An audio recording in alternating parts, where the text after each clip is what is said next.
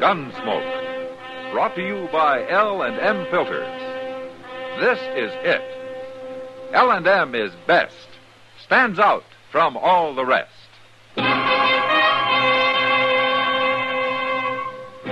Around Dodge City and in the territory on west, there's just one way to handle the killers and the spoilers, and that's with a U.S. Marshal and the smell of Gunsmoke.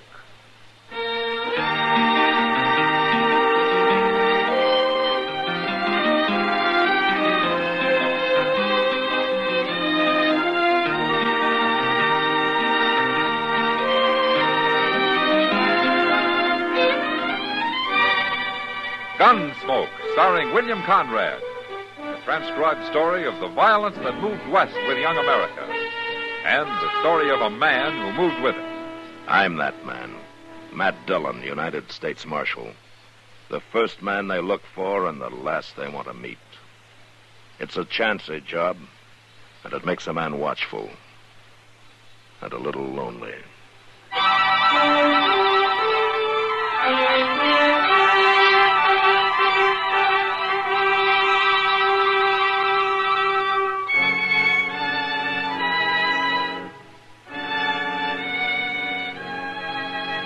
It was a 90-mile ride from Dodge to where Chester and I were taking cover behind a small knoll just beyond the Smoky Hill River. In front of us, hidden behind a horse he'd ridden to death covering those miles, was a stranger called James Nation. Nation had killed his man back in Dodge and then jumped on his horse and run north. It was a rough ride, and we'd caught up with him the hard way. My horse was dead from a rifle bullet, and Chester's was standing on three legs, crippled with a slug in the shoulder. One thing, Mr. Dillon. He's in as bad a spot as we are. Now watch him, Chester. He's moving. Now, wait a minute. Don't shoot. He's got his hands up. Yeah. Here he comes. He's giving up mighty easy. Oh, maybe. Let's go meet him. Better not try nothing. He'll die if he does.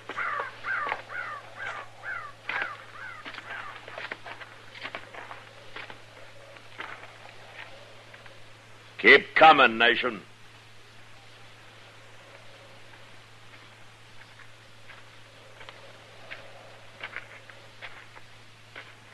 I put my hands down? Put them down. How come you didn't shoot it out? I don't like killing. You killed a man in Dodge. Self-defense, Marshal. Not according to the witnesses. They was all friends of his. They tell you that. I heard him say it. A man looks guilty when he runs, Nation. You don't believe me. It's not up to me. You'll get a trial. At least I'm still alive. But a long way from Dodge. By golly, that's right, Mr. Dillon. How are we going to get back, anyway? Now, we haven't crossed the Overland Express route yet. We'll walk on till we find it and then wait for a stage. If we can get to Fort Dehner, we can borrow some horses from the Army. Maybe the stage won't pick us up. Now, that sure won't pick us up here. Marshal? What? You don't owe me no favors, Marshal. But I'd like to ask something of you. Yeah? I never been arrested before, never in my life. Kind of ashamed of it. That's not my worry. I know. It's only a little thing I'm asking. Won't make no difference to you. Would you, when we get on that stage and all, would you not say nothing about your taking me in? Don't let them know I'm a prisoner? You got a lot of guts to ask for any kind of a favor. I'd be powerful grateful to you, Marshal. Well, all right. It doesn't matter any. But you make one bad move and you'll go to Dodge on a sack. I won't give you no trouble. I swear I won't. You'll get a fair trial. Well, if it is a fair trial, I'm going back to California. I don't know why I ever left. Chester. Yes, sir? Go finish off your horse. He stood there long enough. I'll go with Nation and get his guns. All right. Doggone you anyway, Nation. That was a mighty good horse you shot. I'm sorry. All right, come on, let's get going. We got a long walk ahead.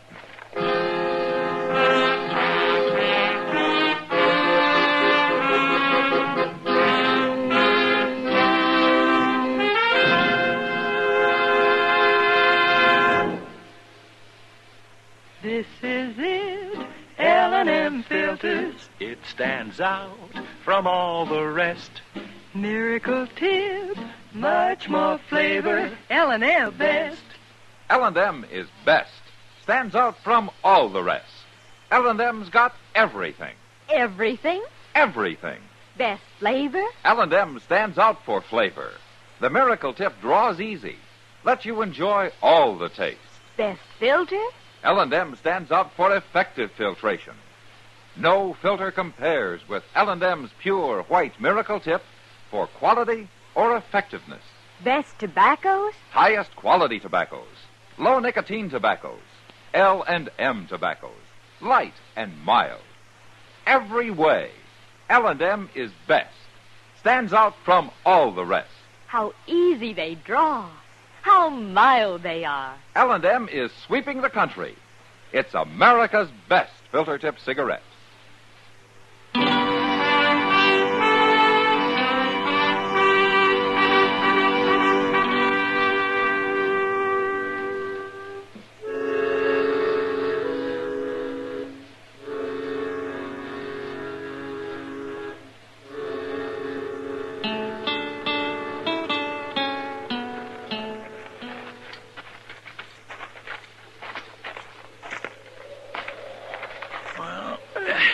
There's the road, Mr. Dillon. Right there, see it? Yeah. Well, that stage is headed right for us. We have to keep walking? I never heard of a stage driver who'd leave the road 10 feet for anybody. I guess you're right, Marshal. You sure must be mighty proud of that, Coach. Look how he's gone and painted it bright red. What if he won't stop for us? Road agents don't carry their saddles. The driver will notice that. If he's awake. Driving 6 horses ought to keep him awake. Yeah, but not sober. Yonder they come.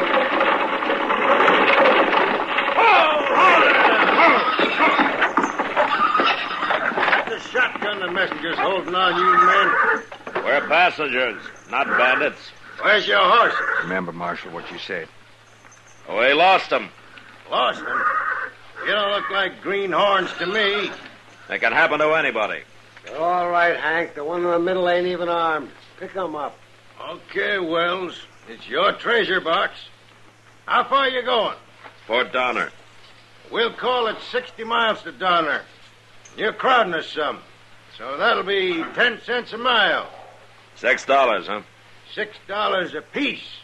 Payable in advance. Taking advantage of a man doesn't seem to bother you very much, does it? Pay up or walk, mister. All right. Here it is. $18. 10,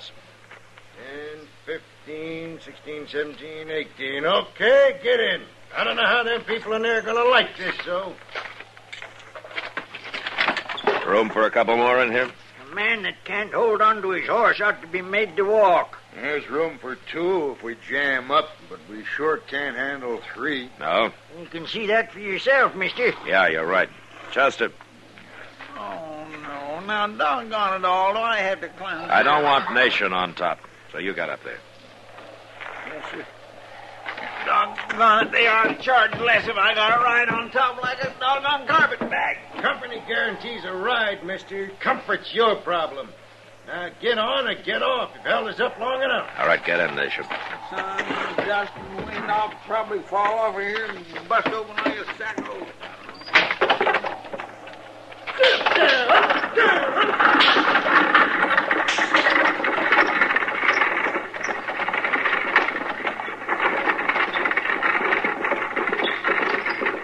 What'd you say your name is? I didn't say. But it's Dillon. Oh, I'm Zimmer. This old goat here calls himself Fly. My name is Fly. I don't give a hoot what any of you call yourselves. A crusty old devil, ain't he? But at least he's sober. Look at them other 2.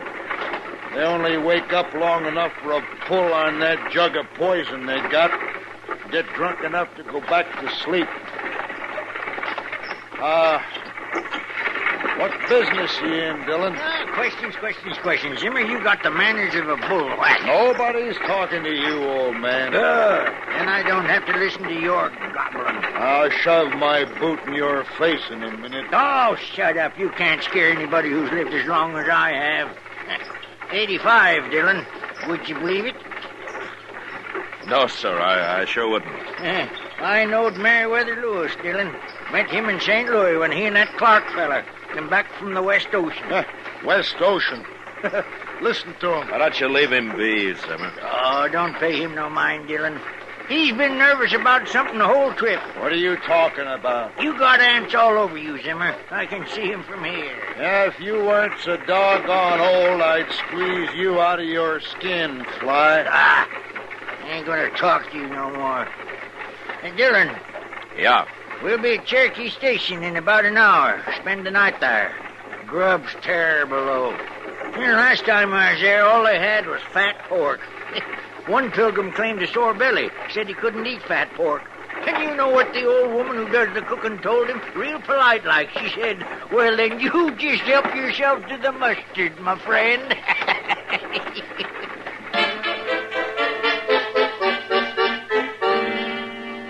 Cherokee Station was a long, low mud hut with a flat roof, thatched and linsodded. The one room served as an eating place in the daytime and a bunkhouse at night. It was hot and stuffy inside. And after a dinner of fat pork and mustard, old Fly hadn't been lying, Chester and Nation and I went out to the corral for a breath of air.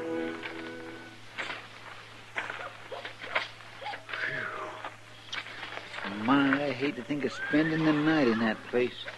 A fellow could drown in that air. I'll bet that stock tender ain't washed since the day he was baptized. Ain't it awful? Don't worry about it. We'll sleep outside. Good. But half the night you're going to stand guard over Nation, Chester. Well, I ain't going to run away, Marshal. No. You ran once. All right. I'll tell you something. Then maybe you'll trust me a little. What? You want to know who Zimmer is? I mean, who he really is? Go on. Name's Art Carp. How do you know? I seen it under his picture. It was tacked on a pole out in California. I think the reward was $500, but I ain't certain about that. But you're sure it was his picture? Of course I'm sure. Everybody was talking about him for a time out there. He's real clever, that Carp. Now, how's he clever? Well, I heard that one time he rode in a stage as a passenger. And then some fellas on horses, they stopped the stage in a canyon somewhere. And this Carp pulled a gun on the people inside the stage and held them there.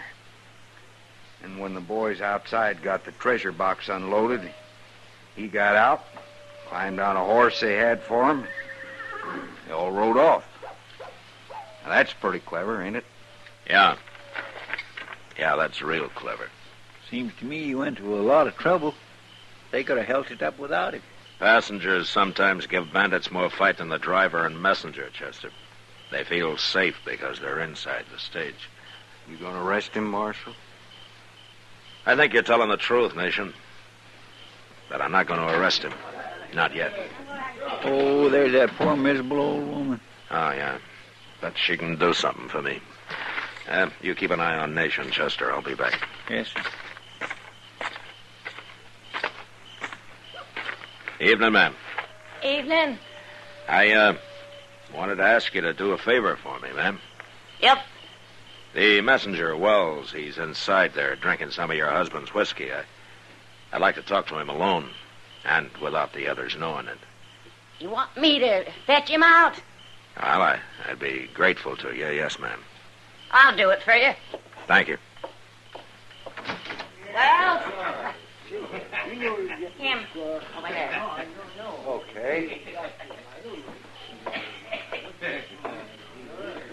What's the trouble, mister? Come outside, will you? Okay. Save some of that whiskey for me, Hank.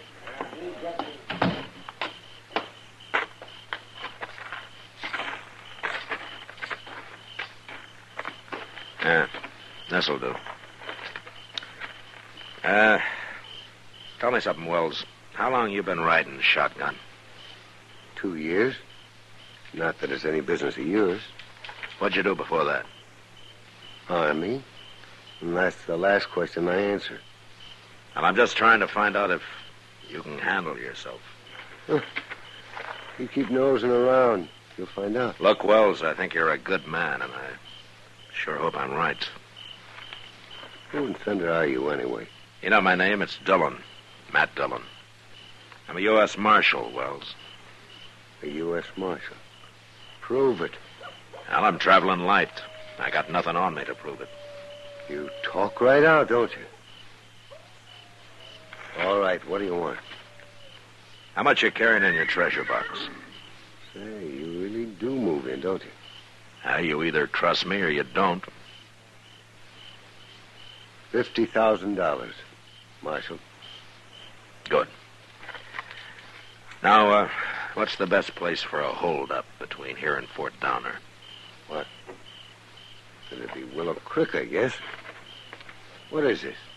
You think we're going to be held up? I don't know. But tomorrow you make the driver go through Willow Creek like he was on fire. Chester will be on the roof to help you, and I'll sort of organize the passengers inside. How do you know all this, Marshal? Well, I'll tell you when we get to Fort Downer. And, by the way, don't say anything about this or me to anybody. Right? I guess you're the boss this trip, Marshal. Thanks, Wells. Good night. Good night, Marshal.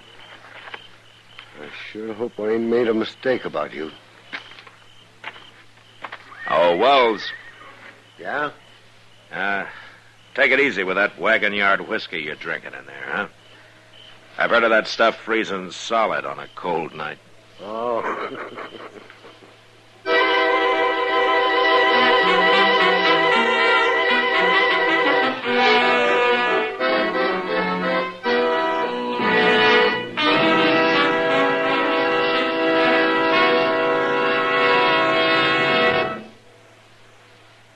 I've got L&M.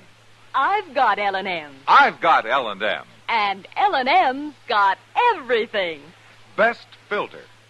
Notice the color of the Miracle Tip. It's white, pure white, to give you the purest and best filter. Best flavor. You get a rich, good-tasting, fully satisfying smoke. And that's what every smoker wants. Best tobaccos. Highest quality tobaccos. Low nicotine tobaccos. L&M tobaccos. Light and mild. Today, buy L&M.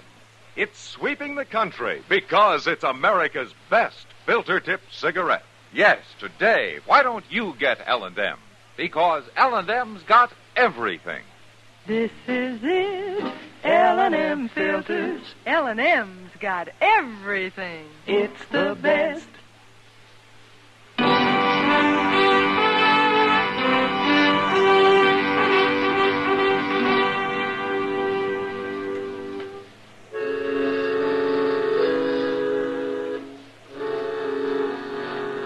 Next morning, Wells told me it was 10 miles to Willow Creek and another 12 miles to the next change of horses at a small swing station run by a lone stock tender. We went through Willow Creek flying. Had no trouble at all. But trouble was waiting for us at the swing station beyond. It was a small one-room adobe hut with the usual corral at the rear. But as we pulled up, I noticed there wasn't a horse in sight. And out of the two windows facing us was pouring thin streams of white smoke. Everybody jumped down and ran up to the half-open door, where two arrows were embedded in the frame. Comanches. It's Comanches. Look at them arrows. Stand back there. Let me take a look inside. Let's all take a look, Zimmer. Why, look at that. 3 men killed. This man's still alive. That's the stock tender, Dillon. Wait a minute. I thought he was alone here, Wells. He's always alone here. I'm wondering who these other 2 men are. Never mind them. They're dead, ain't they? Yeah. They're dead. Maybe he can tell us what happened, Dillon.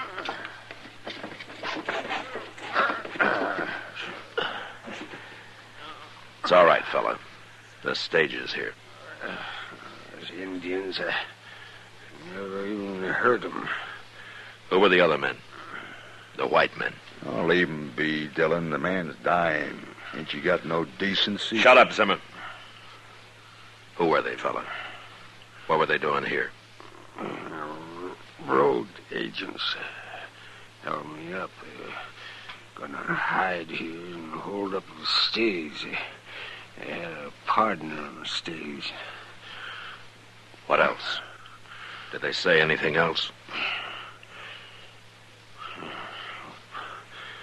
Put my head down, mister.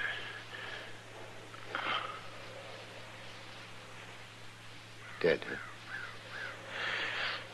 Yeah. Here now, Zimmer. What are you doing? Get that gun out of my back. Shut up, Fly.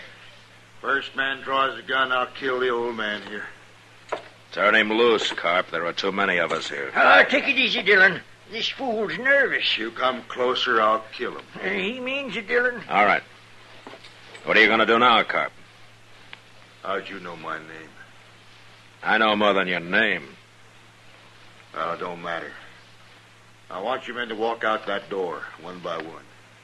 As you pass by me, I'm going to take your guns. Get started now. What do you think, Dillon?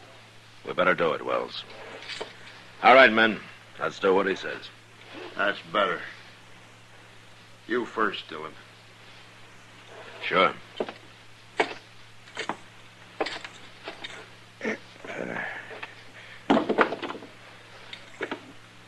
Stand right out there where I can see you. You hold still, Fly. I ain't moving. I ain't armed. And get outside with Dillon, Nation. All right, you're next. Well, you believe me now, Marshal? Hold on. You're the only man who can stop this, Nation. What? Pretend to join him. Move on out. You trust me that much? Stop here. I have to. All right. Now, you men line up there. Fly, stand in front of me. Cop, Hold it right there, Nation. I want to tell you something. Say it fast. You know why I wasn't armed? No. Because of him. Dillon, I'm under arrest. What? Dillon's a marshal. Bringing me in for killing a man in Dodge. He is. He was.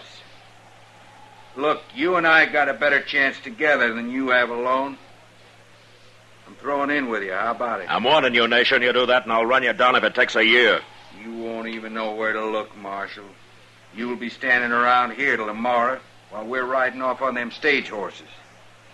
How about it, Carp? If that's your name, I heard the Marshal say it. That's my name. Okay, Nation, grab a gun there and get over here. Sure will.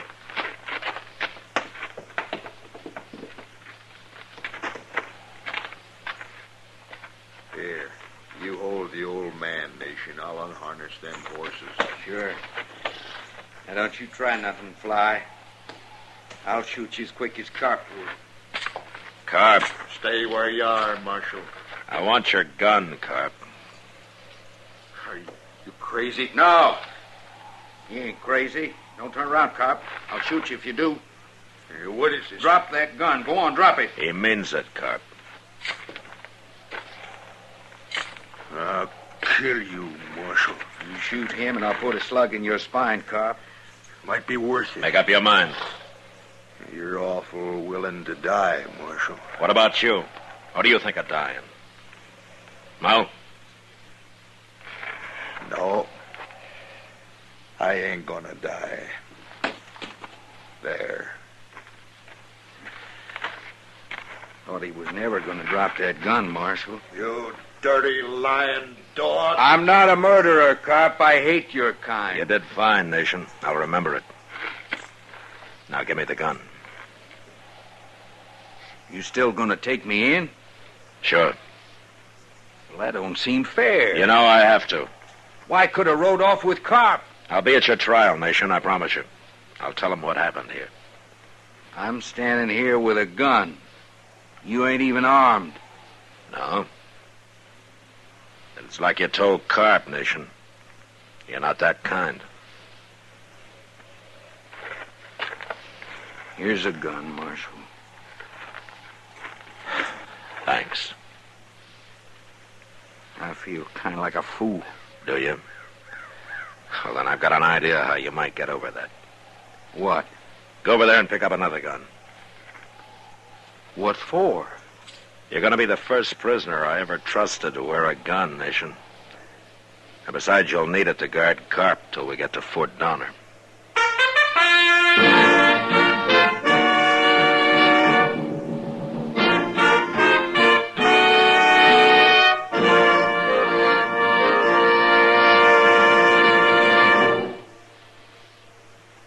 And now our star, William Conrad. You know, Father's Day is June 19th. And if the old man's anything like me, he'd sure welcome a carton or two of L&M's. They're mild and plenty quick on the draw. And L&M's pure white miracle tip, well, no filter stacks up with it for quality or effectiveness. Believe me, L&M's got everything. Flavor, taste, mildness, the best possible filter. Give 'em to Dad, Father's Day.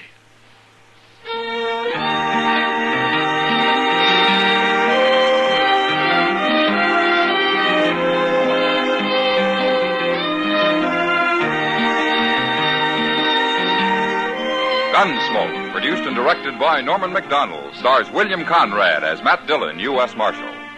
Our story was specially written for Gunsmoke by John Meston, with music composed and conducted by Rex Corey. Sound patterns by Tom Hanley and Bill James. Featured in the cast were Vic Perrin, Joseph Kearns, John Dehner, Clayton Post, and James Nusser. Parley Bear is Chester.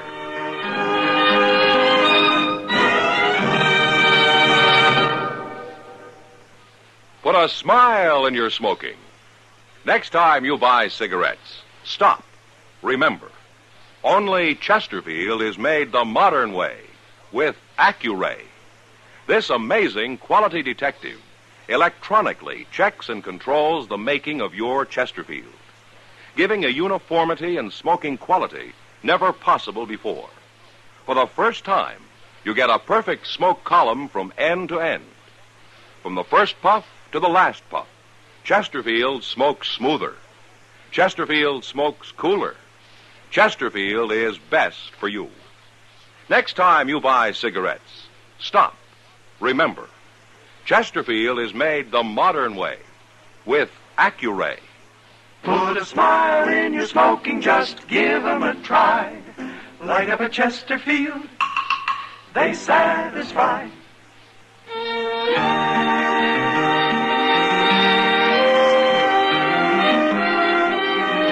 You'll also enjoy Chesterfield's great radio shows. Perry Como sings all the top tunes on CBS Radio every Monday, Wednesday, and Friday. Jack Webb stars in Dragnet on Tuesday nights. Check your local listings.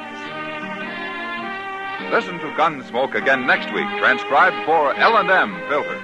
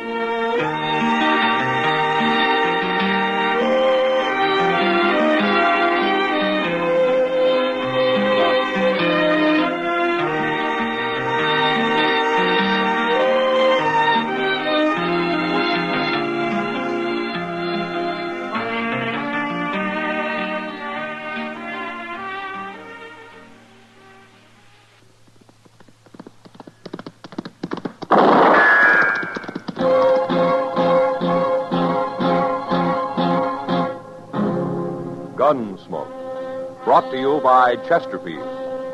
Chesterfield packs more pleasure because it's more perfectly packed, thanks to Accuray.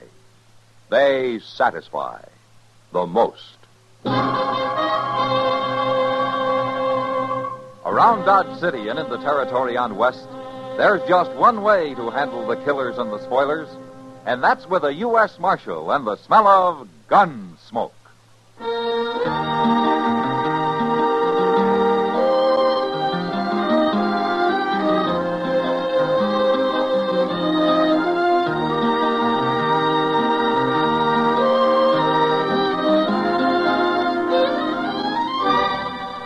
Gunsmoke, starring William Conrad.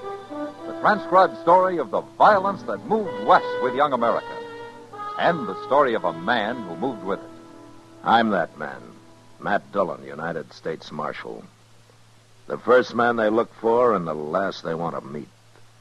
It's a chancy job, and it makes a man watchful and a little lonely.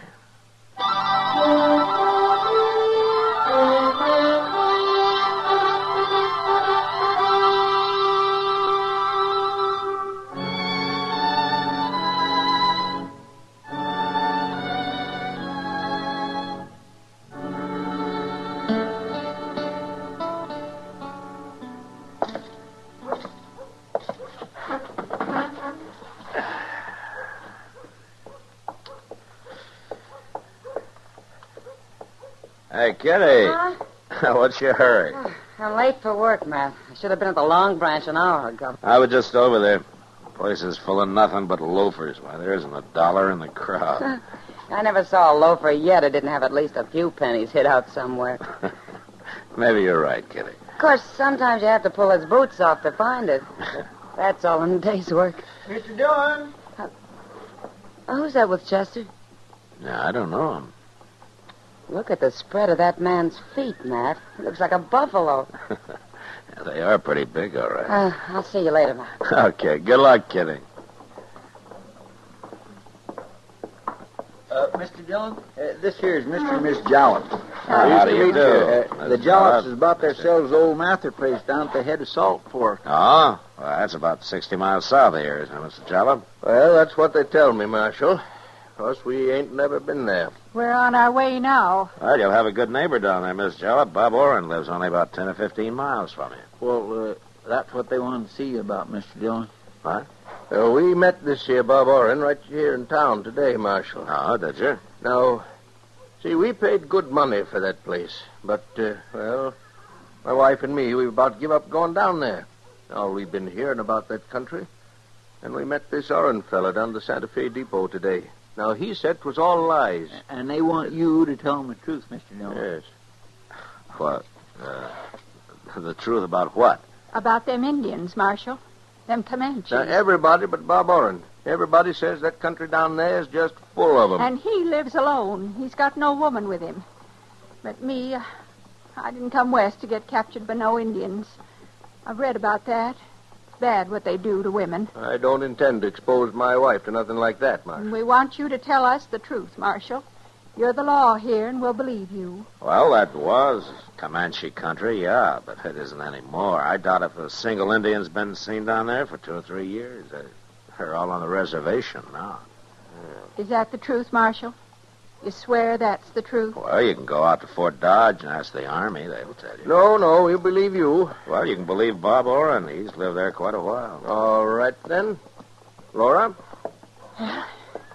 Let's get going, Will. I'll brave it. All right. I've got a ride down your way in a few weeks. If you don't mind, I'll come by and say hello. Oh, you'll be welcome, Marshal. Pleased to see you, Goodbye. Marshal. Bye. Goodbye. Ain't you taking a little too much responsibility for that, Mr. Dillon? What do you mean, Chester? Well, how can you say every Comanche in the country is on that reservation? I think they're taking a big chance. Maybe Bob Oren ain't seen none, but that don't mean nothing, not when it comes to Indians. They're chancing the weather, too, Chester. And they know it. Yeah, maybe so. But I'm glad it wasn't me told them.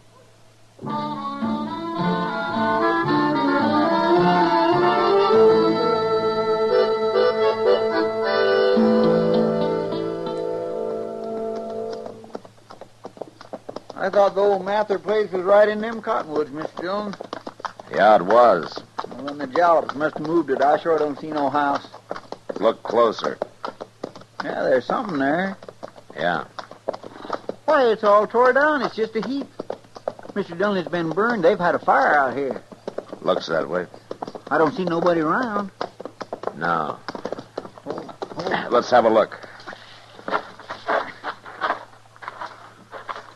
My, there sure ain't much left, is there?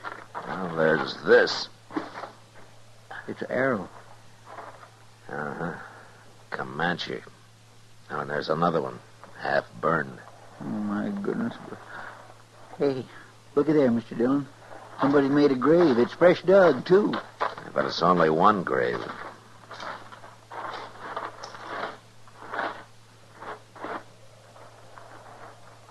It's not very deep either. Just a few inches. You gonna dig it up? I gotta find out who it is, Chester. Oh. You mean if it's Mr. Jalop, then they took her alive? That's right. Yeah, but Comanches wouldn't bury nobody, Mr. Dillon. No, they wouldn't. It's her. She's been scalped. Oh, ain't that awful?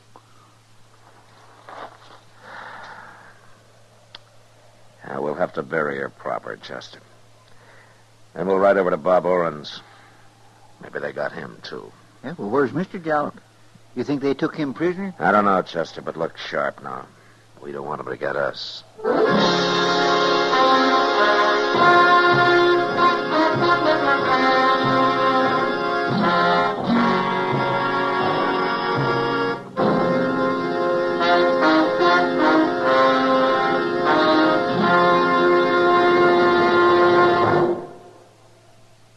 You've heard Bobby Haggart whistling it on radio and television.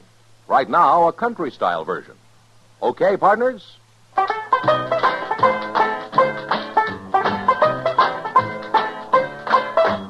Packs more pleasure, packs more pleasure. Chesterfield packs more pleasure because Chesterfield's more perfectly packed. It stands to reason a cigarette made better and packed better, smokes better, tastes better. And Chesterfield is more perfectly packed by Accuray. This electronic miracle removes human error in cigarette manufacture. So Accuray Chesterfield is firm and pleasing to the lips, mild yet deeply satisfying. Yes, Chesterfield gives you something no other cigarette can give you. Chesterfield packs more pleasure because Chesterfield's more perfectly packed. To the touch, to the taste, Chesterfield packs more pleasure because it's more perfectly packed. By Chesterfield, mild, yet they satisfy the most.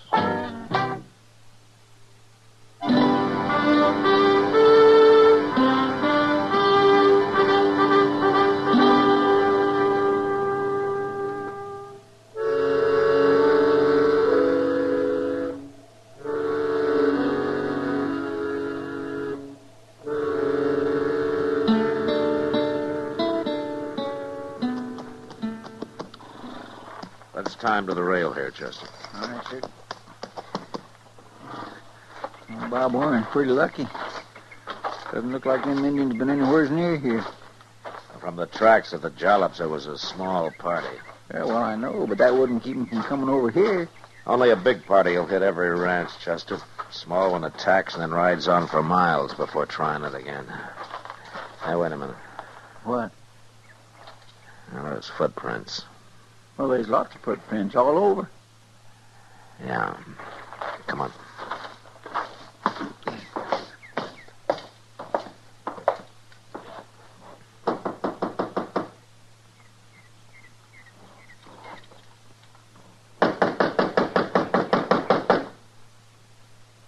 I guess Arn ain't home. He's gotta be. Didn't you notice that saddled horse in his corral? You gonna walk right in? Oren. Hey, Oren. Marshal Dillon. Oren. I told you there ain't nobody here, Mr. Dillon. I'll look in the kitchen, Chester.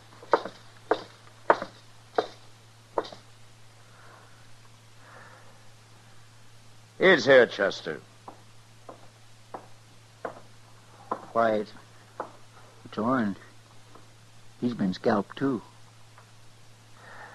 A bullet hole in his chest. So them Comanches was here after all. I don't know. You don't know? Well, they scalped him, didn't they?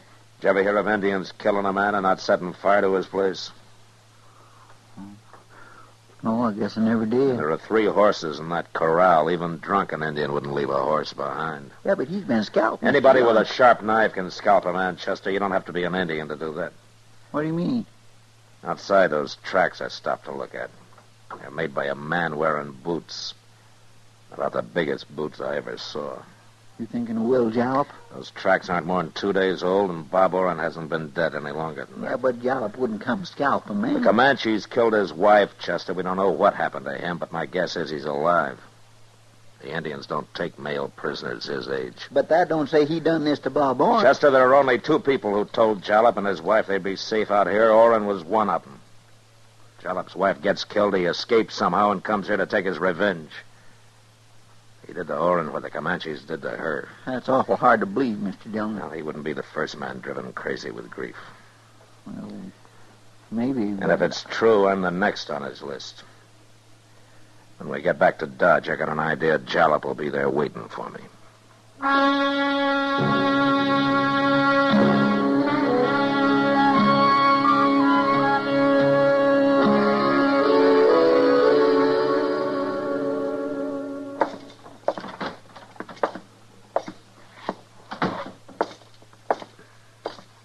Evening, Matt. Hello, Kitty. Sit down. Oh, any coffee left in that pot? Sure. And here's an extra cup. Ah, thanks.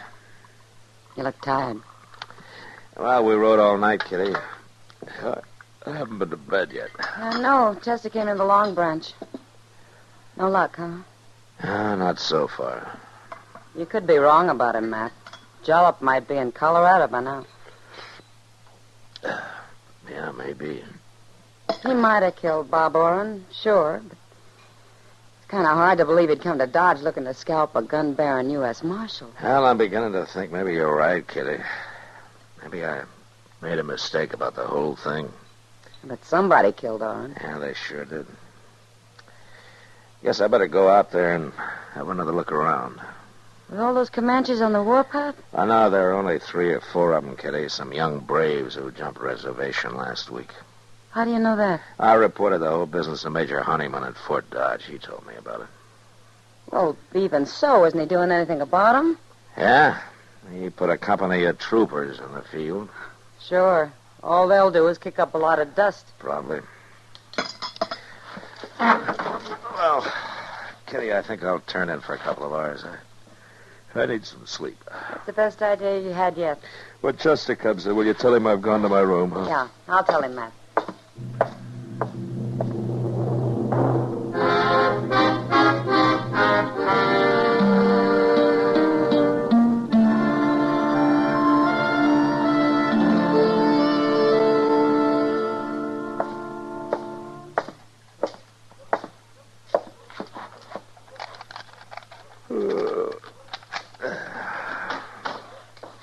Mr. Dillon? Oh, did you see Kitty, Chester? Yes, sir, I did. I come in just after you left. I've been trying to catch you before you got to your room here. Oh, what is it? Did you find him? No, sir. No. What I wanted to know is, could I get some sleep, too? Well, of course, Chester. I thought you understood that. Well, then I'll go back to the office and lay down there. All right, I'll come by later tonight when I wake up, huh? All right, sir. I'll see you then. Yeah.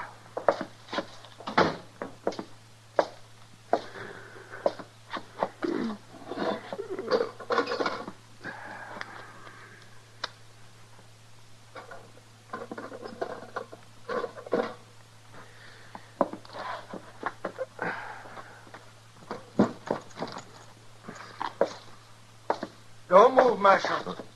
Just leave that gun there on the table. This here's a mighty short-barreled shotgun, Marshal. I stole it off of Bob Oren, and it's loaded with buckshot. I've been waiting for you. I've been waiting hours. Busted in the back window, if that's what you're wondering. No, that's not what I'm wondering, Jalop. What? I'm wondering how you got away from those Comanches. Seen them coming. Climbed up one of them big cottonwood trees. They looked.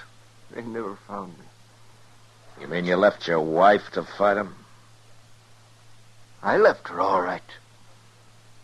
You betcha I left her. Coward. Terrible, them Indians. It was terrible. But I fixed Bob Oren for it. He told me it was safe out there. Now I'm going to fix you. Going to take you right down by the river, Marshal. Going to fix you there. You just make one move on the way and I'll leave you in 2 big pieces. Now you walk.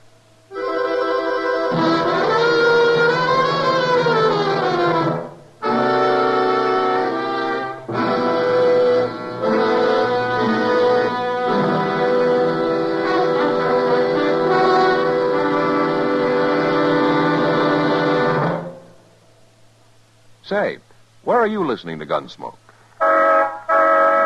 In your car? Getting ready for dinner? Oh, I see. Just relaxing in your favorite easy chair. Well, I'd say you're in a good spot right now to really enjoy a Chesterfield. You see, Chesterfield packs more pleasure because it's more perfectly packed. It stands to reason. A cigarette made better and packed better smokes better, tastes better. And Chesterfield is more perfectly packed by Accuray. This electronic miracle removes human error in cigarette manufacture. So Accuray Chesterfield is firm and pleasing to the lips, mild, yet deeply satisfying. Yes, Chesterfield gives you something no other cigarette can give you. Chesterfield packs more pleasure because Chesterfield's more perfectly packed. To the touch, to the taste, Chesterfield packs more pleasure because it's more perfectly packed. Buy Chesterfield. Mild, yet they satisfy the most.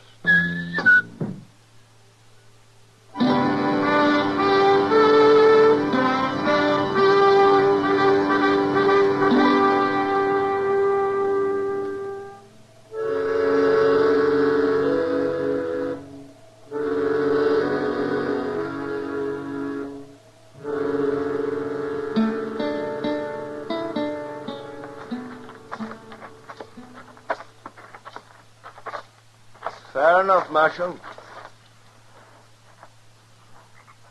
'Tis pretty down here, isn't it? All them nice cottonwood trees. My wife liked them cottonwood trees out to our place, Marshal. She liked them a whole lot. Jollop killing me isn't going to get your wife back. And she was scared, Marshal. She was more scared than me, even, and I'll never get over it. Watching them painted devils ride up, I ever see another Indian, I'll kill myself. I'm still shaking. You weren't shaking so much you couldn't run off and leave your wife. You betcha I left her. I couldn't stand the sight of them savages. Well, that don't matter now. See here, Marshal, got a knife in my belt. Good long knife, and you know just what I'm going to do after I shoot you. Wait a minute, you? Be quiet. Don't you tell me to be Quiet, quiet. I said. Listen. What? There's something in that clump of elder on the riverbank over there. I don't see nothing. They're gone. You can't see them now, but they're out there. Wait a minute. They'll move any minute now. Who will, Marshal? What do you say? Indians. There were 3 of them. They were standing right against the river. Oh, no. No, not Indians. Watch, right there. You see one of them standing up. You see him? Where? Tell me, where is he? Shoot him, Jollop. Shoot him. Yes, I will. I can't see him. No, Give me the gun, Jollop. Hit me, Marshal. You was fooling. Let go of it. No,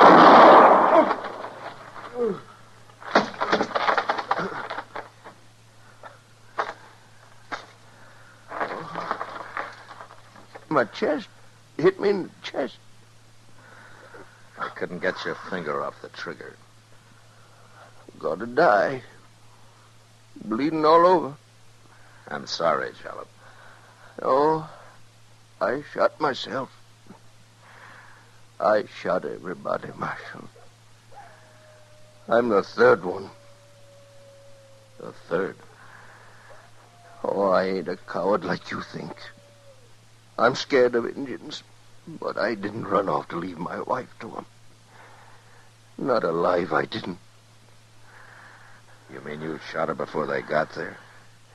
You killed her? It was terrible, Marshal. She begged me to. Begged me before they could get her. Ain't been right since. Not till now. Now I know I done wrong. Killing Bob Orr, trying to kill you, I done wrong. But I'm all right now, Marshal. I'm all right now. Jalop.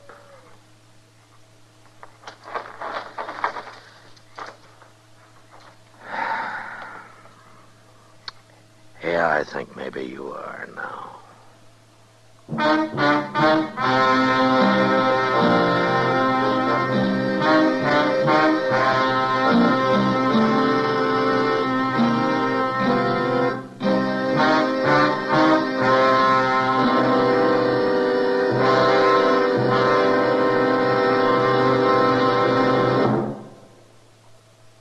In a moment, our star, William Conrad. Chesterfield packs more pleasure because Chesterfield's more perfectly packed. A cigarette made better and packed better, smokes better, tastes better. And Chesterfield is more perfectly packed by Accuray. This electronic miracle removes human error in cigarette manufacture. So Accuray Chesterfield is firm and pleasing to the lips. Chesterfield, mild, yet they satisfy the most. You know, a horse and buggy frontier doctor was about the most useful and beloved citizen in any community. But next week, Dodge learns that a man has been killed and that it was Doc Adams who killed him. And that was the West. Good night. Gunsmoke, produced and directed by Norman Macdonnell, stars William Conrad as Matt Dillon, U.S. Marshal. Our story was specially written for Gunsmoke by John Meston, with music composed and conducted by Rex Corey. America's medical schools urgently need your help. Join the National Fund for Medical Education today. Write Medical Education, Box 313, New York City.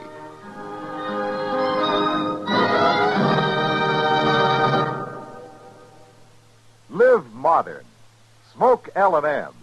Live modern. Change to L&M. Only with L&M can you enjoy the full, exciting flavor of today's finest tobaccos through the modern miracle of the pure white miracle tip. So light up, free up, let your taste come alive. Live modern.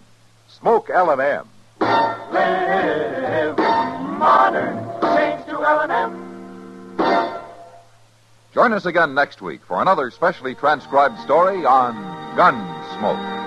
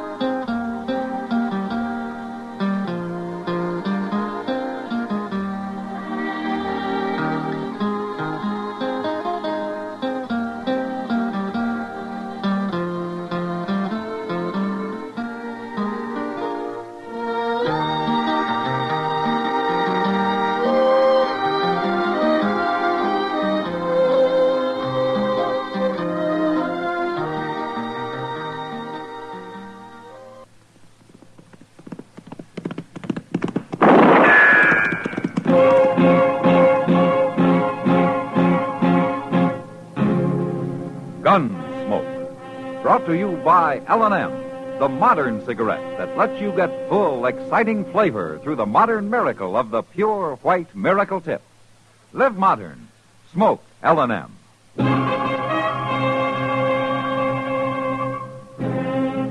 Around Dodge City and in the territory on West, there's just one way to handle the killers and the spoilers, and that's with a U.S. Marshal and the smell of Gunsmoke.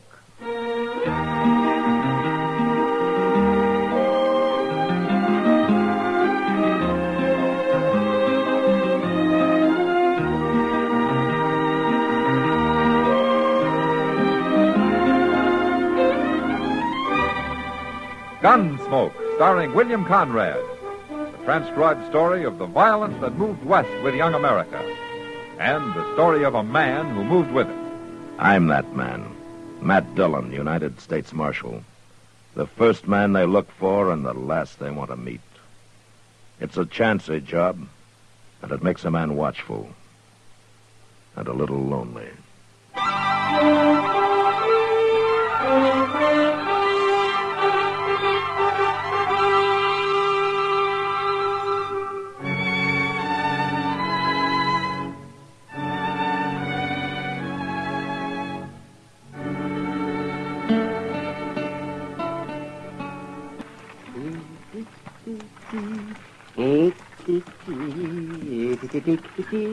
The Cape Cod girls, they have no combs. They comb their hair with codfish bones. Little mare, what's the matter with you? You've seen a man on a horse before. You calm down, girl. They're only waiting to say hello to us. Hold up there, Doc. Hello, stranger. You are Doc Adams, ain't you? I am. You're a long way from Dodge. And I'm headed for Cam Seaton's place. That's about 15 miles on south. Oh, you know him? Sure. I know him. A horse kicked him in the chest. Now, here he's pretty badly hurt. Some cowboy rode by, found him, and got him into bed, and then came to Dodge after me. I just came from Cam Seaton's, Doc. Oh, well, then how is he? There's nothing wrong with him.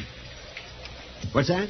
No, that cowboy was funning you. Cam never got kicked by no horse. I don't believe it. Nobody would play a joke like that. Well, it's true. You better turn around and go back to Dodge. Somebody might be needing you there. I'm telling you, Doc. I don't know you, mister. Who are you? Just do what I say. Now get that buggy turned around. I'm driving on to Cam Seaton's. You won't drive nowhere if I shoot your horse, Doc. Put that gun away. You gonna do what I say? Of course I'm not. Then you're gonna be afoot, Doc. You shoot that horse, I'll shoot you. Oh, a shotgun, eh? Now, what are you doing with a shotgun, Doc? I'd like to eat prairie chicken, mister. But I've seen what 2 barrels of birdshot can do to a man. You? Doctor, you're bluffing. There's a man with a caved-in chest waiting for me 15 miles from here. You kill my horse, he might be dead before I can get there. Oh, yes, mister. I'll shoot if I have to. You won't turn around and go back to Dodge? Nobody keeps me from being where I'm needed. The horse goes, Doc. And if you try anything, you go next. Don't you do it. Watch me.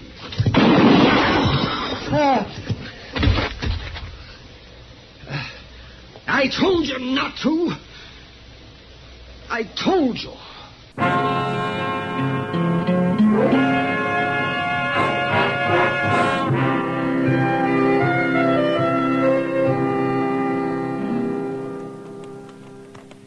You still think Doc came here, Mr. Dillon? Well, there are his footprints, Chester, headed straight for the house. Well, I just can't believe no part of it. His horse back there dead and all bloody.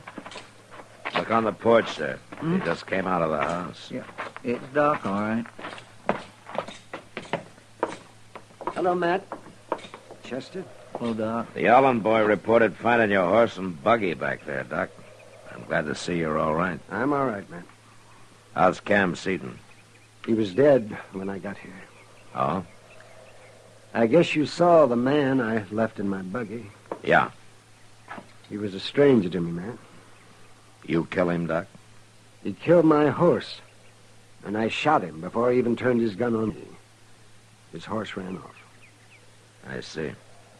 So I guess it isn't exactly self-defense, is it? Well, that's not for me to decide, Doc. Am I under arrest? The day I have to arrest you is the day I quit. There'll be talk, Matt. People will say I ought to be waiting trial in jail, and they'll be blaming you for it. You sure you know what you're doing? Too bad that man's horse ran off, Doc. You might have got here in time if you hadn't had to walk.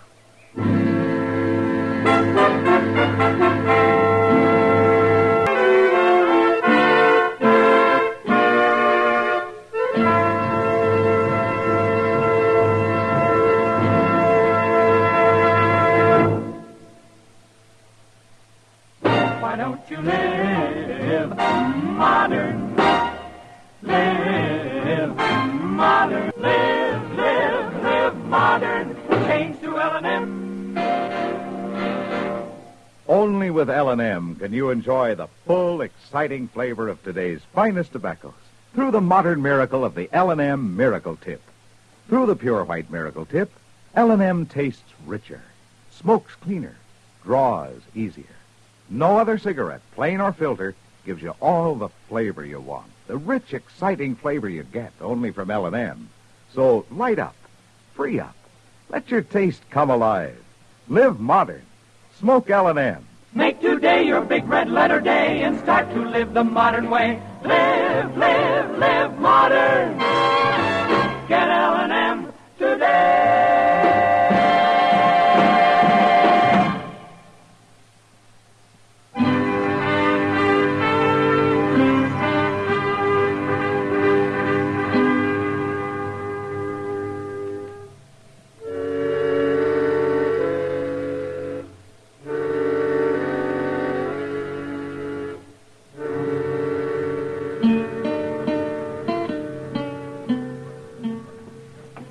You ain't so bad worried, are you, Doc? Worried? About what, Chester? Well, the way everybody's sort of been eyeing you ever since we got back. Oh, no, not everybody, Chester. Well, now you take that fella across the street, standing there by the tonsorial. Yeah. Seems like he's always watching you from somewheres. I don't think I even know that man, Chester. He ain't been in town but a couple of days.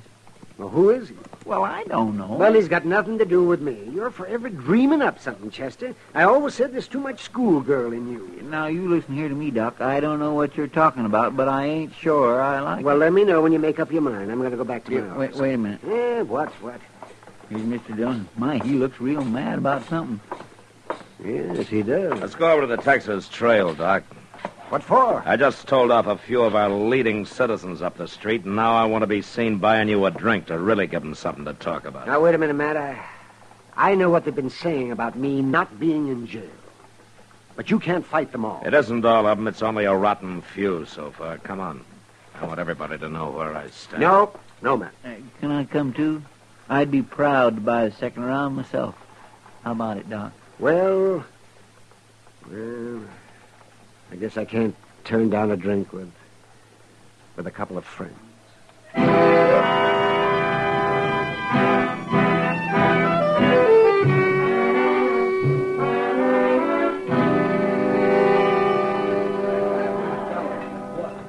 Thank you, Matt. Thank you, too, Chester. Now I really had better get back to my office. Okay, Doc. Hold on a minute. There's that fella again, Doc. He followed us in here. What? At the end of the bar there, Mr. Dillon. He keeps watching Doc all the while. You know him, Doc? Well, there is something familiar about him. What do you mean he's been watching Doc, Chester? I don't know, but every doggone time I'm with Doc, I see him. Matt? Yeah. I know who he looks like now. Who? The man I killed. What? Yes, there's a resemblance. A very definite resemblance. Well, who do you think it might be? Well, I'm not sure, but I feel kind of funny inside. Same as I did out there on the prairie. You two wait here.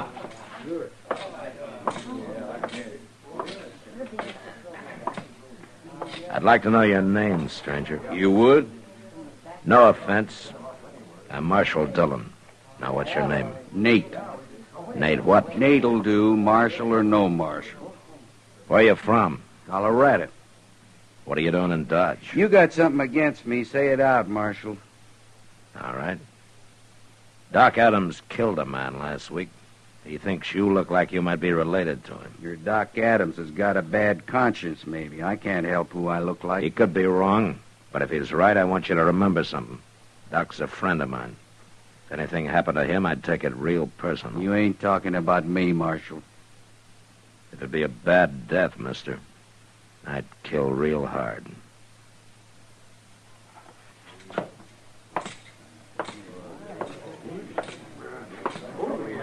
Chester.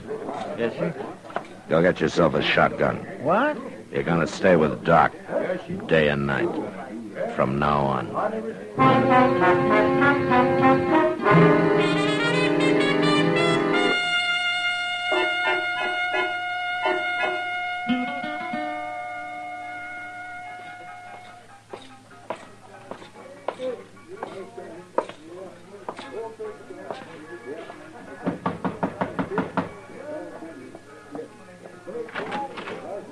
Matt. I'm sorry to bother you, Kitty. Come in.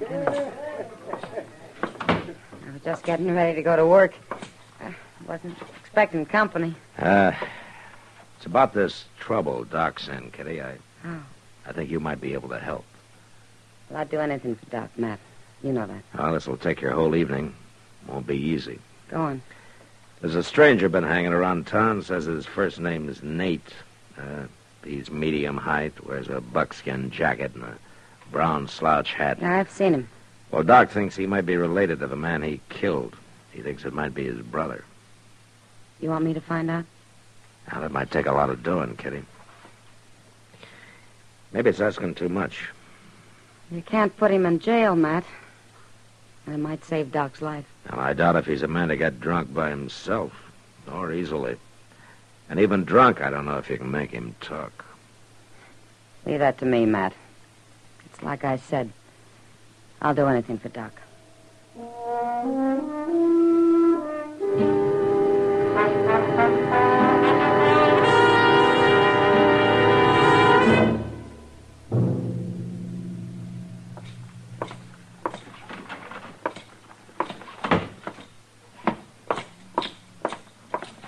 Chester, come on, wake up. Oh, my. Oh, I must have fell asleep. I thought I told you to stay with Doc. Well, I was with him all last night and all today, so far. Well, where is he now? Why, I don't know. We was playing some cards here, and then I laid down for a minute. And, oh, dear, I just don't know how I could have fell Go up asleep to his like office, see if he's there, and stay with him if he is. Yeah, yes, sir, I will. Oh, I just don't know how it could have happened. Well, Miss Kitty. Oh, Chester? Well, it's nice to see you, but I got to go. I went to sleep a while. Okay, Chester. Well, Matt. Sit down, Kitty. Yeah. You look tired. That was about the longest night I ever spent. Where's Nate, whatever his name is? Well, last I saw of him, it was dawn, and he was almost asleep on one of the tables at the Long Branch. You were right, Matt. That man sure can drink. Well, Kitty, did it do any good? Some. His name's Nate Brandel. Brandel? Mm-hmm. His brother's name was Miles Brandel. Yeah. And it was his brother Doc killed. Well, that's why Nate's after Doc. I guess he just hasn't had a good chance to get him yet. But he's going to, Matt. No, he isn't. I'll run him out of town now that I really know who he is. Well, you want to hear the rest of it first? Yeah, go ahead, Kitty. Well, Nate's brother, this Miles Brandel, he heard Cam Seaton was living here, and he rode all the way from Colorado to kill him. And he found him lying there hurt and learned that he'd sent for Doc. Huh? I guess he figured if he could keep Doc away, Cam wouldn't need killing. And he was right. Why was he after Cam? Well, Nate didn't say much about that. But the important thing is that Miles was an outlaw with a price of $1,000 on his head. I never had a circler on him. It's true, anyway, according to Nate. That's why he's after Doc so bad. He thinks Doc shot his brother for the reward money. But hasn't he heard this story? I doesn't believe it, Matt. Dillon? Yeah, Chester. Doc left a note on his door that he's down at the stable looking over a new buggy horse. I'm going to hurry on down there. Wait a minute, I'm going with you, Chester. Kitty, I think Doc will be wanting to thank you himself for what you've done.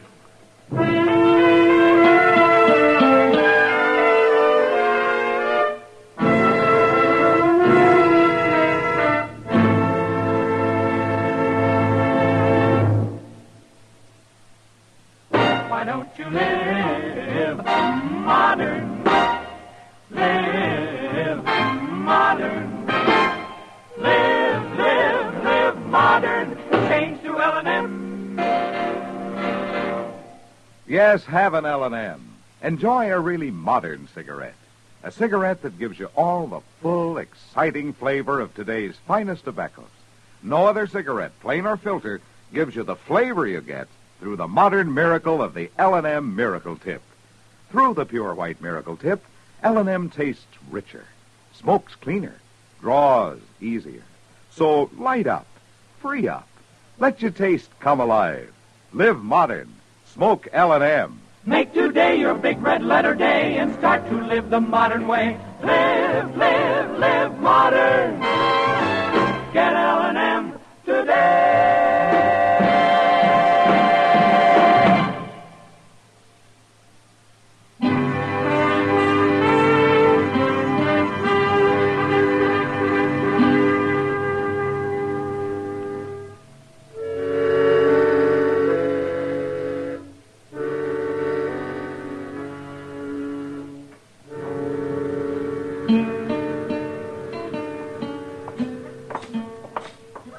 There he is, Mr. Dillon, standing just inside the door. Yeah.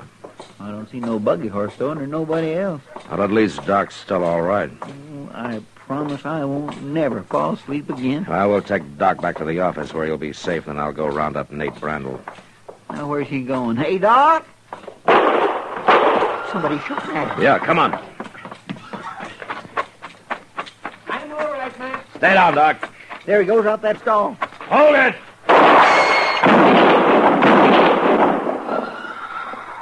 You got him. Doc. Did you kill him, Matt? I tried not to, Doc. You hit me twice. Here, let me have a look. No. You finished me like you finished my brother. Oh, don't be a fool. Hold still now. Better get up to my office, Matt. One of those bullets has to come out before I can stop the bleeding. I just tried to kill you, Doc. I know. Then what are you doing trying to save me? I'm a doctor.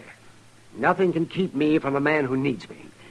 I tried to explain that to your brother. I don't believe you. You're lying. Let's get him moved, Matt. We're wasting time.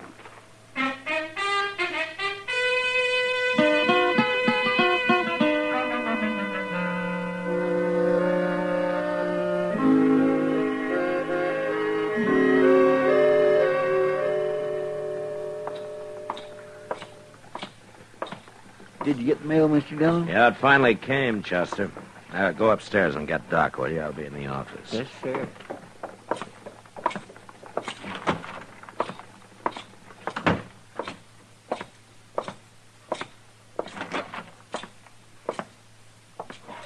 Nate, you awake? I'm awake.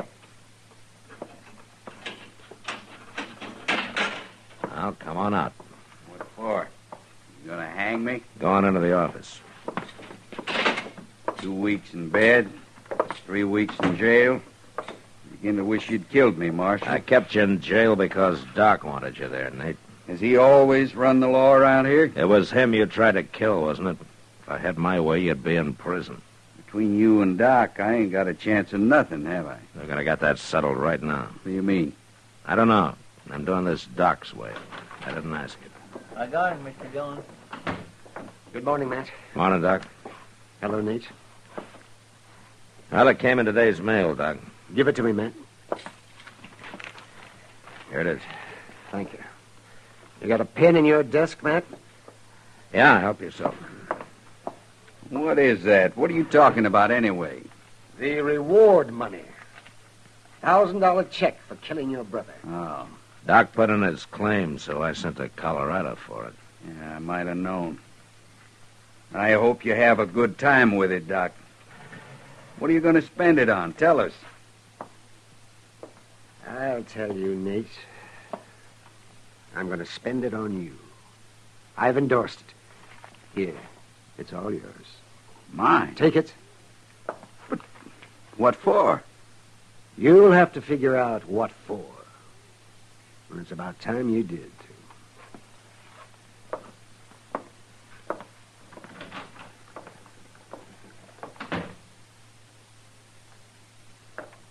Marshal? Yeah, Nate. My brother left a wife in Denver. I'm going to see she gets this. She won't have to know what it's from. Can I leave now? Yeah, you can leave. But, Marshal, Don't worry about it, Nate. I'll tell Doc you finally got it figured out.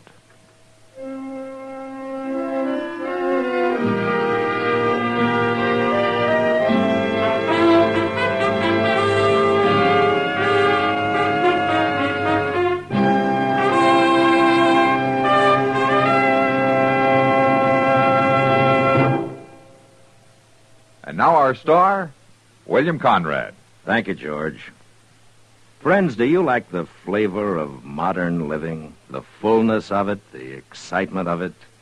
Then you'll like the full, exciting flavor of L&M, the modern cigarette. Through the modern miracle of the L&M Miracle Tip, you get all the full, exciting flavor of today's finest tobaccos. No other cigarette, plain or filter, gives you the full, exciting flavor you get through the pure white Miracle Tip. So light up, free up, let your taste come alive. Live modern. Smoke L&M.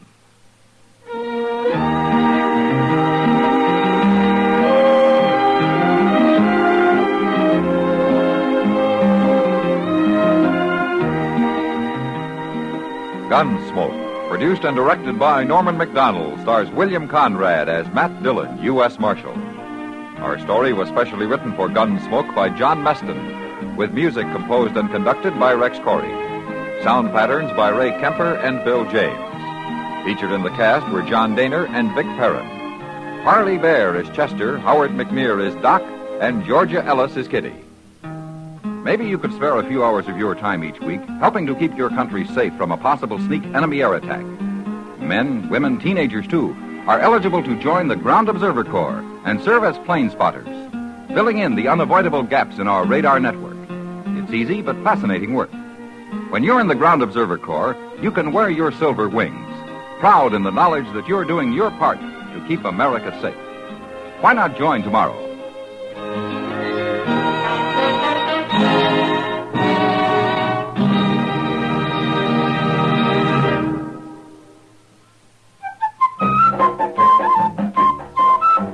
Chesterfield packs more pleasure because Chesterfield's more perfectly packed. A cigarette made better and packed better, smokes better, tastes better. And Chesterfield is more perfectly packed by Accuray. This electronic miracle removes human error in cigarette manufacture. So Accuray Chesterfield is firm and pleasing to the lips. Chesterfield, mild, yet they satisfy the most. Join us again next week for another specially transcribed story as Matt Dillon, U.S. Marshal, fights to bring law and order out of the wild violence of the West in Gunsmoke.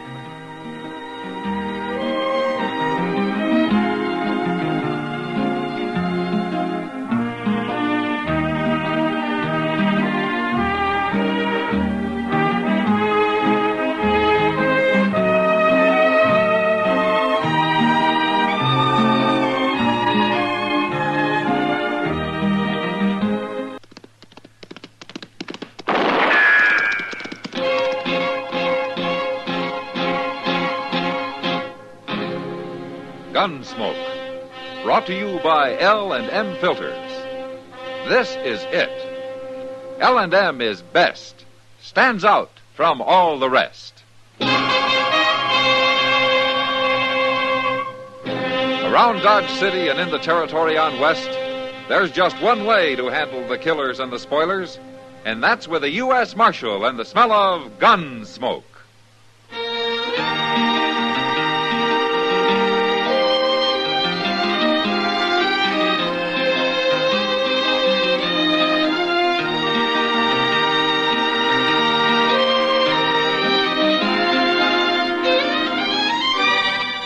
Gunsmoke, starring William Conrad. The transcribed story of the violence that moved west with young America.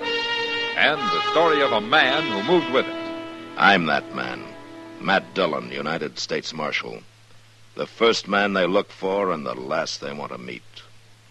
It's a chancy job, and it makes a man watchful and a little lonely.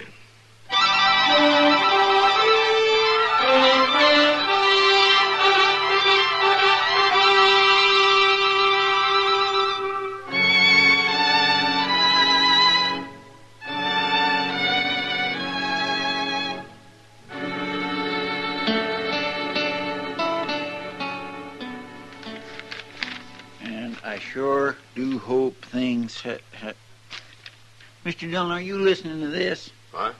Oh, yeah, sure. Go on, Chester. Go on. And I sure do hope things has been good with you like they has been with me. Take care of yourself. Maybe I will come up to see you one day soon. Your loving brother Magnus. And then down at the bottom he says... Your Uncle Will got tromped on by a cow last week. Well, now, ain't that nice, Mr. Dillon? What do you mean about Uncle Will? No, I mean getting this letter from Magnus. It's real thoughty of him. That's the first one I remember you getting. It's the first one he's wrote. To me, at least. Sure is funny, though. I never knew that boy could write a lick. Well, maybe he's learned since you saw him last. No, I don't think so, because Magnus don't hold with schooling. Uh-huh. No, sir, none of my kinfolk does. What my ma says all a body needs to know is how to cook, care for your own, and get to the church. She must have made your pa a very good wife. I don't know as he ever said. He run off when I was only 4. Him and Ma never talked to each other much from what I... Mister? Yes, ma'am, that's right. I'm Nancy Creed. Well, come in, please. This Chester Proudfoot, Miss Creed. How you do, Miss Creed? Marshal, I come to see you because my pa's going to shoot somebody dead. What? I want you should stop him. Well, who's your pa going to shoot? Fella that worked for him a spell, name of Ben Tolliver. Now, why's your pa after him? Ben run off last night and took one of Pa's studs. Pa says he was just about the best stud Pa ever saw. Where do you and your pa live, Nancy? About 20 miles from here, out along the Arkansas. And you think this man, this Ben Tolliver, came into Dodge, huh? I don't just think it, Marshal. I know it. So does Pa. Ben always said he was coming here. I see. So I sneaked away this morning after Pa went down the corrals to come tell you. I figure you be the fella to see, being Marshal and all. Nancy, look, if this man stole one of your pa's horses, why doesn't your pa come in here and tell me about it? He could swear out a warrant for Tolliver, and then I could arrest him. Pa don't want to. He says he'll take care of his own troubles. You think you can stop Pa from shooting Ben? Well, I can sure try. Tell me, what does your pa look like? Look like? Uh-huh. Well, I don't know your pa, Nancy, but if I knew what he looked like, then I could watch for him, you see. I never thought about Pa as looking like anything. Except just Pa. For instance, how old is he? I don't know. He never said. Well, what would you guess? He's kind of gray. Then he's always looked like that. Anything else? He's got a bad leg from where a horse kicked him, and his jaw's busted some. Well, that don't sound like he should be hard to find. Not with a limp and a lopsided face. Why, my gracious, even I can find a man with Chester, a limp. All right. Nancy, I'll watch for your pa, and if he does come into Dodge, I'll have a talk with him. Huh? You do that, and I'll surely thank you, Marshal. Bye. Goodbye. Say, Marshal. Yes. If it helps any, I know where that Ben Tolliver is. Oh, forever. You do? Right there at the Long Branch Saloon having a beer. You know where I mean. Yes. I seen his horse tied outside, so I went up and looked through the window, and he's there right now. Well, why didn't you tell me this before, Nancy? Never thought of it. Well, you'll do something about Pa now, won't you, Marshal? I declare she don't know get up from whoa, does she, Mr. Dillon? She's kindly pretty, but my gracious... Come on, Chester. Let's go have a talk with Ben Tolliver and find out what this is all about.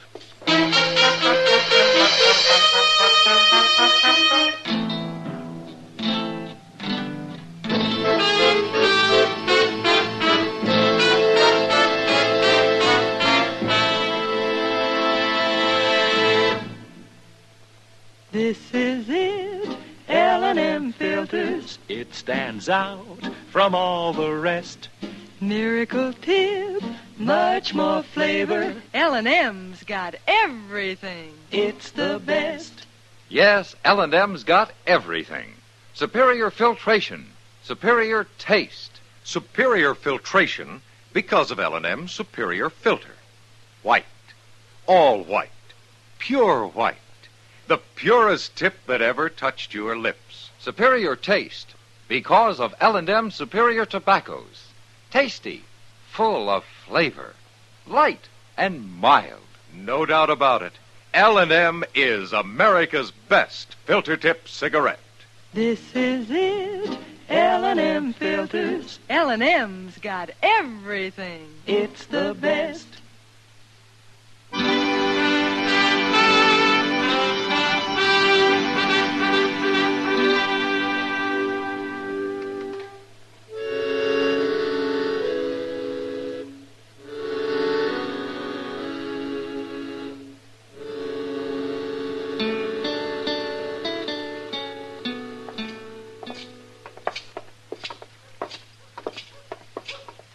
That Nancy sure didn't have no hankering to come with us. And I think she was afraid we might run into her paw. She sure lit out for home fast enough.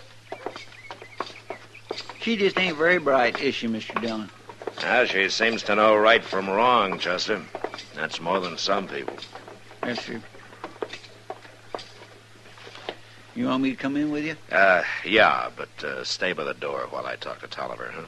How you gonna know which one's him? Well, there won't be more than 3 or 4 people in there this time of day.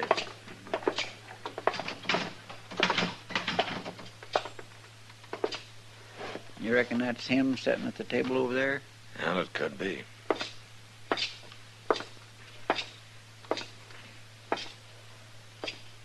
Has your name been Tolliver? That's right. My name's Dillon. I'm a marshal here in Dodge. Do you mind if I sit down? Please yourself. Yeah, thank you.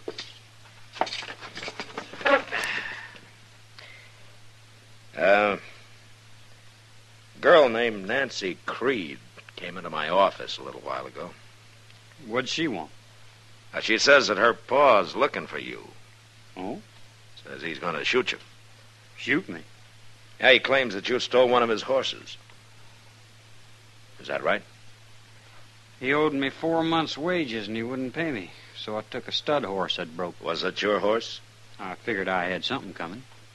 You can't take a horse that belongs to somebody else, no matter what you figure. Look, mister, I caught that stud horse when he was running wild out on the range. I brought him into old Creed's place and broke him myself. I put 3 months' work into that stud and on my own time of an evening. Creed says it was his horse and you stole him. No such thing. Besides, he said he'd pay me $30 a month, and he threw me out without a penny. Now, the girl didn't tell me anything about paid being due you? Nancy wouldn't know about it anyway. Her pa don't tell her nothing. She just keeps the place redded up and cooks for him and the like. Well, come on, Ben. Come on where? I'm going to take you to jail. Jail? What are you putting me in jail for? And if what Nancy says is true, Creed's coming in to look for you.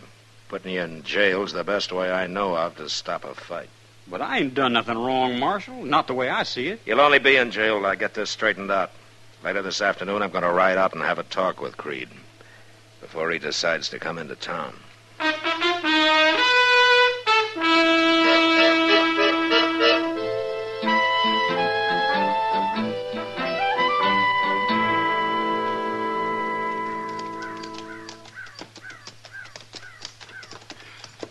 It sure is hot out here, ain't it? There ain't a speck of shade for miles around. Well, if he's breaking wild horses out here, he doesn't have time to worry about the heat. I wonder if that fellow Ben Tolliver was telling the truth. Yeah, there's no way of knowing until we talk to the old man. No, sir, I guess they ain't. Say, he's got some pretty good-looking stock down them pens, ain't he? Yeah, there's good stock running wild on the prairie. If a man knows how to catch him, he can make out fine. Well, we better leave our horses here, Chester. All right, sir.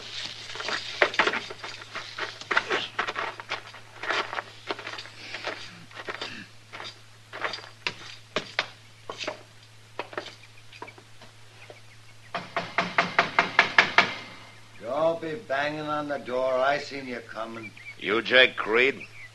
That's right. Well, I want to talk to you, Creed. Who are you, mister? Marshal Dillon from Dodge. It's cooler out there than in the house. I'll come out.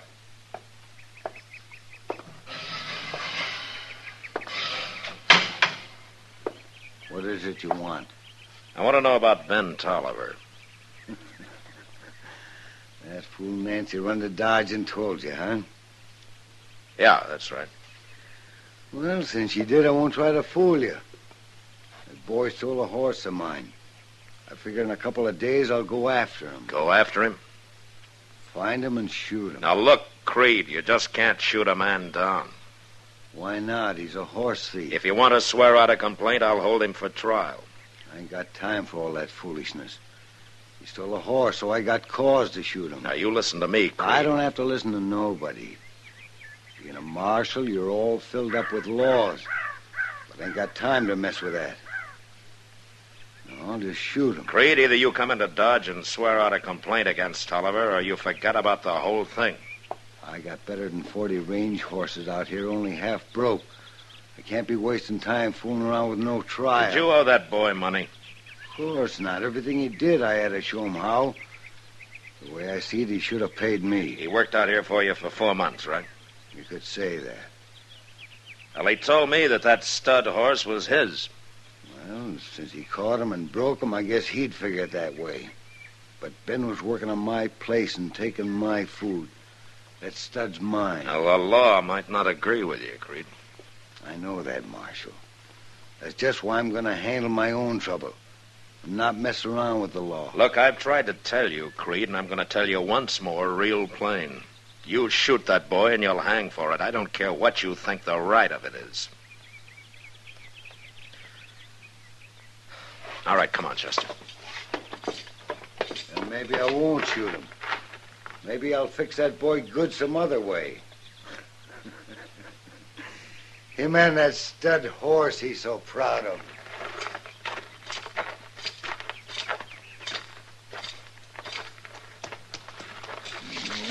Miserable old buffalo's as mean as an acre of snakes, ain't he? Yeah. What are you going to do, Mr. Dillon?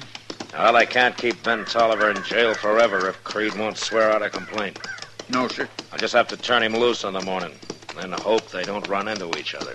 Maybe you could run Tolliver out of town. It wouldn't do any good. We'll just have to wait and see what happens.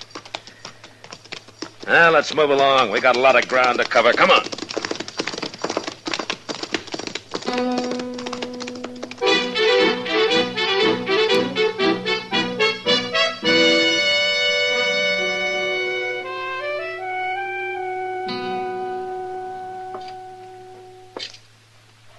Well, you're free now, Ben. Thanks, Marshal. Being in jail overnight makes a fella kind of ouchy. Yeah, well, I'm sorry about that. I did it to save trouble. I know, Marshal. I don't blame you none. What you going to do now, Ben? Well, Chester, I thought maybe I could find myself a job of work somewhere. Yeah, what kind of work? All I know is horses. There ought to be some spread near here that could use a hand. Well, if there's anybody looking for a hired hand, Sam down at the Long Branch would know about it. He's the bartender there. I'll tell you what, I'll walk down with you if you like, Ben. Oh, thanks, Marshal. Mr. Dillon? Yeah, what is it, Chester? You could just have a beer while you're down there talking. Yeah. Okay, Chester, you can come along, too. Come on. Oh, thank you. Say, Mr. Dillon, that was a good idea. I'm glad you thought of it. Well, thank you, Chester. Where are you from, Ben? California. California? What are you doing in Kansas? This is the cow country, Marshal. California just don't have the spreads. Yeah, but all that gold out there. The gold rush was 20 years ago, Chester. Well, I know that, but there might just be a little left laying around. I sure didn't find any, Chester. Well, maybe you didn't know where to look. All I want is to have my own piece of land, raise good stock, maybe get me a wife. I might even go on up to Wyoming sometime. I hear that's good cattle country, too.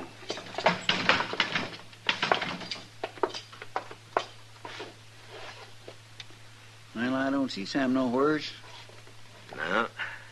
But here comes Miss Kitty. Hello, Matt. Chester. Ah, hello, Kitty. Kitty, this is Ben Tolliver. Pleased to meet you, Kitty. We came down to talk to Sam. And have some beer. Well, I can get you the beer, Chester, but Sam's down at the depot with a wagon. No? Shipment of rye whiskey's coming in on the Santa Fe this morning. Oh, I see. You're up kind of early, aren't you? Sam asked me to take care of things till I got back. I can sleep this afternoon. Come over to the bar. I'll get you some beer. Okay. My, you make a pretty fancy bartender, Miss Kitty. Well, a girl's got to have an ace up her sleeve, Chester. Yeah. What? Never mind, Chester. Well, What are you doing in the saloon this early? Well, we come down to ask Sam if he'd heard about anybody needing a hand. Yeah, you see, Ben here's looking for a job. Oh, what sort of job, Ben? On a ranch somewhere, Miss Kitty. You work around stock much? All my life, just about. Yeah, you see, he was working for Jake Creed up until yesterday. Jake Creed? Yeah. You know him? I know about him. Only a few months back, some cowboy was giving me a half a dozen reasons why I ought to kill him. He must have been the fellow Jake threw out just before I come along. You probably stayed with him about 3-4 months. Is that right? Yes, sir. Then he started some argument. You had a fight, and he threw you out? That's about the right of it. And no pay into the bargain. Honestly, Matt, I don't know how Creed gets away with it. Well, I guess there's always somebody new drifting by who doesn't know his reputation. What did you argue about, Ben? Oh, a little bit of everything, Miss Kitty. But mostly on how to rope. How to rope? Yeah. He says when you're working stock, the only way is to tie hard and fast and not dally. Well, I sure couldn't argue that. No, Kitty, you see, hard and fast means that you tie the end of your rope to the saddle horn, you see. And when you dally, you just hold the end of the rope in your hand and twist it around the horn a couple of times. That's right. That way, if the rope gets tangled up in your mount's legs or yours, you let go and you're free. There ain't no way to get dragged if you dally. You mean old Creed don't believe in dallying? Well, no, ma'am. Oh. Well, most of the fellows don't think it amounts to much, but they do some in California. Well, they sure don't in Texas. Creed says that nobody who knows anything about working stock could ever rope anyway except hard and fast. I'm glad I make a living in here. It sounds complicated, I guess, Miss Kitty, but it ain't to a horseman. Well, no matter what the argument was about, he should have paid you, Ben. Oh, Ben, you got any money at all? No, sir. Here, I'll give you $5 and you can pay me back when you make it, huh? Thanks, Marshal. Well, as long as you're paying, don't forget the beer, Marshal. Oh, yeah, sure. Here you are. Thank you. Yeah, Sam won't have to worry about his bar, not with you behind it, Kitty. Well, this bar pays a good part of my salary. Marshal, I think maybe I'd better go down and have a look at my horse. Make sure he's been watered this morning. Oh, Moss would take good care of him, Ben. Well, I think maybe I'll just walk down there anyway. Can I go with you? I'd like to see your horse. Sure. Ben, you come back later this afternoon. Sam will be here then. We can talk about a job for you. Thank you, Miss Kitty. He seems like a nice young fellow, Matt. Yeah. What's the matter?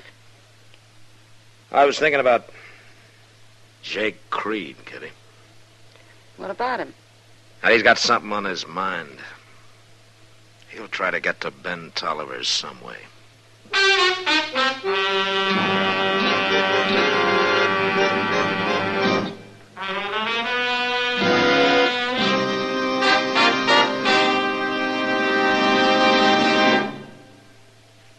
To you, to the thousands of smokers who are changing to L&M every day, to the millions who now smoke L&M, here is your assurance. L&M gives superior filtration because of its superior filter. Superior taste because of L&M's superior tobaccos. Yes, L&M tobaccos are tasty, full of flavor, yet light and mild. And L&M's superior filter is the purest tip that ever touched your lips. It's white, all white. Truly the miracle tip, because when it's added to L&M's superior tobacco, it actually tones up the taste actually improves your enjoyment of this great cigarette. Yes, L&M's got everything. Superior taste, superior tobacco, superior filter. That's why it's America's best filter tip cigarette. Try L&M today.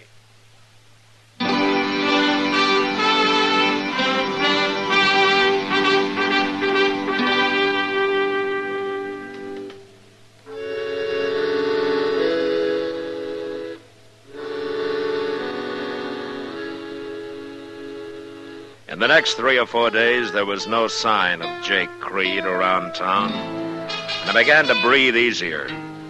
Ben came in one morning and said that he'd found a job out at the Walker place and that he was going to start the next day. And I was glad for him. But then trouble came. Mr. Dillon? Yeah, what is it, Chester? Mr. Dillon, he's gone. Well, who's gone? Ben Tolliver. He took a horse from Moss Grimace and he's headed out for the Creed place. He says he's going to kill him. Oh, what for? What's it all about? Well, this morning I walked down to the stable with Ben to kind of say goodbye like, and that's when we saw it. Oh, doggone it, that poor old stud. Well, so what, Chester? Moss told us he'd seen old man Creed out and back by the corrals, but he didn't think too much of it. Chester, what happened? That mean old devil hamstrung Ben's stud, Mr. Dillon. Hamstrung him? He cut both hind legs. Boy, that horse couldn't budge an inch out of his tracks. Ben just stood there real stony-like, looking at the stud, and then he shot him. He didn't say a word, just turned and walked away with a funny kind of a look on his face. All right, come on, Chester. We'll ride out to the Creed place before Ben does something he'll be sorry for.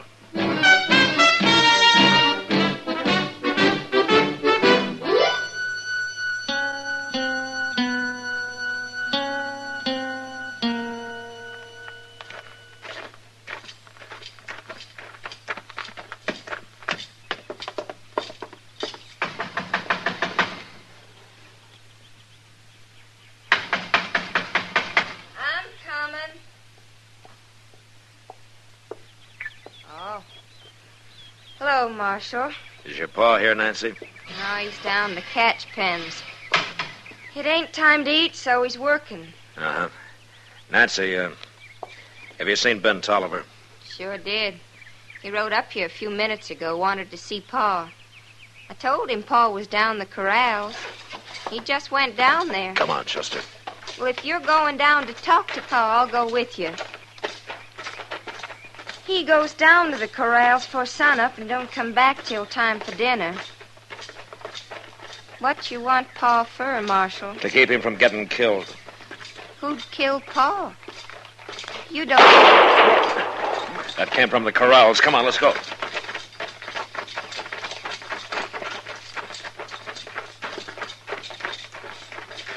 Mr. Dillon, look. Out there in the middle of that catch pen. All right, Tolliver. Hold it right there. I ain't moving.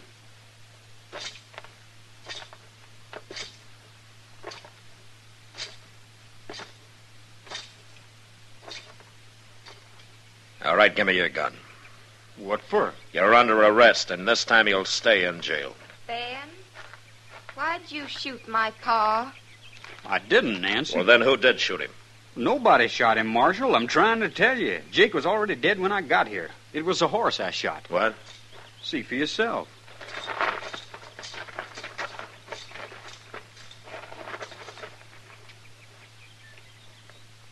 Looks to me like Jake's horse got tangled up in the rope while they was working a Mustang. The horse got throwed, and Jake was trapped under him, and the Mustang drug 'em both. It killed Jake. His horse had 2 legs broke, so I shot him. That's what you heard. Well, looks like you're telling the truth, Ben. I am, Marshal. Poor old Pa. I always told Jake he shouldn't work wild horses alone. He ought to have somebody snub for him. Pa always did have a mind of his own. He sure did. That old devil. You should be glad he did, Ben. It saved you from hanging.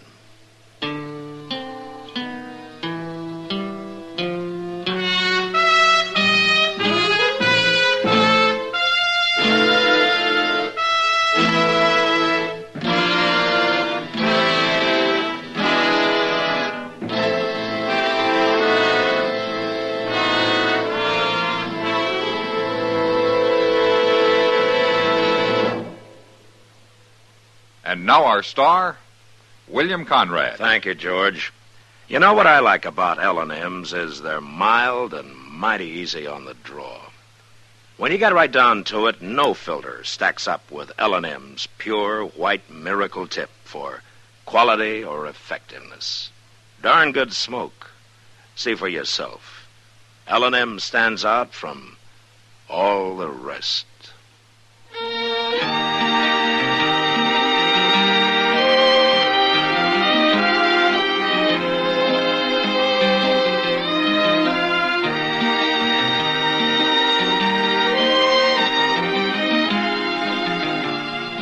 Gunsmoke, produced and directed by Norman Macdonnell, stars William Conrad as Matt Dillon, U.S. Marshal. The special music for Gunsmoke was composed and conducted by Rex Corey. Sound patterns by Tom Hanley and Bill James. Featured in the cast were Sam Edwards, Eleanor Tannen, and James Nusser. Parley Bear is Chester, and Georgia Ellis is Kitty.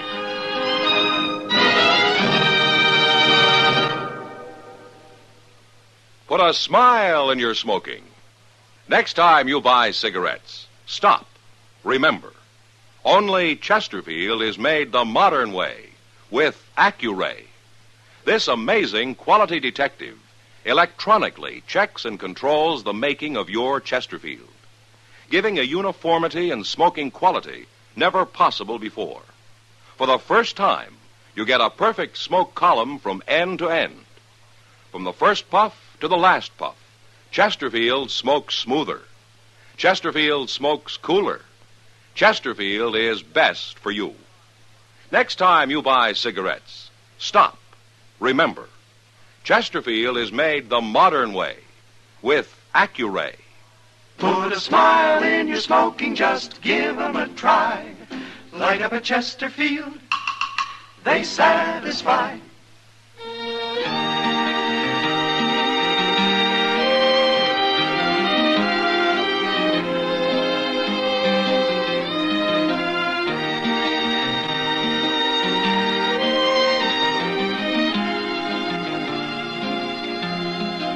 Remember, listen again next week for another transcribed story of the Western frontier when Matt Dillon, Chester Proudfoot, Doc, and Kitty, together with all the other hard-living citizens of Dodge, will be with you once more. It's America growing west in the 1870s. It's Gunsmoke, brought to you by L&M Filters.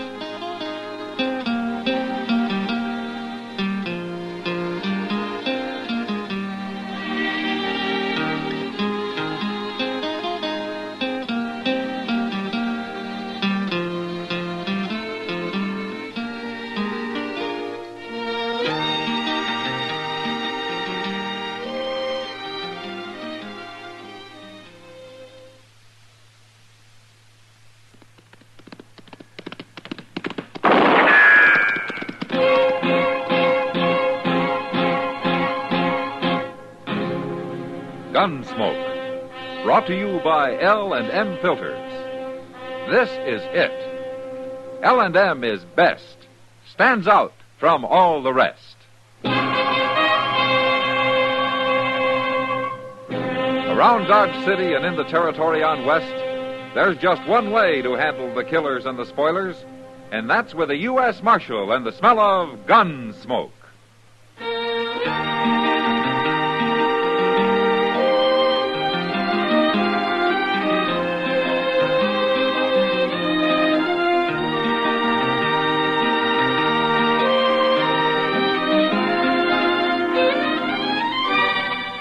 Gunsmoke, starring William Conrad.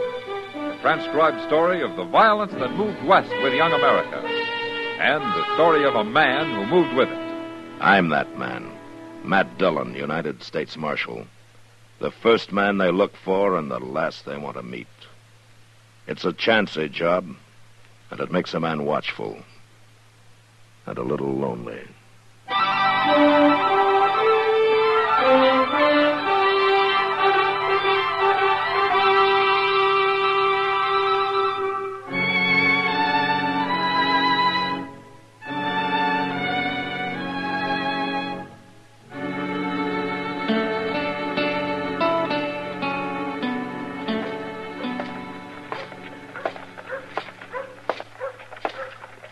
Marshal. Oh, Mr. Hightower, how are you this morning? Fine. Fine, thank you.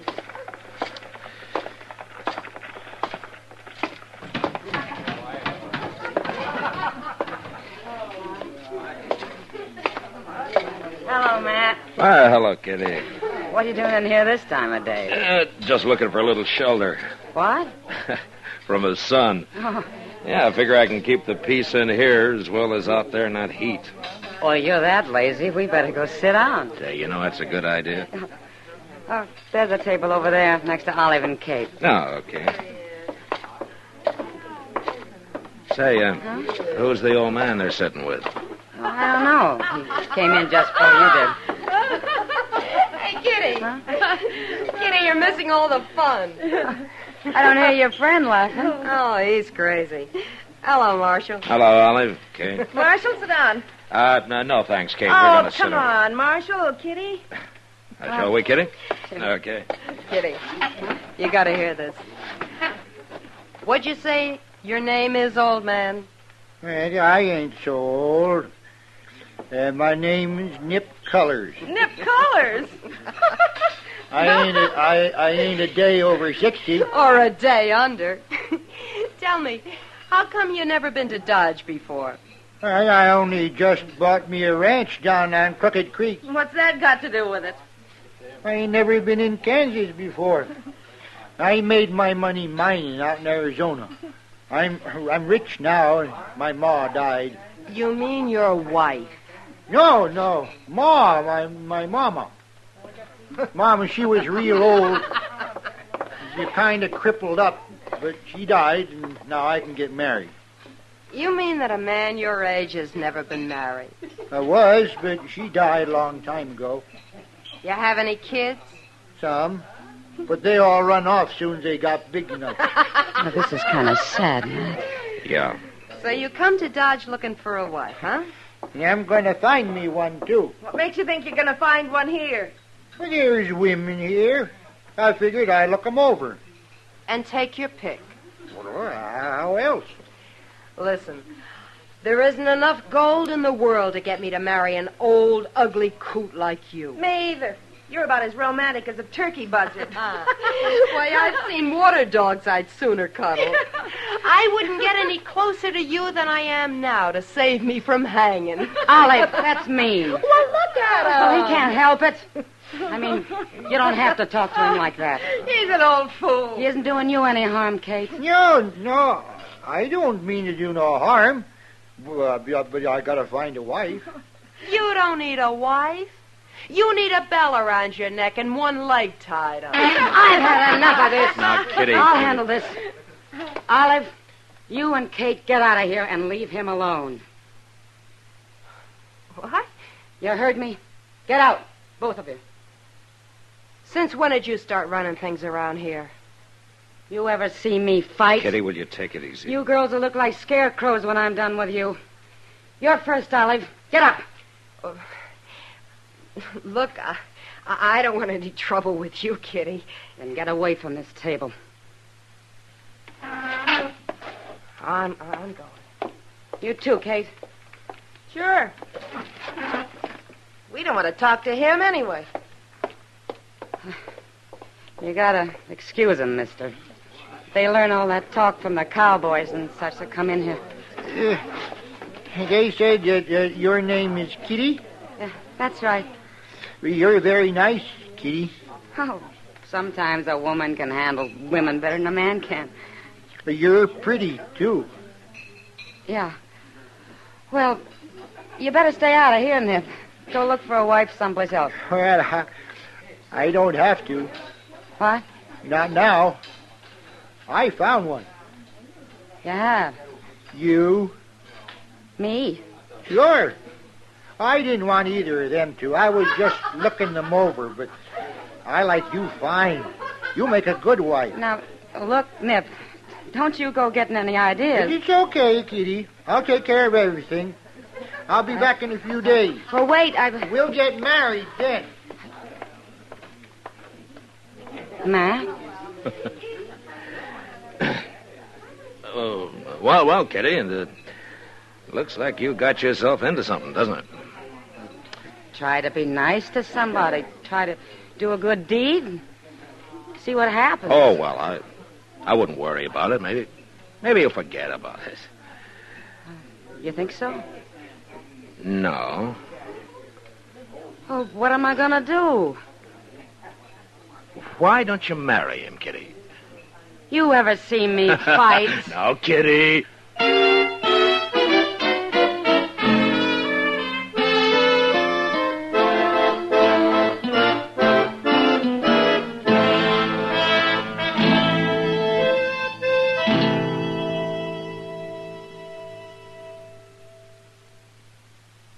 This is it, L&M Filters. It stands out from all the rest. Miracle tip, much more flavor. L&M's got everything. It's the best. Yes, L&M's got everything.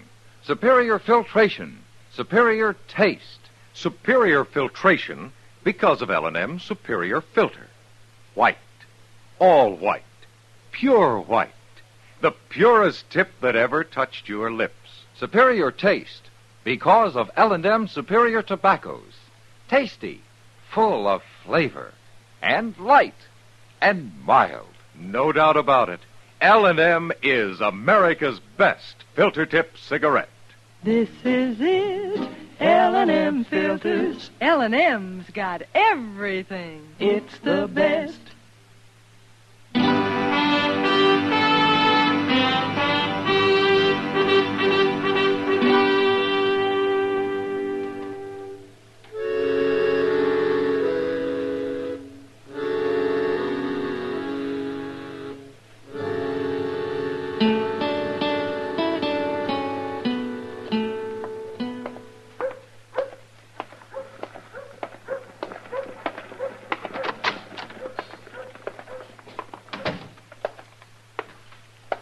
Well, the stage come in, Mr. Dillon. Oh? Now, didn't you think it would, Chester? Oh, yes, sir. Sure, I knew it would. It was awful late, though. Oh, was it? Huh. Yes, sir, it was late. Oh, why? Well, I declare, I don't know. I didn't bother to ask. Oh, I see. Well, what else is new, Chester? Well, sir, nothing I know of. You know, Chester, you ought to stay in the office more and keep out of the sun. Oh, well, the sun's already went down, Mr. Dillon. Well, now, that's something new. I hadn't noticed that. Well, yes, sir, you're right. It has. Well, yes, sir, it sure has. Matt? Oh, hello, Kitty. Come on in. Evening, Miss Kitty. Chester? Matt, you gotta do something. What? Well, what's the trouble? That Nip Colors is back. Well, I'd say I want to get a look at him. Well, you will, Chester. He's back already, huh? It's been 3 days, and he's sure been busy. Well, what do you mean? Well, first he's gone and bought a lot of new clothes. Got himself all duded up. Well, he needed it. Well, that's not the point. They're wedding clothes. Oh? He came into the Long Branch wearing them. He's over there now buying drinks for the house. Celebrating. I nearly died of shame, Matt. Everybody laughing at him and at me. I left. I got out. Well, that's funny, Kitty. I'd have thought you'd have got mad or laughed it off yourself. Matt, he's serious. I don't know how to stop him. And what's more, I am mad now. That's why I came here. Oh? I ran into the preacher on the street. And you know what he said? He's real pleased he's going to marry me and Nip Colors tomorrow. That old fool's gone and set up a wedding. Oh, my goodness. It's got to stop. It's got to stop, Matt. You've got to help me. Well, Kitty, Please, Matt. Oh, sure, Kitty. Of course I will. I'll go over there now and see what I can do. Well, I'm going with you. Well, you don't have to, Kitty. I want to.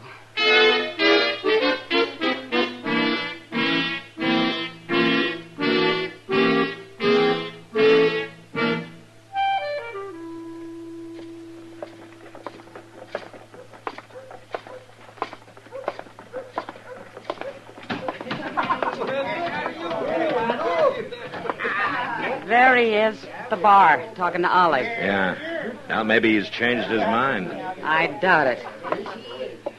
Look at that beaver hat. He must be rich. Matt, he's crazy. He's awful crazy. Oh. Easy now, Kitty. It's going to be all right. Hey, Kitty! Oh, no. Kitty! Hey, set up some drinks, bartender. Sam. No, never mind. Oh, what? Oh, you're the marshal, ain't you? Yeah, that's right. You come to the wedding, too, Marshal.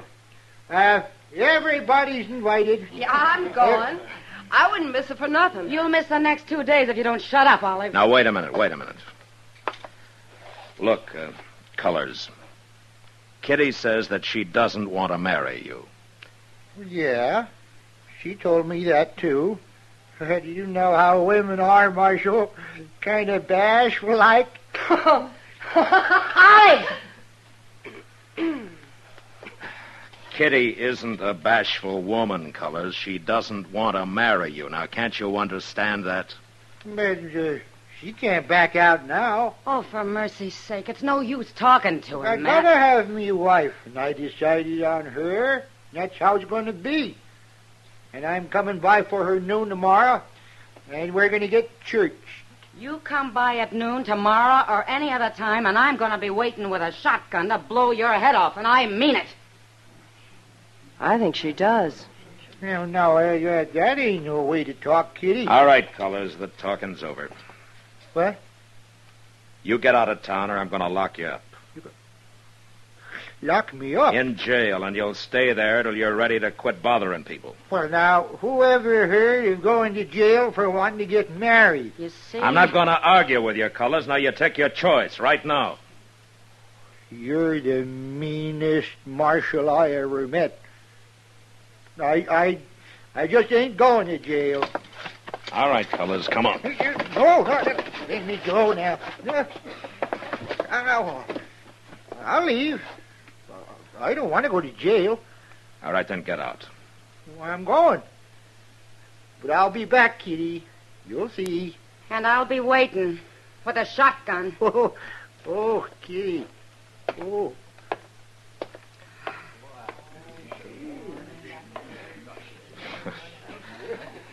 Well, you let me know if he does come back, huh, Kitty? You'll know. Thanks, Matt. Yeah, sure.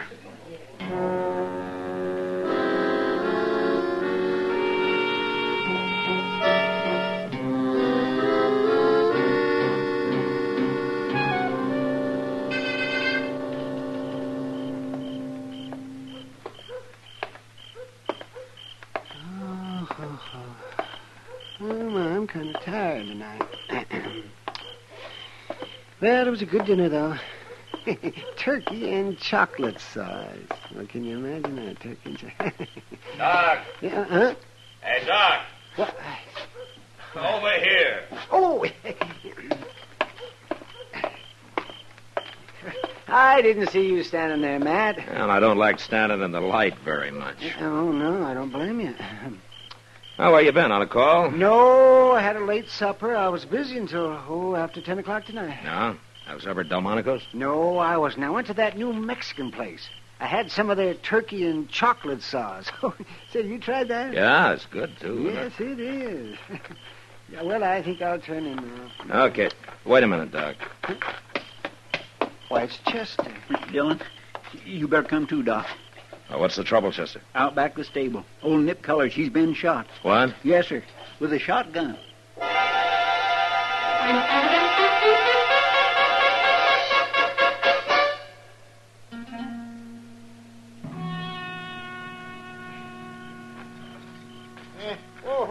Oh, now, take it easy. Well, it's Oh, Well, Doc, how does he look? he looks like a Virginia ham just sprinkled with cloves. Well, now, that's no way for a doctor to talk. I've been shot. It isn't my talk you should be worrying about. It's whether I can dig all those pellets out. Ooh. That's going to be quite a task. Yes, sir. It's going to be quite a task. Well, why don't you get started? before I die. Oh, be quiet. Better get him up to my office, Matt. I'll need better light than that lantern of Chester's. Well, one lantern's all I could get, Doc. You know, I ain't in the habit of carrying more than half a dozen around with me. Never mind, Chester. Excuse me, Doc. Would you let me get on there, please? Yes. Colors, what happened? Who shot you?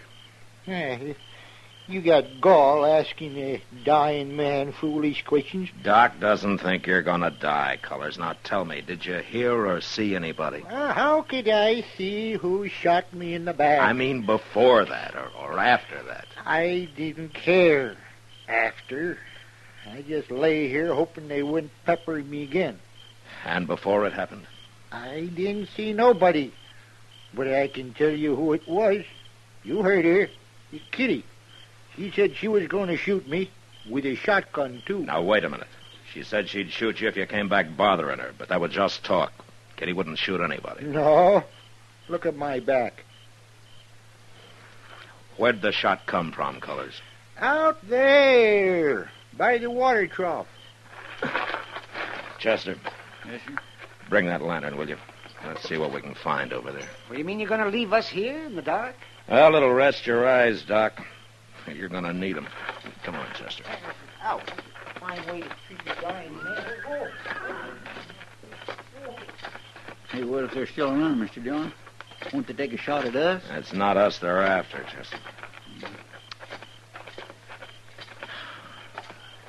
Here, hold that lantern down by the ground here where it's muddy, will you? Okay.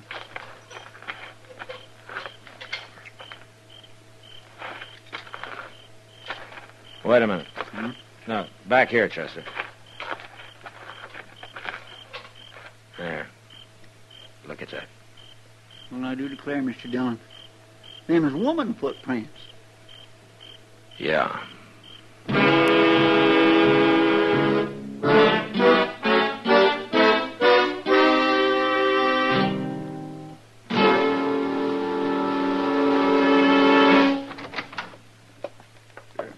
Go ahead, Miss Kitty. Come on in, Kitty. What's this all about, Matt? Chester won't tell me a thing. Well, sit down and I'll tell you. Must be serious to have me dragged away from work at midnight. Yes, it is, Kitty.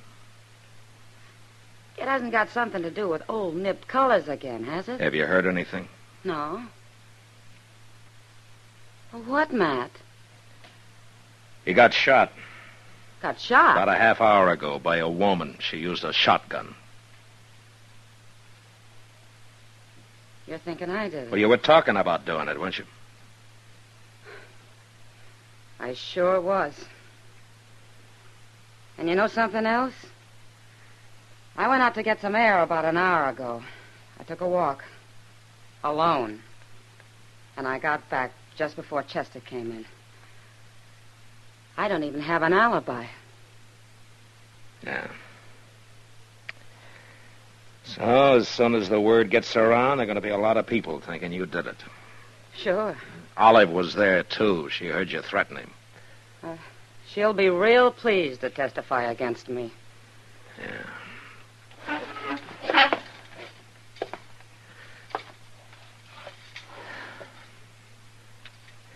Kitty, might be easier for you if you laid low till I find out who did this, huh?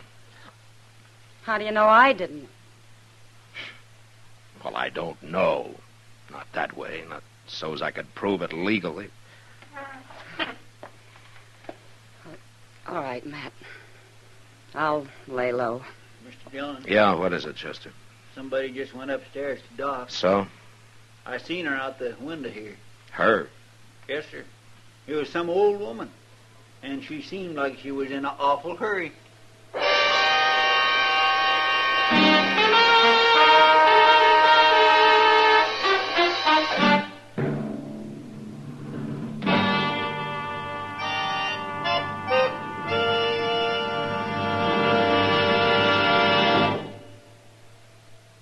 To you, to the thousands of smokers who are changing to L&M every day, to the millions who now smoke L&M, here is your assurance. L&M gives superior filtration because of its superior filter. Superior taste Because of L&M superior tobaccos. Yes, L&M tobaccos are tasty, full of flavor, and light, and mild. And L&M's superior filter is the purest tip that ever touched your lips. It's white, all white. Truly the miracle tip, because when it's added to L&M superior tobacco, it actually tones up the taste, actually improves your enjoyment of this great cigarette. Yes, L&M's got everything. Superior taste, superior tobacco, superior filter. That's why it's America's best filter tip cigarette. Try L&M today.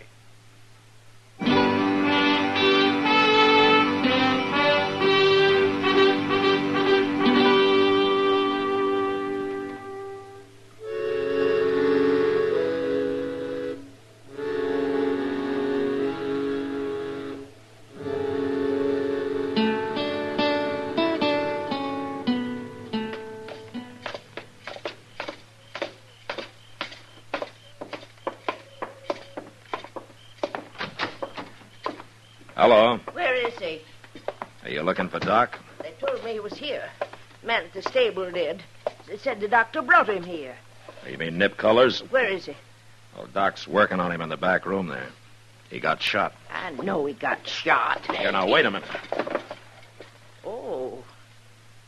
You're the marshal, ain't you? Who is she, man? We'd all like to know that. Who are you, ma'am? I'm Nettie Beecher. Now, let me go, Marshal. I got to see him. He's not going to die. You sure? And I thought maybe you'd come to finish him off. No, I come to see him and tell him I'm sorry. I got mad when they said he was going to get married. Oh? Well, were you engaged to him or something? Well, I thought I was. I've been with him 20 years, cleaning his house, cooking his food, raising his kids, nursing his old crippled ma. All them years he kept saying he'd get married again when his ma died. You thought he meant you? Who else would have him? Him and his crazy ways. I didn't believe it when he said some girl here was going to marry him. I didn't believe a word of it. Nettie, I'm the girl he was talking about. No, well, I'm right, ain't I? A girl like you marrying him? I told him no. If you didn't believe it, why did you shoot him? Oh, I didn't aim to kill him. I only wanted to hurt him some. But why? Because he never looked at me. 20 years, and he never once looked at me.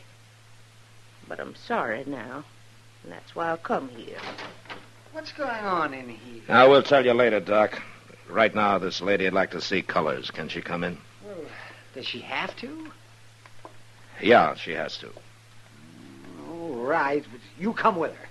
I don't want any trouble in there.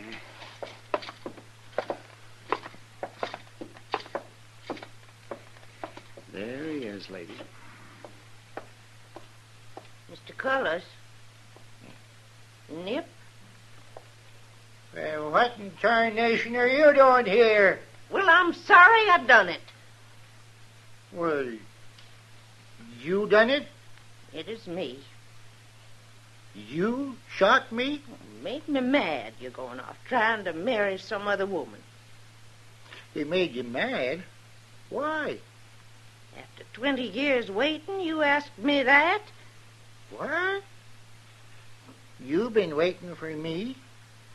Ever since I come to work for you, after your wife died. Why, you never told me that, Nettie. Ain't for a woman to speak up. Well, you sure never did. Till tonight. Boy, you sure spoke up tonight. There comes a time when a woman has to, Nip. Hold your tongue for 20 years and then blow me up with a shotgun? Well, you're quite a woman, Nettie. Funny.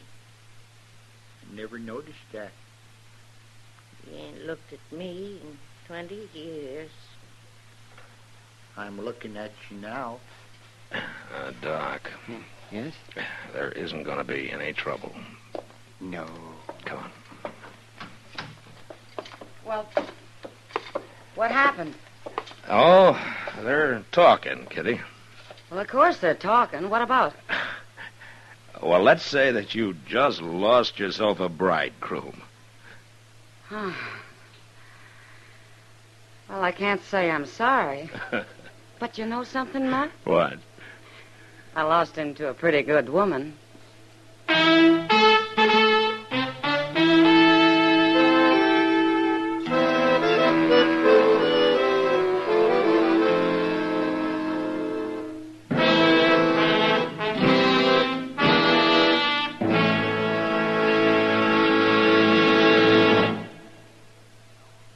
And now our star, William Conrad. Thank you, George. You know what I like about L&M's is they're mild and mighty easy on the draw. When you get right down to it, no filter stacks up with L&M's pure white miracle tip for quality or effectiveness. Darn good smoke. See for yourself. L&M stands out from all the rest.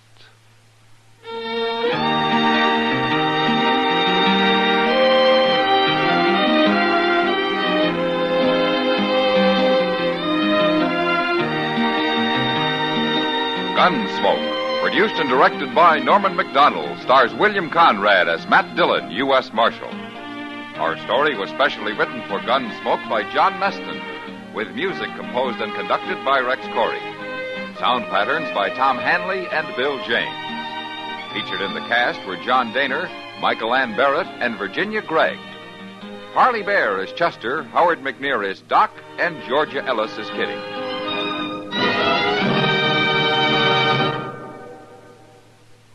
Put a smile in your smoking.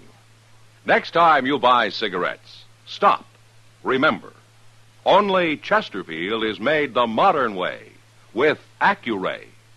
This amazing quality detective electronically checks and controls the making of your Chesterfield, giving a uniformity and smoking quality never possible before.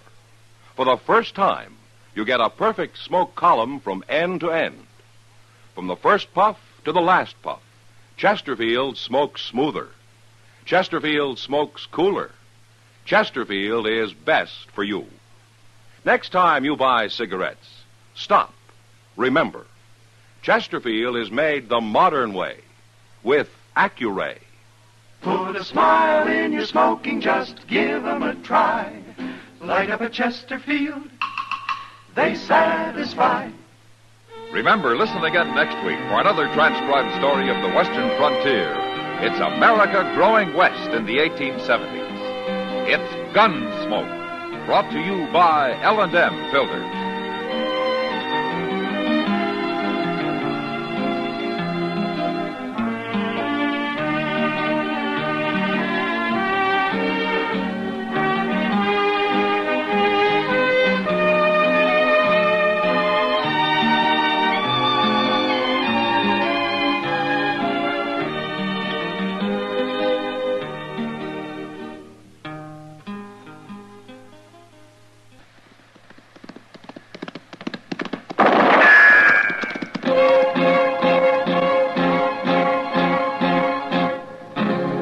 Gunsmoke, brought to you by Chesterfield.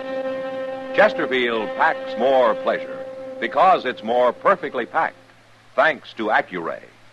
They satisfy the most. Around Dodge City and in the territory on West, there's just one way to handle the killers and the spoilers, and that's with a U.S. Marshal and the smell of Gunsmoke.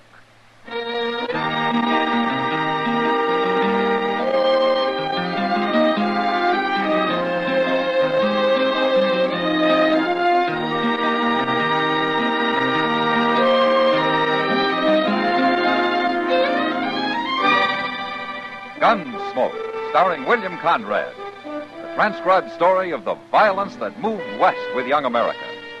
And the story of a man who moved with it. I'm that man, Matt Dillon, United States Marshal. The first man they look for and the last they want to meet. It's a chancy job, and it makes a man watchful and a little lonely.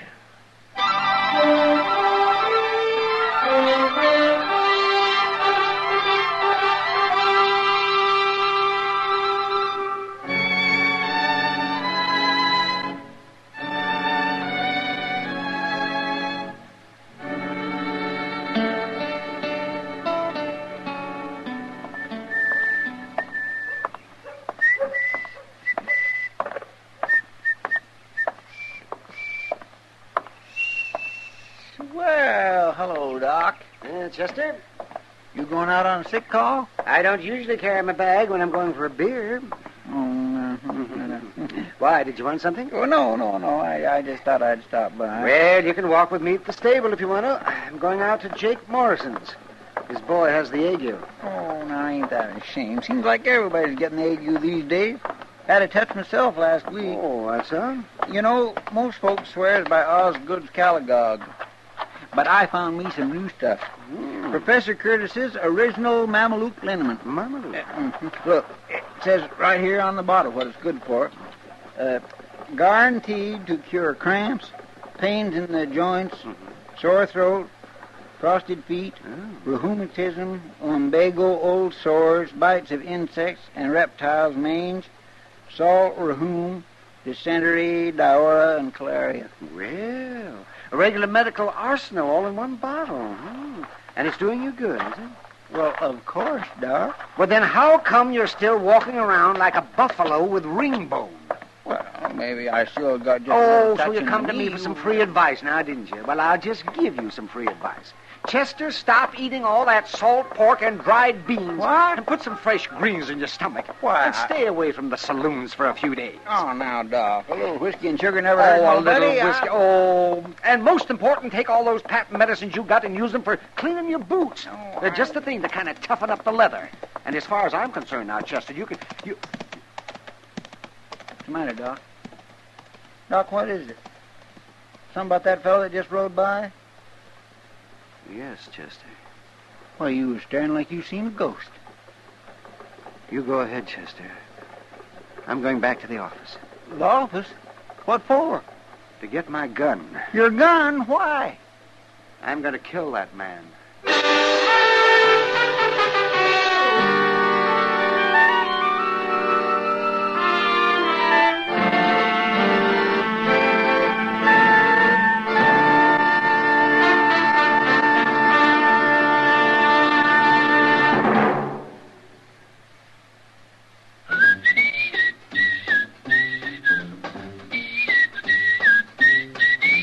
Packs more pleasure, packs more pleasure. Chesterfield packs more pleasure because Chesterfield's more perfectly packed. The more perfectly packed your cigarette, the more taste and mildness are released for you. Chesterfield, made by exclusive Accuray, has an open, easy drawer that unlocks all the pleasure of fine tobaccos. Now, Accuray ensures an even distribution of tobacco from one end of your Chesterfield to the other. Chesterfield is firm and pleasing to the lips, mild yet deeply satisfying. Chesterfield packs more pleasure because Chesterfield's more perfectly packed. To the touch, to the taste, Chesterfield packs more pleasure because it's more perfectly packed. Buy Chesterfield, mild, yet they satisfy the most.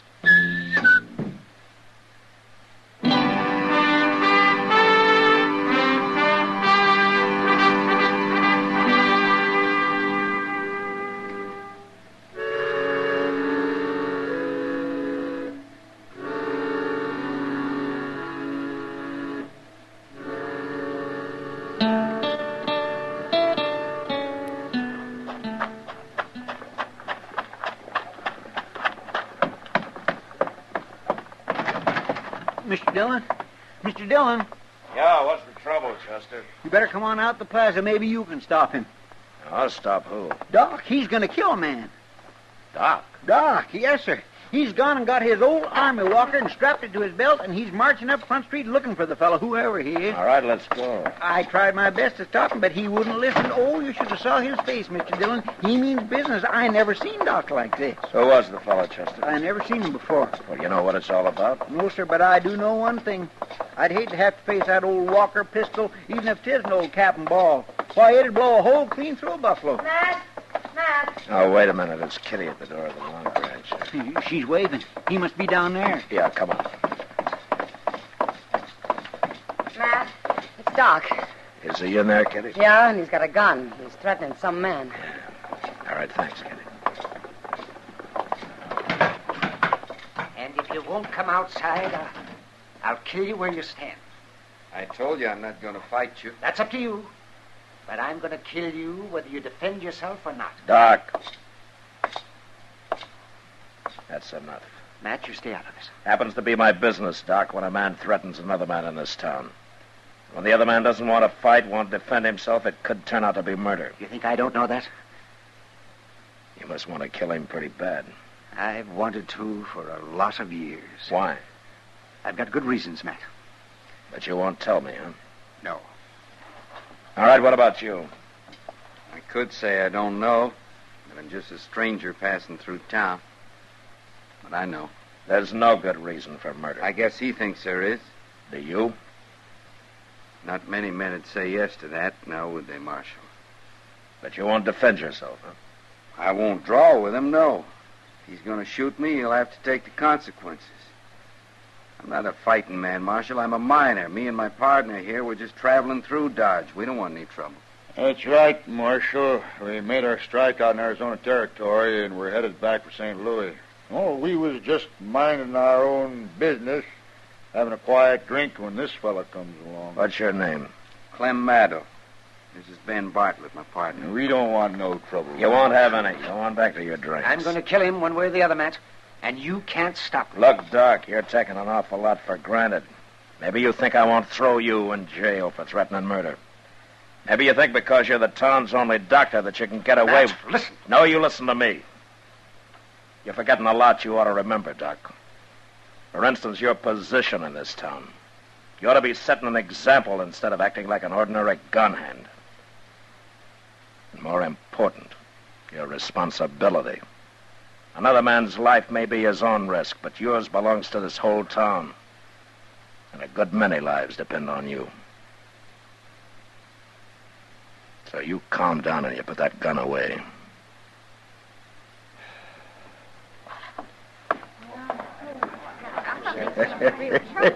Hey, you sure told the old fool off. You shut up! Huh? Maddow, I don't know anything about you. Maybe you're what you say, but if Doc doesn't like you, that's good enough for me. So you get out of Dodge while you got a whole skin. And you stay out. Why should we? We got a right... And you take your partner with you, Maddow, because I don't like him. Sure, Marshal. We was going on tomorrow anyways. We'll ride on tonight as soon as we stock up on some grub. All right. Where did Doc go, Chester? Well, up the street, probably back to the office, like you said to. Matt, the look on his face when he went out. Yeah, I know, Kitty. Well, I'm going up there. Matt, you had to do it. Yeah. I'll see you later, Kitty. Yeah, sure. Mr. Dillon, that Maddow, he didn't seem like such a bad fellow. No, he didn't, Chester. I'd sooner believe bad of that partner of his, that Bartlett. That one seemed like he could be a hard case, all right, without half trying. But Maddow wouldn't even defend himself. No. But I don't think that was because he was afraid to. No, that's true. Seemed more like he just didn't want to fight Doc. Didn't seem mad at all like Doc. More like he was sad. Maybe a man with a guilty conscience, Chester. Yeah, I guess so, Mr. Dillon. You better go on over to the office, Chester, huh? I want to go up alone. Yes, sir.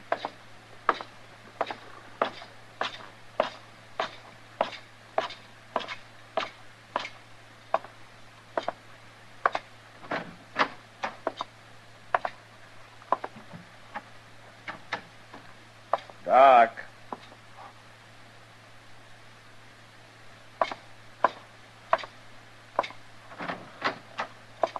Oh, Doc. Huh. Now, I wonder where he could have gone.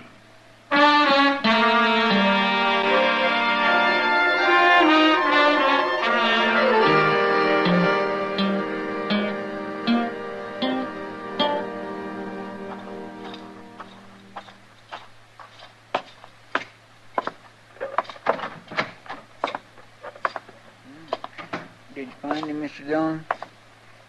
No, Chester. Well, he didn't show up at Delmonico's for his supper, and it's way past his usual time. I've been watching the office, and his light ain't come on. Of course, he could be sitting up there in the dark. I just tried again. He's not there.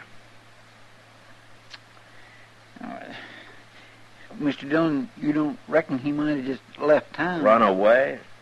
Because of what I said? Not Doc. He's too bullheaded for that. Most likely he's out there somewhere with that old pistol of his looking for Maddo. I'm afraid you're right. Doggone it, I don't know what this town would do, thought Doc. He can be awful irritating at times and all, but... Hey, that was a shot. Yeah, come on.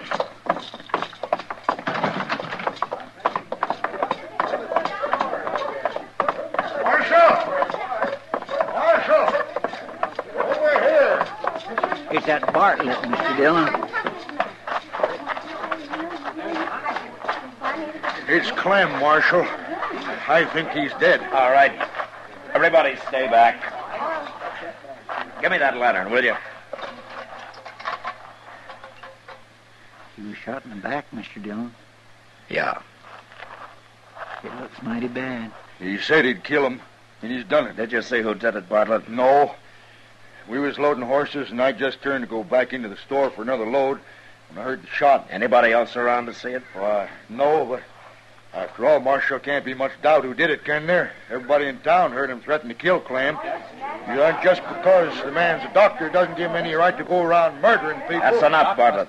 The important thing right now is to try to save this man's life.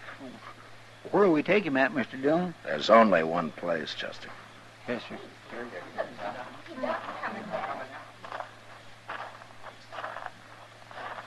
Now, where have you been, Doc?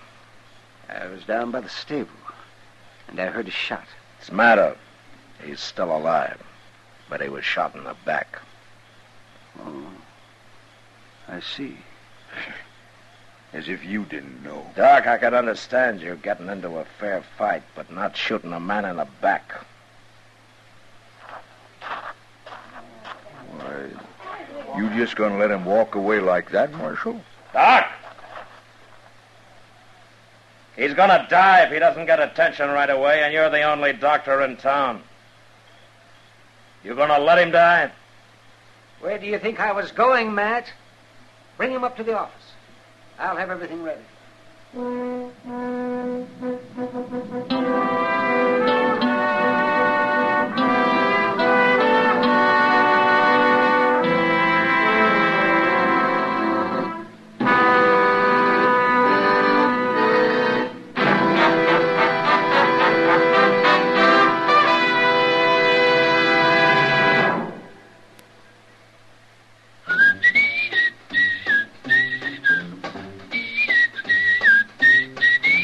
Packs more pleasure, packs more pleasure. Chesterfield packs more pleasure because Chesterfield's more perfectly packed.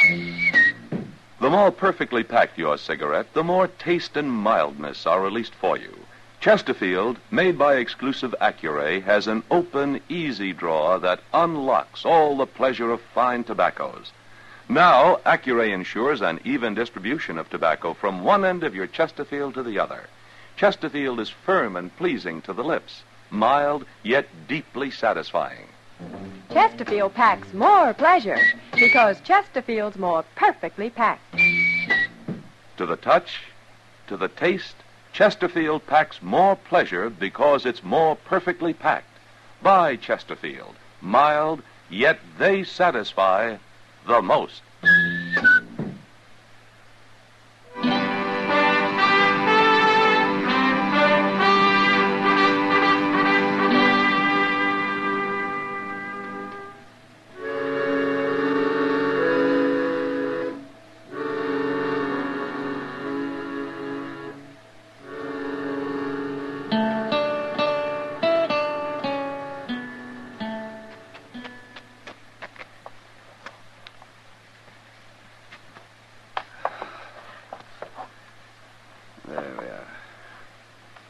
Is he gonna pull through, Doc?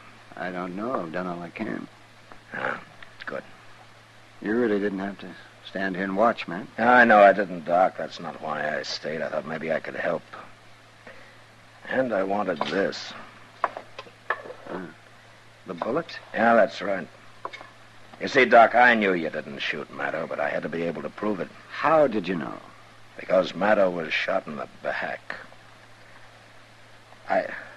I tried to tell you out there, Doc, only You didn't understand. But you did have me kind of worried when you started to walk away from him. Why, it never occurred to me to walk away from him. I guess being a doctor's a lot more important than any personal grudge. Well, I reckon I'm under suspicion, aren't I? Doc, look at this .45 bullet. Took it out of Maddo's chest. Now, it couldn't have been shot from that old pistol of yours, could it? No. I guess it couldn't. And, well, then who did it? Well, that's not hard to figure. Oh, Bartlett, Chester, you can come in now.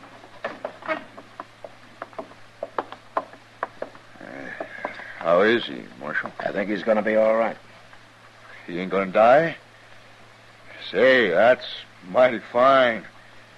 Well, I was plenty scared with this man operating and all. You needn't have worried. He's a doctor and a good one. You see, he didn't shoot your partner. He didn't? No, we have the proof for that. Who did? Now, there's only one other man in town who'd have had any reason to. A coward who saw a golden opportunity to double his takings of a mining strike by shooting his partner in the back. You just keep your hands away from your belt, Bartlett. Well, want me to get his gun, Mr. Dillon? Yeah, Chester. Oh, you're crazy, Marshal. You can't prove this. I think we can, Bartlett. Anyway, we'll just wait and see. All right, take him down and lock him up, Chester. Yes, sir. Come on, you.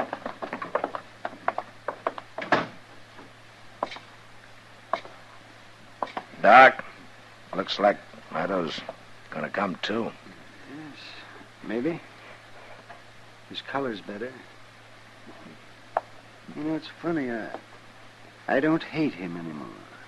You mind telling me why you ever did? It happened a long time ago. It had to do with a girl we were both pretty fond of.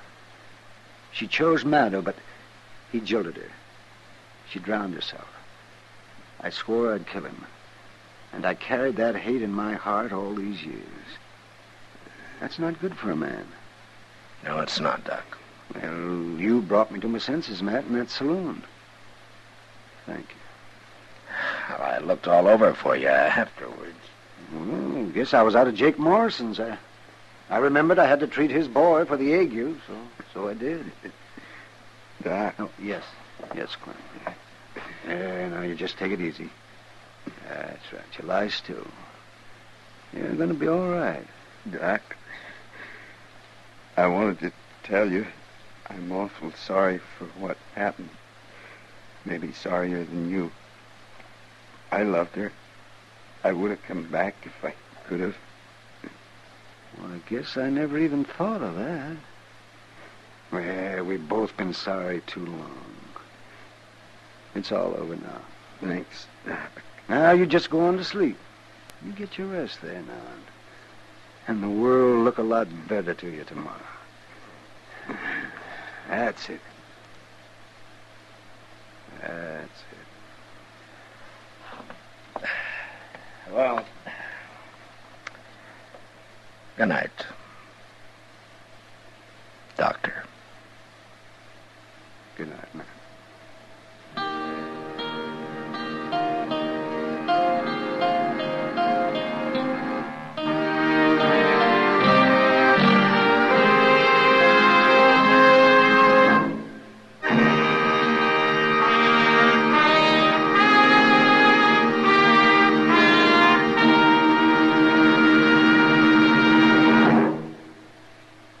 In a moment, our star, William Conrad.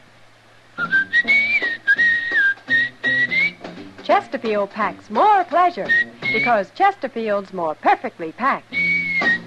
Chesterfield, made by exclusive Accurate, packs more pleasure because it's more perfectly packed. Unlocks all the pleasure of fine tobaccos. Chesterfield packs more pleasure because Chesterfield's more perfectly packed. Firm and pleasing to the lips. Chesterfield, mild, yet they satisfy the most.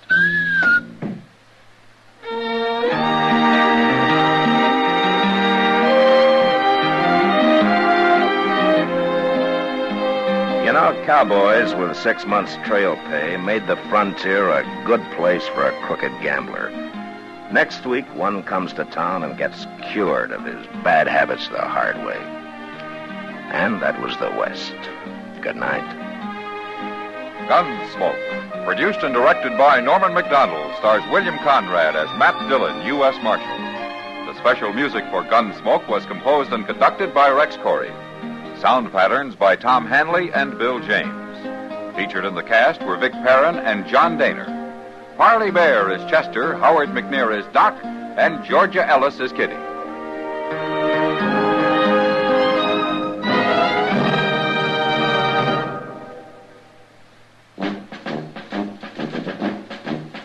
Make today your big red letter day, your L&M red letter day. Superior taste and filter, it's the miracle tip. Make today your big red letter day. Change to L&M today. L&M's got everything. Superior taste. And superior filter. Get L&M today. This is it. L&M, superior taste and filter. L&M, America's best filter tip cigarette.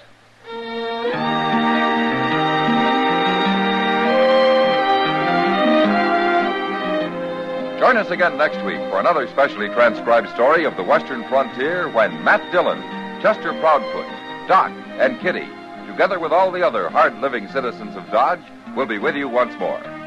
It's America growing west in the 1870s. It's Gunsmoke.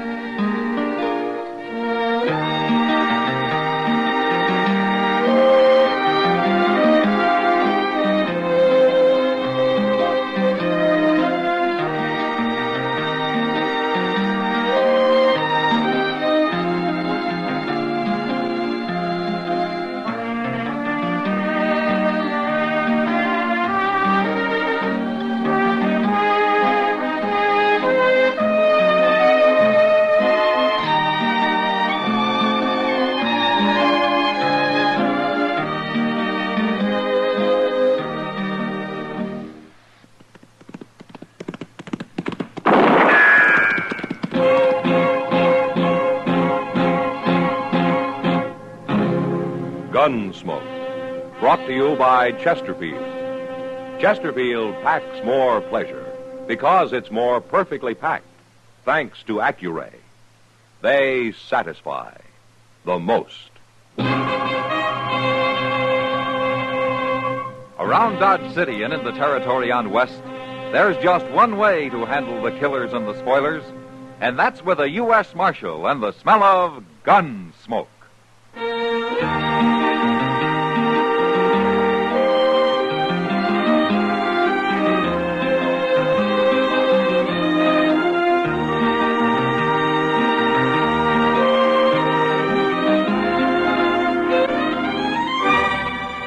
Gunsmoke, starring William Conrad. The transcribed story of the violence that moved west with young America. And the story of a man who moved with it. I'm that man, Matt Dillon, United States Marshal. The first man they look for and the last they want to meet. It's a chancy job, and it makes a man watchful and a little lonely.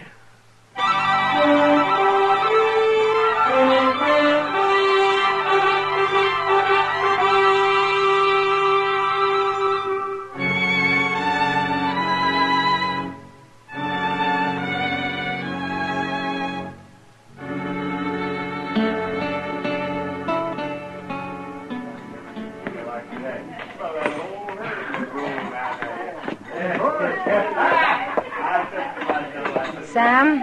Kitty, what'll you have? I'm going out to Delmonico's for something to eat. If Marshal Dillon comes in, tell him to wait, will you? I'll send him on to Delmonico's. No, he's to wait here. It's Doc who's trying to find him. Oh. You look tired, Sam. I ought to. I've been tending bar for 12 hours steady. Well, what happened to the help you hired last night? You had the wrong idea, Kitty. Huh? I'm in business to sell whiskey, not to give it away to anybody who needs a drink and can't pay for it. Is that what he was doing? Was till I caught him at it. Hello, Kitty. Sam. Oh, Marshal. Matt, you ought to stay right here at the bar. What? I promised Doc if you came in, I'd keep you here. He's been looking all over town for you. Oh, I thought Doc was delivering a baby down on Salt Creek. Well, he got back about a half hour ago. Oh, what does he want me for? It's about some trouble with a man and his wife called Tebbs. Tebbs? Well, not where he delivered the baby. This was in a sod hut about a mile above the crossing. Ah, well, what about him? Here he comes. He'll tell you. Here he is, Doc. Oh, fine. So you're a good girl, Kitty. Yes, you are. You're a good girl. I might never have found him. What's all this about these Tebbs people, Doc? Well, they're having trouble, Matt. Oh, what kind of trouble? Well, I stopped by to say hello and get acquainted, and, well, you know. Oh, sure. But the woman, she didn't act like she wanted anybody around. And then I heard the man yell at me from inside. She tried to stop me, but I went in anyways. He was lying there in a bed, Matt, with a bad knife wound in his leg. Oh? Yes. It's festered and it's given him a fever, and I don't think he can walk with it. Did he say what happened? Well, he claimed it was an accident, but he was holding a 6-gun under that blanket, Matt. Well, what for? For his wife. He's scared to death of her. I think she knifed him, and I think she's waiting for a chance to finish him off. You better get down there, Matt. Maybe too late already.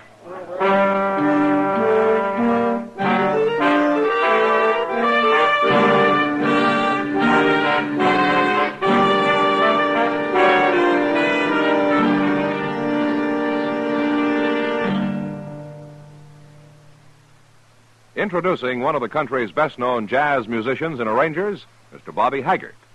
How about whistling along with him?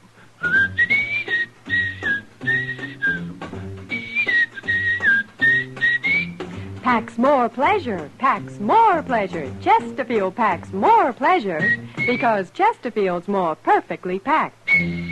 The more perfectly packed your cigarette, the more taste and mildness are released for you.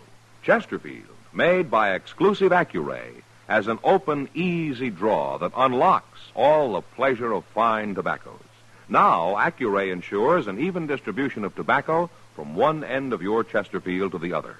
Chesterfield is firm and pleasing to the lips, mild, yet deeply satisfying. Chesterfield packs more pleasure because Chesterfield's more perfectly packed. To the touch, to the taste, Chesterfield packs more pleasure because it's more perfectly packed. By Chesterfield, mild, yet they satisfy the most.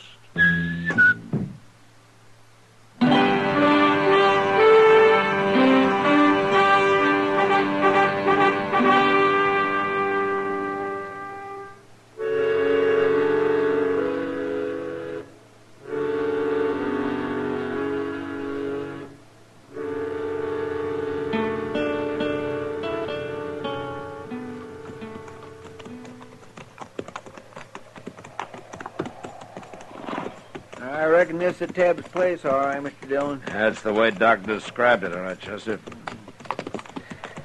Including the wife out there hoeing in the dirt. She's letting on she don't see us. Yeah. I didn't expect we'd be very welcome here. Just wait till she finds out you're a marshal. And I'm not going to tell her, Chester. Not right off, anyway.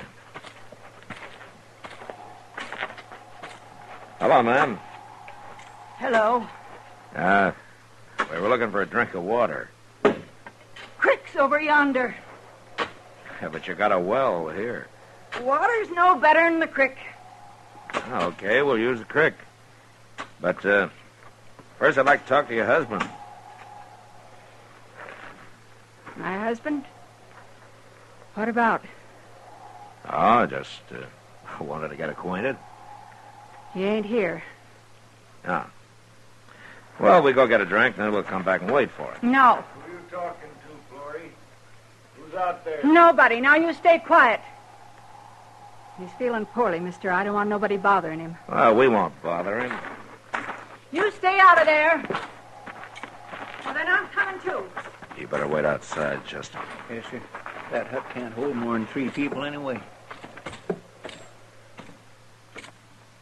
Hello. Oh, I knew I heard somebody. Your wife says that you're sick, Tibbs. I told you to leave him alone. I told you not to be troubling him. Well, I'm only being neighborly, ma'am. If he's sick, maybe I can help. So you're a neighbor, mister? Well, my partner and I are planning a homestead nearby. As soon as we can decide on a good piece of land. Now, you get it staked out, then you come see us, mister. Everything will be fine then. Ah, Florrie, don't be that way. Me being sick and her having to do all the chores makes her kind of edgy, mister. And being up nights, that's what's hardest on her. I ain't complaining. Yeah, I know, Florrie, but I can tell. Mister, I got an idea. Said you wanted to help. Sure. Anything I can do. Be willing to sit up with me tonight? No, Ben. Ah, you need some rest, Florrie. You see, I got a fever, mister. I get to tossing in my sleep. I throw off a blanket, all like that. You don't look like you've been sleeping at all. Will you do it, mister? Sit up with me? No. No, he ain't going to sit up with you. Oh, why not, ma'am? I don't mind. 'Cause I ain't going to sleep in here with no stranger about, that's why. Oh. Well, I didn't think she would. Look, I'll tell you what. I'll spend the night on the ground outside, if you don't mind. We do mind. Florrie, you ain't acting like a wife. You ain't acting like a wife at all. You can stay, mister. No, fine, good. Wait a minute, mister. Yeah, what? I was just wondering if maybe tomorrow, if you'd be willing. I ought to get into Dodge and see the doc. There's a wagon outside. No, you don't. Oh, shut up. Well, sure we'll take you in, mister. We'll be glad to.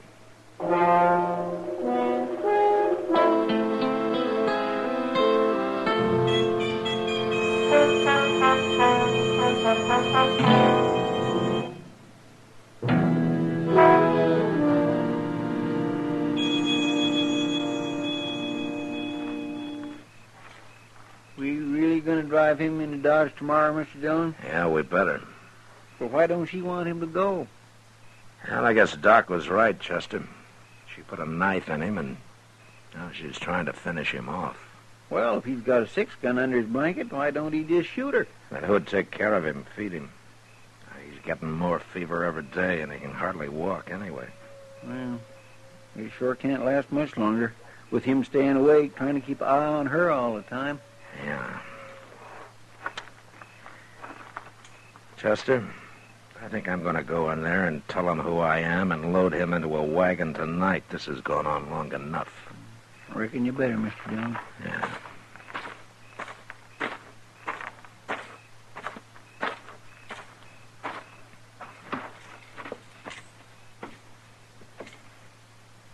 Where's your wife?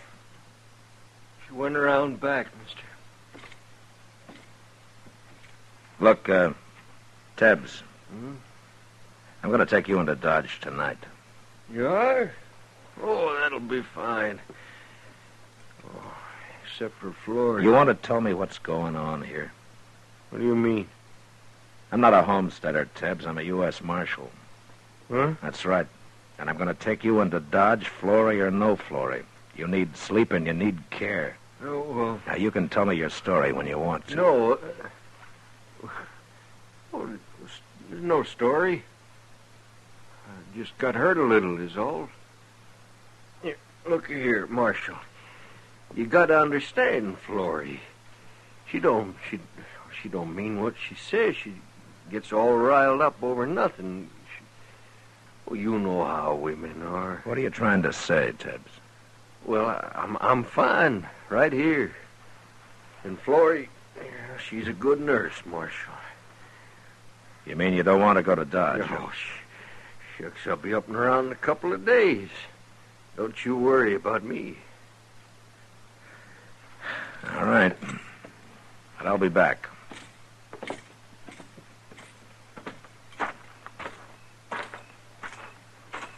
Chester. Chester. Get your hands up and turn around, Marshal. She's got a shotgun, Mr. Dillon. And I'll use it, too. She was listening at the window. Now my hands are up, Florrie. I'm taking your gun. She got my gun, too, Mr. Dillon. You're making a bad mistake, Florrie. I won't have you nor nobody else meddling where you don't belong. Now get your horses and ride out of here. All right. But we'll be back.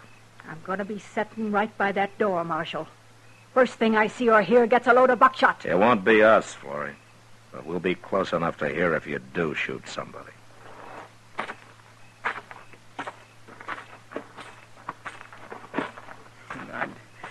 I couldn't help it, Mr. Dillon. She come ooching around the side of the hut, and I didn't even see that cussed shotgun till it was too late. Yeah, neither did I. What we gonna do? There's nothing we can do tonight. But tomorrow in the daylight, we got our rifles. We'll think up some tricks for her.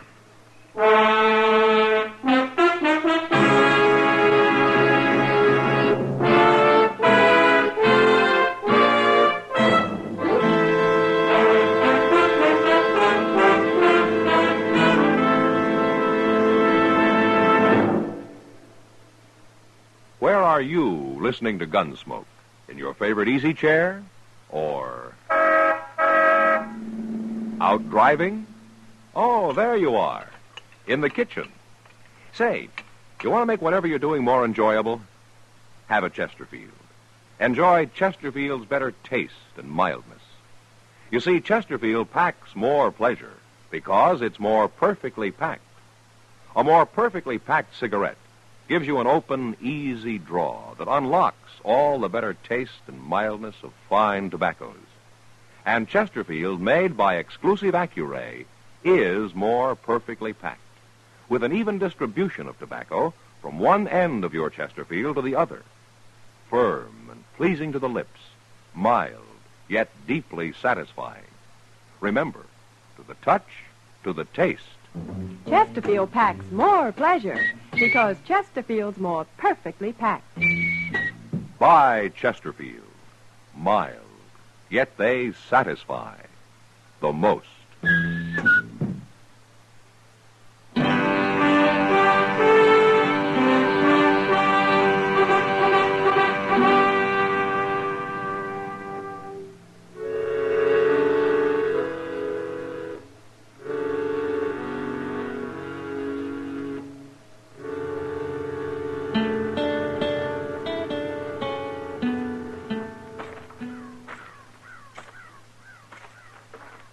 I don't see her around nowhere, Mr. Dillon. She must be inside the hut, Chester. Well, I hope she don't come charging out of there with that shotgun blade. It would be a bad way to start the day, wouldn't it? I can't think of none worse, especially on an empty stomach. Yeah. Well, there she is. Hmm? Now, wait a minute. It's all right. She isn't armed. Come on over here, Marshal. Now, what's she up to? Yeah, it's hard to say with a woman like that. I thought you'd be back this morning. Yes, and I told you we would. We're going to take your husband into Dodge, ma'am. You're too late, Marshal. Too late. He died during the night. What? It was too much for his heart. He always did have a weak heart. Where is he, Florrie? Lying there inside, Marshal. Why? Don't you believe me? I believe you, but I want to have a look at him. What for? I got him all wrapped up in his blanket, ready for burying. You'll go dig a grave for him if you want to help so much. All right, we'll dig a grave after I've seen him. You got no respect for the dead, Marshal? It's the living that bothers me right now, Florrie.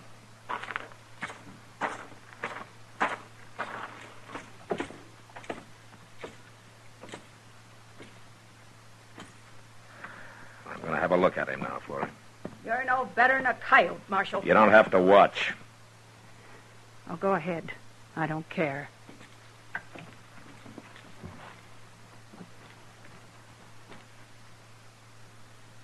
I'll unbutton his shirt here.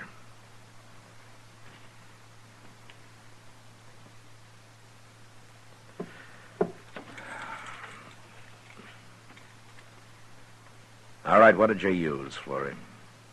Use? For what? I might have known he couldn't stay awake forever. He fell asleep and you stabbed him in the heart with a needle or something. That doesn't show much, does it? All right, I'll tell you. Don't matter none anyway. I killed him. Why would you want to kill your husband, Florrie? My husband? He wasn't my husband. He killed my husband, Marshal. We never seen him before. He rode by here and started trouble. Over me it was. My husband pulled a knife, but he shot him. And I swore I'd kill him for it, and I did. Why didn't you explain all this to Doc Adams when he was out here? Or to me last night? And let you take him and hang him? I had to kill him myself, Marshal. It's a promise I made my husband while he was dying. And I'm going to have to arrest you. You can't do nothing to me for this. You murdered a man, Florrie. You're wrong, Marshal. You just admitted it. Well, I ain't doing no more talking. You take care of him, and we'll go into Dodge. But I won't be in jail long, you'll see.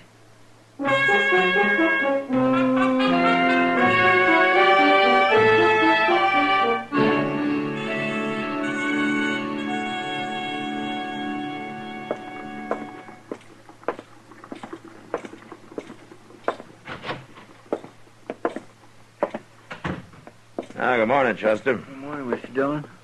What you got there? That's a mail. Oh, did you pick it up? Yeah, I picked it up. I was down there anyway. How's Florrie? She ain't said a word. Go get her, will you? Go get... What for?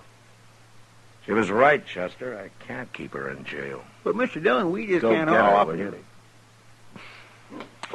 Yes, sir.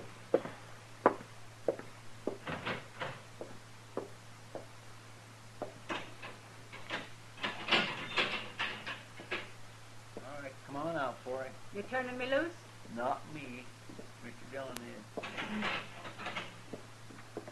About time. Morning, Florrie. Not much of a jail you got, Marshal. Well, it's not strong enough to hold you. Of course it ain't. Florrie, the man you killed, you told me you've never seen him before, huh? I never had. What was his name? George Bassett. What else did you know about him? He was wanted. Dead or alive. He was wanted? I got a circular on him in the mail, Chester. It's there on my desk. A circular? Well, forevermore. How did you know he was wanted, Florrie? He said so. Now, that's hard to believe. Now, he told me. When he was bothering me. Before he killed my husband. He said one more wouldn't matter. I guess he planned to kill me, too, later. Only he hadn't figured on getting cut up. And he needed me after that. Yeah. Oh, why didn't you tell me this out there, Florrie? I didn't think you'd believe me, Marshal. Well, maybe you were right. I never heard of George Bassett before. You heard of him now? Yeah. There's going to be some reward money coming, Florrie. Marshal? Yeah, what? You say it. Say what, Florrie? Please. Now. That you don't want the money? That you wouldn't take it? Thank you, Marshal. Thank you for saying it right. I feel some cleaner for that. Goodbye. Goodbye, Florrie.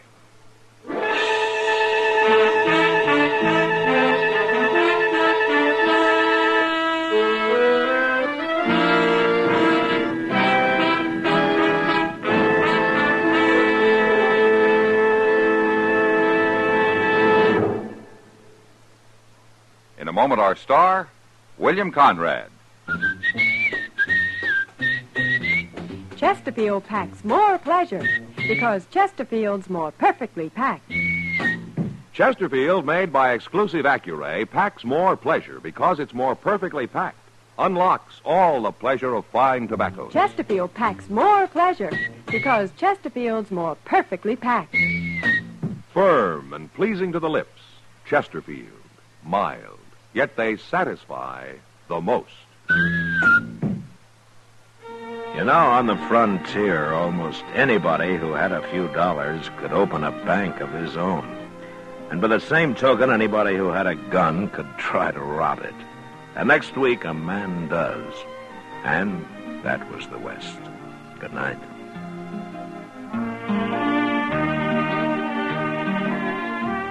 Gunsmoke, produced and directed by Norman Macdonnell, stars William Conrad as Matt Dillon, U.S. Marshal. Our story was specially written for Gunsmoke by John Meston, with music composed and conducted by Rex Corey. Sound patterns by Tom Hanley and Bill James. Featured in the cast were Helen Klebe, Lawrence Dobkin, and Stacey Harris. Harley Bear is Chester, Howard McNear is Doc, and Georgia Ellis is Kitty.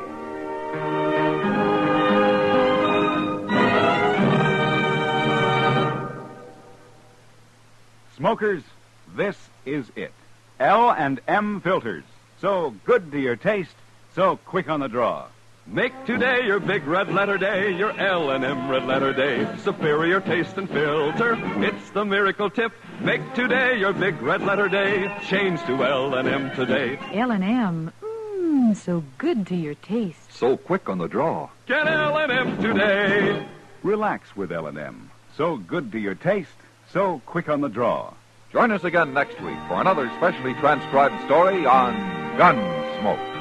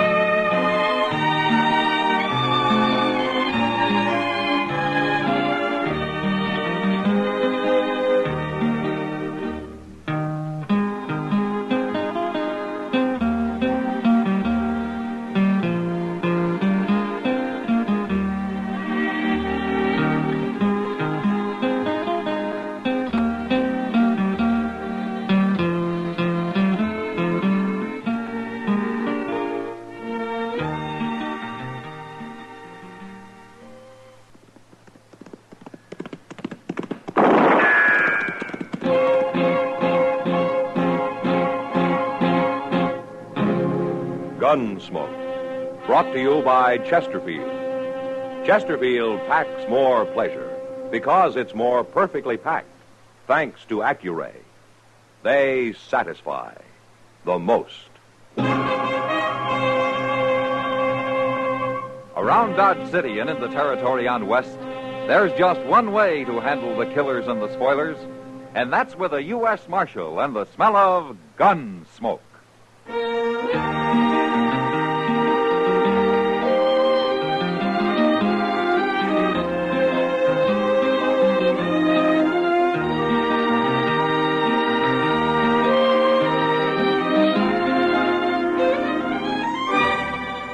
Gunsmoke, starring William Conrad.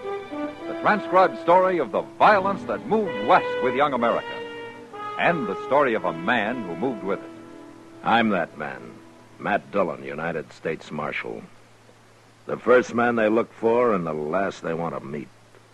It's a chancy job, and it makes a man watchful and a little lonely.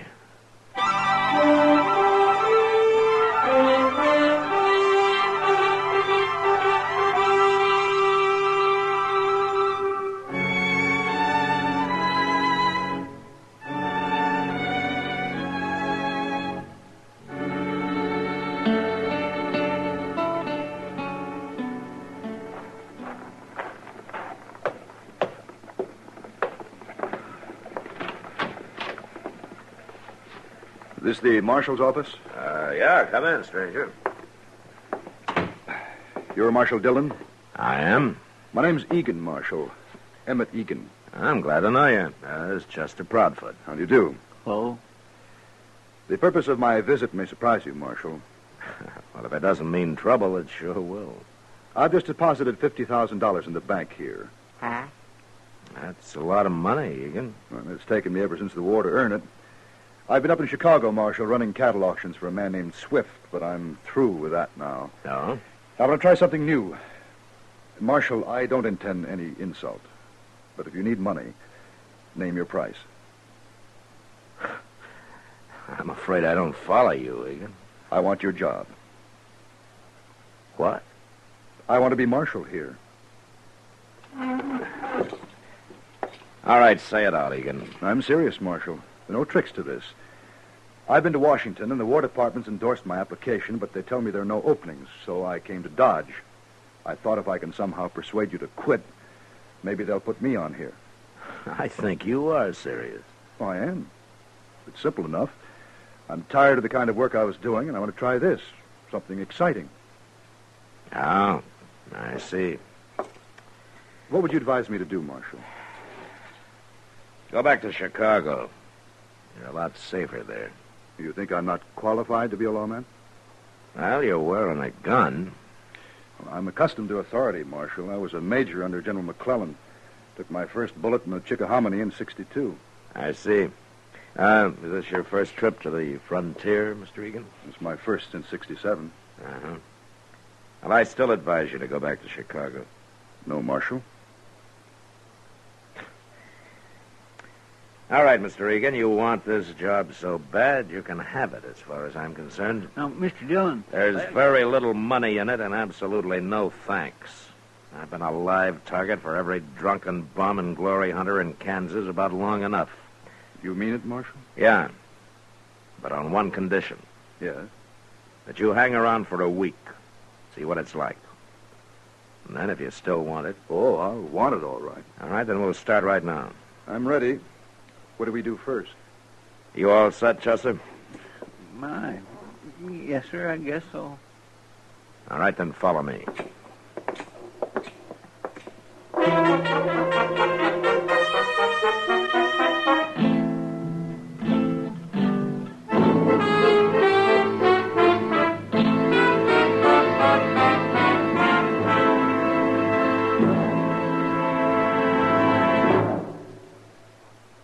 That whistling man, Bobby Haggart, really started something. Tonight, the Calypso Boys join in. Ready, amigos?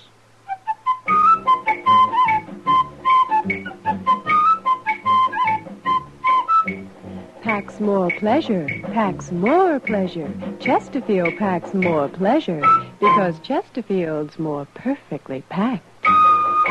The more perfectly packed your cigarette, the more taste and mildness are released for you.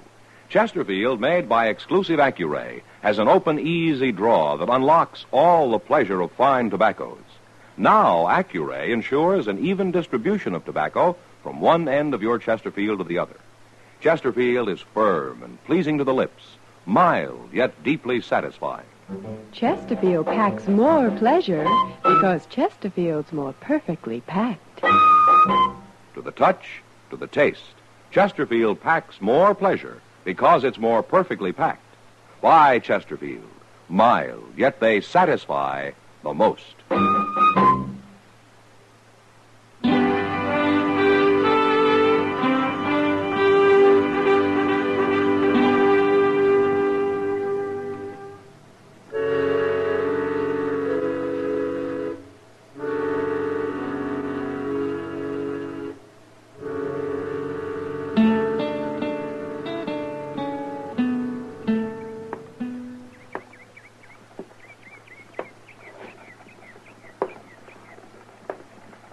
Gracious, why don't you sit down and rest a spell, Mr. Egan? No, thanks. You're going to wear himself out walking up and down that way. Yeah. You got a match, Chester. Cigarette. Here. Oh, thanks.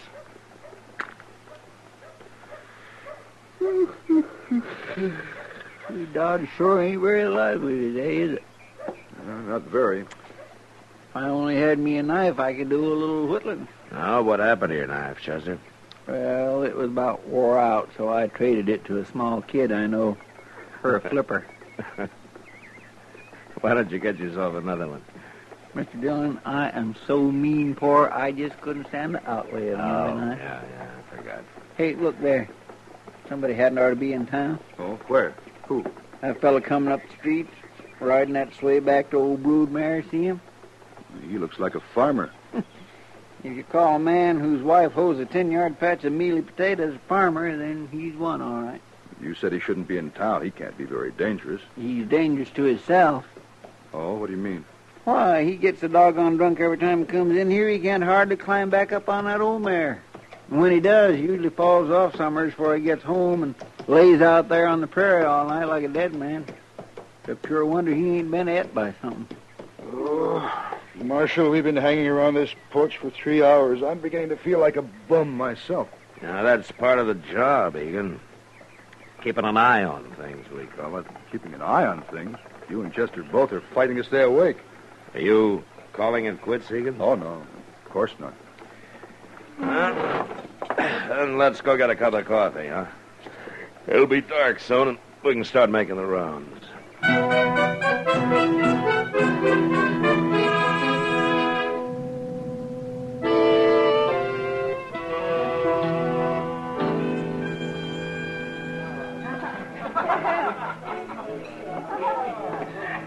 What's the name of this place, Marshal? It's called the Long Branch.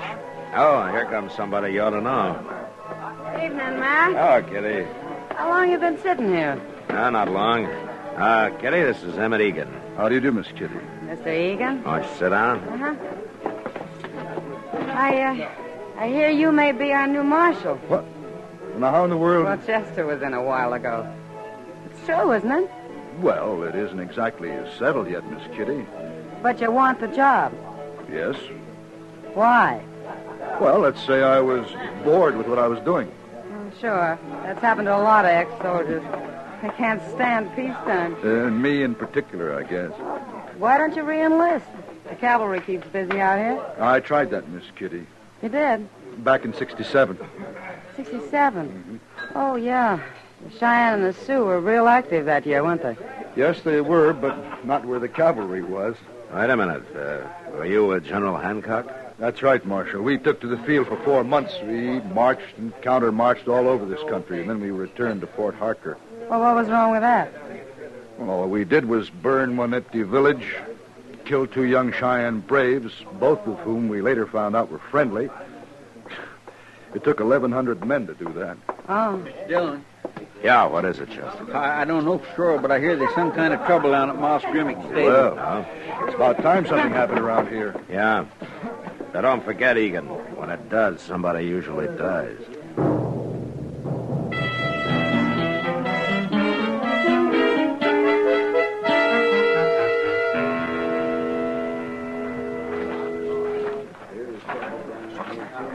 What's the trouble here, men? Where's Moss Grimmick, Chester? Well, he ain't here, Mr. Dillon. They say Leonard Phibbs there is the one who knows about it. Oh, Phibbs, a little sodbuster? Yes, sir. Hey, Phibbs, come here. What's going on here, Phibbs? Inside, Marshal. Back there in the stall. Oh, what's back there?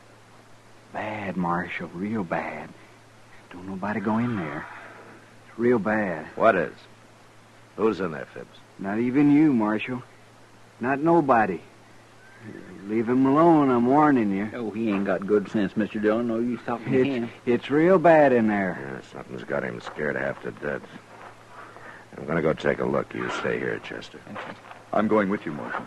Look, Egan, I don't know what's in there. It could be a crazy man with a gun looking for blood. It could be anything. Action is what I came here for, Marshal, and you said I could hang around. All right. But you get out of the way if there's any shooting. I'm not entirely a novice with a gun, Marshal. No, but you're not a professional either. Now stay at least 10 paces behind me. Right.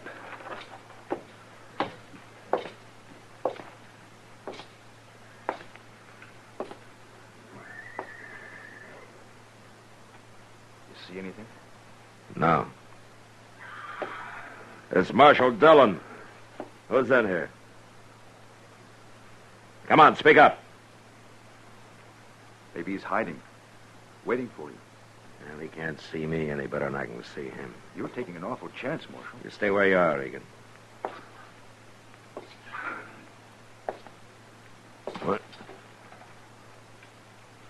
this?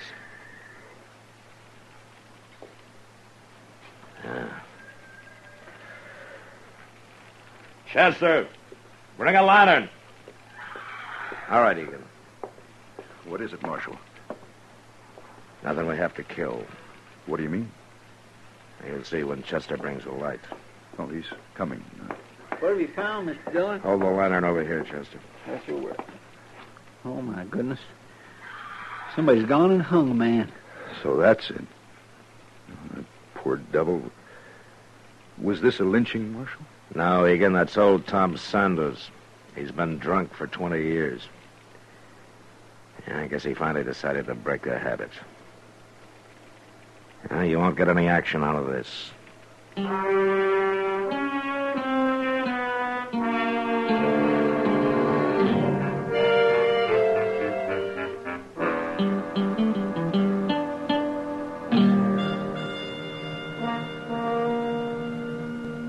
Well, Egan, it's been nearly a week. Enough excitement for you? I must admit, Marshal, it's not quite what I'd expected. Somehow the idea Marshal was always busy, doing things. You mean gunfighting? I've told you I don't think gunfighting's necessary. Yeah, I remember. Any man accustomed to command should be able to control these Dodge City ruffians without much trouble. I only draw my gun as a last resort, Egan. And besides, you haven't seen any of these men in action yet. I still want the job, Marshal. Yeah, I know. Oh, Matt? Yeah, come on in, Doc. Say, Matt, you'd better get over the Texas Trail. Oh? You know those fellas Gear and Bozeman? Yeah, I know him. Well, they've got that poor little Leonard Phibbs at the bar there, and they're trying to make him pay for their drinks. He's broke, of course, so they're beating him up. They're doing it real slowly, bit by bit. I tell you, it just makes you sick to watch it. All right, Doc. Wait, Marshal. Yeah, what? Let me handle this. Look, Egan, Gear and Bozeman may be a couple of bullies, but that doesn't mean they're not dangerous. They are. Are you afraid I might be able to handle them, Marshal? Well? Okay, go ahead. Here, take my badge. Tell them you're a deputy. Thank you, Marshal. You gotta learn one way or the other.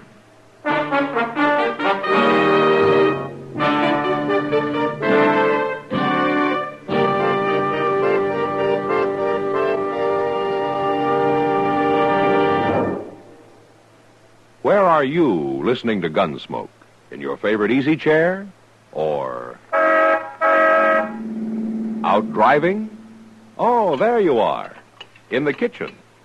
Say, you want to make whatever you're doing more enjoyable? Have a Chesterfield. Enjoy Chesterfield's better taste and mildness. You see, Chesterfield packs more pleasure because it's more perfectly packed. A more perfectly packed cigarette gives you an open, easy draw that unlocks all the better taste and mildness of fine tobaccos. And Chesterfield, made by exclusive Accuray, is more perfectly packed, with an even distribution of tobacco from one end of your Chesterfield to the other. Firm and pleasing to the lips, mild, yet deeply satisfying. Remember, to the touch, to the taste. Chesterfield packs more pleasure because Chesterfield's more perfectly packed. Buy Chesterfield. Mild, yet they satisfy the most.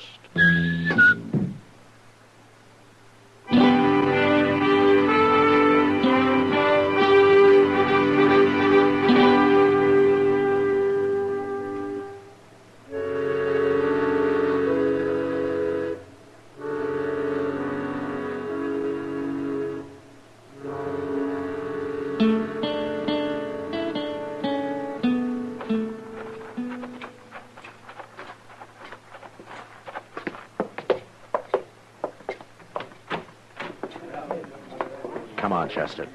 I knew you wouldn't leave Mr. Egan all alone. Nobody will look for us coming in the back door. Hey, let's move a little closer. Egan's facing him, Mr. Dillon. Yeah. Oh, look at poor little Phibbs. They got him all bloody. What makes you think you can do this to a man? Is there no law where you come from? We come from Dodge, Mr. Deputy. Where do you come from? Are you Bozeman or Gear? I'm Bozeman, Mr. Deputy. I'm the one who generally does the talking, but we both do the fighting. You're out of order, Bozeman. What's that? I said you're out of order. I will not tolerate your insolence. I'm not sure, Mr. Deputy. But are you saying you don't like us? That's enough. You and Gear will turn and face the bar while I take your guns. You're the most doggone foolish man I ever saw, Mr. Deputy. Do as I say. Why? Because you're wearing a badge? That's reason enough? Now, Mr. Deputy, that may be reason enough for There'll you. be no shooting. I'm ordering you to face the bar. I guess there's no use talking to you, Mr. Deputy. I'll take him along here. He's going. Hold it, Bozeman! All right, that's enough.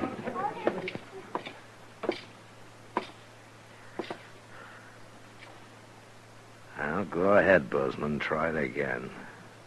Now, wait, Marshal. You knew he couldn't handle a gun. You know I can. Is that it? Your gun against two of us? Quit talking, Bozeman. Don't try it, Gear. All right, then do as my deputy told you. Face the bar. Sure. Sure, Marshal.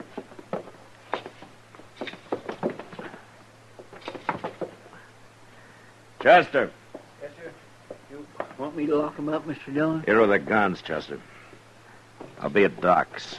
Maybe he can save Bozeman here from hanging.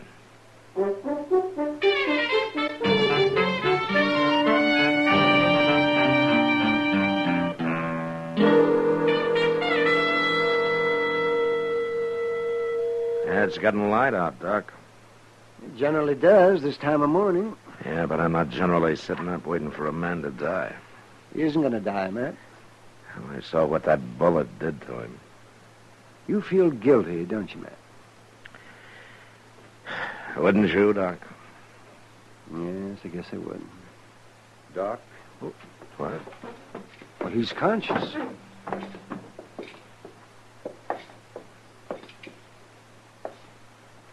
Well, how do you feel, Egan? Pretty fair, Doc. I've been lying here, listening to you talk. Well, you mean you've been conscious for some time? Half hour, maybe. I wanted to get my head clear. Well, a few weeks in bed and it'll be clear enough. I guess I was lucky. If that bullet had gone 1 inch to the left, you'd have died on the floor, Egan. You were lucky, all right. God protects fools and drunkards, isn't it? Marshal Dillon. Yeah. I heard you saying you felt guilty about this. It wasn't your fault. Well, I should have known what had happened. But I heard you telling Doc how it happened. You faced them the same way I did. They didn't shoot you. It's a little different with me, Egan. How? This is my profession. I've handled enough men to be professional. Egan, why do you think Bozeman did what I told him to do? Because he knew you'd shoot if he didn't? He not only knew I'd shoot, he knew I'd kill him. He knows I can handle a gun pretty well. And that part of the profession they don't teach in the Army. Takes years and years to learn. Well, I can't complain anymore about there not being enough action, can I, Marshal? Yeah, your week's up today, Egan. Do you want the job? Marshal, you ever been in California? Not for some time. I hear things are pretty active out there. I'll write you and tell you all about it.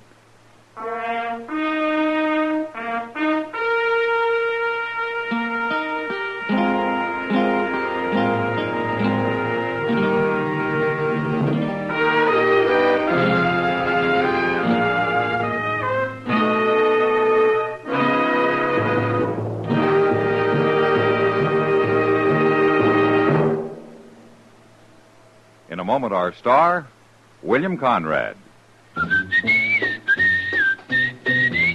Chesterfield packs more pleasure because Chesterfield's more perfectly packed. Chesterfield, made by exclusive Accuray, packs more pleasure because it's more perfectly packed. Unlocks all the pleasure of fine tobacco. Chesterfield packs more pleasure because Chesterfield's more perfectly packed. Firm and pleasing to the lips. Chesterfield. Mild. Yet they satisfy the most. You know, there were a lot of ways for death to come to a man on the frontier. All of them hard. But next week, a man meets death the hardest way of all, at the end of a rope. But that was the West. Good night. Gunsmoke, produced and directed by Norman Macdonnell, stars William Conrad as Matt Dillon, U.S. Marshal. Our story was specially written for Gunsmoke by John Meston, with music composed and conducted by Rex Corey. Sound patterns by Tom Hanley and Bill James. Featured in the cast were John Dehner, James Nusser, and Harry Bartell. Parley Bear is Chester, Howard McNear is Doc, and Georgia Ellis is Kitty.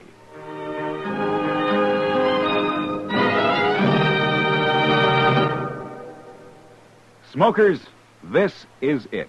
L&M filters. So good to your taste, so quick on the draw.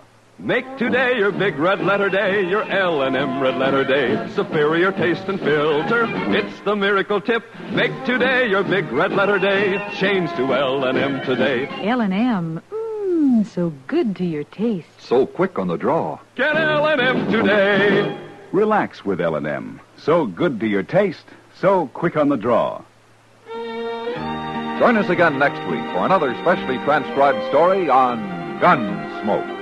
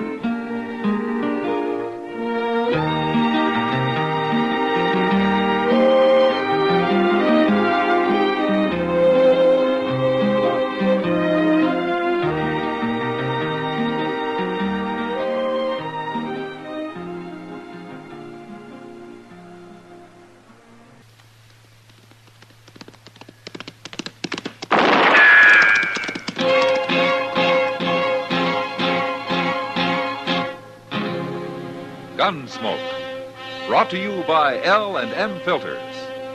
This is it. L&M is best, stands out from all the rest. Around Dodge City and in the territory on West, there's just one way to handle the killers and the spoilers, and that's with a U.S. Marshal and the smell of Gunsmoke.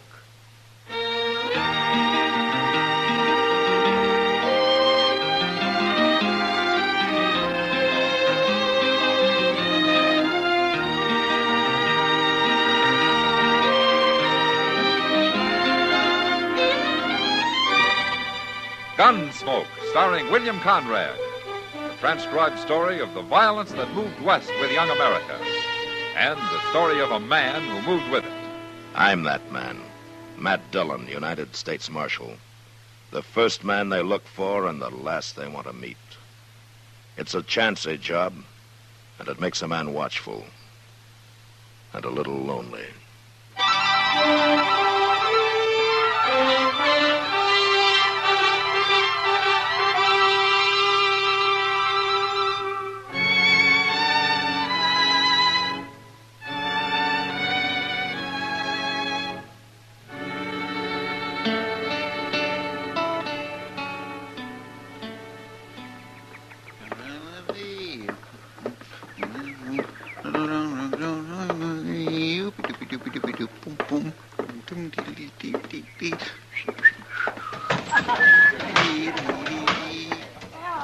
Well, hello, Chester. Well, Miss Kitty. What are you doing in here this time of day? I found me $1, Miss Kitty, and I thought I'd run it up at Barrow this afternoon so's I'd have some real money to gamble with tonight. Oh, now that's what I call thinking ahead. Well, man's got to take a chance once in a while, else he won't never amount to nothing. Well, you got your mind made up. I won't argue with you. Would you come stand by me? Maybe give me a little luck? Sure. I got a feeling it won't take long. Oh, Jack Davis is the only man playing there. We'll have plenty of room. It isn't room you need, Chester. Hey, who's that dealer? I never seen him before. New man, Lonnie Pike. I don't like his looks. You never mind him. You watch the cards. Get your hand off them chips, Pike. You lost, didn't you? I had 'em on the 7. You moved 'em. I did not. More trouble. Told you to get your hand off 'em. I'm warning you, Pike. Here, now, you fellas can settle this without no fight. You stay out of it, mister. I'm taking these chips, Davis. Oh, no, you ain't. And you better come up with a gun in your other hand. Now, draw, Davis. You ain't gonna shoot me. Get that knife out of my hand. Get it out. Quit fumbling for your gun. I quit. Look. Pull that knife out of there, Davis. Go on, pull it. There, that'll learn 'em. Hand. You've torn up my hand. If you go for your gun again, I'll tear up more than your hand, Pike. I mean it, I'll open up your throat. Hold it, Davis. What are you busting in for, Marshal? Shoot him, Marshal. Shut up. Shoot Pike. him. You lay that knife on the table, Davis. Go on, do it. I ain't gonna fight you. All right, pick it up, Chester. Yes, sir. Why didn't you shoot him, Marshal? You seen what he done to me. Now, I'll take your gun, Pike. Where is it? In my pocket there. I wasn't going to use it. I was only scaring him. It's a lie. That's right, Mr. Dillon. Pike went for his gun before Davis pulled that knife. That's no cause to pin my hand to the table. It's all tore up. It's ruined. And you're letting him get by with it, Marshal. You won't even shoot him. You'll pay for this, by heaven. I'll get even with you. You can bleed to death while you're standing here talking, Pike. You better go see Doc before you do anything. I'll go. But you'll see, Marshal. You and Davis both. You'll see.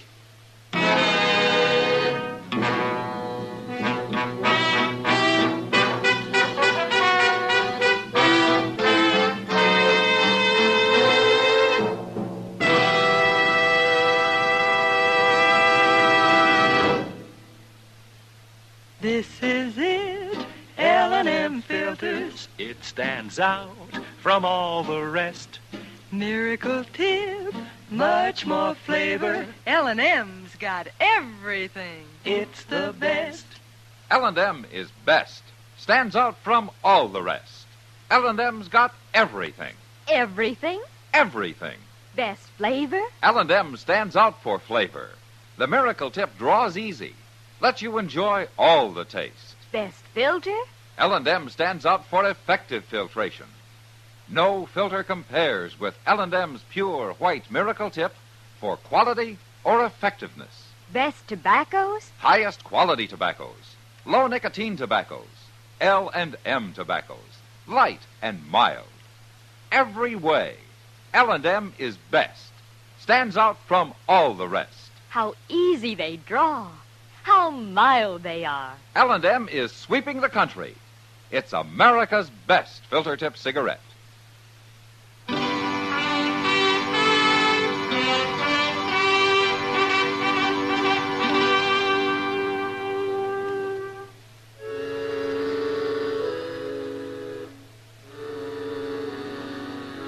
After Pike left, I got the whole story from Chester and Kitty. And although Davis had acted in self-defense, I didn't care much for knife men. So I ran him out of town on general principles. I'd have run Pike out, too. But the next day, he left on his own accord. And that's the last I heard of him for some time. A month went by, and I forgot about the whole thing. Until the day Chester brought word that an old friend of mine, a gambler called Cam Durbin, had come to town. And he wanted to see me at the Dodge House. Durbin seemed like a real nice fellow, Mr. Dillon. His wife's nice, too. His wife? Wasn't he married when you knew him? Well, I haven't seen Cam in a long while, Chester. I think he's been over in Wichita all this time. Yes, he has. That's what he said. They come on the Santa Fe this noon. There they are, sitting in the lobby. Oh, yeah. She's a pretty girl, isn't she? Yes, she sure is. Awful pretty. Oh, here he is, Dillon. Here's Matt Dillon. Hello, Cam.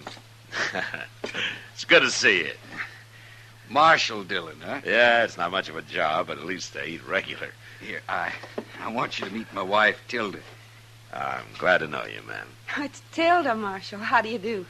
Well, you surprised to see me married, Matt? Well, a man can get married, I guess. Sure he can. If you left that gun off, maybe some woman would have you. Yeah, you used to be pretty handy with a gun yourself, Cam. I had to be. Yeah. But that's over, Matt. I've gambled honest ever since my wedding day.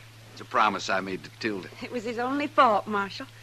Outside of being the most jealous man I ever met. Oh, now, Tilda. It's true, and you know it. Tell me, Cam, what are you doing in Dodge? Oh, I'm going to run a faro table at the Long Branch, Matt. I made a deal by mail with the owner there. Oh, Sam Noonan? Yeah.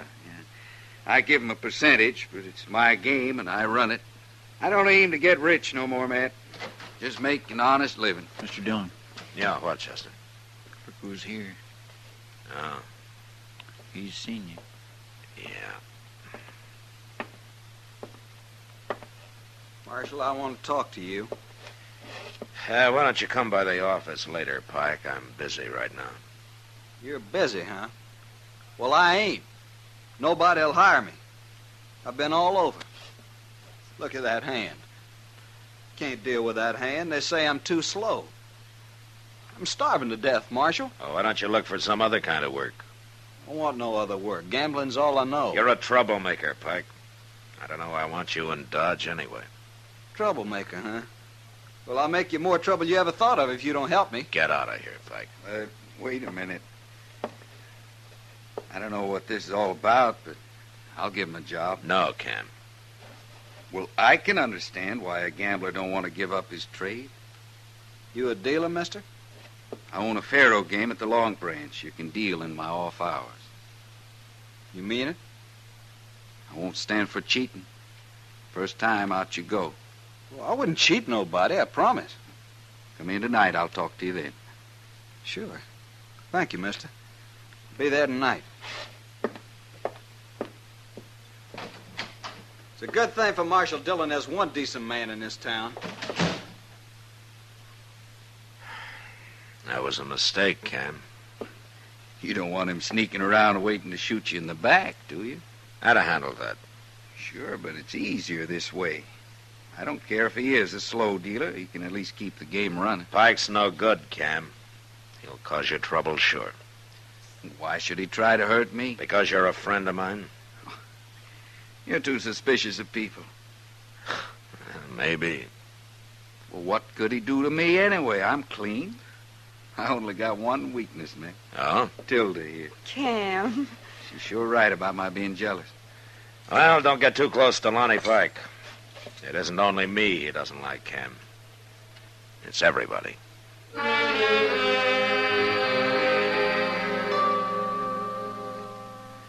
After a week or two passed and nothing happened, I began to think maybe Cam was right about my being too suspicious. For a while, he joked me a lot about it. And then I began to notice a change come over him. Wasn't anything I could put my finger on. But sometimes I'd find him looking at me, and when I'd look back, he'd turn away or start studying his hands. It was like he had something on his mind that he was ashamed of. I wanted to ask him about it, but I figured he'd tell me when he got ready. And he almost did one night at Delmonico's. Doc and I had finished supper and were sitting there talking when Tilda walked up. Evening, Marshal. Yeah. Doc. Well, hello, Tilda. Won't you have a chair, Tilda? Oh, thanks, Marshal. Oh, where's Cam? I'm waiting for him. He told me to meet him at 6 o'clock. Oh? Well, you can have our table. We're all through. Oh, I thought maybe you hadn't started yet. Well, Doc likes to eat early. I guess he's afraid there won't be anything left if he isn't the first in line. Oh, anything. Oh, now that's a lie, of course. I eat early because I get hungry early. It sounds like a simple enough reason. Yeah, and also because I like to go to bed early when I can, like tonight. So if you'll excuse me. I'll stay with Tilda till Cam shows up, Doc. Fine, fine. Goodbye, Tilda. Bye, Doc. Hello, Pike. Hello. That's funny. Oh, what?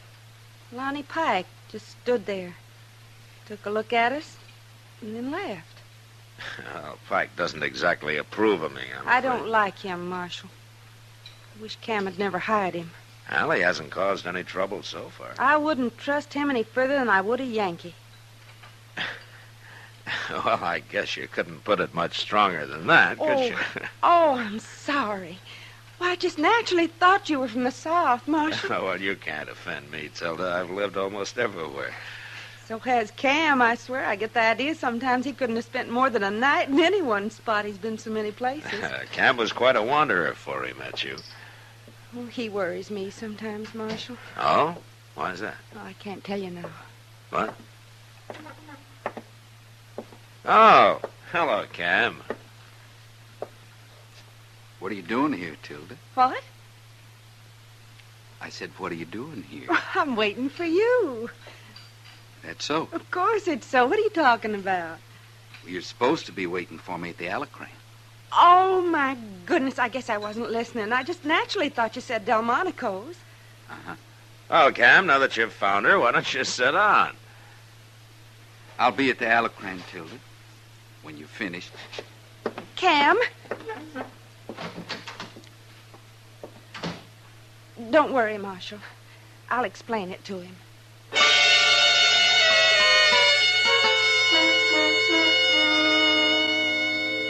Tilda followed Cam out the door, and I sat there watching him, and feeling pretty helpless about the whole thing. I'd seen jealousy before, and I knew what it could do to a man. But somehow I'd never been mixed up in it personally. And I didn't like it now that I was. But I figured the only thing to do was forget it. And I did. Until the next day. It was along about dusk, and I was riding back to Dodge from a trip I had to make out to the Chatsworth place. At the edge of town, I caught up with two other riders, Kitty and Tilda. So I rode along with them.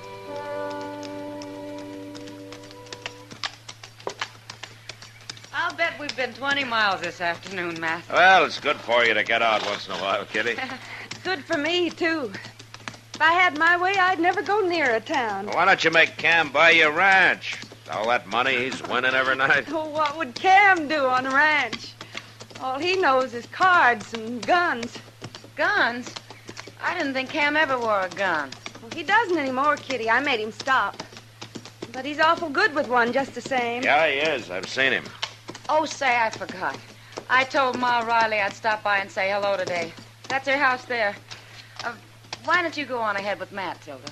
Well, I think I will, Kitty. I'm kind of tired. I'll see you later. Sure, Kitty. Goodbye. Bye. Bye, Kitty. She's a wonderful girl, Marshal. Yeah. Well, that's not the most enthusiastic response I ever heard. I'm sorry, Tilda. I just thinking about yesterday at Delmonico's. Oh. Cam was upset about something, Marshal. It had nothing to do with you and me. Is that so? No. That isn't so. You know it. Shames you when he acts like that, doesn't it? Yes, but he doesn't always act like that. No, of course not. Oh, look. There he is, waiting for you. And Pike. Yeah. Oh, Pike's leaving. Good. Hello, Cam. How are you, Cam?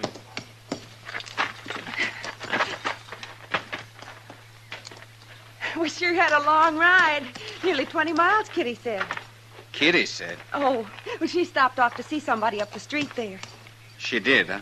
Why, Cam, you don't think I've been out riding with the marshal, do you? Why shouldn't I? Well, we ran into him on the edge of town, that's all.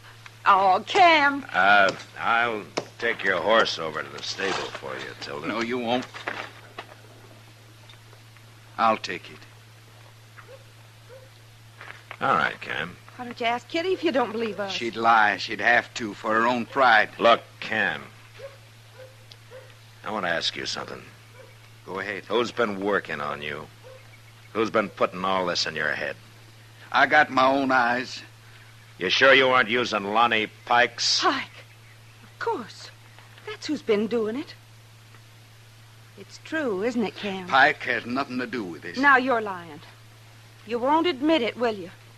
You're too ashamed to admit it. I don't need anybody to tell me what's plain as day. Matt? Yeah. Next time we meet, I'm going to be wearing a gun. No.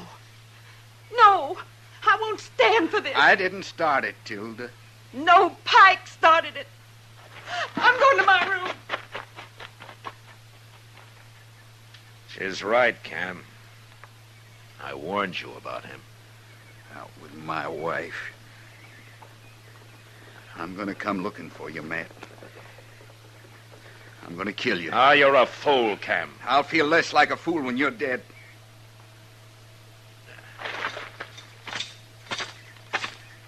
Where'll you be, Matt?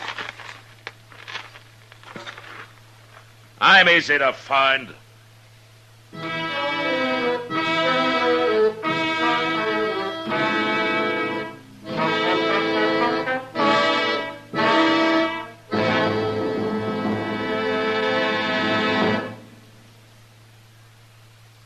I've got L&M. I've got L&M. I've got L&M. And L&M's got everything. Best filter. Notice the color of the Miracle Tip. It's white, pure white, to give you the purest and best filter. Best flavor. You get a rich, good-tasting, fully satisfying smoke. And that's what every smoker wants. Best tobaccos. Highest quality tobaccos. Low nicotine tobaccos. L&M tobaccos. Light and mild. Today, buy L&M. It's sweeping the country because it's America's best filter tip cigarette. Yes, today, why don't you get L&M? Because L&M's got everything. This is it. L&M filters. L&M's got everything. It's the best.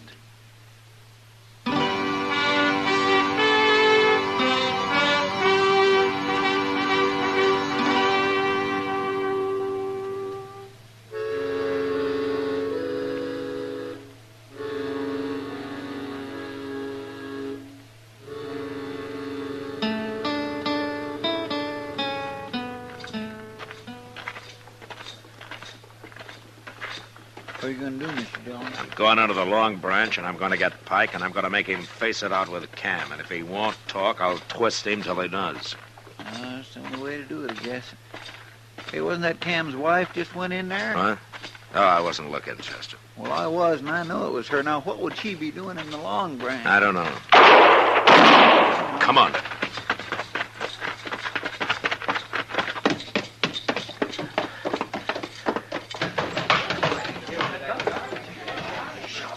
Look, she's gone and shot Lonnie Pike.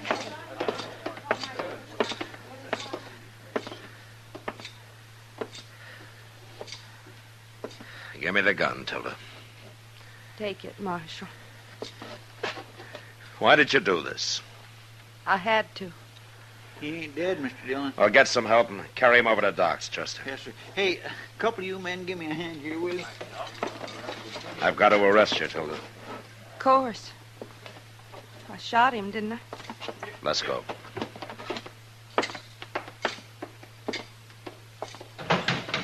It's Cam. He's wearing a gun. Don't you say a word to him. Let me do the talking.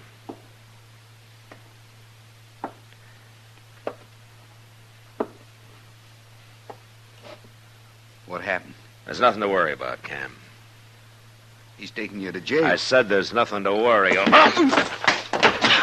Marshal! Why'd you do that? Why'd you hit him? I need a couple of more men over here. Well, at least you'll have some company now, Tilda.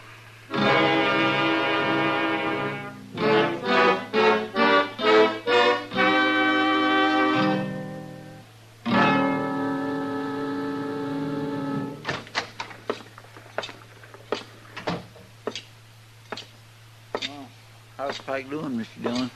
Doc will let us know when he knows. And at least he isn't dead. No, Tilda. Not yet, anyway. I had to do it, Marshal. Chester.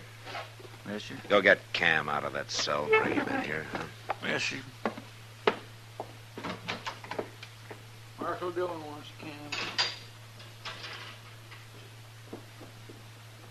They hang me, Marshal.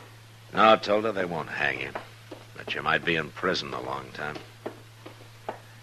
It's a good thing you hit me, Matt. Yeah. I'd have killed you otherwise. I'd never have let you take Tilda to jail. She shot a man, Cam. I don't care. If he dies, she'll go to prison. Why'd you do it, Tilda? Why? Don't you know? You shouldn't have done it. You didn't have to. I figured I had to. But why? Because of you, Cam. I don't know what you mean. If you really don't know what I mean, then I shot Lonnie Pike for nothing. Isn't that so, Marshal? I think I understand, Tilda. It ain't true about you two, is it? Well, is it? I guess you'll have to answer that for yourself, Cam. Pike. It was Pike kept saying all those things.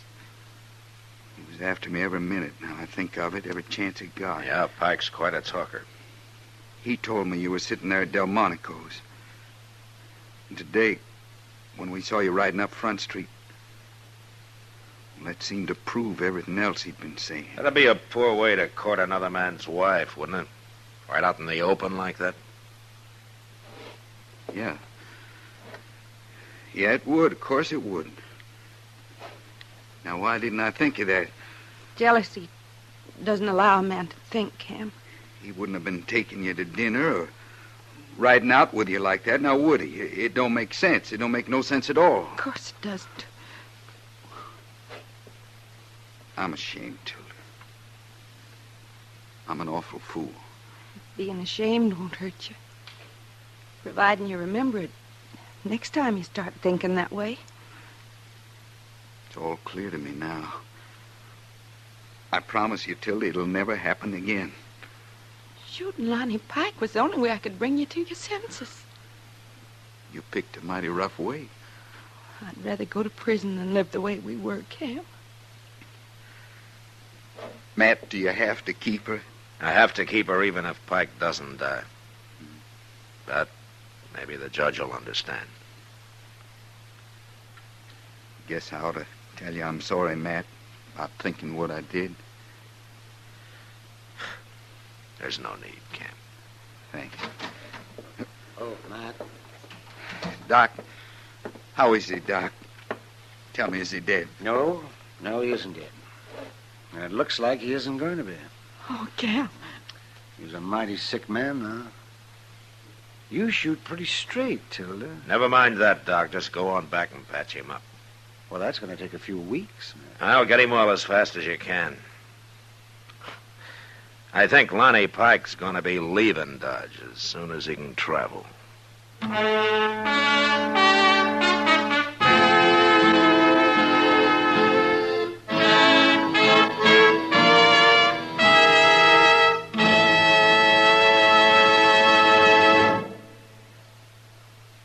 And now our star, William Conrad. Thank you, George. Mild and plenty quick on the draw. That's L&M for you. And the pure white miracle tip on the business end of every L&M filters out everything but the taste of the world's finest tobaccos. All you have to do is pick up a carton of L&Ms and you'll see what I mean. L&M stands out from all the rest.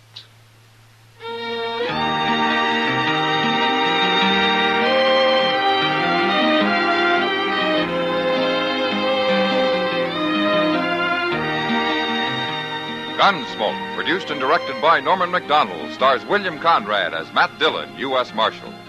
Our story was specially written for Gunsmoke by John Meston, with music composed and conducted by Rex Corey.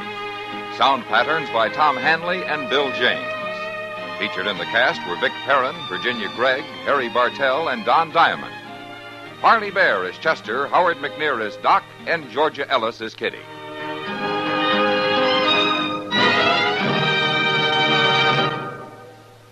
Put a smile in your smoking. Next time you buy cigarettes, stop. Remember, only Chesterfield is made the modern way with Accuray. This amazing quality detective electronically checks and controls the making of your Chesterfield, giving a uniformity and smoking quality never possible before. For the first time, you get a perfect smoke column from end to end. From the first puff to the last puff, Chesterfield smokes smoother. Chesterfield smokes cooler. Chesterfield is best for you. Next time you buy cigarettes, stop. Remember, Chesterfield is made the modern way with Accuray. Put a smile in your smoking, just give 'em a try. Light up a Chesterfield, they satisfy. You'll also enjoy Chesterfield's great radio shows. Perry Como sings all the top tunes on CBS Radio every Monday, Wednesday, and Friday. Jack Webb stars in Dragnet on Tuesday nights. Check your local listings. Listen to Gunsmoke again next week, transcribed for L&M Filters.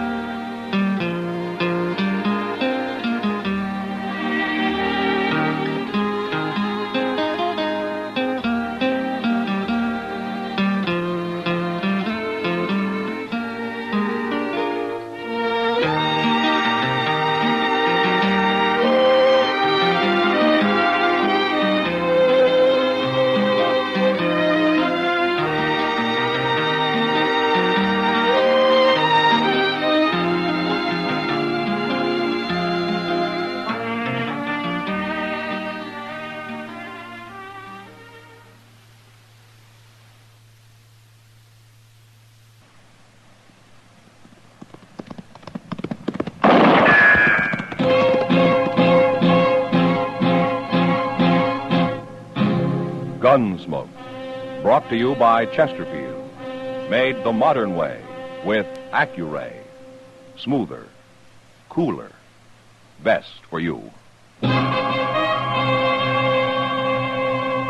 Around Dodge City and in the territory on West, there's just one way to handle the killers and the spoilers, and that's with a U.S. Marshal and the smell of Gunsmoke.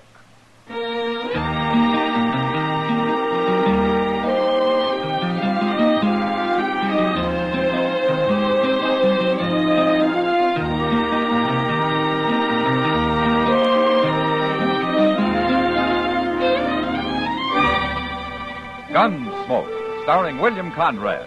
The transcribed story of the violence that moved west with young America. And the story of a man who moved with it. I'm that man, Matt Dillon, United States Marshal. The first man they look for and the last they want to meet. It's a chancy job, and it makes a man watchful and a little lonely.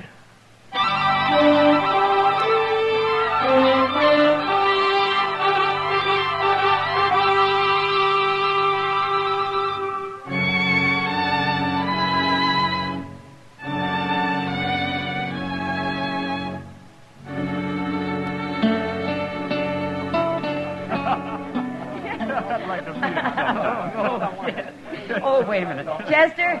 Chester! Evening, Miss Kitty. You were going straight to the bar without even saying hello.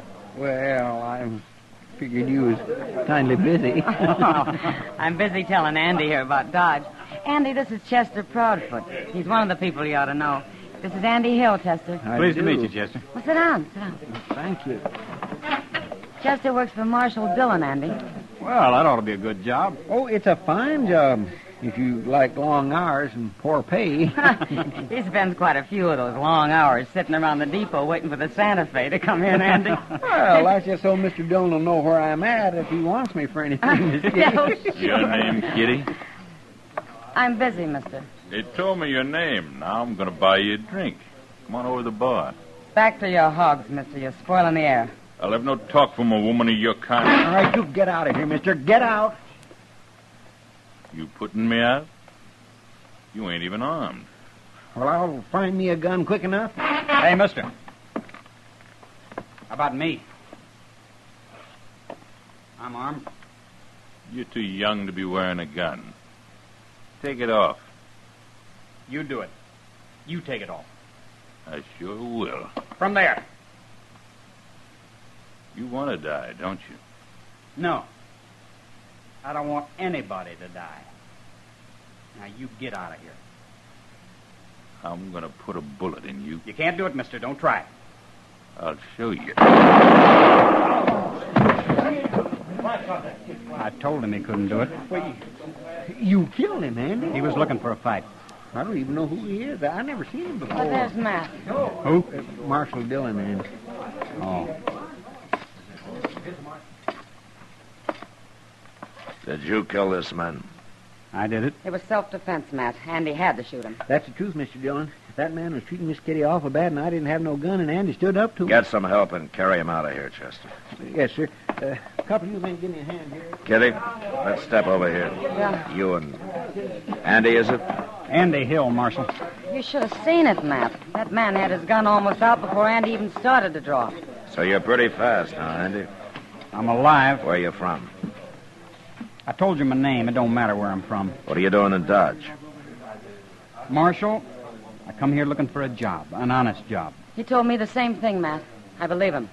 Why would I be lying? Well, the way Kitty described it, you're mighty handy with a gun for a man who's looking for an honest job. All right, I'll move on. I wouldn't have a chance here with you against me. Matt. Don't worry about it, Miss Kitty. I'll make out someplace else. Wait a minute, Andy. Yeah? Go over to the stage office. Ask for Jim Buck. What for? He's a driver. He's looking for a man to ride shotgun. Tell him I sent you. Thanks, Marshal. I'll go over right away. So long. You see, Matt? He did mean it. Yeah, he wants a job, all right. But he's hiding something, Kitty. When a man hides something, it's usually bad. But I got a feeling about him, Matt. I think he's all right. Well, I hope so, Kitty. Won't be so good if I recommended an outlaw to protect the stage.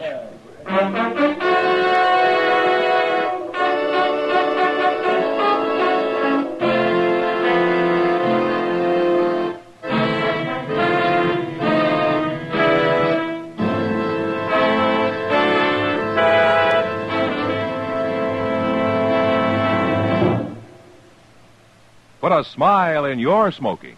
It's as easy as ABC. Because Chesterfields made with Accuray are A. Always milder. B. Better tasting. C. Cooler smoking. Yes, a Chesterfield is always milder. That's because Accuray controls your Chesterfield in the making. Gives it a more even distribution of fine tobaccos that burn more evenly, smoke much milder. A Chesterfield is better tasting. That's because an Accuray Chesterfield draws more easily. Lets you enjoy all the wonderful flavor. And a Chesterfield is cooler smoking. 14% more perfectly packed than cigarettes made without Accuray. You enjoy cooler smoking pleasure. No hot spots. No hard draw. So the next time you buy cigarettes, stop. Remember, an Accuray Chesterfield is A. Always milder. B. Better tasting. C. Cooler smoking. Put a smile in your smoking, just give 'em a try. Chesterfield's best for you. They satisfy.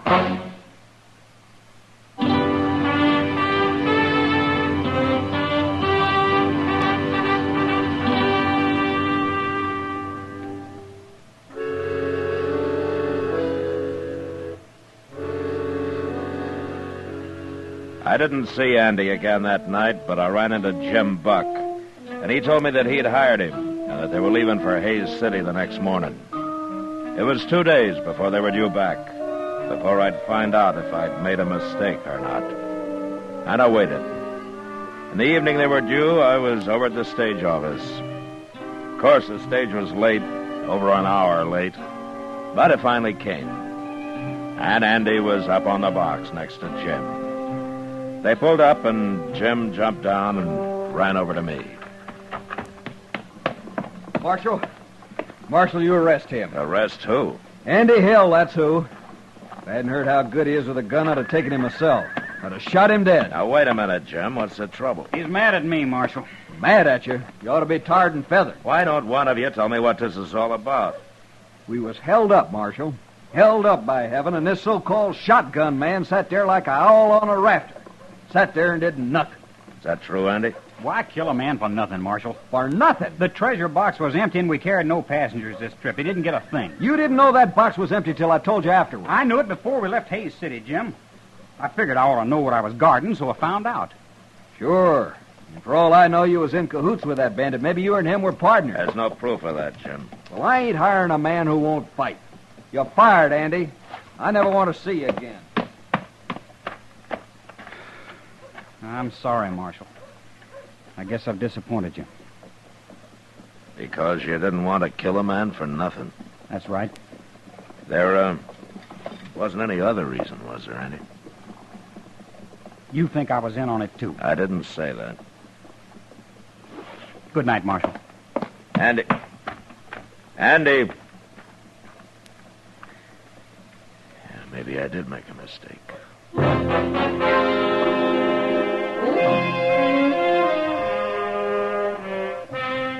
I wasn't sure about Andy that night, but the next few days changed my mind again.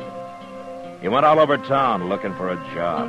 He tried everybody and everything, but nothing came of it. And finally, I heard that he'd got discouraged and quit trying. I had a long talk with Jim Buck, and at the end, he said he was sorry he'd lost his temper, but he still wouldn't rehire Andy.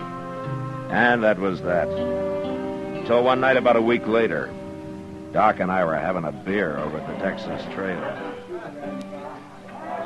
From what I've seen of him, Matt, Andy's got a lot of pride. Maybe too much pride, Doc. No, he's young. He's feeling his blood. Oh, my, we were all like that once. Ah, there's more to it than that. Well, what? I don't know, Doc. Andy doesn't talk much, especially to me. Well, maybe he doesn't trust the law. Well, most people around here don't. Yep. Get away from him. Oh, now what? That's Andy. He's drunk. Who's that following him? Who is that, man? I'm trying to think, Doc. I've seen his face. Maybe it was his picture. I said I don't want to drink with you. No drink. Oh, there's going to be a fight, man. Yeah, stick around, Doc. We may need you. A man won't drink with Take it any way you like. Andy, I could kill you. You know, you're drunk. Try it. Hold it, Andy. Stay out of this, Marshal. He's right. You're too drunk to fight. Am I? Watch me. No. Hey. What'd you do that for, Marshal? To keep you from killing him, Carrick. Know my name? I heard Andy say it, but I don't want to hear it again. And I don't want to see you again. You find your horse and you ride him out of town, Carrick, and you keep on riding him. Now, you get moving while you got a chance.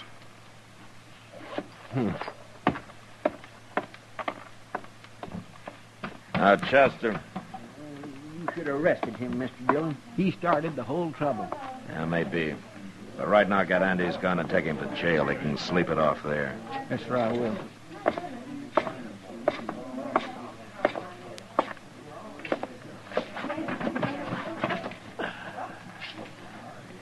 Well, you didn't need me after all, man.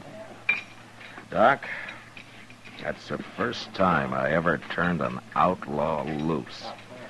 What's that? Carrick. I saw his picture the other day on some news circulars. The law in Oklahoma Territory. I'd like to have him back. Well, then why didn't you arrest him? Andy's wanted with him. There's no picture, but I remember the description now. Carrick for murder, Andy for robbery. They were partners. You let a murderer go? No, not exactly, Doc. Carrick needs Andy for a partner. That's why he came here. And that's why he'll come back. If he comes back, you're going to have two outlaws to deal with. Yeah, maybe. But it's Andy who's going to have to decide that. He's still got a choice to make, Doc. All I'm doing is giving him the chance to make it. Why should you risk facing a pack of trouble to help a man you hardly know, man? A man who hardly knew me went out of his way once, Doc. Maybe I'm kind of paying him back. Oh. Well, I still say you must have a lot of faith in Andy. No, not a lot, Doc. Just enough to take a gamble.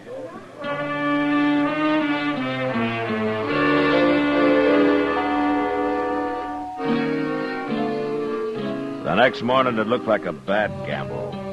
Andy came out of his cell sullen and angry. And when I gave him his gun back, he took it and left without a word. Later, Chester reported that he'd ridden out of town. And it was several days before I heard of him again. Mr. Dillon? Yeah, what is it, Chester? Andy Hill's back in town. Oh? Jim Buck told me. Well, how does Jim Buck know? He's standing out there on the boardwalk talking to him. I went up and said hello to him, and you know what Jim told me? He's gone and hired Andy to ride shotgun for him again. He has? Yes, he has. He was kindly laughing about it. He said Andy spent most of the morning arguing him into it. Said anybody who could talk that good and that long deserved a job. I guess he ain't mad at Andy no more, huh? Chester, Jim's bringing a shipment of gold back from Hayes City next trip. Oh. You're thinking maybe Andy knows about it. Him and Carrick both. Yeah, maybe. What's that? It's a circular from Oklahoma with Carrick's picture on it and Andy's description. Oh, what are you going to do with it? I'll be back directly.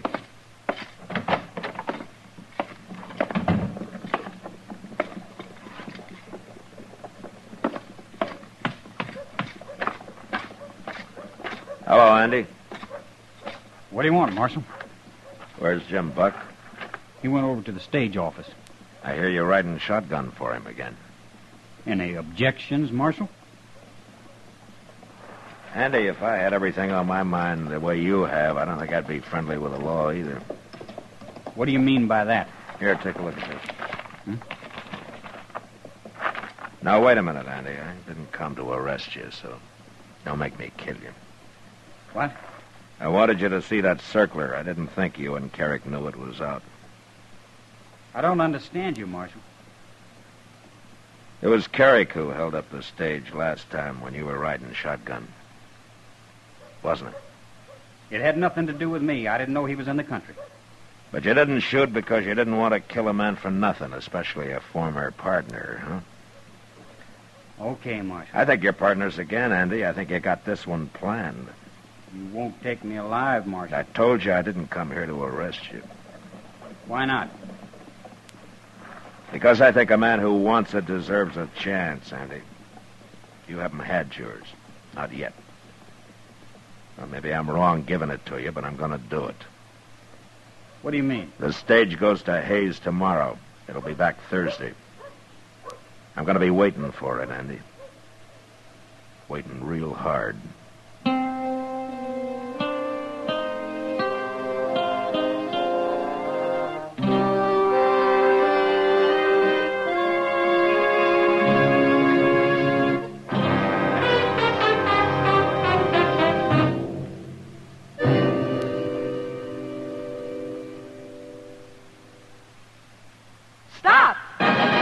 Start smoking with a smile with Chesterfield. Smoother, cooler, milder Chesterfield. Put a smile in your smoking, just give 'em a try. Chesterfield's best for you. They satisfy. Yes, put a smile in your smoking. It's as easy as ABC. Because Chesterfields made with Accuray are A. Always milder. B. Better tasting. C. Cooler smoking. Yes, a Chesterfield is always milder. That's because Accuray controls your Chesterfield in the making. Gives it a more even distribution of fine tobaccos that burn more evenly, smoke much milder. A Chesterfield is better tasting. That's because an Accuray Chesterfield draws more easily, lets you enjoy all the wonderful flavor. And a Chesterfield is cooler smoking. 14% more perfectly packed than cigarettes made without Accuray. You enjoy cooler smoking pleasure. No hot spots, no hard draw. So the next time you buy cigarettes, stop. Remember, an Accuray Chesterfield is A, always milder. B, better tasting. C, cooler smoking. Put a smile in your smoking, just give 'em a try. Chesterfield's best for you. They satisfy.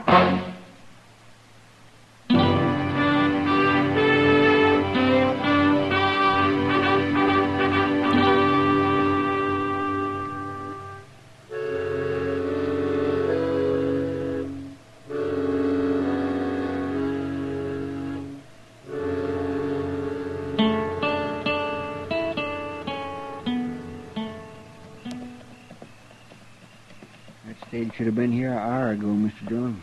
It's already dark. That's often late, Chester. Why did it have to be late this time? Are you worried? Yes, sir. And so are you. Well, it's like putting your whole stake on one turn of the card. Yes, sir. Mr. Dillon? Yeah. It made it. The stage made it. Yeah, the stage did, Chester. But there's no shotgun messenger. Oh, by golly, you're right. Where's Andy?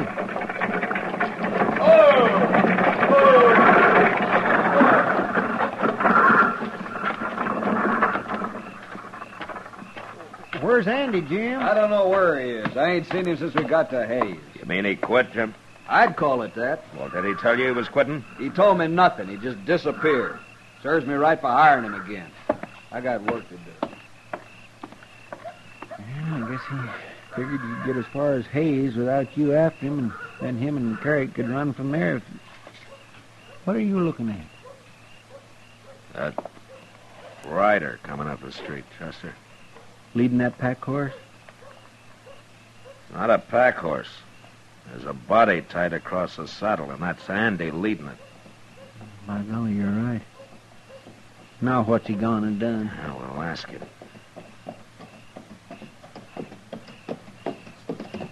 Hello, Marshal. Hello, Andy.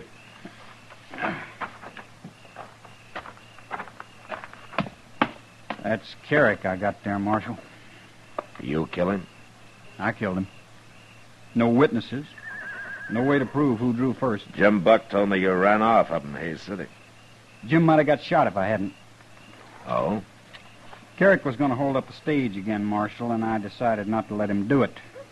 But I figured if I tried to fight him while I was sitting up there next to Jim, it'd go bad. So you rode back to meet Carrick alone, huh? Yeah. I left the night we got to Hayes.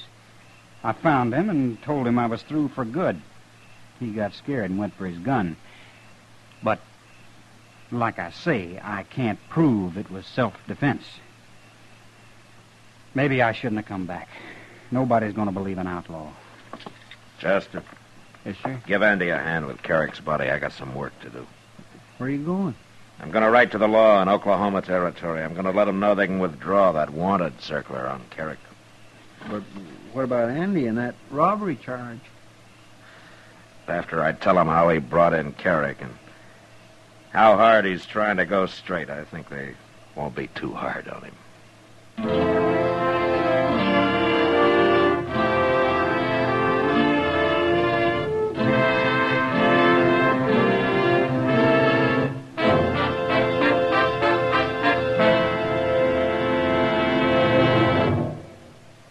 In a moment, our star, William Conrad. If you want tomorrow's better cigarette today, next time you buy cigarettes, stop. Remember, only Chesterfield is made the modern way with Accuray. You'll notice how fresh and good Chesterfield's made with Accuray taste, how smooth they are, and how they satisfy. So buy Chesterfield today. Smoother, cooler, best for you. You know, on the frontier, there were all kinds. Buffalo hunters, trail drivers, spoilers, saddle bums. And there were lawmen, good and bad. Well, our story next week concerns a lawman's death.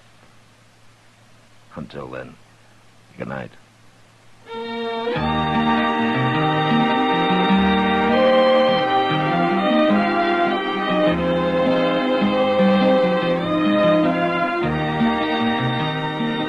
Gunsmoke, produced and directed by Norman Macdonnell, stars William Conrad as Matt Dillon, U.S. Marshal. Our story was specially written for Gunsmoke by John Meston, with music composed and conducted by Rex Corey. Sound patterns by Tom Hanley and Bill James. Featured in the cast were Sam Edwards, Harry Bartell, Barney Phillips, and Lawrence Dobkin. Harley Bear is Chester, Howard McNear is Doc, and Georgia Ellis is Kitty.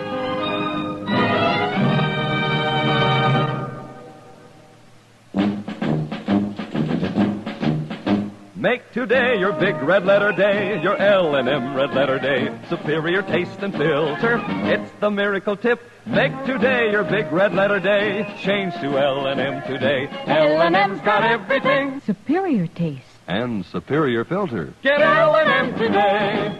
This is it. L&M. Superior taste and filter. Superior taste from richer tobaccos. Tastier, light and mild. Superior filter. It's white, pure white. Added to L&M tobaccos, this miracle tip actually improves your enjoyment. Look for the big red letters. Smoke L&M, America's best. L&M's got everything. Get L&M today. Be sure and listen to another transcribed story of the Old West on Gunsmoke next week at this same time.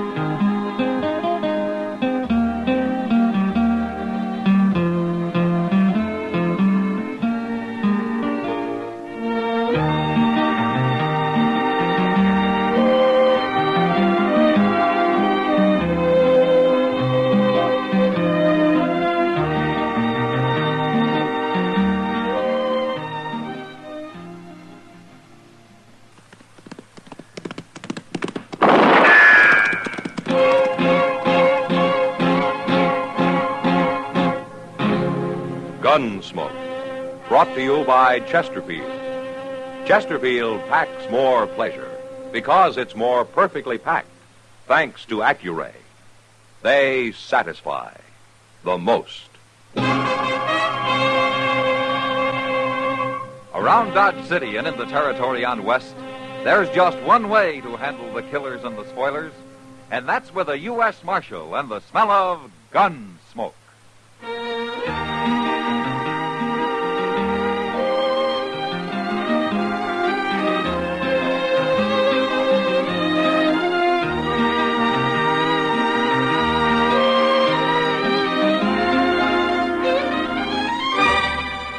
Gunsmoke, starring William Conrad. The transcribed story of the violence that moved west with young America. And the story of a man who moved with it. I'm that man, Matt Dillon, United States Marshal. The first man they look for and the last they want to meet. It's a chancy job, and it makes a man watchful and a little lonely.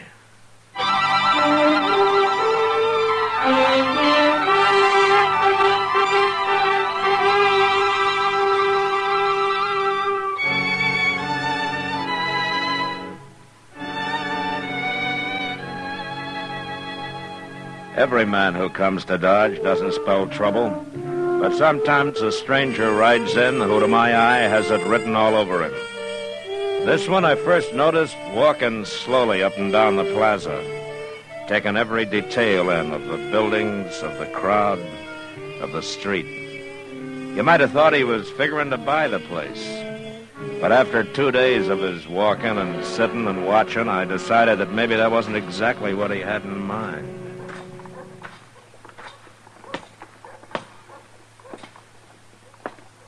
You looking for somebody, mister? You've been in Dodge long enough, stranger. You know who I am. Marshal Dillon. If there's anything about this town you haven't found out, maybe I can help you. This is the first civilization I've seen in months, Marshal. Just trying to get used to it again. By the way, my name is Cole Yankton. Well, it ain't no summer name, Marshal, if that's what you're thinking. What do you do that keeps you away from civilization, Yankton? Oh, I've been horse trading, around among the settlers, a few peaceful Indians. Uh-huh. But you're done with that now, huh? I sold what I had. Come out pretty good, too. You know, most men who come here with a stake spend it gambling. I haven't seen you near a saloon yet. I'll look them over later. You aiming to stay here long? I come here to take the Santa Fe to Wichita, Marshal. Well, it goes every day. You got something against me? No, not yet. I guess being a lawman, you gotta be suspicious of everybody, don't you? Not everybody. There's nothing wrong with me, Marshal. Now, don't you worry about a thing. I won't, Yankton. Good. I'm gonna let you do the worrying.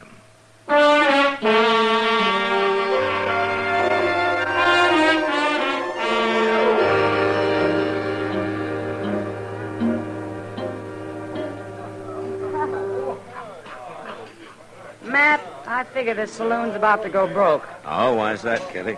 Well, they've almost stopped the water and the whiskey. Oh? I swear they're pouring it at least half and half these days. Kitty, Sam's got to make it last, you know. 1 barrel for the whole winter? Well, the less people drink, the less trouble they make for me. Ah, that's being selfish. Oh. Huh? I wondered how long he'd hold out. What? Who are you talking about? Now, the man at the door over there. He's been in town 2 days, and this is the first time I know he's come into a saloon. What? Kitty, what's the matter? Nothing, Matt. Nothing. Oh, you're staring at him like he was a ghost or something. A ghost. Well, what is it, Kitty? Do you know him? Cole Yankton. Well, who is he? Well, what do you know about him? He's coming over here. Excuse me, Matt. No, wait a minute, Kitty. What?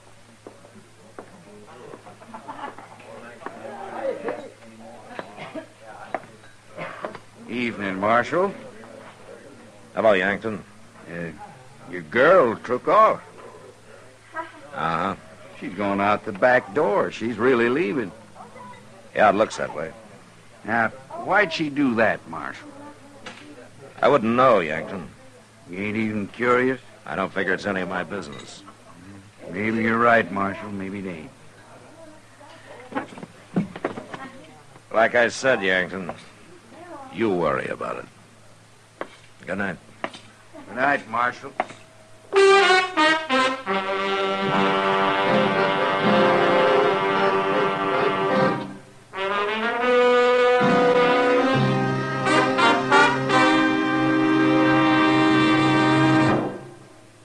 Introducing one of the country's best-known jazz musicians and arrangers, Mr. Bobby Haggart. How about whistling along with him?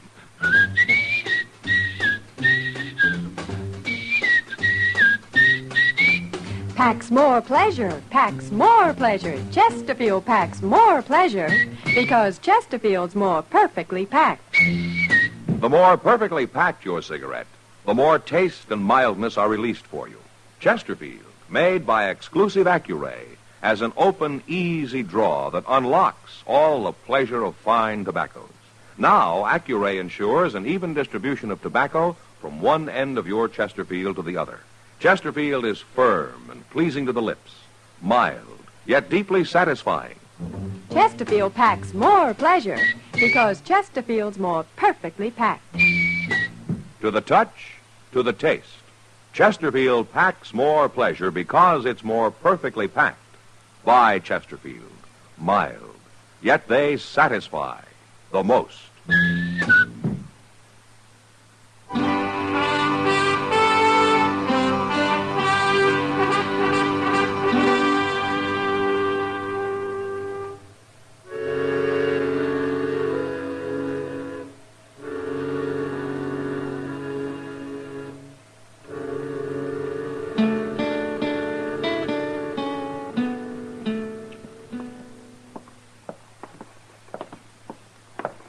Look at him, Chester.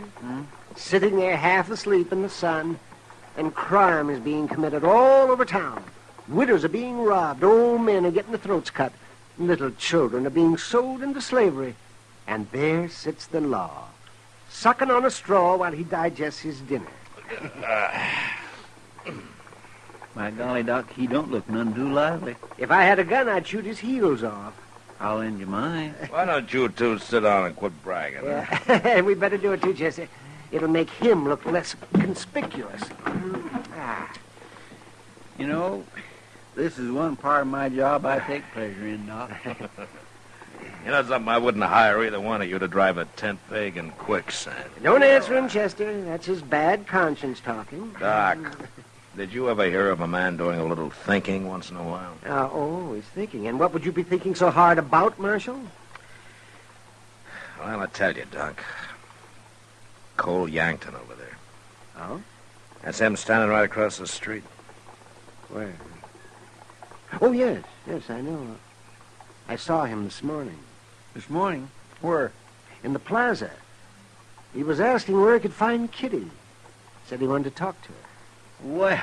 Now, that's all right, Chester. Why shouldn't he be talking to Kitty? Well, no reason, I guess. You don't fool me, Matt Dillon. You're wondering why as much as everybody else. Kitty knows lots of people, Doc. Oh, yes. People like Cole Yankton, outlaws. Look, there's Miss Kitty. So she's going to run right into him. You stopped her. I guess he's going to get to talk to her, all right. But he isn't, Chester. He's just kind of smiling at her. Well, that sure didn't last long. Where's he going now? He's taking his horse. Looks like he's leaving town, Matt. Yonder he goes. Well, that's good riddance. You can forget about him, Matt. Yeah, maybe. Why don't you ask Miss Kitty about him, Mr. Dillon? You said you was having supper with her tonight, didn't you? Yeah, that's right, Chester. I'm having supper with her.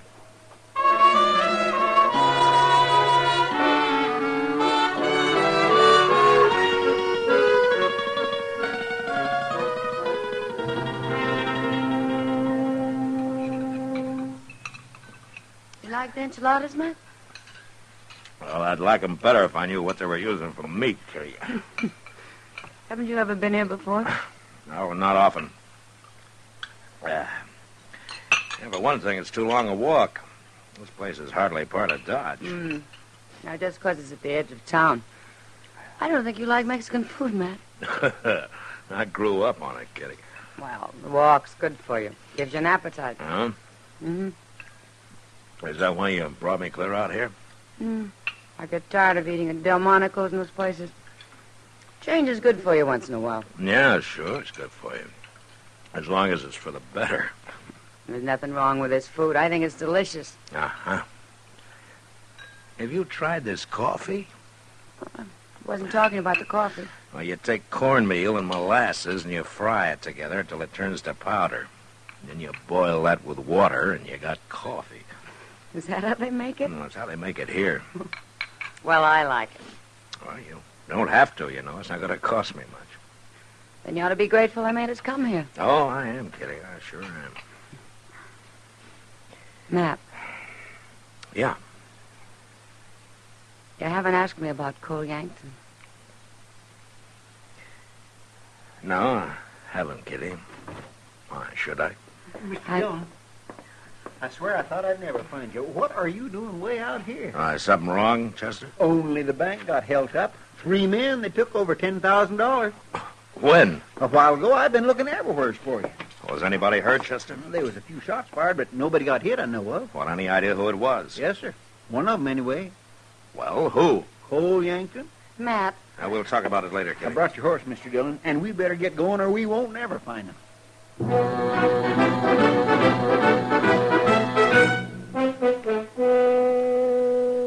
All Chester knew was that Cole Yankton and his partners had headed south out of Dodge. So we started after them. We rode blind for a few hours. I was about to give it up and wait for daylight when we ran into a cowboy who'd heard him ride past him in the dark. When I told him who I was, he told me the only place in the whole country where they might be hiding. And an hour later, Chester and I were crawling on our bellies up to a half-fallen shack that lay under a small bluff. They ain't even hiding in the shack. They got a fire going outside.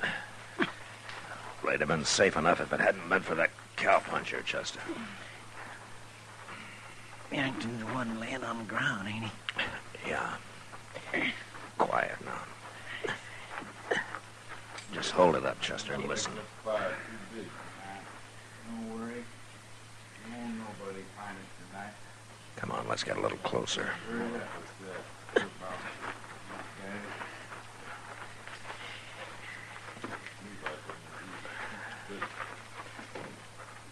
There's only two of them, Mr. Dillon. Yeah. The other one's probably in the shack. Listen. How are they gonna find it? He ain't bloodhound. Well, they don't like it, I tell you. Another thing, Yankton. What were them men doing in the bank? It was always empty at that hour. Can't find out everything in 2 days, can I? No, I guess not. I still give you credit for one thing, Yankton. At least that tin-horn Marshal never showed up. Don't give me credit for Why, he means So kid, hard Mr. to know Dillon. it's about. He means she was in on it. That gal help you out? What's her name? it. Name's Kitty, and I don't want to talk about it. Hey, you talked about enough what we got to dodge. Look, the marshal was out of the way, wasn't he? That's what I said. And that's all you need to know. Now leave Kitty out of this. You're awful touchy about it, ain't you, Yankton? You shut up, or I'll put a Chester. bullet in you. Yes, sir. There You now, watch for the Brown. man in the shack. I'm going to move in on these two. Are you ready? I'm ready. All right, you men are covered. Get your hands up. Shoot him.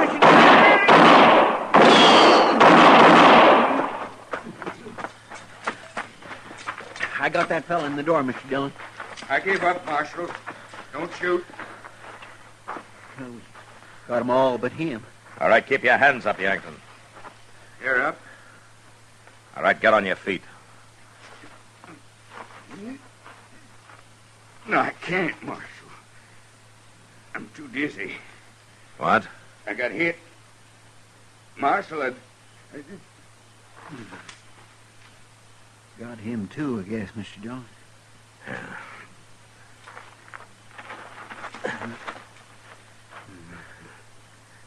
Yankton? He's bleeding all right, Chester, but he's not dead. Say, looks like an old cart of some kind over there, Mr. Dillon. If it ain't busted, maybe we can hitch it up and carry him back to Dodge. Yeah. Well, let's find that money first, then we'll try it. All right. Mr. Dillon, Yeah. What, Chester? it's kind of bad about Miss Kitty, ain't it?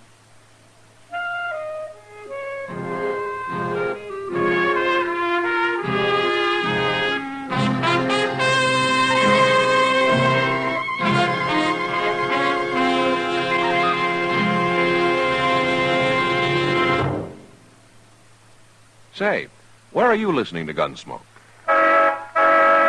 In your car? Getting ready for dinner? Oh, I see. Just relaxing in your favorite easy chair. I'd say you're in a good spot right now to really enjoy Chesterfield's better taste and mildness. You see, Chesterfield packs more pleasure because it's more perfectly packed. A more perfectly packed cigarette gives you an open, easy draw that unlocks all the better taste and mildness of fine tobaccos. And Chesterfield, made by exclusive Accuray, is more perfectly packed, with an even distribution of tobacco from one end of your Chesterfield to the other. Firm and pleasing to the lips, mild, yet deeply satisfying. Remember, to the touch, to the taste.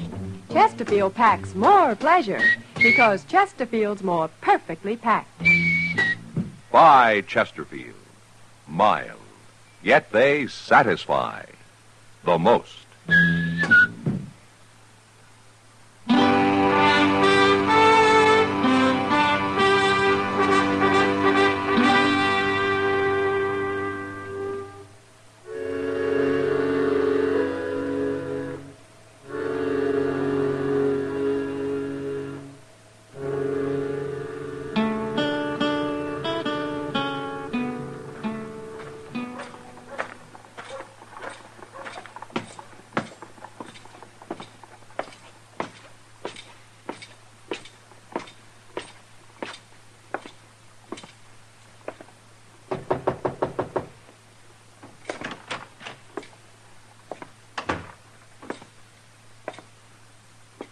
Matt.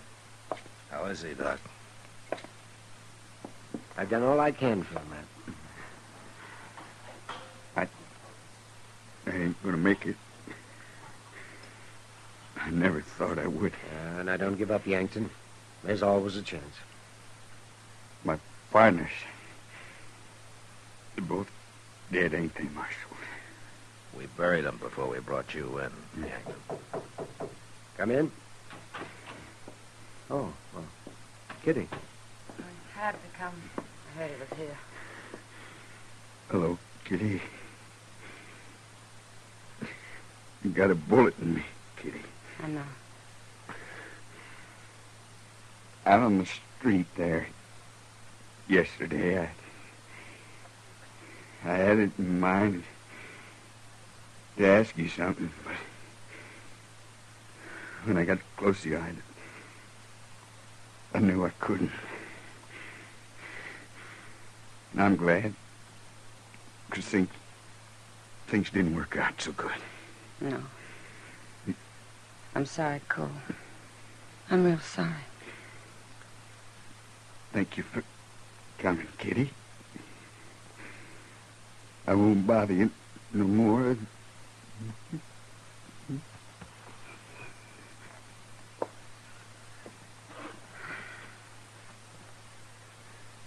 He's dead. Here, I'll cover him up. Matt. No, Kitty. You don't have to explain anything. Yes, I do. I want you to hear, too, Doc. I'm listening. You both think I tried to help him, don't you? Well, it sure looks like you did, Kitty. No. And I guess I'd have to hear you say it before I'd believe it. I stand with Matt, Kitty. Thanks, Doc.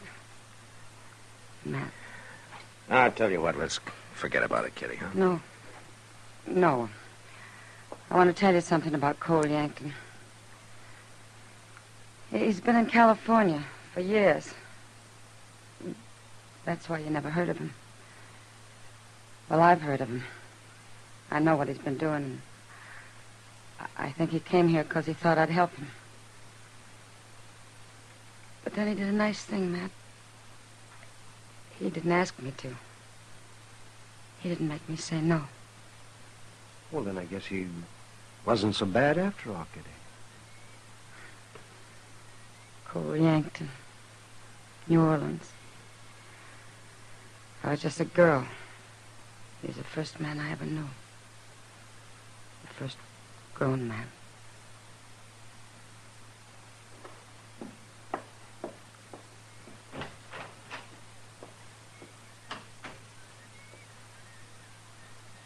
Yankton was a fool, Matt. Yeah.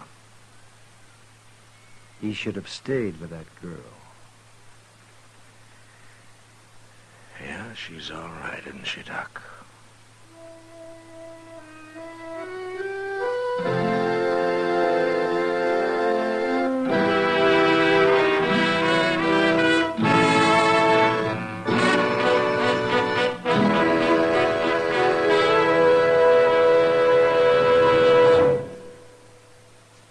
In a moment, our star, William Conrad.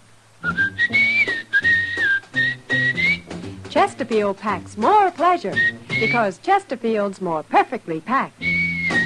Chesterfield, made by exclusive Accuray, packs more pleasure because it's more perfectly packed. Unlocks all the pleasure of fine tobacco. Chesterfield packs more pleasure because Chesterfield's more perfectly packed. Firm and pleasing to the lips. Chesterfield. Mild. Yet they satisfy the most.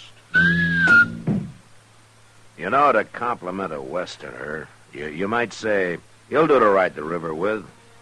That means that he's courageous and honest. But next week, when a man rides the river, he dies. And that was the West. Good night. Gunsmoke. Produced and directed by Norman Macdonnell, stars William Conrad as Matt Dillon, U.S. Marshal. Our story was specially written for Gunsmoke by John Meston, with music composed and conducted by Rex Corey. Sound patterns by Tom Hanley and Bill James. Featured in the cast were Vic Perrin and Barney Phillips. Parley Bear is Chester, Howard McNear is Doc, and Georgia Ellis is Kitty.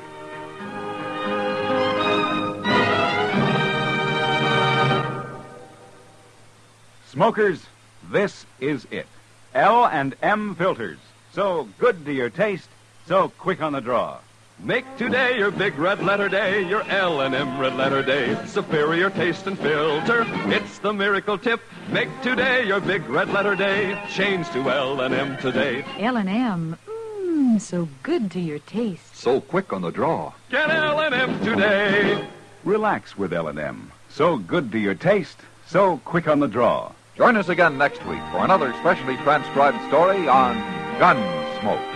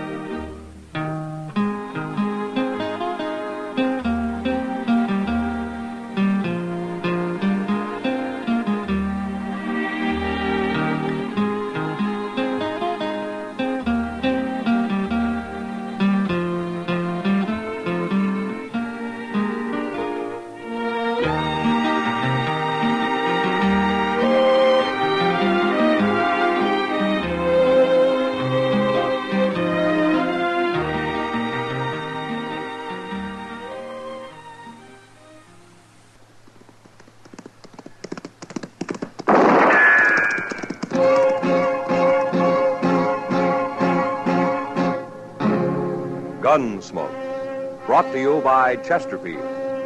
Chesterfield packs more pleasure because it's more perfectly packed, thanks to Accuray. They satisfy the most. Around Dodge City and in the territory on West, there's just one way to handle the killers and the spoilers, and that's with a U.S. Marshal and the smell of Gunsmoke.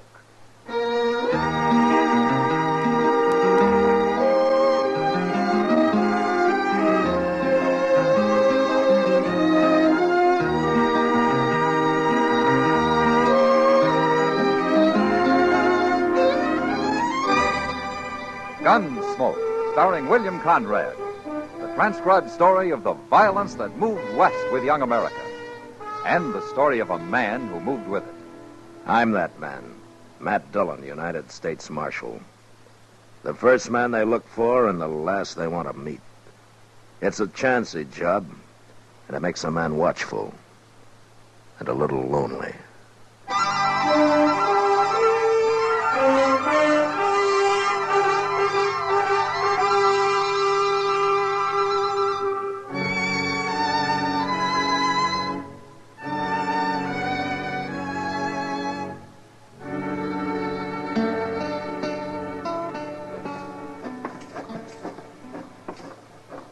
Oh, so that's Enoch Mills' new hotel. Yeah, it will be when they get it built, Chester. I never heard of a cattle rancher going into hotel business before, Mr. Dillon. Enoch Mills is a man of enterprise. Look yonder at him.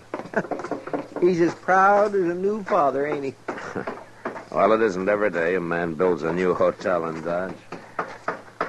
Hello, Marshal. Chester? Oh, Mr. Mills? That's gone up pretty fast, isn't it? Well, we got most a month before it's finished. Uh-huh. How many rooms you going to have? 15. Could have more, but this is going to be a class hotel. Not some hay tent like Jim Doby's Dodge house. I bet he's jealous. That Doby's had a monopoly in this town long enough. You're right about him being jealous, Chester. He's already done everything he can to keep me from building. Oh, what's he done, Edith? Tried to buy up all the good lumber in town, for one thing. Thought he'd leave me with nothing but a lot of warpy old cottonwood. But I got on to him soon enough. I'm building with the best, Marshal. All of it. Ash, hackberry. Yonder he comes now. He's scouting the enemy, I guess. Yeah. Let him scout. He'll be out of business soon enough. Looks like a town meeting we're about to have. How are you, Marshal, Chester? Hello, Mr. Dobie. We're coming along just fine, Dobie. Of course, it's only a little bitty hotel. You'll never beat me, Enoch. You're getting too old. Old? Dobie, I'll eat the goose that fattens in your grave. Not likely. Anyways, what do you know about the hotel business, Enoch? You won't last a month. Now, look, man.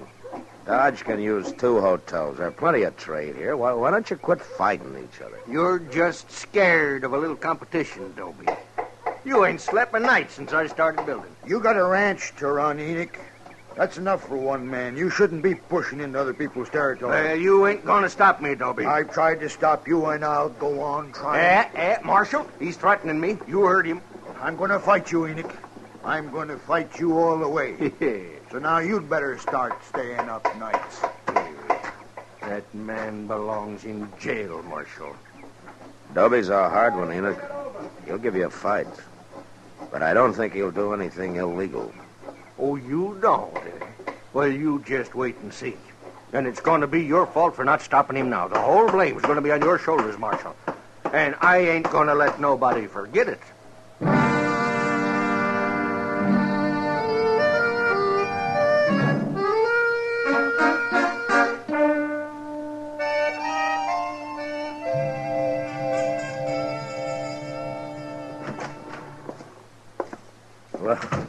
Well, evening, Kitty. What are you doing here? I came by to tell you something, Matt. Oh? You ever hear of a man called Gil Shank? Don't tell me he's in town. I met him at the Long Branch this afternoon. He didn't say much, but a man like that stands out like a white buffalo. You can pick him, Kitty. Yeah, Gil Shank's a gunman and a crook. He isn't wanted that I know of, but he sure ought to be. I didn't figure him for a drummer.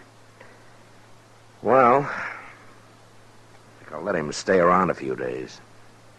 See what he's up to, maybe. Well, there were a couple of men with him, but it's hard to say if they're friends or if they just met. Yeah, they're probably friends. Gil Shank never liked traveling alone. Oh, they didn't look like gunmen, Matt. They're just a couple of saddle bums. Oh, well, maybe I'm wrong.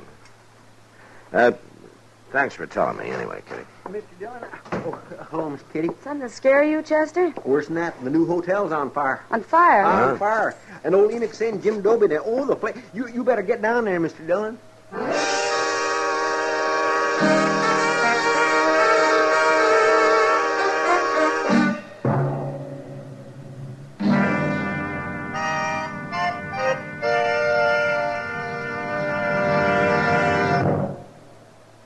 Introducing one of the country's best-known jazz musicians and arrangers, Mr. Bobby Haggart.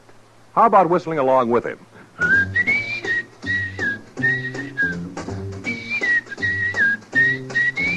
Packs more pleasure, packs more pleasure. Chesterfield packs more pleasure because Chesterfield's more perfectly packed. The more perfectly packed your cigarette, the more taste and mildness are released for you. Chesterfield, made by exclusive Accuray, has an open, easy draw that unlocks all the pleasure of fine tobaccos.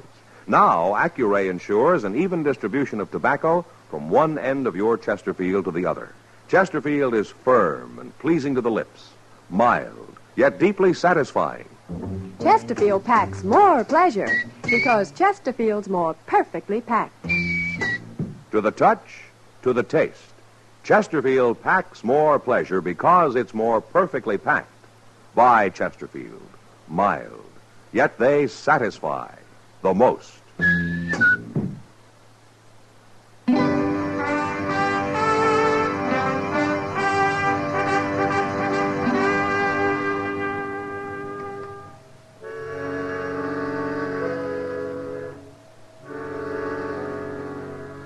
By the time I reached the fire, a bucket brigade had been formed. And there wasn't much to do but get in line myself. Even while we worked, I could tell the fire had been set and that the wood had been soaked with kerosene. It was all over in a half hour, but not because we'd put it out. There was nothing left to burn.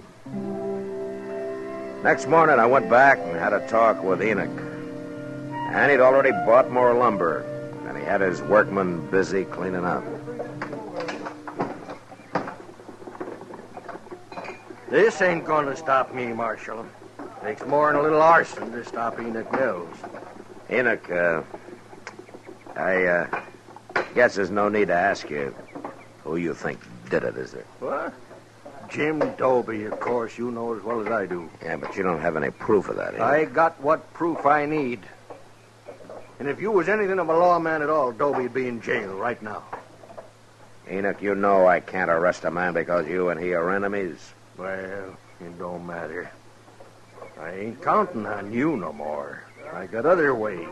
Yes, sir. Hey, come in right there, Marshal. What? There. You mean Gil Shank? That's right. He seen me after the fire last night, and he offered to go to work for me. What do you need a gunman for, Enoch? Yeah, that makes you sit up, don't it? Yeah. You and Dobie both. You bet it does. Marshal Dillon. Well, now, this is a pleasure. Yeah, he knows you're working for me, Shank. I told him. Just Shank, Enoch? What do you mean? Well, is he the only one you hired? I'm alone, Marshal, if that's what you're driving at. You're making a bad mistake, Enoch. You don't need a man like this. I could take offense at that, Marshal. No? Well, why don't you let me know when you decide, huh? I'll let you know. Yeah, that's telling him. All right, we'll take care of Jim Dobie next. You won't do a thing to Jim Dobie. Either one of you. Well, you're protecting a criminal, Marshal. But it ain't gonna work. Shank's got a plan. You said you was gonna figure something out, Shank. You done it? Well, Enoch, what with the law being so loose around here, we gotta protect your hotel day and night. How many riders you got out at the ranch? About 20. I want 15 of them. You what? I want them here in Dodge. We're going to put a guard around this building 24 hours a day. Well, I can't spare 15 men, Shank. Who's going to watch the cattle? You ain't moving cattle this time of year, are you? Of course not. Then 5 riders is enough. You want this hotel to go up or don't you? All right. I'll send for him. Hey. See that Jim Dobie over there? Yeah, that's him. Come to enjoy his dirty work, I guess. Shank. What, Marshal? The first sign of any of your dirty work, and I'm coming after you. Fast.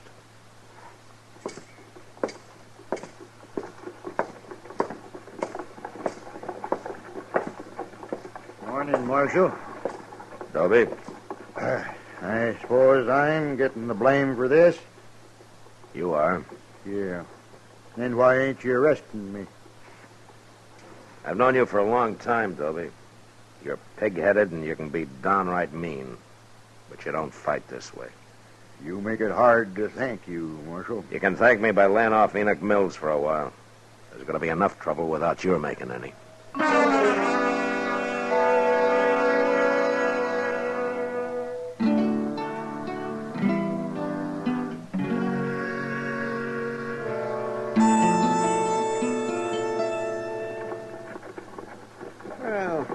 Maybe there ain't nothing going to happen after all, Mr. Dillon.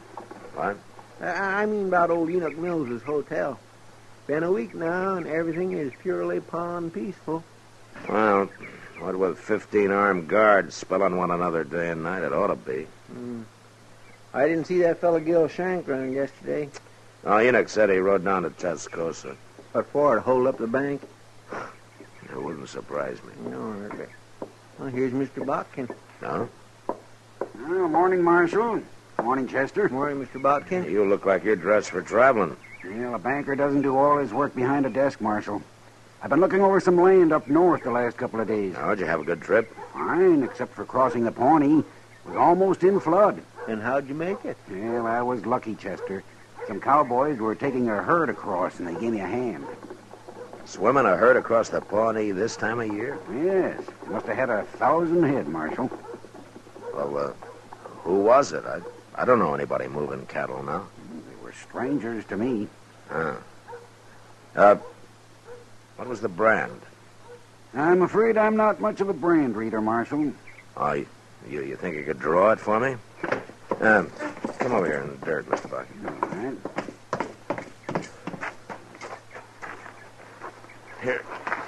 Here's a stick. Now, what did it look like? Well, there was a circle here and a line through it, like this. It stopped just about here. Well, everybody knows that brand, Mr. Botkin. Everybody but me, I guess.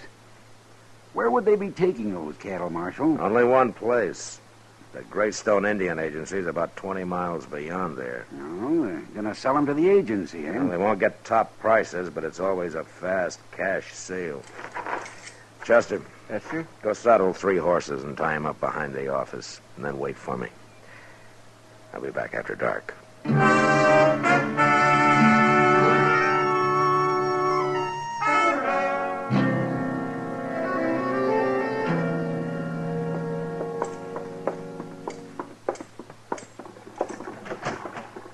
Go ahead, Enoch.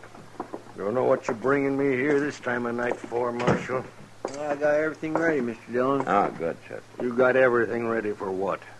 Well, I don't know exactly, Mr. Mills. Oh, I think you're both crazy. Well, now here, that's no way to talk. Nobody's done nothing to you. I suppose burning my hotel down was nothing, huh? It wasn't a hotel. It was only the frame of one. Chester, I'm beginning to think you and the Marshal was in on it. Both of you. You're such big friends of that Jim Doby. You'll believe most anything, won't you, Enoch? Anything but what you tell me, Marshal Dillon. Yeah, I guess that's true. Yeah, it's sure enough true. All right, I'm getting out of here now. I got nothing to say to you, and you got nothing to say to me. Don't know why I come here in the first place. Wait a minute, Enoch. Well, make it fast. I will. I was going to try to explain something to you, but I can see that it'd be a waste of time. You all through? No, I'm just getting started. All right, give me that gun, Marshal. I'm going to keep it for you, Enoch. Right here in my belt. You arresting him for something, Mr. Dillon? No, I'm not arresting him, Chester. I'm kidnapping him.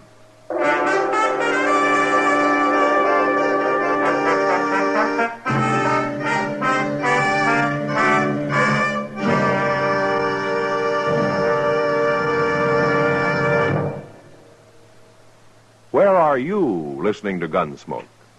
In your kitchen? Getting ready for Sunday supper? Maybe in your living room, relaxing? Or out driving? Say, be sure and watch the road. But remember, there's pleasure ahead when you smoke Chesterfield. When you satisfy yourself with Chesterfield's better taste and mildness. You see, Chesterfield packs more pleasure because it's more perfectly packed. A more perfectly packed cigarette gives you an open, easy draw that unlocks all the better taste and mildness of fine tobaccos. And Chesterfield, made by exclusive Accuray, is more perfectly packed, with an even distribution of tobacco from one end of your Chesterfield to the other. Firm and pleasing to the lips, mild, yet deeply satisfying. Remember, to the touch, to the taste. Chesterfield packs more pleasure because Chesterfield's more perfectly packed. Buy Chesterfield. Mild, yet they satisfy the most.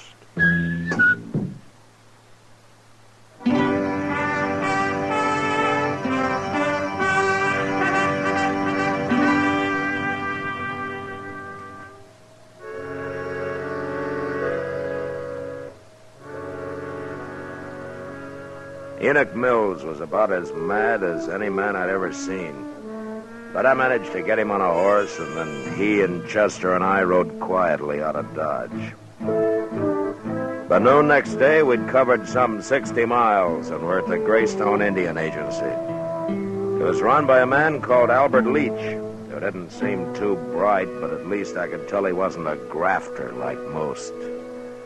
I had a talk with him, and I brought Enoch in to meet him. Come in, gentlemen, come in. Have a chair. You give me a chair, mister. I'll bash both your heads in with it. Now, really, Mr. Mills. How come you know my name? Marshal Dillon told me. This is Albert Leach, and he runs the agency. I don't care who he is or what he runs. If he's got anything to do with whatever it is you're up to, Marshal, he's going to end up in jail, too. Good heavens. Don't worry about it, Leach. Enoch was up all night. I think I put him in a bad temper. Look, Leach, I want you to tell him how many cattle you bought yesterday. 1,012 head. Mm-hmm. And you paid? $15 a head. Well, then you robbed somebody. Any cow can walk's worth $20. The government never pays over 15, Mr. Mills. Which is why I never sell to the government. We haven't got much time. Have you paid for those cattle yet, Leach? No, the boss will be here any minute to collect the money. In fact, that's him riding in now. Yeah. All right, you pay him, Leach, and we'll wait in the other room. I understand, Marshal. Come on, Enoch. You're getting yourself in deeper and deeper, Marshal. But I've about decided you won't go to jail. I'm just going to lock you up in a madhouse. Quiet now, Enoch. Just listen.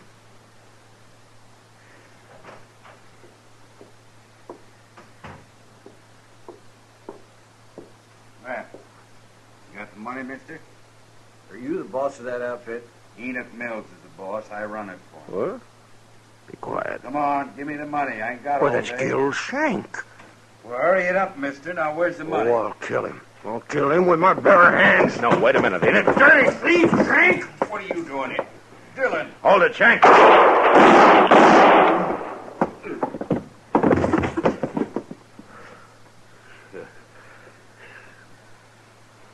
Yeah, you killed him, Marshal. You're not hit, are you, Enoch? Yeah? No, he missed me. That's what he wanted my men guarding the hotel for. That rotten criminal. He had some help. And we're going to be a long time finding him. I don't care about them. You got him. He set that fire, Enoch. He planned the whole thing. He had it figured out. Why didn't you tell me? You won't believe anything I say. Remember? I've been a fool, Marshal. Looks like I owe you an apology. Never mind me. What about Jim Doby? You've given him a bad name. I don't know, Marshal. I never should have started that hotel in the first place. I'm a cattleman. I'm no innkeeper. You mean you're not going to finish it? Oh, I'll finish it. But then you know what I'm going to do? I'll go to Jim Doby and I'll ask him to run it for me. You think he'll do it, Marshal? Yeah, he'll do it, Enoch. And whenever you come to town, he might even let you stay there. If you behave yourself.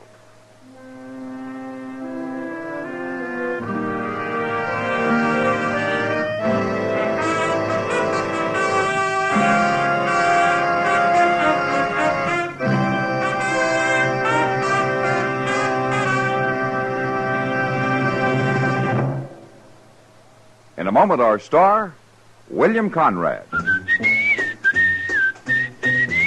Chesterfield packs more pleasure because Chesterfield's more perfectly packed. Chesterfield, made by exclusive Accuray, packs more pleasure because it's more perfectly packed. Unlocks all the pleasure of fine tobacco. Chesterfield packs more pleasure because Chesterfield's more perfectly packed. Firm and pleasing to the lips. Chesterfield. Mild. Yet they satisfy the most. You know, on the frontier, an outlaw was called a gunman, while a peace officer was referred to as a gunfighter. But they both lived by their guns, and they usually died by them. And that was the West. Good night. Gunsmoke, produced and directed by Norman Macdonnell, stars William Conrad as Matt Dillon, U.S. Marshal. Our story was specially written for Gunsmoke by John Meston, with music composed and conducted by Rex Corey. Sound patterns by Tom Hanley and Bill James. Featured in the cast were Lawrence Dobkin, Vic Perrin, John Dehner, Harry Bartell, and Joe Duvall.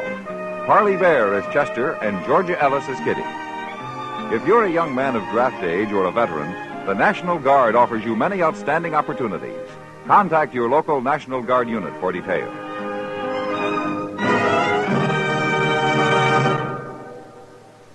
Smokers, this is it. L&M filters. So good to your taste, so quick on the draw. Make today your big red letter day, your L&M red letter day. Superior taste and filter, it's the miracle tip. Make today your big red letter day. Change to L&M today. L&M, so good to your taste. So quick on the draw. Get L&M today. Relax with L&M. So good to your taste, so quick on the draw. Join us again next week for another specially transcribed story on Gunsmoke.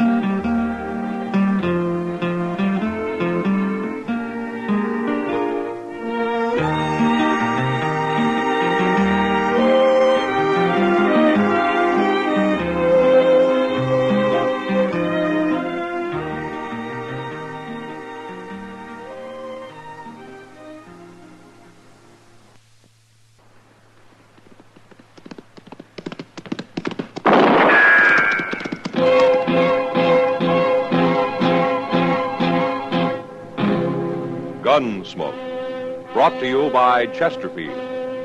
Chesterfield packs more pleasure because it's more perfectly packed, thanks to Accuray. They satisfy the most. Around Dodge City and in the territory on West, there's just one way to handle the killers and the spoilers, and that's with a U.S. Marshal and the smell of Gunsmoke.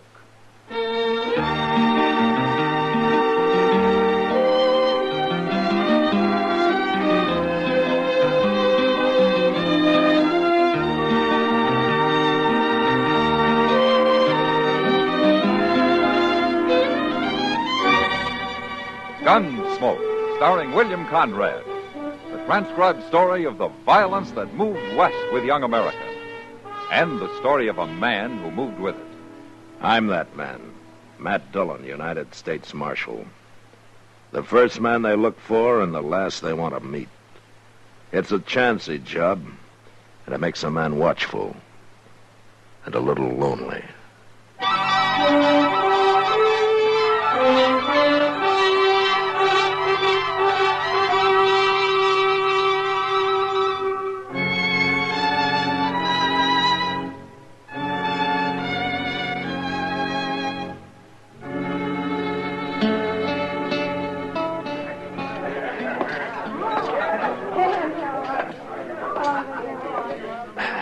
Evening, Matt. Hello, Kitty.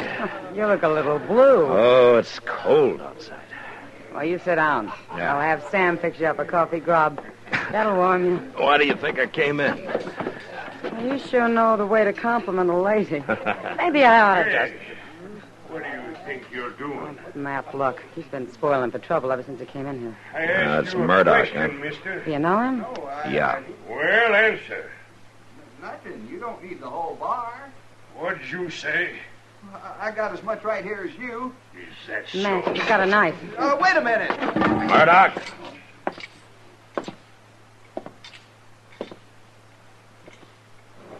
Put it up. You again, Dillon. Just like the last time. You want more of the same? It's a little different now, Murdoch. So I see.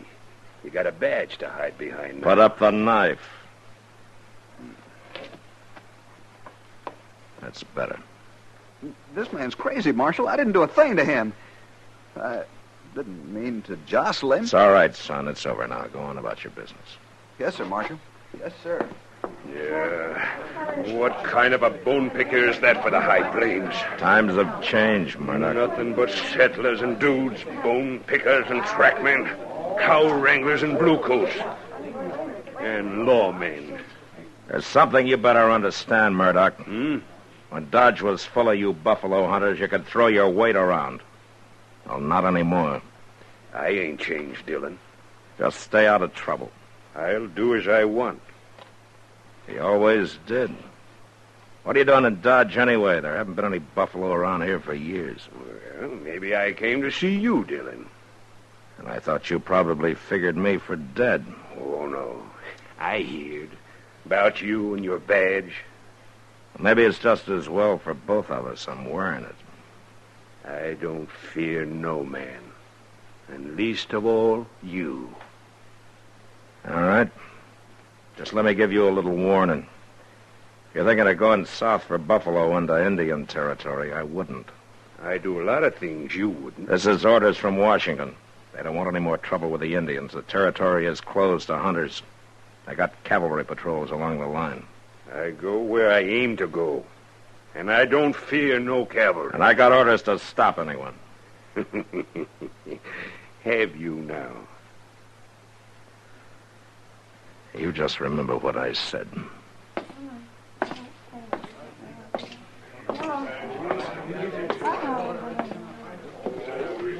Matt, he's dangerous. There's a crazy look in his eyes.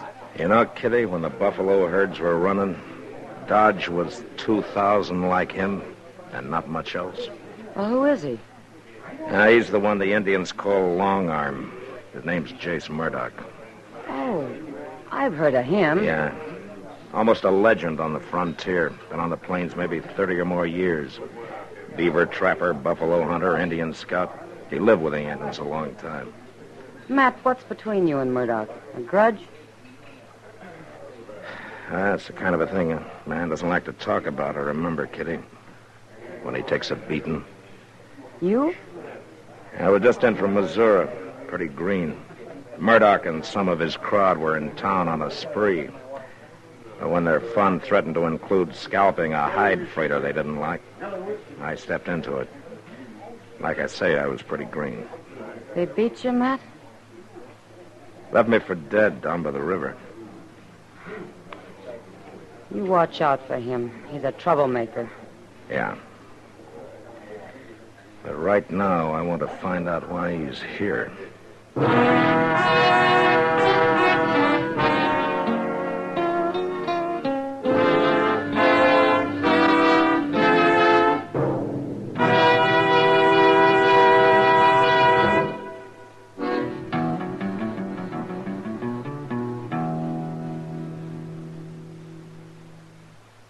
Introducing one of the country's best-known jazz musicians and arrangers, Mr. Bobby Haggart. How about whistling along with him?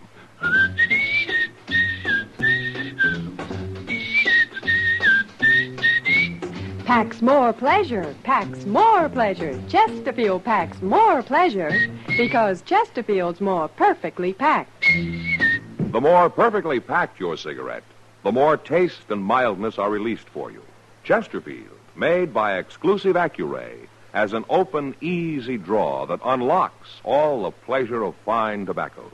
Now, Accuray ensures an even distribution of tobacco from one end of your Chesterfield to the other. Chesterfield is firm and pleasing to the lips, mild, yet deeply satisfying. Chesterfield packs more pleasure because Chesterfield's more perfectly packed. To the touch, to the taste, Chesterfield packs more pleasure because it's more perfectly packed. By Chesterfield, mild, yet they satisfy the most.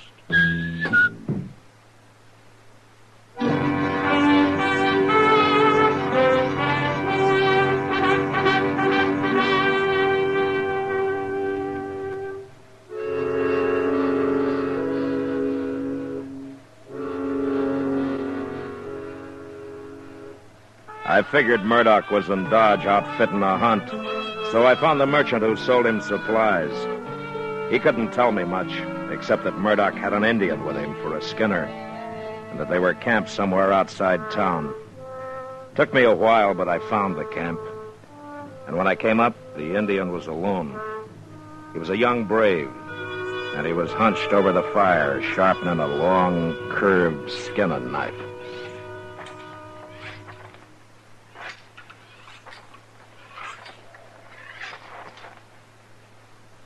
It's all right. Go on.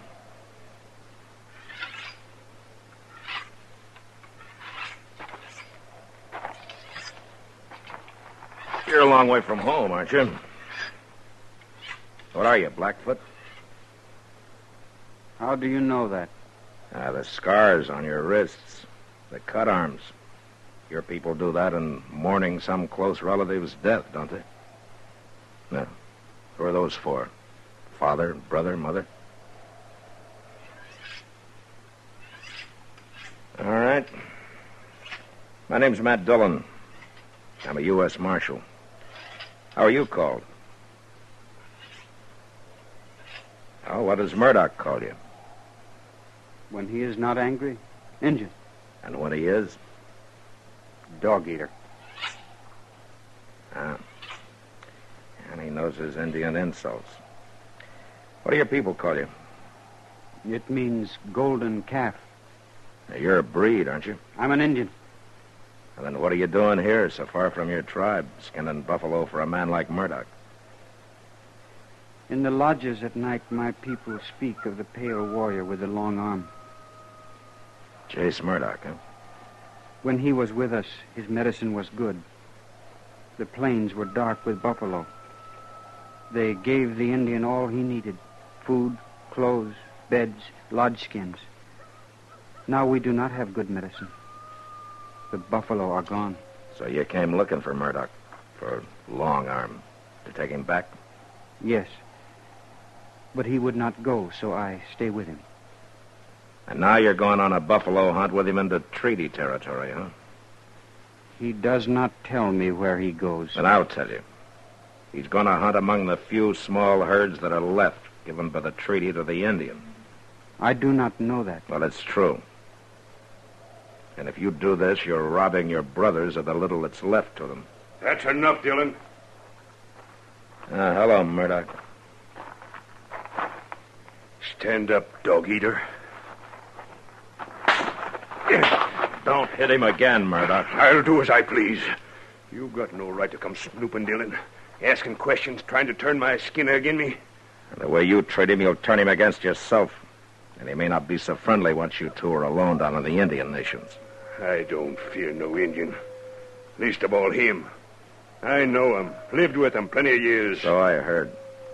They thought you were good medicine then, huh? Sure. I brought him the long arm.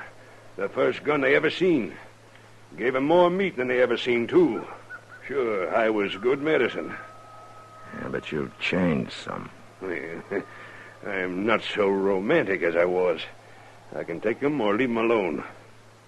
Besides, Injun's day is done.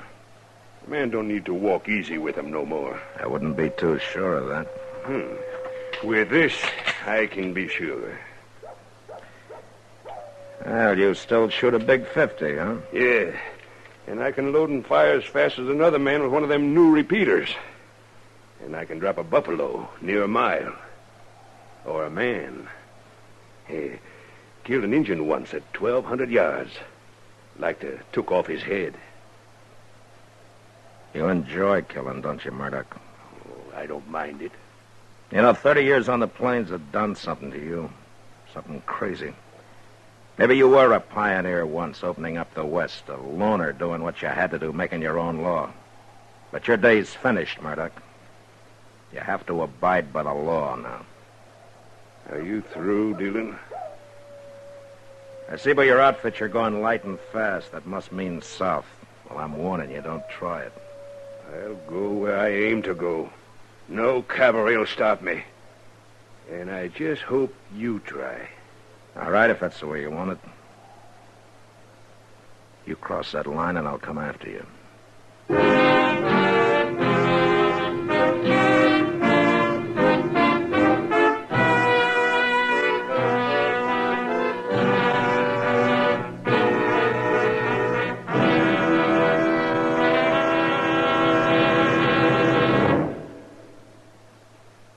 Say, where are you listening to Gunsmoke?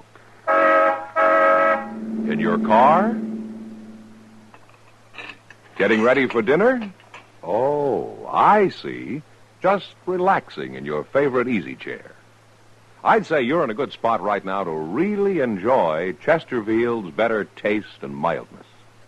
You see, Chesterfield packs more pleasure because it's more perfectly packed. A more perfectly packed cigarette gives you an open, easy draw that unlocks all the better taste and mildness of fine tobaccos. And Chesterfield, made by exclusive Accuray, is more perfectly packed, with an even distribution of tobacco from one end of your Chesterfield to the other. Firm and pleasing to the lips, mild, yet deeply satisfying. Remember, to the touch, to the taste. Chesterfield packs more pleasure because Chesterfield's more perfectly packed. By Chesterfield. Mild, yet they satisfy the most.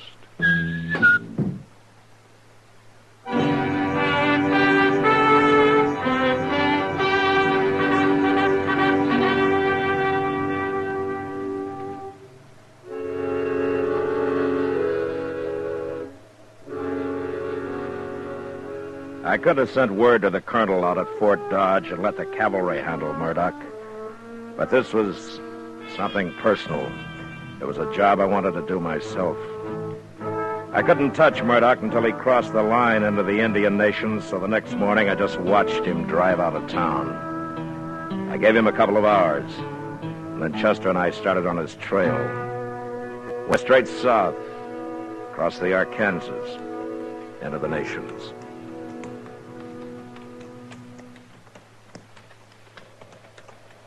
I don't know, Mr. Dillon. It seems almost too easy. His wagon tracks in the snow going straight as a board as far as you can see over the next rise. Yeah, I know, Chester. But we better keep our eyes open. We should be getting close to him now. Well, I guess ain't nothing to worry about as long as we can see his tracks up ahead. Now, maybe not. But we'll come up on that rise easy. Just might be waiting for us on the other side. Well, I don't know. The way he ain't bothering to cover his trail, it seems like he ain't expecting us to follow him. Maybe he didn't believe you. Don't count on it. Why, I swear this ain't the time of year for traveling, is it? Good time for buffalo hunting, though. Coats will be prime. And if I was... Mr. Dillon!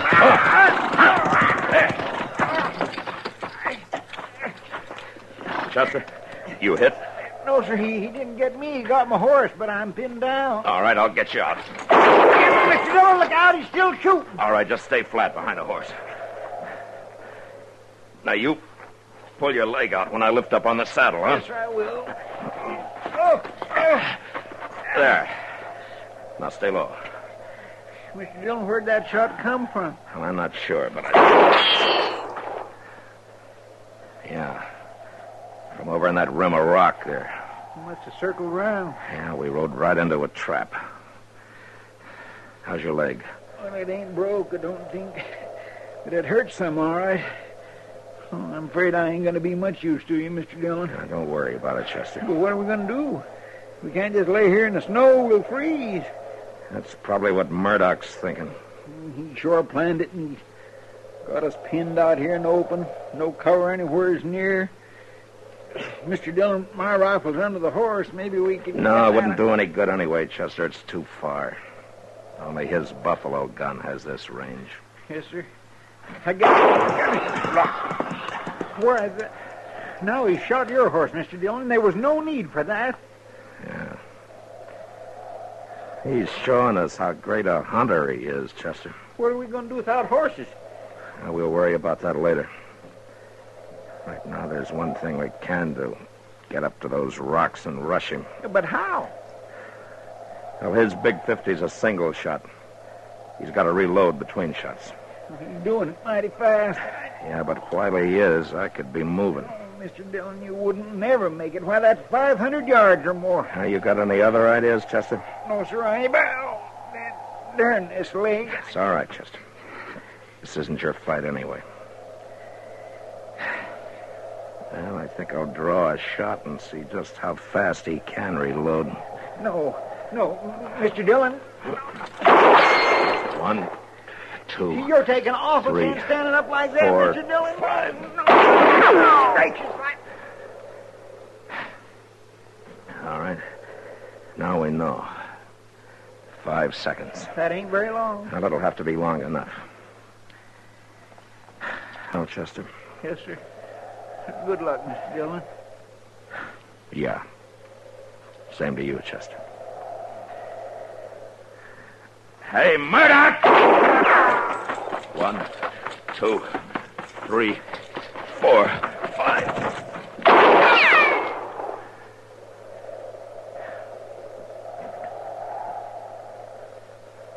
Not like hunting buffalo, is it, Murdoch? 1, 2, 3, 4, 5.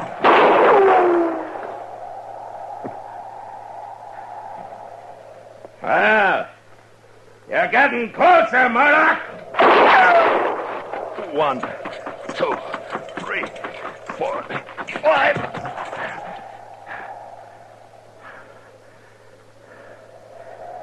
Well, maybe he's caught on.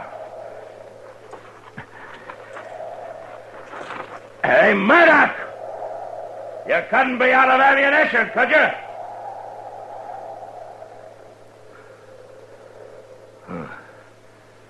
I wonder. Hey, Murdoch! I lay there half covered by the snow, knowing Murdoch might easily be holding me in the sights of his rifle. But I also knew I couldn't lie there much longer. I'd freeze before darkness could give me the cover I needed. Then I saw movement among the rocks. It was Golden Calf. He walked to the rim, then started down toward me. The body of Jace Murdoch lifeless in his arms. I got up and went to meet him.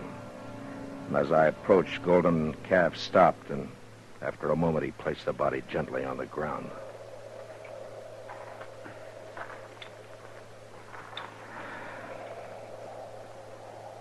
Why did you do it, Golden Calf? I know now you spoke the truth. His medicine was not good. Not anymore. Is that the only reason you killed him? Here?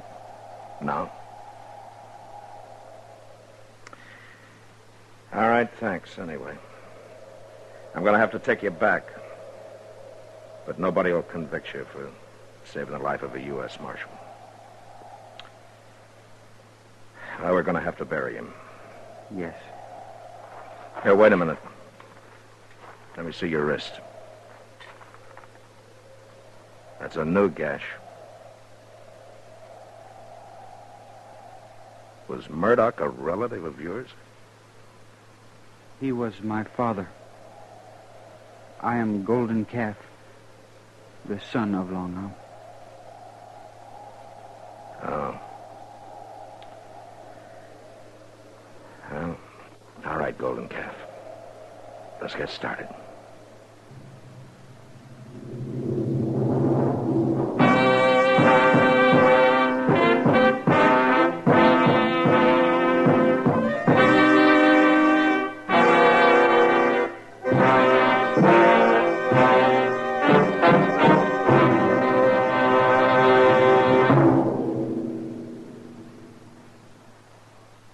In a moment, our star, William Conrad.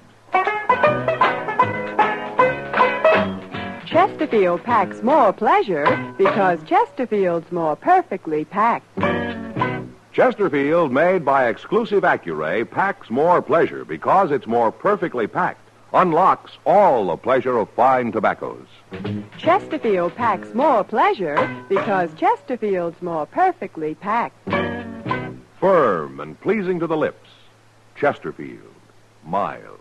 Yet they satisfy the most. You know, the arrival of a Texas herd in Dodge usually meant celebrating and a general hurrahing of the town. But next week, a herd arrives with a murdered man. And that was the West. Good night. Gunsmoke, Produced and directed by Norman Macdonnell, stars William Conrad as Matt Dillon, U.S. Marshal. The special music for Gunsmoke was composed and conducted by Rex Corey. Sound patterns by Tom Hanley and Bill James. Featured in the cast were Nestor Paiva, Sam Edwards, and Harry Bartell. Harley Bear is Chester, and Georgia Ellis is Kitty.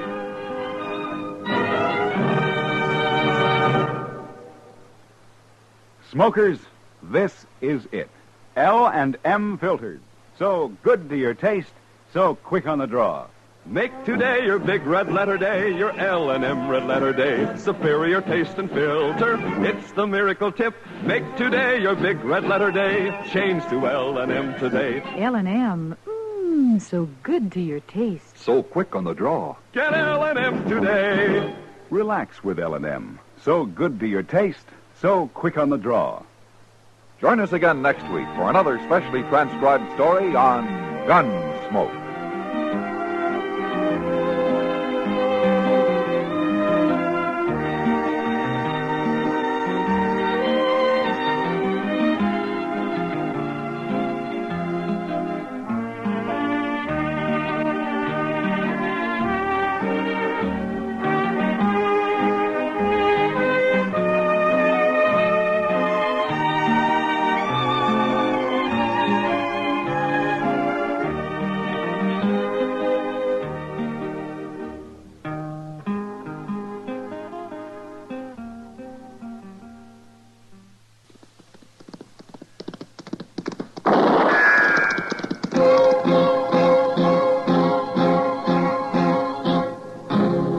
Gunsmoke, brought to you by Chesterfield. Chesterfield packs more pleasure because it's more perfectly packed, thanks to Accuray. They satisfy the most. Around Dodge City and in the territory on West, there's just one way to handle the killers and the spoilers, and that's with a U.S. Marshal and the smell of Gunsmoke.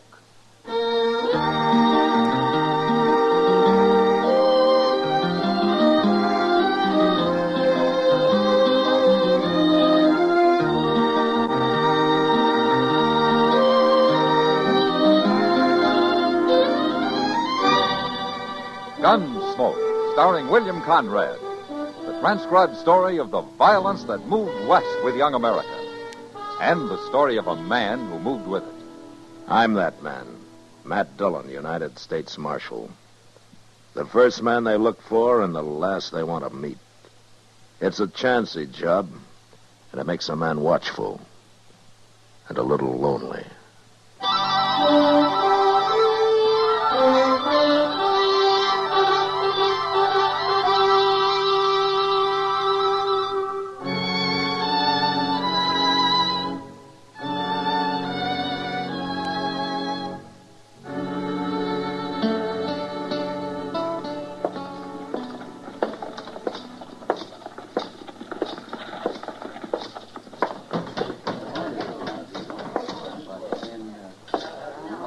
Marshal Dillon. Hello, Bowers. How's the cattle business? I shipped 1,000 head out into Santa Fe this morning.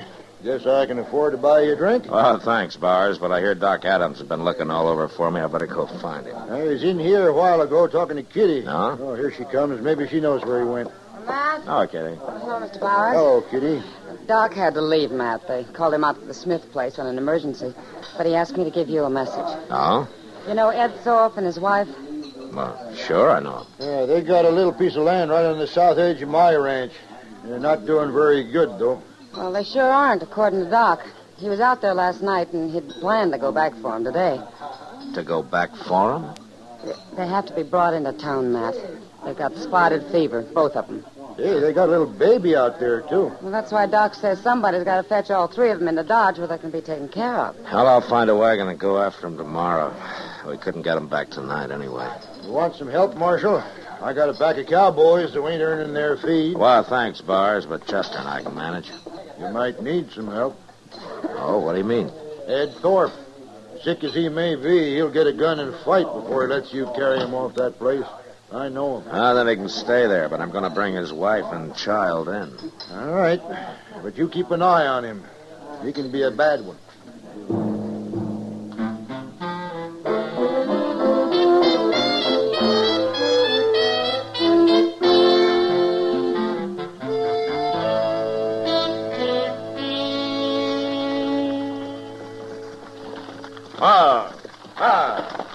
This ain't Ed Thorpe's place, Mr. Dillon. Yeah, I know, Chester, but I want to meet these people. They must be new.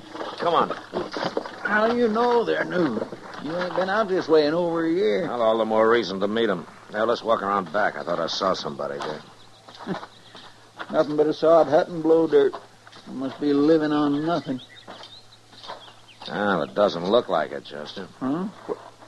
Why, he's butchering a calf. Now, where'd he get that? Well, he sure didn't raise it on those weeds his woman's trying to hoe.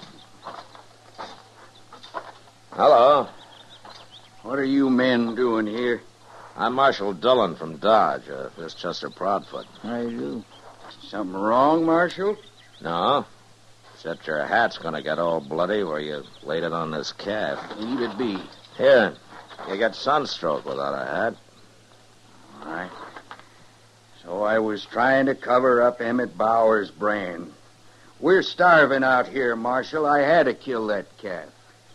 You ain't going to arrest my husband, are you, Marshal? No, ma'am. Not unless Emmett Bowers complains. Well, Joe had to do it, Marshal. We just can't go on without something to eat. Look where I've been hoeing over there. I couldn't plant enough for hardly anything to come up. We can't afford no more seed. Our credits run out in Dodge. Well, that ground doesn't even look like it's been plowed. I done the best I could. It ain't easy. No, ma'am. Not for a woman. We're on our way over to Ed Thorpe's. I guess you know that they got spotted fever. I was there this morning. Ed Thorpe's dead. Died in the night, I guess. You didn't tell me that, Joe. You mean you left Miss Thorpe and the baby alone over there? I ain't gonna chance catching no fever. But, Joe, the baby. My woman's always worrying about babies. It's only 'cause she can't have none, I guess. She's like one of them there dry gourds. Don't, Joe. You're putting shame on me. Chester. Yes, sir? Let's get out of here. Oh, Miss Nader, Yes, Marshal? next time you're in Dodge, come see me, huh? I'll get you some seed to plant.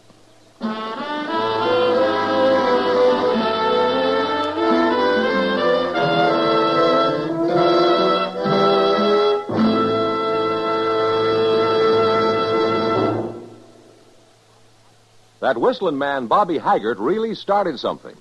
Tonight, the Calypso Boys join in. Ready, amigos?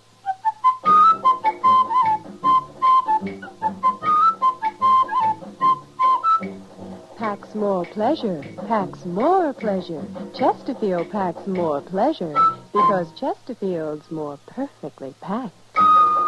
It stands to reason a cigarette made better and packed better smokes better, tastes better. And Chesterfield is more perfectly packed by Accuray. This electronic miracle removes human error in cigarette manufacture. So Accuray Chesterfield is firm and pleasing to the lips, mild yet deeply satisfying. Yes, Chesterfield gives you something no other cigarette can give you. Chesterfield packs more pleasure because Chesterfield's more perfectly packed. To the touch, to the taste, Chesterfield packs more pleasure because it's more perfectly packed. By Chesterfield, mild, yet they satisfy the most.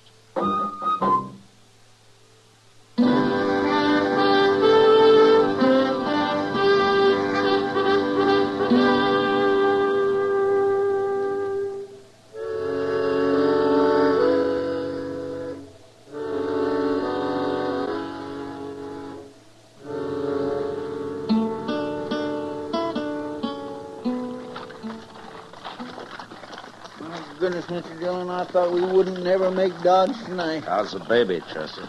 Well, it's asleep anyway. Guess I've been holding it right, huh? Just like a mother. Oh, I am not. Oh, there's Doc waiting for us. Oh, there. You just sit tight a minute, Chester. We'll help you with the baby. I hope it don't wake up or anything.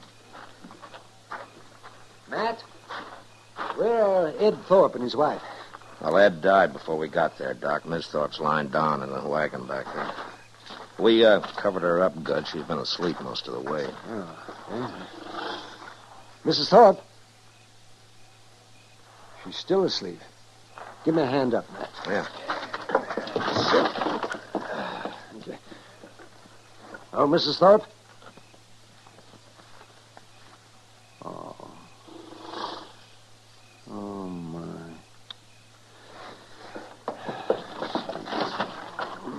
What's the matter, Doc? She's not asleep, Matt. She's dead. No. Died on the way in, I guess. Now we got a baby to take care of. You know, Doc, I think she knew she was going to die. Why? Just before we left her place, she told me that if anything happened to her, the baby was to be put in Ma Smalley's care. And Ma Smalley was to have complete charge over him. Well, what she says goes. Well, Ma's a widow. She's had kids herself. That was a good choice. Yeah. But she's too old to raise them herself, man. Well, we'll worry about that later, Doc. Let's get busy.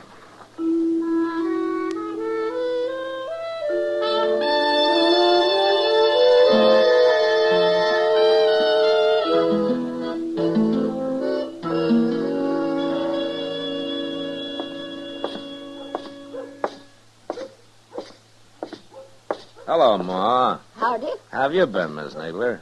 Pretty good, Marshal. Marshal, Mrs. Nadler wants to adopt the Thorpe baby. Oh? Well, Miss Thorpe left the baby in your charge, Ma. It's all up to you. Well, I've had him over a week, Marshal, and I'm going to keep him a while longer so he'll be near Doc just in case. But Mrs. Nadler here seems like a mighty fine woman to me. And I'd let her take that baby, only I'm worried about one thing. I told her, Marshal, and the truth, and she's afraid maybe Joe and I can't make a go of it out there. You remember what you said when you was leaving that day? I said to come to see me. I'd help you get some seed to plant. Well, now, that's all I need. I get a little corn up there. I might even raise a few hogs. I work awful hard, Marshal. I promise I will. She gets started. She can have the baby, Marshal. Miss Nadler, why don't you come by my office before you leave town? I'm going to the store here and have a talk with Mr. Jonas now. Oh, Marshal, I do thank you. Come on back to the house, Mrs. Nadler. All right. You can look at him.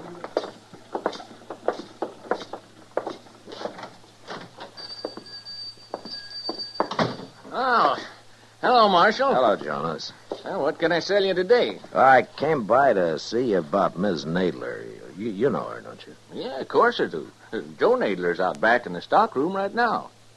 Oh, he is? Yeah. Nadler, come in here a minute. He's buying himself a new pair of boots, Marshal. I thought their credit had run out. Oh, well, Nadler's doing better now. He started bringing meat into Delmonico's and a couple other eating places and paid up part of his bill already, ain't you, Nadler? I don't know as I like you talking about my private affairs, Jonas. Oh, no harm. It's only Marshal Dillon. Come on, Nadler. Those are good-looking boots. They ought to be. Them's the best I stock. Them's $20 boots. $20? I'd buy a whole wagon load of seed, Nadler. You telling me how to spend my money? Does your wife know you've been doing better lately? Family matters ain't no concern of the law. Yours are. And if it wasn't for your wife, I wouldn't bother just warning you. But because of her, I'm telling you to take off those boots and buy some seed and whatever else you need to grow corn with. Now, you look here, You Marshal. shut up! Now, I'm giving you a chance, Nadler, and 3 days from now, I'm riding out to see what you've done with it. It's up to you whether or not you'll be riding back with me.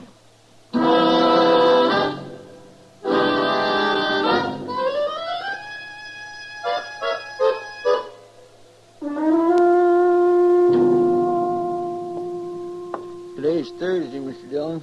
Ain't we riding out the Nadlers? Well, we can wait another day, Chester. You know what? I don't think you want to go at all. Yeah, you're right, I don't. Hello, Marshal. Bars? Chester? Oh, Mr. Byers. I was just up at Delmonico's, Marshal, having myself a feed. Oh, good. How was it? It was fine, till I went out back and got a talking with the cook. Oh? Marshal, I reckon any man's got a right to complain when he goes to a restaurant and finds himself eating his own beef. I know about that, Bars. You do? And why ain't you done nothing about it? Oh, because of Miss Nadler, I guess. Look, Marshal, I'm a rich man. I don't mind a Nester slaughtering one of my calves when he's starving. And nobody's going to start selling my beef. I'll kill him. He keeps that up. All right, I'll handle it, Bowers. I admire that woman, too, Marshal, but letting him get by with rustling ain't going to help her. By the way, Ma Smalley brought some pies down to the kitchen while I was there. She's waiting outside here. She wants to talk to you. Get her right out, man. Thanks, Timmy. Hello, Ma. You riding out to Nadler's, Marshal? I am. Then you tell her I'm sorry. Tell her I think she's a good woman, but I can't let that baby go into the home of a cow thief. No. That'll break her heart, Ma. Son, I got a trust put in me. All right, I'll tell her.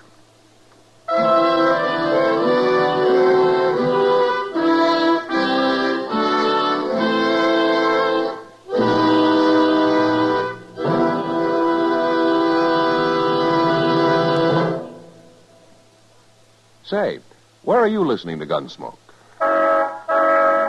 In your car? Getting ready for dinner? Oh, I see. Just relaxing in your favorite easy chair. Well, I'd say you're in a good spot right now to really enjoy a Chesterfield.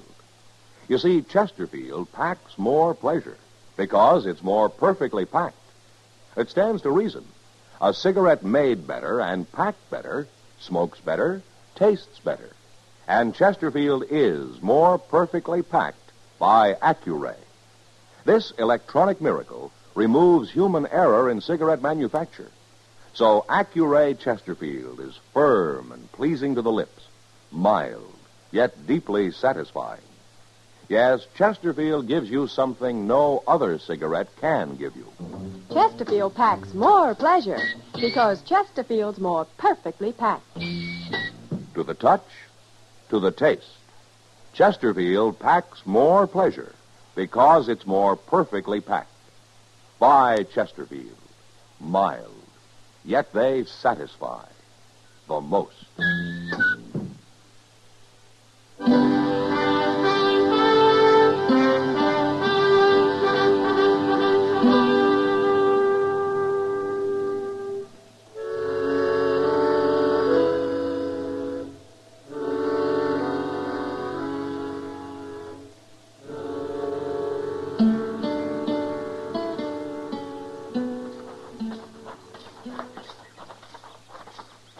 Hello, Miss Nadler. Oh, Marshal. Hello, Chester. Hi, ma'am. What brings you out here, Marshal? Is your husband home? No, he's been gone since morning. Oh. Miss Nadler, do you know that he's been slaughtering Emmett Bowers' beef? Oh. Mr. Bowers complained about it. About that calf? Oh, it's more than that one calf, Miss Nadler. He's been selling meat around Dodge lately. So that's what he had in the wagon. I know you had nothing to do with it, Miss Nadler, but I hate to tell you this, but Ma Smalley isn't going to let you have the baby. Oh. Well, she's right, Marshal. It wouldn't be fitting. Mr. Dillon, look. Huh? Over yonder. That's Emmett Bowers. I'll be back, Miss Nadler. I'm going to go talk to him. Them other two must be riders of his, huh? Yeah.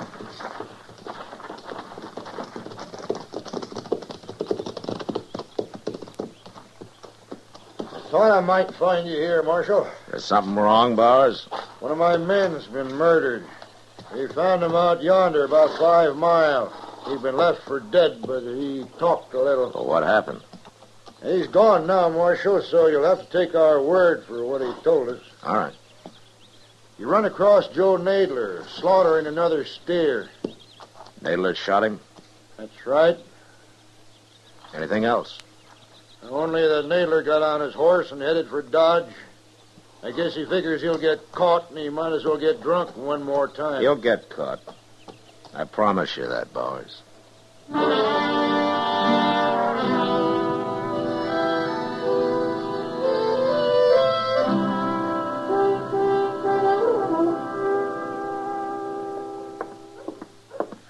found him, Mr. Dillon.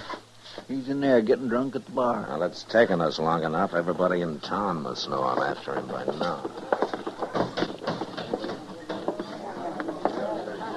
There, see him? Yeah, I see him.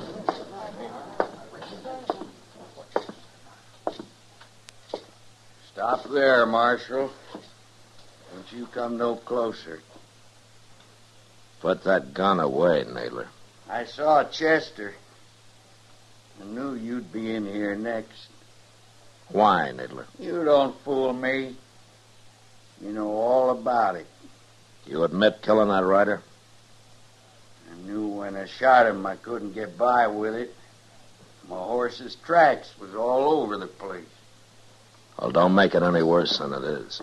I told you not to come no closer. Put your gun on the bar, Nadler. You watch what I'm going to do with it. No, Nadler, don't. Why not? Hit you, didn't I? Now I'm going to kill you. You hurt bad, Mr. Dillon? He hit me in the arm, Chester, but I'll be all right. You killed him? Yeah. Do something with him, will you? I'm going over to Doc's. Yes, sir, I will. Alvin.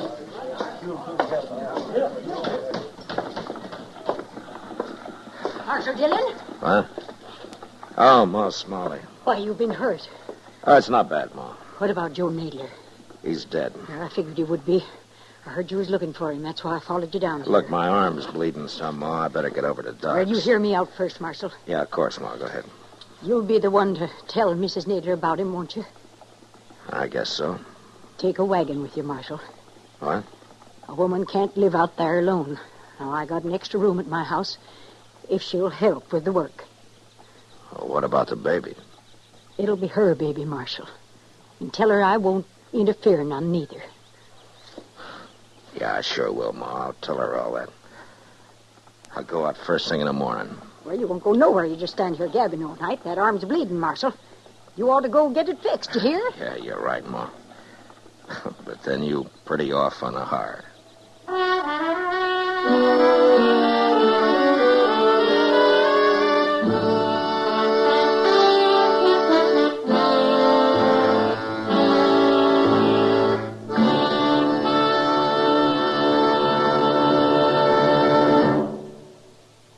In a moment, our star, William Conrad. Chesterfield packs more pleasure because Chesterfield's more perfectly packed. A cigarette made better and packed better, smokes better, tastes better. And Chesterfield is more perfectly packed by Accuray. This electronic miracle removes human error in cigarette manufacture. So Accuray Chesterfield is firm and pleasing to the lips. Chesterfield, mild, yet they satisfy the most. You know, the buffalo hunters killed off the entire High Plains herd in a few short years, leaving the Indians to starve. And next week, this hunger sets off an Indian massacre. And that was the West. Good night. Gunsmoke, produced and directed by Norman Macdonnell, stars William Conrad as Matt Dillon, U.S. Marshal. Our story was specially written for Gunsmoke by John Meston, with music composed and conducted by Rex Corey. Sound patterns by Tom Hanley and Bill James. Featured in the cast were Vic Perrin, John Dehner, Jeanette Nolan, Virginia Christine, and Frank Cady. Harley Bear is Chester, Howard McNear is Doc, and Georgia Ellis is Kitty. Help today and hope tomorrow is the slogan of the 7th Annual United Cerebral Palsy Drive. Support United Cerebral Palsy.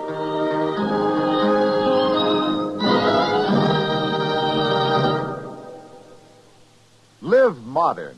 Smoke L&M. Live modern. Change to L&M. Only with L&M can you enjoy the full, exciting flavor of today's finest tobaccos through the modern miracle of the pure white Miracle Tip. So light up, free up, let your taste come alive. Live modern. Smoke L&M. Live modern. Change to L&M. Join us again next week for another specially transcribed story on Gunsmoke.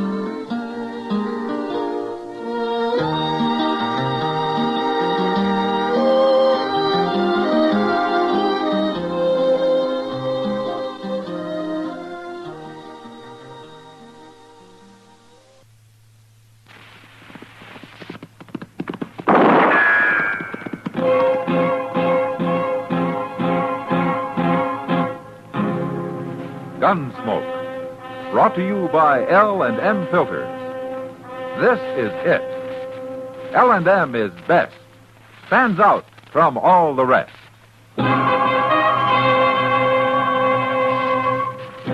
Around Dodge City and in the territory on West, there's just one way to handle the killers and the spoilers, and that's with a U.S. Marshal and the smell of Gunsmoke.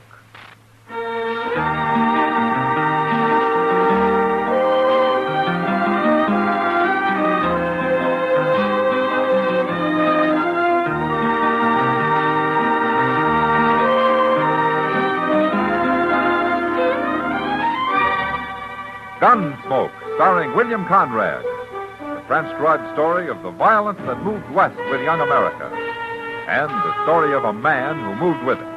I'm that man. Matt Dillon, United States Marshal. The first man they look for and the last they want to meet. It's a chancy job, and it makes a man watchful. And a little lonely.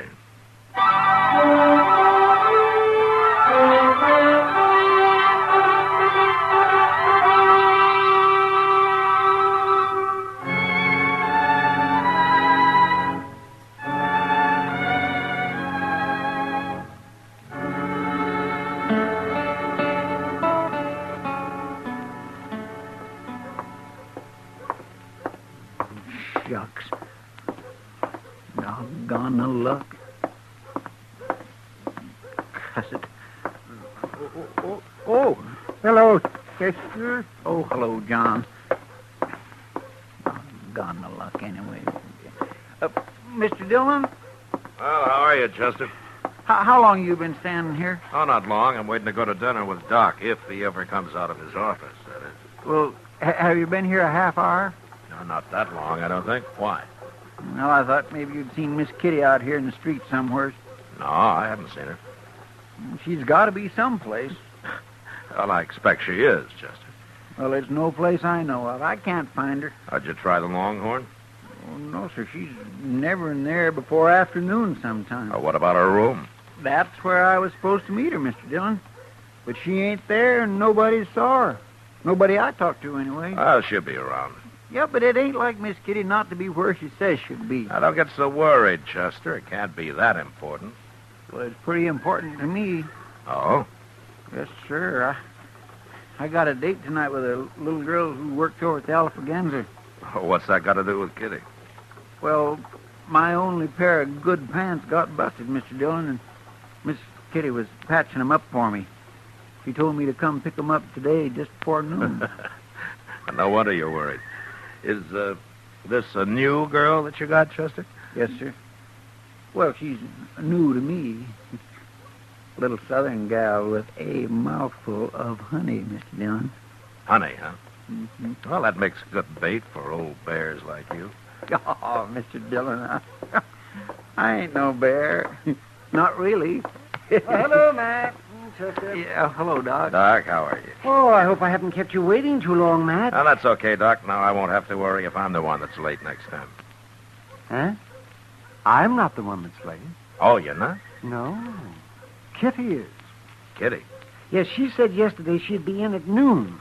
Wanted me to look at a tooth that's been bothering her. And I promised I'd be there, but I can't wait forever. It seems like Kitty's late all the way around today, doesn't it? I was supposed to see her too, Doc, but I can't find her no place. Well, it doesn't matter. She's probably sleeping in for a change. No, she ain't. I've been to her room.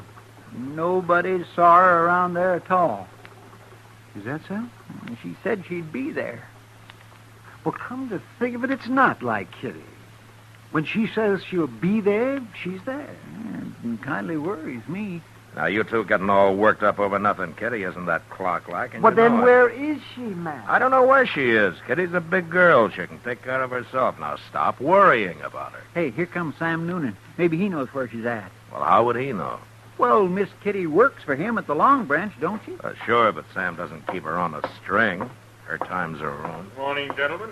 Hello, Sam. How are you, Hello, Say, Sam. Sam, you ain't seen Miss Kitty around today, have you? No, Chester, I ain't. Noticed you men standing here. Thought I'd come ask you. You mean that you're looking for her, too? Well, she was going to come to the Long Branch about 10 o'clock. Went down early to meet her, and she ain't showed up yet, Marshal. 10 o'clock's pretty early for Kitty, isn't it, Sam? Well, sure, but she was doing it as a favor to me. I want to get started repainting the place, and she was going to give me some ideas about making it real fancy. She said she'd be there, and I got a man waiting to go to work on it this afternoon. You know, it beats me. Kitty takes one morning off, and everybody in Dodge is out looking for her. Well, I don't know about everybody else, Marshal, but I do know when Kitty says she'll do something, she does it. That's just what we've been saying, Sam. Where do you think she's got to, anyway? I ain't gone looking for it, Chester. I've just been waiting. Matt. Yeah, what, Doc? Kitty might miss one appointment, but she'd never in the world miss 3. Who saw her last? You, Sam? What time did she leave the Long Branch last night? Oh, it was early, Marshal. It was real early. Oh, why? Where did she go? Well, she was talking to some dude from back east. I never saw him before, and they both disappeared about 10 o'clock. I don't know where they went. She didn't come back? That's the last I seen of her. Yeah. Who is this dude? You know his name? No, I don't. He was a tall, thin fella, had fancy clothes. That's all I know. I don't trust them dudes and never did. Well, maybe we better find him and talk to him. Well, where are we going to find him? The Dodge House, Chester. A man like that wouldn't stop any place else. Look, Doc, you better go ahead and eat. I'll join you if I can.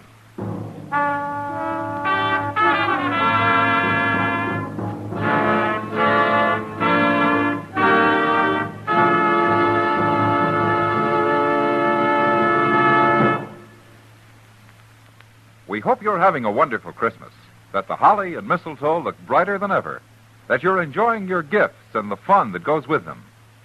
While you're relaxing with your holiday thoughts, I'd like to suggest one more touch that's perfect for times like this. Light up an L&M. If you're a filter tip smoker, L&M is best. Stands out from all the rest. Stands out for flavor, for effective filtration, for highest quality tobaccos. It adds up to the greatest pleasure in filter tip smoking. L&M's got everything. This is it, L&M filters, this is it. Light and mild. It's the best, L&M filters, highest quality filter tip. This is it. L&M filters, L&M filters with the miracle tip.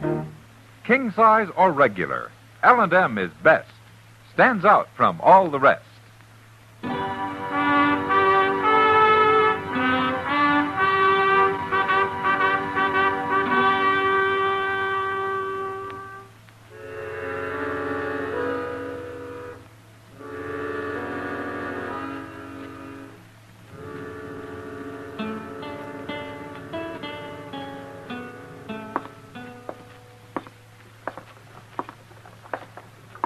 Say, maybe this fella got her outside and knocked her in the head and robbed her, Mr. Dillon. Kitty doesn't carry money on her, Chester. Well, she wears jewelry. She's also over 21 years old, and she's got enough sense not to let anybody knock her on the head. And if he did, I suppose somebody'd have found her by now. Yeah, sure. Hey, look. There's Mr. Doby himself at the desk in there. Oh, good.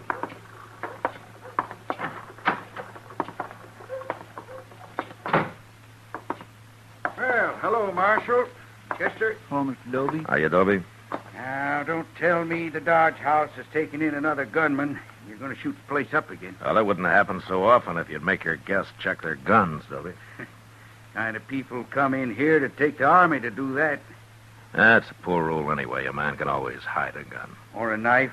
It's not that kind of a man I'm looking for this time, Dobie. It's an Easterner. Some dude. What's his name? Well, I don't know his name, but he's tall and thin, and he's a sort of a fancy dresser. He's new to Dodge. Must be that fellow Rackmill. Rackmill? He fits your description, but he sure didn't look like no troublemaker to me. What's he done? I don't know, Toby. I don't know. Maybe nothing. Is he in his room? No, he ain't. Funny thing, now you mention it. Clerk told me this morning that Rackmill didn't come in at all last night. You didn't? I didn't think nothing about it till now. Oh, you know how some fellas are. They get to playing cards or something. He ain't up to no good, Mr. Dillon. I just know he ain't. Dobie, what do you know about him? I told you all I know. He come here day before yesterday. Said he was traveling around, seeing the West. I don't think he's working. He don't act sharp enough to be a gambler. Okay, Dobie, thanks. Thanks very much. Look, if he does come in, don't say anything about my being here, will you? Not a word, Marshal. But I'll send somebody after you if you want. Good. I gotta go find that clerk. I ain't paying him for me to stand here all day. Well, what are we going to do now, Mr. Dillon? Look, I tell you, Chester, you go down and check the stage, huh? I'm going to go over to the depot, and I'll see you back at the office. You think you might have kidnapped her? Well, we'll know when we find her, Chester.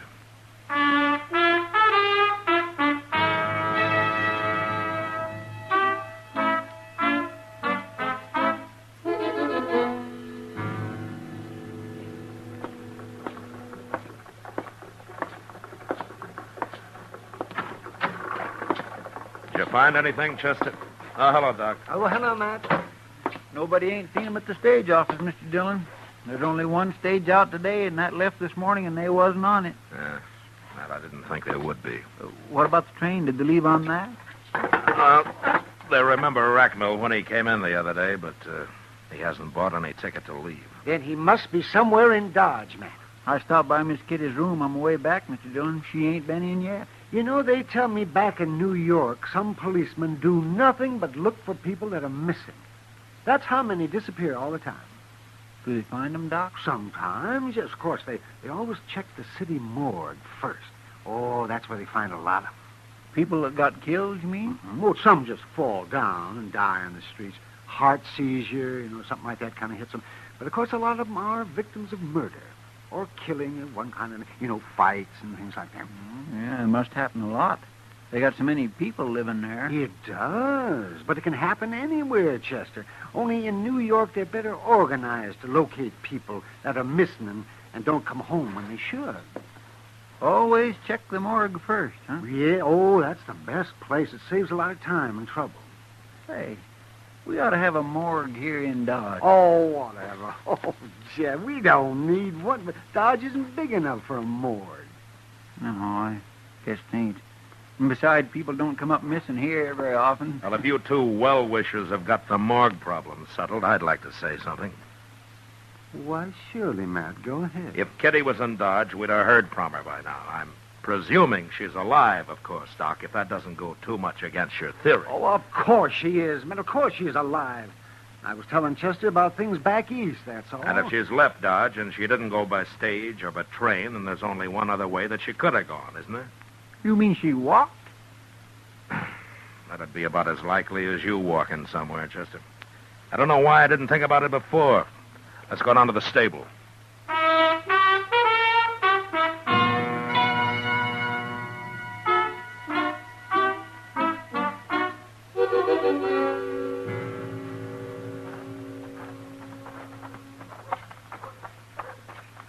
I don't know why I didn't think about them going horseback either, Mr. Dillon. I guess maybe it's because they say that fellow Rackmill's a dude. Horses don't seem his style. We don't know that much about him, Chester. What if he went alone? What if he didn't take Miss Kitty with him after all? Well, he can go anywhere he wants to. Alone.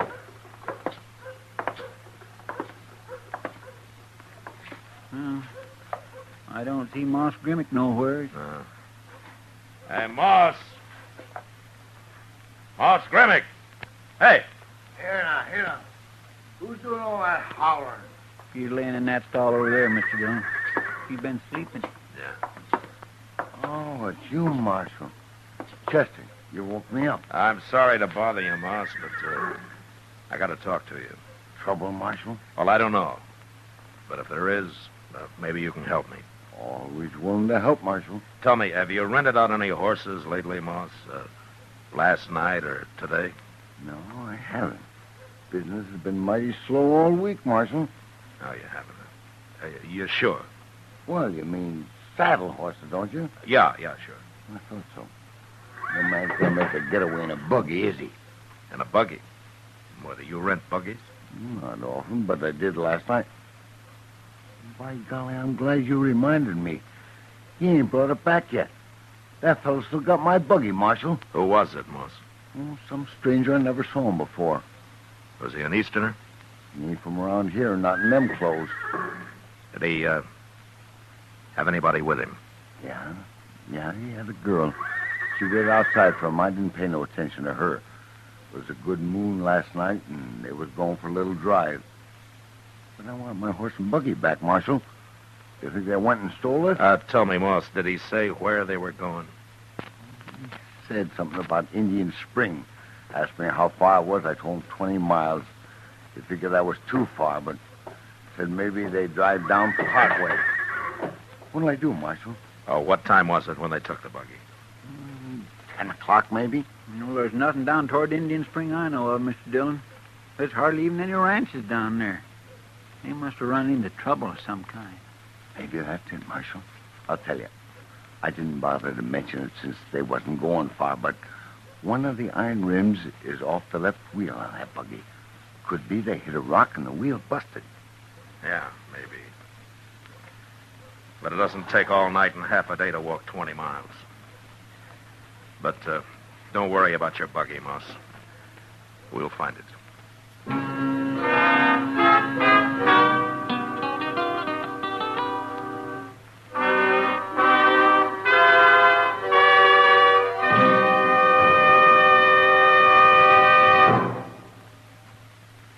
Today, along with the traditional pleasures of the holiday, many a filter tip smoker has discovered a new pleasure.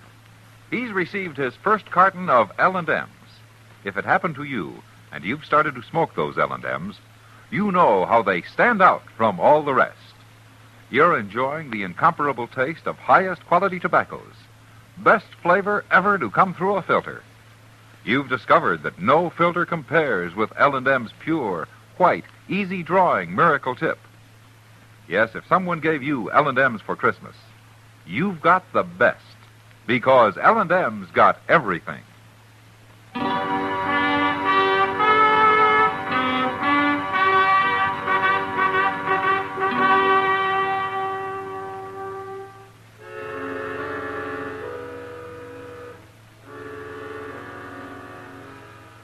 There was no trail going to Indian Spring, so all we could do was start out in the general direction and then ride back and forth across the prairie till we found the buggy tracks.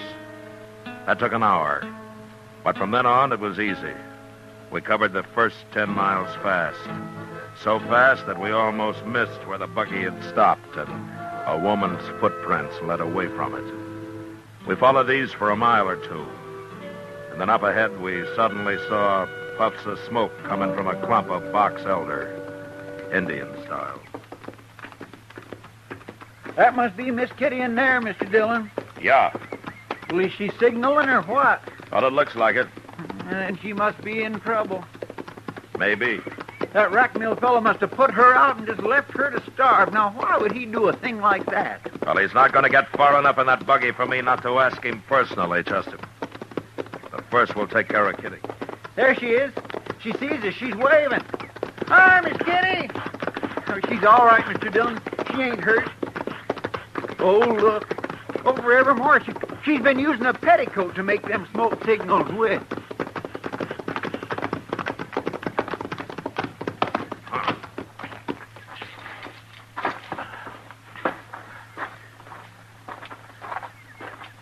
See my smoke signal? How you found me? No, we tracked you, Miss Kitty. Sure is good to see you. What's the matter with your ankle, Kitty?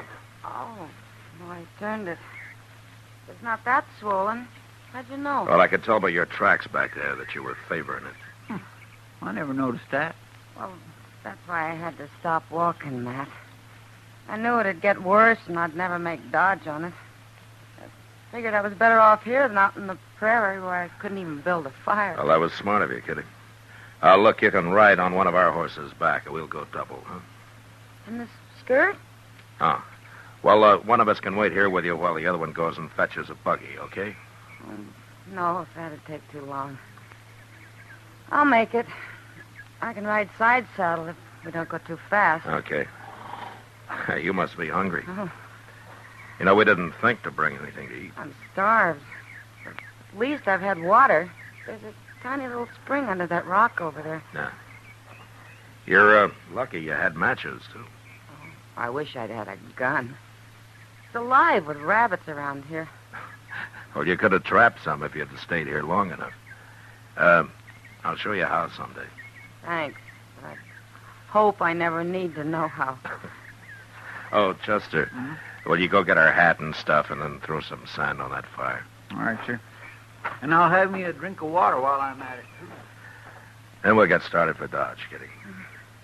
Yeah, the sooner we get there, the sooner you can eat. A side of beef and a sack of potatoes would make a good start. And I come to think of it, I missed dinner myself. I'll join you. I'm sorry I'm so much trouble, Matt. As long as you're safe. You know, you had everybody worried. Me and Chester and Doc, Sam Noonan. I know. I've been thinking about it. Matt? Yeah.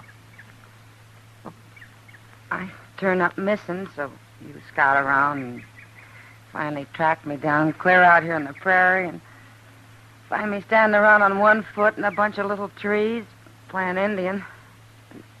And you don't even ask me how I got here. I know how you got here. Well, sure, of course. With Jim Rackmill and that fool buggy. Part way, anyhow. But that's not what I mean, man. Well, if he'd been out to kidnap or murder you, I guess you'd have mentioned it before this, wouldn't you? Oh, so silly. I feel like a fool telling it. Well, go ahead, say it. It can't be that bad. Rackmill's an Easterner. He's never been out here before. And we got to talking, and he said he'd like to see the prairie in the moonlight. It was my idea. We rent a buggy and take a drive for an hour or so. Anything to get out of that smoky saloon for a while. So we did. And he tried to hold your hand. And you got mad. And you slapped him. And you jumped down and you started walking. How'd you know that? I know you, Kitty. You know, sometimes you've got a terrible temper. Well, I paid for it this time. Honest, Matt, that's all he did. Tried to hold my hand. I believe it. You know, but you'd have been smarter if you just slapped him and let it go at that. You could have ridden back to Dodge in style. Why'd I have to act like a schoolgirl, Matt? I don't know, Kitty. Some people grow up slow. But I'll tell you one thing. It's a lot better than growing up too fast. Well, thanks for that anyway, Matt. Hey, look out yonder, Mr. Dillon. Look what's coming. What? It's Rackmill in the buggy. I forgot all about him. Where in the world's he been all this time? Well, looks like we ain't going to have to run him down after all, don't it? Well, he didn't do anything, Chester. He tried to hold my hand. Well, he sure looks wild now. Now, listen, you two. You stay out of this. Leave Rackmill to me. I'll handle him. Come on, Chester. Let's ease up those saddles, huh? Yes, sir.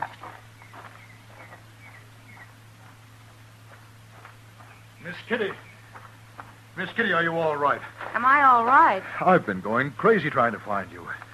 was dark, and you disappeared so fast, and then I finally saw the smoke a while ago. You did, huh? How'd you know that smoke wasn't Indian? Well, I didn't know. In fact, I thought it must be. I had to make sure, Miss Kitty.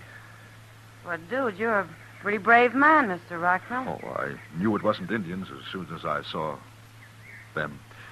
Have they been bothering you, Miss Kitty? What? Come on, Miss Kitty. Get in the buggy. Aren't you forgetting I got out of that buggy once? We'll talk about it later. Take my arm.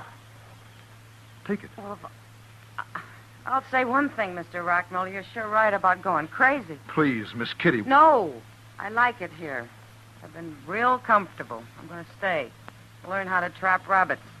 I may decide to live here, Mr. Rockville. No, you don't understand. Miss Kitty, we're all alone, way out in the prairie. I don't like the looks of those men. I've got to get you out of here. You've got to get me out of here. You. Please be sensible before it's too late. It's already too late. Now, get in your buggy and go on back to Dodge, if you can find it. I can find it, all right. I promise you I can.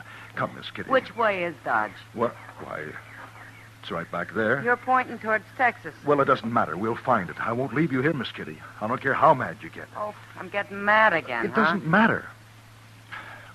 I don't blame you for last night. I apologize. I shouldn't have tried to hold your hand. I just lost myself for a moment, that's all. It won't happen again. I promise you. But I am not going to leave you here. Oh, I'm sorry, Mr. Rockville. I've been unfair. I do have a bad temper, you know. Yes, I know. And you're right about those two. They are a pretty tough-looking pair, aren't they? They're coming back. As a matter of fact, they do look more like desperados than lawmen. Lawmen? Mr. Rockville, this is Marshal Dillon of Dodge City, Kansas. Marshal Dillon? And that's Chester Proudfoot. How do you do? How do you do? It's okay, Rackmo. We're not after you. I didn't know that she knew you. I mean, I thought you were strangers. No, we're not strangers. In fact, we rode out here to find Kitty. I've been trying to find her, too. All night and all day, I've been driving round. Now, wait a minute. You men aren't going to make all this my fault. I only did what any lady'd do. Kitty, you do a lot better if you get something to eat. Eat? What are we standing around here for? Matt, will you and Chester ride along with us? Sure we will, Kitty. And Mr. Racknell, when we get to Dodge, maybe you'll have supper with us. That's very kind of you, Miss Kitty. Good. Now, if you'll hold my hand, you can help me into the buggy.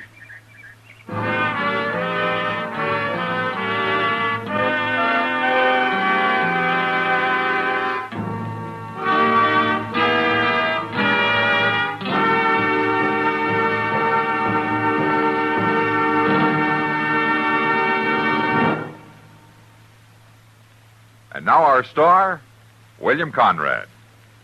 Thank you, George. Speaking for all the folks who make and sell Chesterfields as well as L&M filters, Liggett & Myers Tobacco Company, there are 1,300,000 retail dealers and more than 6,000 wholesale distributors. I sincerely hope this is the merriest Christmas ever for you and those close to you.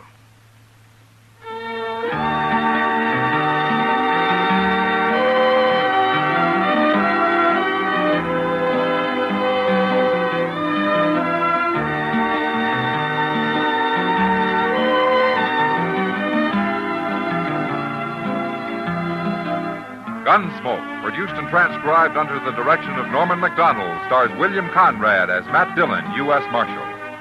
Our story was specially written for Gunsmoke by John Meston, with music composed and conducted by Rex Corey.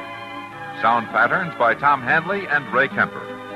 Featured in the cast were John Dehner, James Nusser, Barney Phillips, and Vic Perrin.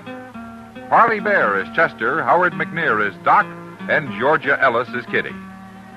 Join us again next week as Matt Dillon, U.S. Marshal, fights to bring law and order out of the wild violence of the West in Gunsmoke.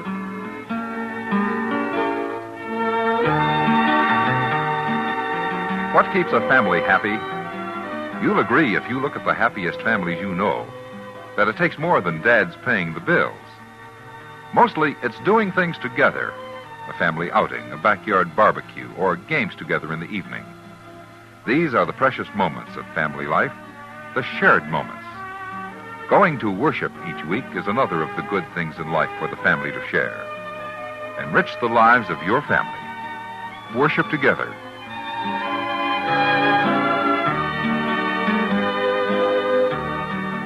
Remember, listen again next week for another story of the Western frontier when Marshal Matt Dillon, Chester Proudfoot, Doc, and Kitty, together with all the other hard-living citizens of Dodge, will be with you once more.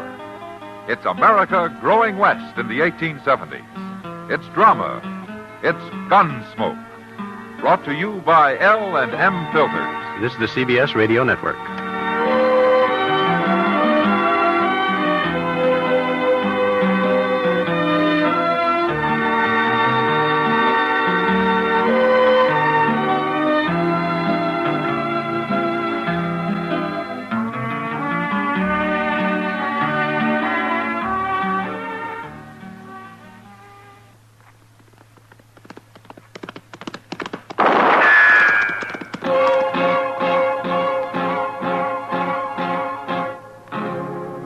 Gunsmoke, brought to you by L&M Filters. This is it. L&M is best, stands out from all the rest.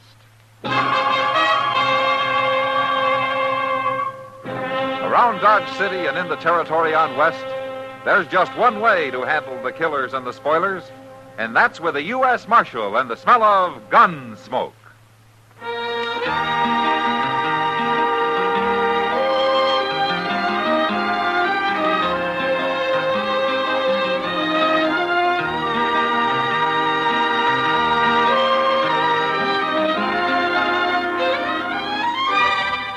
Gunsmoke, starring William Conrad.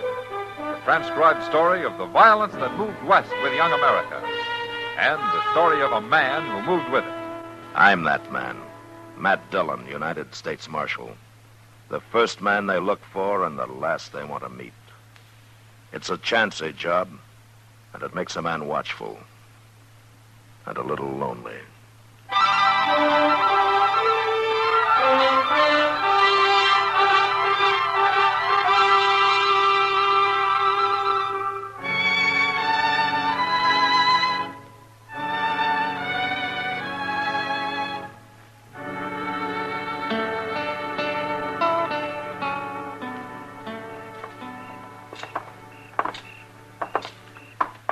There's a couple of chairs, Matt. Let's sit down and watch the plaza for a while. Okay, Doc.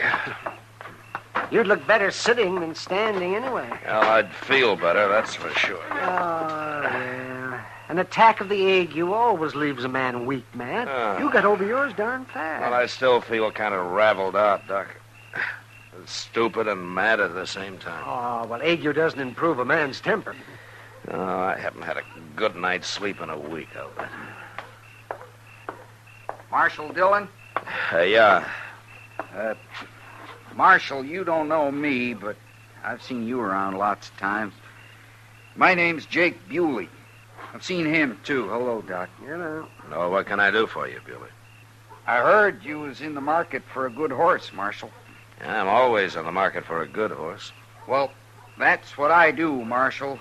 Ride around the country looking for extra good horses. I don't make much profit off them, but keeps me from working steady. And I don't buy horses very often, Bewley, even good ones. You like buckskins? Sure. But I don't want to look at him tonight. Tomorrow? Well, yeah, if I'm feeling better. So you know, Matt, what'd do you good? Oh, what, Doc? Go over to the Long Branch and take a couple of shots of whiskey. No? And then go to bed. Okay, Doc. I'll just do that. You want to come along? No. I got some work to do at my office. I'll see you tomorrow. Good night, Beauty. Good night, Doc. Good night, Doc. How long you been around Dodge, Bewley? Couple of months. No? You make a pretty good living trading horses? I done good so far. Without cheating nobody too bad either. Marshal Dillon? I don't know. What does he want? Who is it? Sam Noonan. Oh, yeah. Don't he work at the Long Branch? He built it. Oh, what do you want, Sam? Hurry up, Marshal. Oh, what's the trouble? Outbacked. Gonna be a fight. A fight? Who? You know that gambler, Charlie Pickard? He's also kind of a gunman, isn't he? He's roaring drunk, Marshal, and there's going to be trouble, sure. Now, come on, we'll go up the alley. That Pickard's always getting in trouble. Who's he after, Sam? Chester, that's who. Chester? Yeah. It started right inside at the bar, Marshal. Chester bought a drink for that little blonde girl. Well, it doesn't matter now. You can tell me later. There they are. Shooting people ain't gonna help nothing. I didn't bring you out here for talk, Chester. Now, everybody get back. You're drunk, Pickard. I ain't so drunk I can't shoot you. Pickard, Marshal Dillon. don't touch the gun, Pickard. What are you doing here, Marshal? I'm stopping a fight. I ain't gonna fight you. All right, then give me your gun. Take it. I ain't that drunk. Chester, Yes, sir. throw him in jail. Now, wait, Marshal. Shut up. Take him around the other way, Chester, out the next alley. I'm going inside for a minute. Then I'll be over. There ain't gonna be no fight. I think I'll go to bed. I'll be around with that buckskin in the morning, Marshal. Yeah, sure. Sure, Buick. It ain't fair to put me in jail, Marshal. I ain't done nothing. You're drunk and you were about to shoot a man, Pickard. I'm doing you a favor throwing you in jail. That's true, Pickard. All right. Put me in jail. But wait till I get sober, Chester. Wait till tomorrow. I'll get you. You'll see what I'll do. You're not going to do anything, Pickard. All right, take him along, Chester. I'll follow you, Pickard. Go ahead. Walk slow. It won't be so easy next time. Marshals. What are they going to have marshals around for? Oh, you'll forget it by morning. No, I won't. You'll see, Chester. All right, Sam, tell me now, what's this all about? Well, I started to tell you, Marshal. Chester bought a drink for Nita Tucker at the bar in there. You know her. Yeah, I've seen her around. Well, she's really Pickard's girl. He kind of watches out for her, you know. Yeah. Or she don't seem to like it much, but that don't stop him. And he's real jealous if anybody gets anywhere near her, especially if he's been drinking, like tonight. So he was going to shoot Chester because he bought Nita a drink, huh? Yeah. Well, that's a great reason for killing a man. Oh, that Pickard can be awful mean, Marshal. It wouldn't surprise me a bit if he makes more trouble tomorrow when he's sober. And I'll keep him in jail till he forgets about it. Can't keep him there forever. No, but I can always run. Come from that alley there. Yeah, come on. Must be Chester. Hey, looky, Marshal. That's Pickard. Chester shot him. What's the matter with you, Chester? Did he knife you or something? Here, come on. Stand up. Come on. Pickard's dead, Marshal. Are you hurt, Chester? What happened? Come on, tell me, what happened? I got hit. And here's Chester's gun, Marshal. Laying right at his feet. Did he jump you? Is that what happened? No. No, he didn't jump me. Well, then why did you shoot him? I didn't shoot him. Somebody hit me. Well, that don't make sense. Of course you shot him. This here's your gun. It's been fired. I didn't shoot him. Somebody jumped out from back of that rain barrel and hit me. Eh? You ain't bleeding nowhere. Well, he hit me back here, behind my ear. Didn't knock me out for long. I heard the gunshot, but I couldn't do nothing. Who was it, Chester? I didn't see him. I started to turn, and then he hit me. You're going to have a hard time proving that, Chester. I didn't kill him, Sam. He swore he was going to get you tomorrow. And looks to me like you killed him for that. I got hit, I tell you. You believe me, don't you, Mr. Dillon? Sure, Chester. But Sam's right. It's going to be hard to prove. You're not even marked up. Well, let Doc look at it. He can tell I got hit. Well, I wouldn't kill nobody like that. Sam, get somebody to take care of Pickard's body, will you? We're going over to Doc's.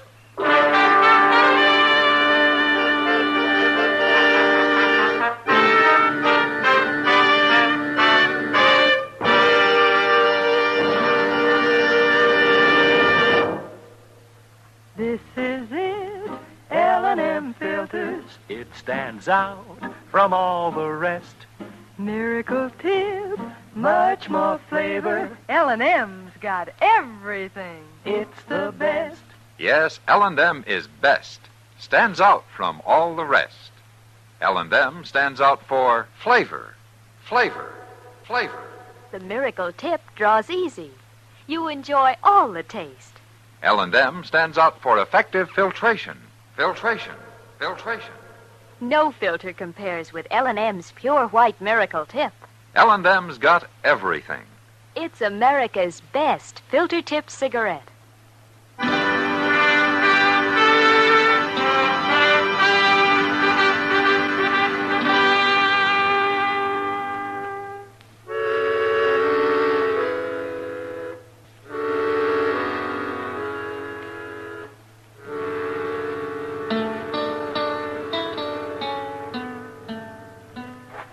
Hold that lamp a little higher, Matt.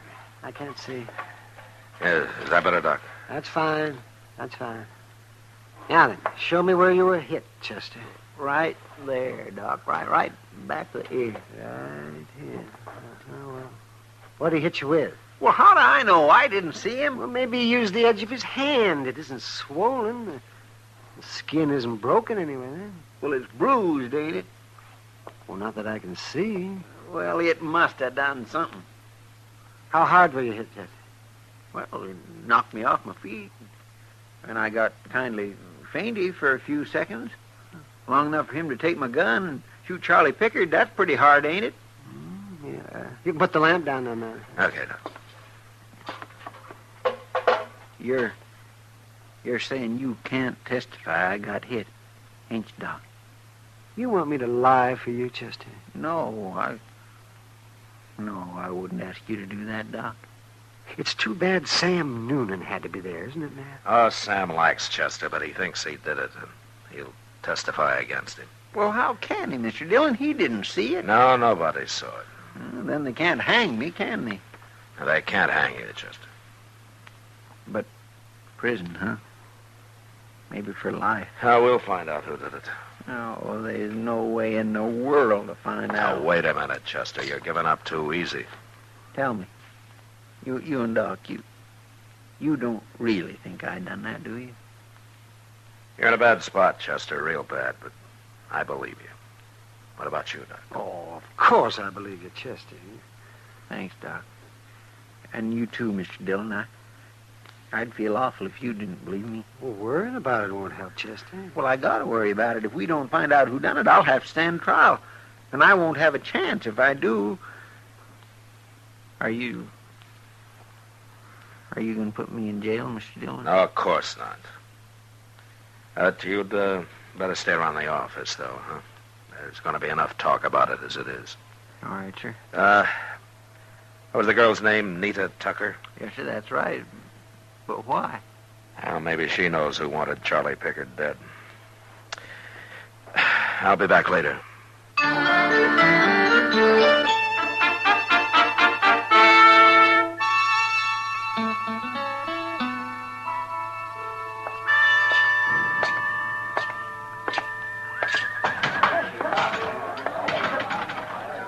Marshal! Oh, hello, Sam. Well, what did Doc find? Nothing visible. Did you put Chester in jail? I'll have a shot of whiskey, Sam. Now, looky, Marshal. I'm as sorry about this as anybody. But just because Chester works for you is no reason he can murder a man and then go free. I'll be responsible for Chester. If he gets away, it'll make a lot of trouble, Marshal. You think Chester did it, don't you? Of course I do. And I don't like him not being in jail. Sam, that's Nita Tucker sitting over there with Kitty, isn't it? Yeah, that's her. But she didn't do it. Oh? Well, she hated Pickard, but you're not going to try to hang this on her, Marshal. No, sir. I'll stand up for her. She's a good girl. I got the drink, Sam. I don't need it.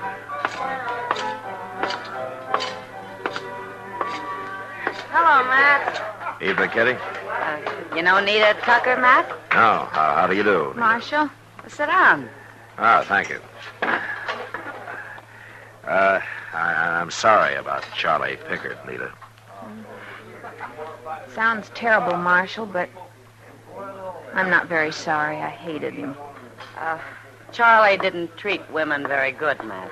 Well, that wouldn't excuse murdering him, though. I'm not so sure. Marshal, you're not thinking I had anything to do with it, are you? Now, Chester says he didn't do it, and I believe him. I wouldn't kill anybody, even him. Where were you when it happened? I was in here. She was at the bar, Matt, and I was standing right next to her. Okay. I guess that clears you, Nita. Tell me, who else hated Pickard?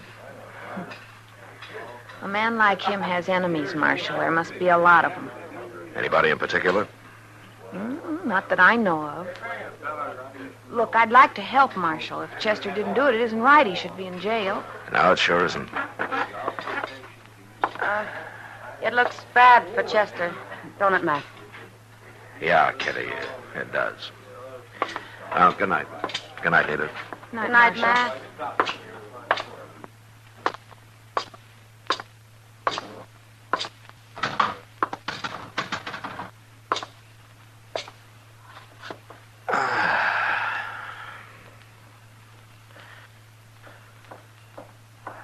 Marshal Dillon? Oh, hello, Bewley. I heard about Chester, Marshal. I'm awful sorry about it. Oh? He's always seemed like such a nice fella. Sure is too bad. Yeah. People are going to wonder why you don't lock him up. No, they are. Well, not me. I understand, but Sam Noonan was saying something about it inside there a minute ago. I see. Well, that's what I wanted to tell you. He's going to make trouble about it. I told him not to be a fool. Just a minute, Bewley. Well, what do you care? Is Chester a good friend of yours? Well, no, I don't know him very well, but I don't like to see no trouble start. Well, if it does, I'll handle it. I know you will, Marshal. I just wanted to tell you what the talk is. I'll bring that buckskin by in the morning, huh? Okay. Good night, Bewley. Good night, Marshal.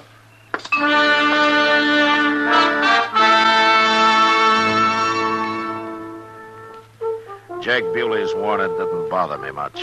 But still, I couldn't delay filing murder charges against Chester forever. And after 10 days of useless search for the real killer, I had to do it. And then, having written him up, I really began to worry. Chester did too. He'd sit quietly in the office and look at me as though I'd just kicked him. So I stayed out of there as much as possible. Like today, I went into Mr. Jonas' general store for nothing but to kill a little time looking around. Matt! Hey, Matt, come here. Wow. Hello, Kitty. Nita. Hello, Marshal. Well, are you girls going to buy that whole pile of dresses you got stacked up there? As soon as Mr. Jonas gets back here, we are, Marshal. She means she is. I'm only watching, Matt. Well, isn't that a lot of clothes for just one woman? Not for me. Not this time. Not this time? Matt, when does a girl buy everything new? All she wants. Well, I don't know, I'm sure. When she gets married, of course. Married? You getting married, Nita? Next Saturday, Marshal. Well, that's fine. That's fine. Do I know the groom? Jake Bewley. Jake Bewley. I guess everybody's surprised. Yeah. Would you come to the wedding, Marshal? I wish you would. Well, sure. Really? Of course, I'd like to come, Nita. Good. Look, Kitty, I didn't see those hats back there. Well, I'm not going to leave this store till I've looked at every single thing in it. Kitty. She's so excited. Kitty, listen to me. Huh? How long has this been going on between her and Bewley? A month or so, I guess. What? I thought she was Charlie Pickard's girl. Pickard thought she was, too. But she and Bewley used to meet on the sly. He never did find out. And he sure can't stop him now. No, he can't. As bad as it is for Chester, I'm glad Charlie Pickard got shot. Well, there are other ways it could have been handled. Kitty, I'm going to tell you a secret. A secret? Well, that's what I want you to call it when you tell it to Nita. Tell Nita what? And I'm going to let Chester leave Dodge tonight. What? I'm going to ride out of town with him, and as soon as he's gone, I'm coming back and arrest Bewley. Bewley? You think he did it, Matt? Well, he could have. He had a good reason to. I'm going to find out for sure tonight. Anyway, tell Nita that I have a witness that nobody knows about but me. But, Matt, if Bewley believes that, won't he wonder why you're letting Chester run away? Well, not if he hears my witness won't be back in Dodge for a couple of days. And that I'm afraid Sam Noonan will form a lynch mob before then. All right. But you're asking a lot, Matt. By telling Nita this could ruin her one chance to be happy. Now, she wouldn't be happy with a murderer, Kitty. And if Bewley's innocent, I promise you that nothing will happen to him. Okay, Matt. I'll do it. All right, good. Now, Chester will be riding out of Moss Grimmick's stable about midnight tonight. With me.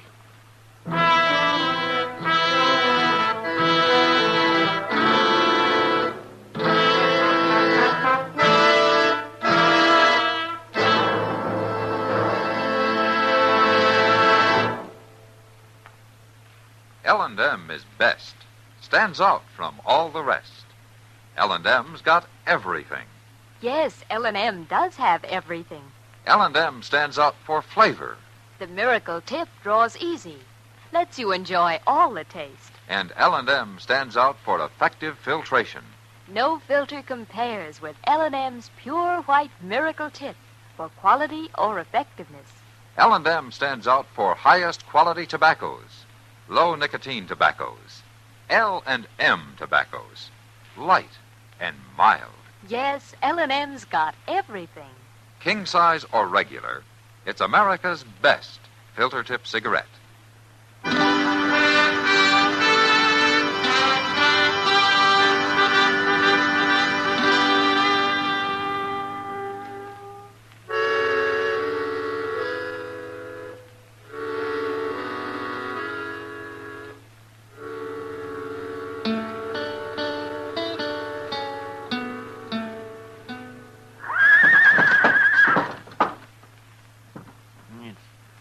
Near 12:30, Mr. Dillon.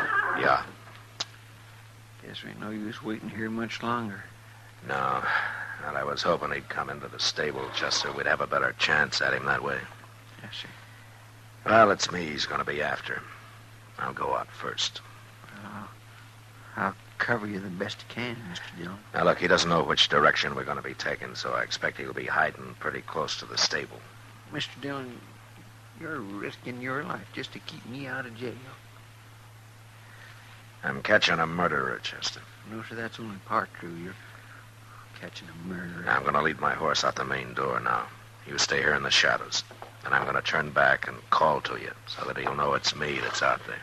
Well, ain't there some other way we can catch him, Mr. Dillon? I swear I don't know what I'd do if anything happened. I'm going to go now. Yes, sir.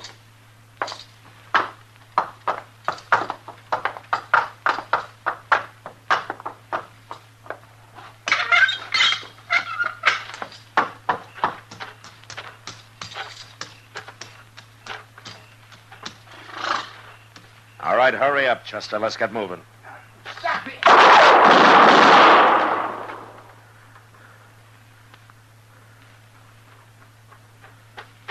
He's in that alley, Mr. Dillon. I seen his gun flash. Don't shoot, Chester. Wait a minute. Come on.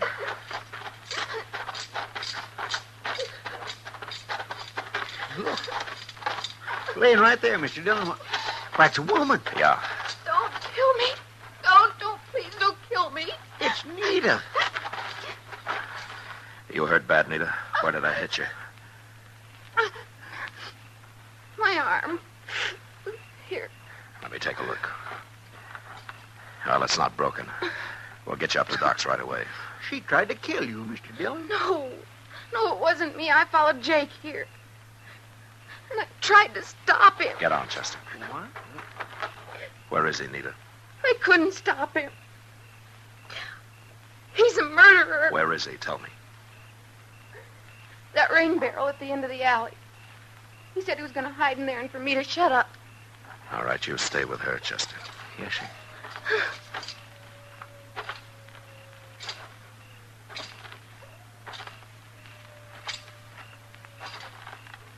I'm taking no chances, Bewley. I'm going to start blowing holes in that barrel. No. Don't shoot. By hand. Can't you see him? All right, keep him up. High.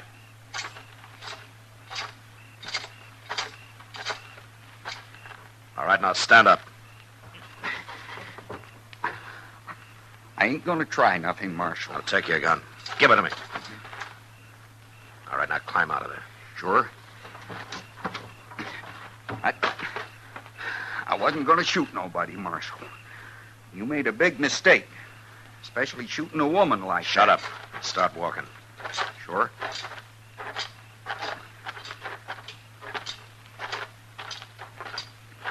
Jake, Shut up, Nita. I told you not to do it. I told you. Too bad you wasn't killed. She was Jake. the one tried to do it, Marshal, not me. Well, but I only run and hid to protect her, sort of. You're not making much sense, Muley. Take him to jail, Chester. Listen to me, Marshal. No. Get going. Come on. Move, Bewley. Go on. And you better walk straight. Won't do no good. You can't keep me in jail. Yeah, you'll be saying that a month from now, Bewley. Can you walk all right, Nita? let me rest a minute. When I can. Yeah, sure. I guess you won't be coming to the wedding after all, will you, Marshal? No, Nita, I guess I won't. Here, I'll carry you up to Doc's.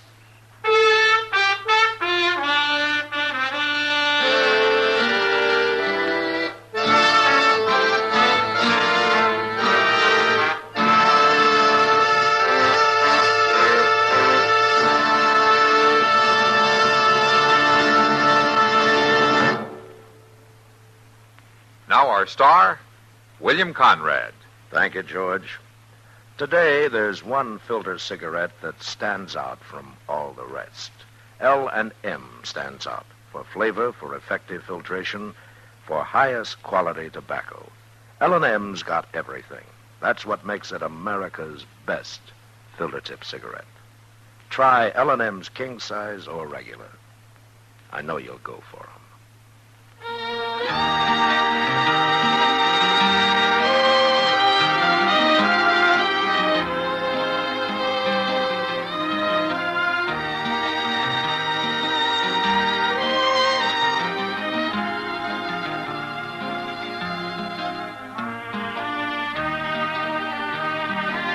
Gunsmoke, produced and directed by Norman Macdonnell, stars William Conrad as Matt Dillon, U.S. Marshal. Our story was specially written for Gunsmoke by John Meston, with music composed and conducted by Rex Corey. Sound patterns by Tom Hanley and Ray Kemper. Featured in the cast were Vic Perrin, Lawrence Dobkin, James Nusser, and Joyce McCluskey. Harley Bear is Chester, Howard McNear is Doc, and Georgia Ellis is Kitty.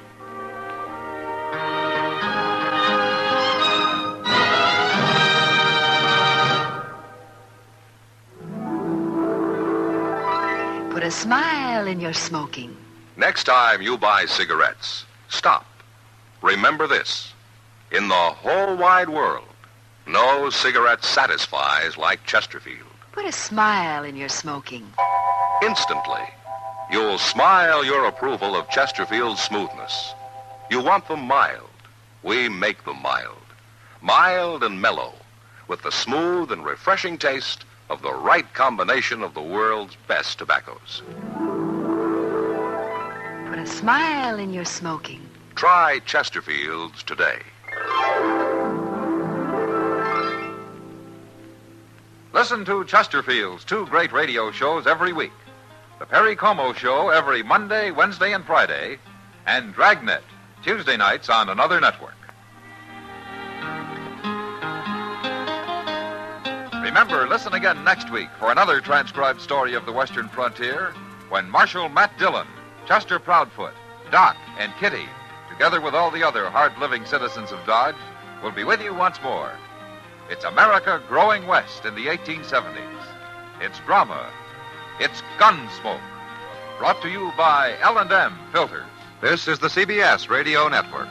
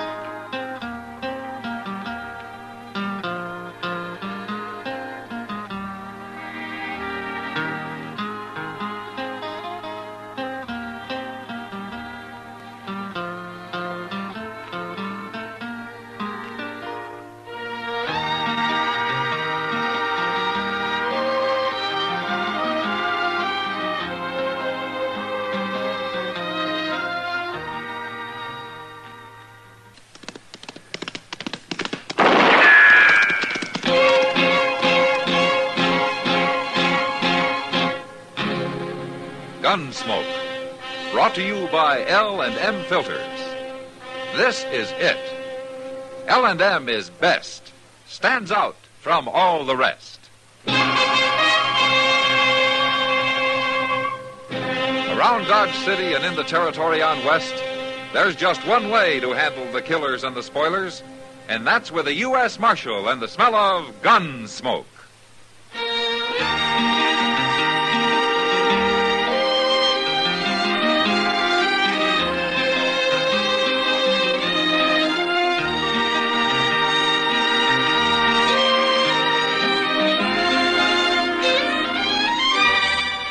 Gunsmoke, starring William Conrad. The transcribed story of the violence that moved west with young America. And the story of a man who moved with it. I'm that man, Matt Dillon, United States Marshal. The first man they look for and the last they want to meet. It's a chancy job, and it makes a man watchful and a little lonely.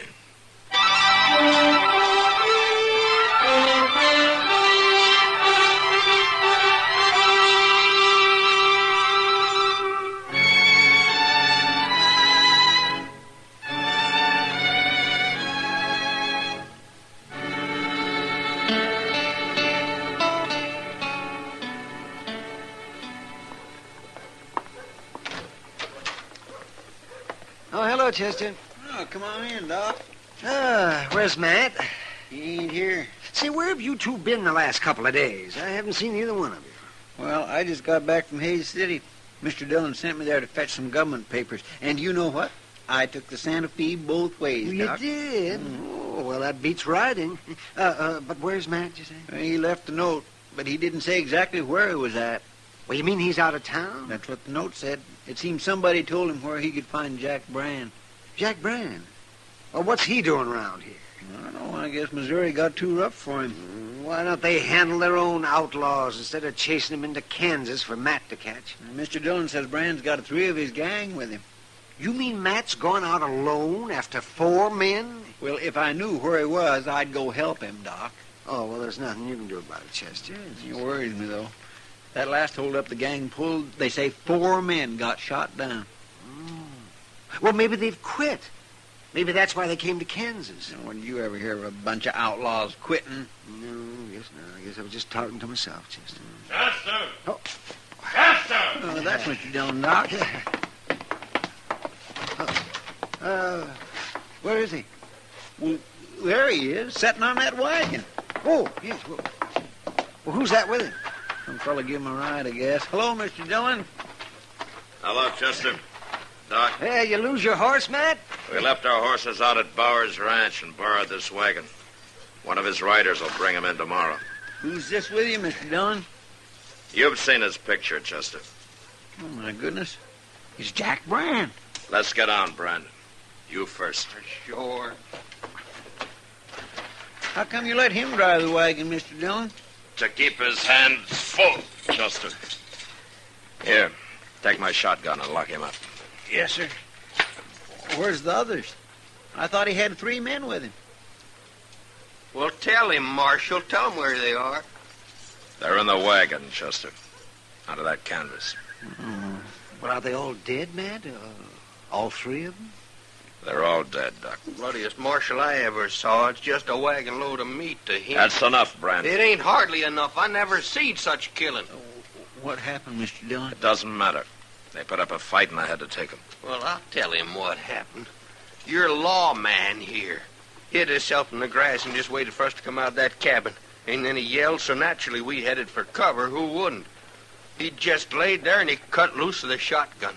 Tore up 2 of the boys that way. Then he stood up and he cut down Hank Smith with a 6-shooter. How come you got out of it, Brand? I jumped back in the cabin and I give up. We weren't putting up a fight. He spooked us yelling like that. Make any man jump. Oh, I suppose you're trying to say that you wouldn't have shot him. We tried to shoot him. Who wouldn't? Any man's got a right to defend himself. Oh, well, I never heard of resisting arrest called self-defense. I never heard of no marshal shooting down everybody on the landscape. Lock him up, Chester. Get going, Brand. Well, he actually think he was killing hogs, not men. Shut up and keep bloody as Marshal ever. See, how come you brought the bodies back, Matt? Why didn't you just bury them out there? I wanted more witnesses than me to identify him, Doc. Might save trouble when Brand goes to trial. You say you were mighty lucky taking 4 outlaws that way, man. Yeah. And you killed 3 out of... Oh, say, wait till people around here hear about this. Brand's right, Doc. It's a lot of killing. An awful lot. Oh, no, you don't. Don't get to thinking about it too much now, man. It's your job. You did it, and so it's over. It's over? Wait till tomorrow or the next day. There'll be somebody else. There's always another man to kill. Oh, no, that's not the way to look at it, man. I've never heard of you shooting anybody you didn't have to. No, I never did. But sometimes that doesn't help much. Say, you look tired, man. Well, I haven't slept since I rode out of here 2 days ago. Well, now, you get some rest, and you'll feel better. Sure. Brand's snug in jail, Mr. Dillon. He don't like it much, but I told him not to try kicking his way out, that I'd be sleeping in the office. We'll both be sleeping in the office, Chester. I'm too tired to walk to my room. Take care of this wagon. And what's in it, will you? Mm-hmm. You and Doc can identify those men. We'll write it out on paper in the morning. All right, sir. I'll be coming to bed about midnight, but I'll be real quiet. Nothing could wake me, Chester. Not tonight.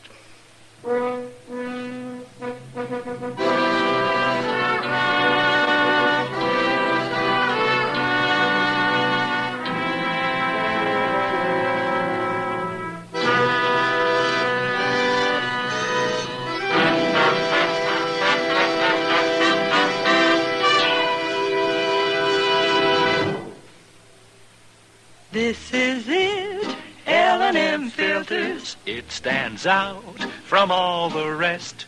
Miracle tip, much more flavor. L&M's got everything. It's the best. L&M is best. Stands out from all the rest.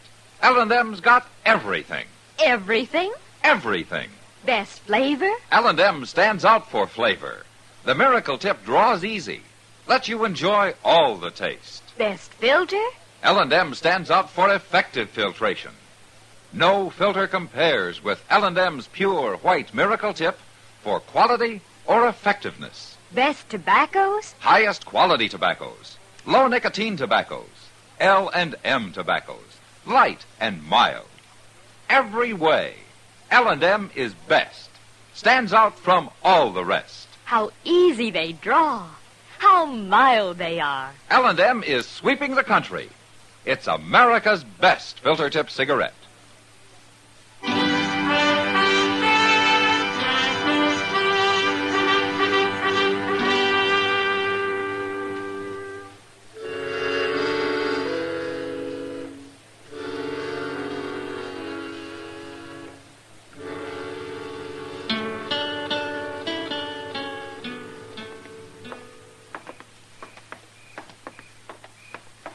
Gosh, Doc, you sure I shouldn't wake him up and tell him? It can wait until morning, Chester.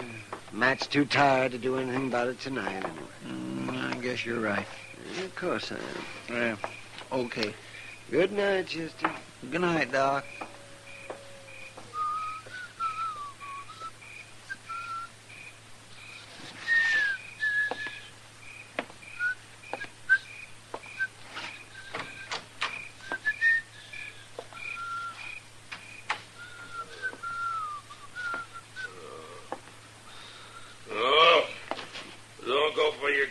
Don't go for my... No, what? don't do it. I tell you to leave the gun alone. Okay, Mr. Dillon? No. Don't make me kill you. Don't make me kill another man. Mr. Dillon, no, wait. I've spilled enough blood. I don't want to kill you, no. Mr. Dillon, wait. No! It isn't me, Mr. Dillon. It's Chester. There ain't nobody here. What? You was asleep. You've been dreaming. Oh, yeah. Yeah. I'll light the lamp. No. It's all right, Chester. My gracious, I come in and I heard you talking, and I thought somebody was here. That moonlight ain't too bright. I couldn't see good at first. Sure. I had to yell at you a couple of times before you woke up. You was dreaming you was in a fight, I guess. Yeah. Yeah, that's what I was dreaming. Nightmares like that, they're just terrible, ain't they? There's a bottle in the desk drawer over there. Chester, get it for me, will you? Yes, sir, I know where it is. I used to have nightmares sometimes when I was a boy, but I don't get them much no more. Here it is, Mr. Dillon. A good stiff drink will do you good. Thanks, Chester.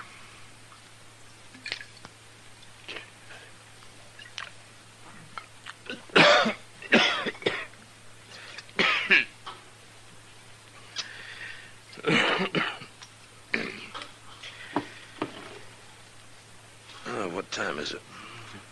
A little past midnight. Jack Brand awake? No, he'd be bellering if he was. But, Mr. Dillon, now that you're awake, there's something I ought to tell you. Oh, what? Well, me and Doc was having a drink over at the Alafraganza, and a fella come in there and started talking real loud. Talking about what? Well, sir, mostly about how he's going to tree dodge and how he's going to tell you, too. Oh? He says he's a friend of Jack Brand's, and he's heard about how you caught him and all. What's his name? Stanger. Joe Stanger. Yeah, I know him. Well, do you think he'll cause trouble? Probably. But I'm not going to worry about him tonight. No, sir, that's what me and Doc figured.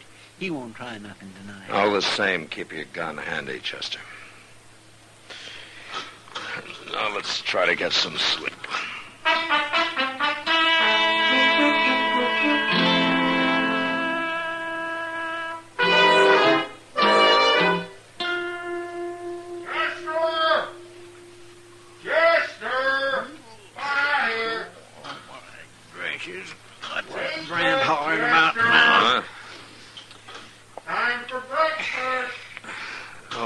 Shut him up, Chester. It's hardly dawn. I swear I'd like to throw a bucket of water on him. Yes, oh, shut up, Brand. I'm coming. I'm trying to.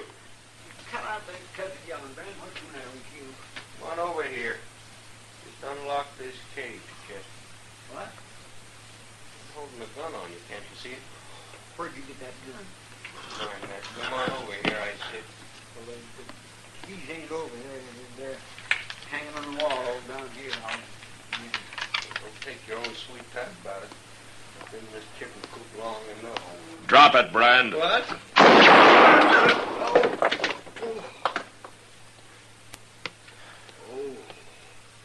You're not hurt. I hit the gun. I got the keys, Mr. Dillon. I'll get his gun out of there. All right, go ahead. Stand back, Brand. You like to bust my hand. You're lucky. Luck you didn't kill me, I suppose, just like you kill everybody. Shut up. I got it, Mr. Dillon. It ain't no good anyway. Not now. Where'd you get that gun, Brand? I made it, Marshal. Don't be smart. Oh. Wait a minute. Joe Stanger brought it to you. He tossed it to you right through those bars on the window. I didn't know Stanger was in town. Didn't you? Chester, get some boards and nail them over the window so nothing can get through it. I'll fix it, Mr. Dillon. Oh, wait a minute, Marshal. That's the only window in here. You can't board it up. You'll get enough here. No, but it'll be dark. I don't like it dark. Don't you? When you get it fixed, we'll go to breakfast, Chester. It won't take long, Mr. Dillon.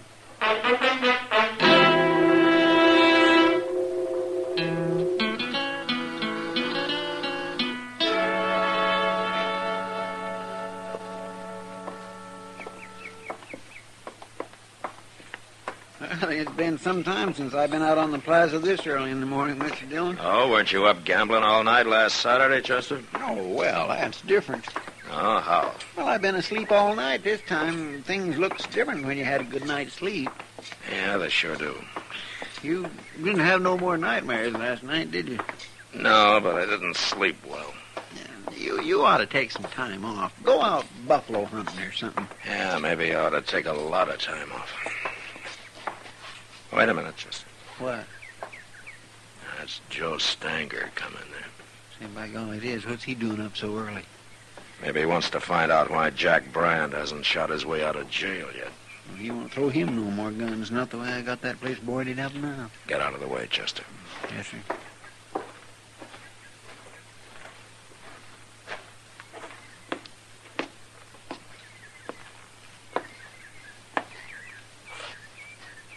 Good morning, morning, Marshal.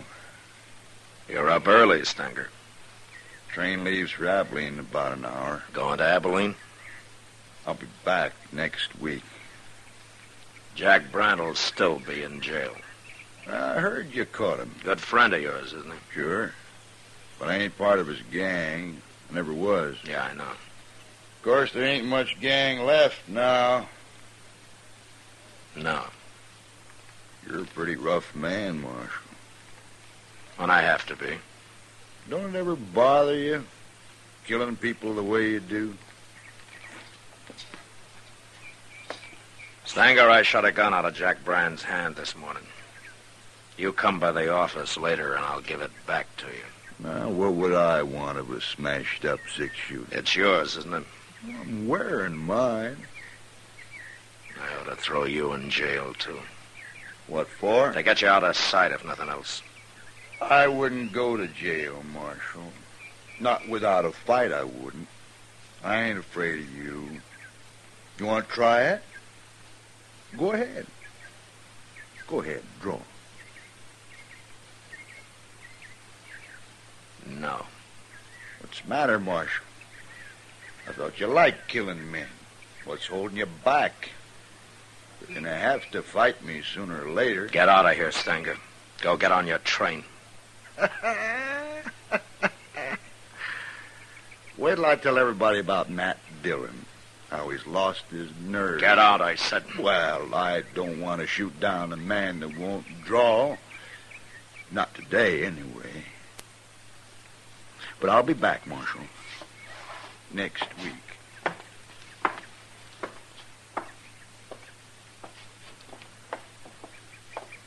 Why didn't you shoot him, Mr. Dillon? He's nothing but a big bluff.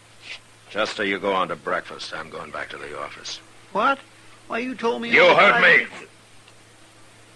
Well, yes, sir. Okay, Mr. Dillon.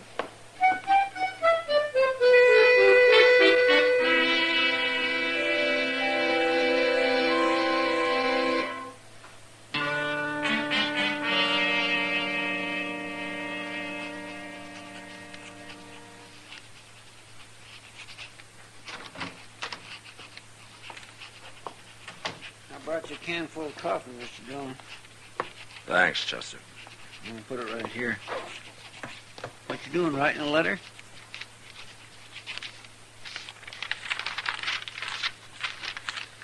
It's a telegram. Here, Chester. Take this down to the depot, will you? Sure. I want it to go out right away. U.S. War Department. What are you telegraphing Washington about? That's my resignation, Chester. What? I'm quitting right now. Why, you can't do that. I've done it. Oh, I don't believe it. You're funny. A man can quit a job, Chester. I've quit jobs before. Well, I know, but this is different. What's different about it? The government doesn't own me. But think what'll happen if you ain't marshal here. There are other men can be marshal. Mr. Dillon. What? You ain't doing this because of, well, what Joe Stanger said. That I've lost my nerve? No, he's wrong about that. And he's wrong about my liking to kill men, too. You never killed nobody unless you had to. And now I don't have to. I'm through, Chester. I knew I was through when I didn't draw on Stanger this morning. I've killed my last man. I just don't know what to say, Mr. Dillon. I've hated this job since the day I took it. I never did have a taste for killing, and now they can find somebody who has. And he'll make a better marshal than I ever was. That ain't true. Go send a telegram, Chester. I'll be at Delmonico's having breakfast. And with a good appetite for a change.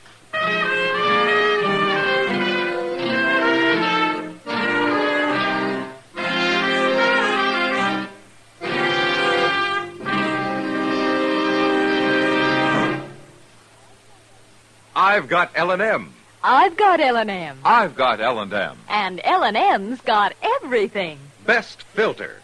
No filter compares with L&M's Pure White Miracle Tip for quality or effectiveness. Best flavor. The Miracle Tip draws easy. Lets you enjoy all the taste. Best tobaccos. Highest quality tobaccos. Low nicotine tobaccos. L&M tobaccos. Light and mild. Today, buy L&M. It's sweeping the country because it's America's best filter-tip cigarette. Yes, today, why don't you get L&M? Because L&M's got everything. This is it.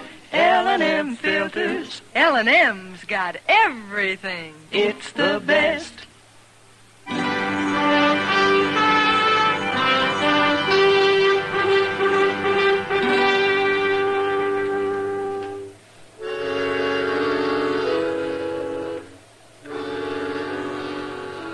After breakfast, I went to my room and got some of the sleep I'd missed the night before.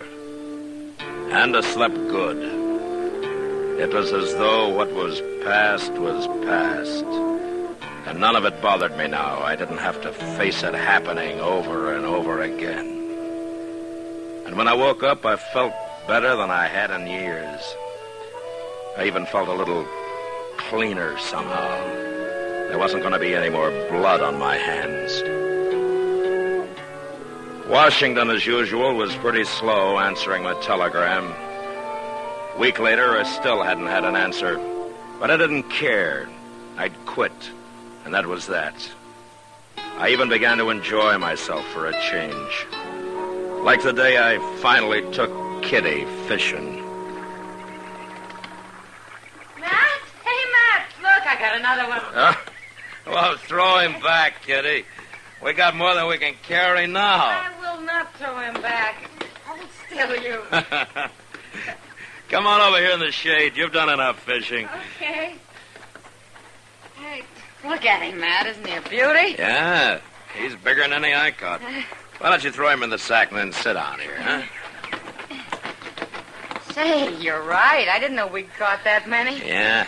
Maybe we'll have a fish fry tonight, huh? Well, we can feed half a Dodge with all those. Well, I doubt it. You ever see Chester go through a mess full of fish? The last time he starved himself a couple of days in advance. Maybe we can kind of sneak up on him tonight. No. He knows we're out here. Maybe you ought to go into the business, Matt. Oh? What business? Fishing. You could do it for a living. Well, I am going to have to find something to do for a living, I guess. Well, it won't hurt you to loaf for a while, Matt. Yeah. I'm enjoying it. You know something, Matt? What? I think this is the first time I've ever seen you that you weren't wearing a gun. It is. And I'm enjoying that, too. Someday maybe nobody will wear guns. Yeah, maybe. You know something? I'm sleepy. You're lazy. So lazy you're probably going to starve to death before you find a new job. I don't care. Matt, look, somebody's coming on horseback. No? Uh-huh. Hey. Well, that's Chester. Oh, he's as lazy as you are. Imagine taking a horse to come this far. Oh, Chester hates walking. Besides, he looks like he's in a hurry. Oh, maybe he couldn't wait for that fish fry. Mr. Dillon? Hello, Miss Kitty. Look in that sack, Chester. We got about 30 catfish already. Well, that's fine, Miss Kitty, but Mr. Dillon, Joe Stanger's in town. Oh? Well, it doesn't matter to me, Chester. But you don't understand. Understand what? What I come to tell you. Stanger's at the Alafraganza. A while ago he had words with one of the girls there, and she slapped him, and he pulled out his gun, and he killed her. What? Who was the girl, Chester? Kate Hawkins. Oh, no. That's who it was, Miss Kitty. And then the bartender tried to stop him, and Stanger shot him, too. And I hear he's going to die. I grabbed the horse off the hitch rail and come right down to tell you, you've got to stop him, Mr. Dillon. I'm not Marshal anymore here, Chester. I quit. No, that don't matter. It does to me. You mean you're going to let Joe Stanger walk around Dodge and shoot everybody that gets in his way, including women? I'm through killing. I told you that. Who's going to stop him, then? You're the only man around here that'll go up against him, and you know it. That may be true. But I'm still not going to do it. Wait, Mr. Dillon. Wait a minute. I've been thinking a lot about all this lately, and there's something you've been overlooking. Oh? Men like Stanger and Brand, they gotta be stopped. I'd do it if I could, but I can't. I ain't good enough. Most men ain't. But you are. It's kind of too bad for you that you are, but that's the way it is. And there's nothing you can do about it. Not now. It's too late. It's way too late.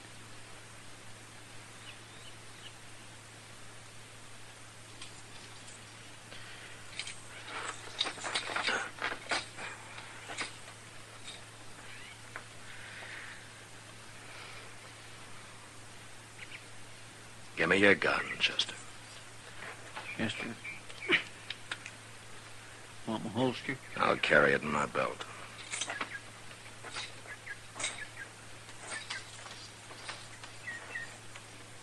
Oh, Kitty. Chester will help you carry the fish back. Sure, Matt. Sure.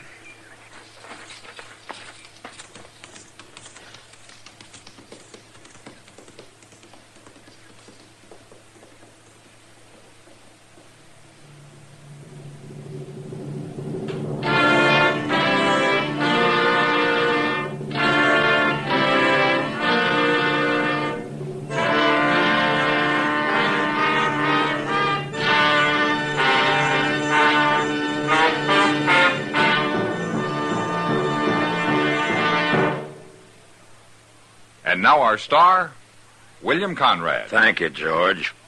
Mild and plenty quick on the draw. That's L&M for you. And the pure white miracle tip on the business end of every L&M filters out everything but the taste of the world's finest tobaccos. All you have to do is pick up a carton of L&Ms and you'll see what I mean. L&M stands out from all the rest.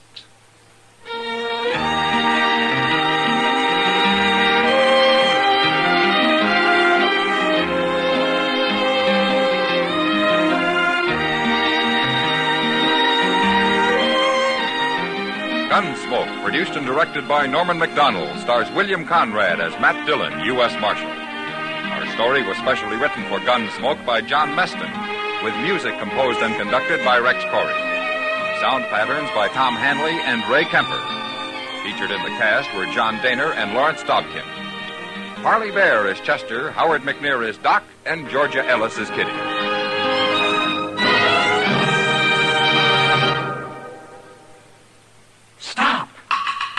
Start smoking with a smile, with Chesterfield, smiling all the while, with Chesterfield. Put a smile in your smoking, just give 'em a try.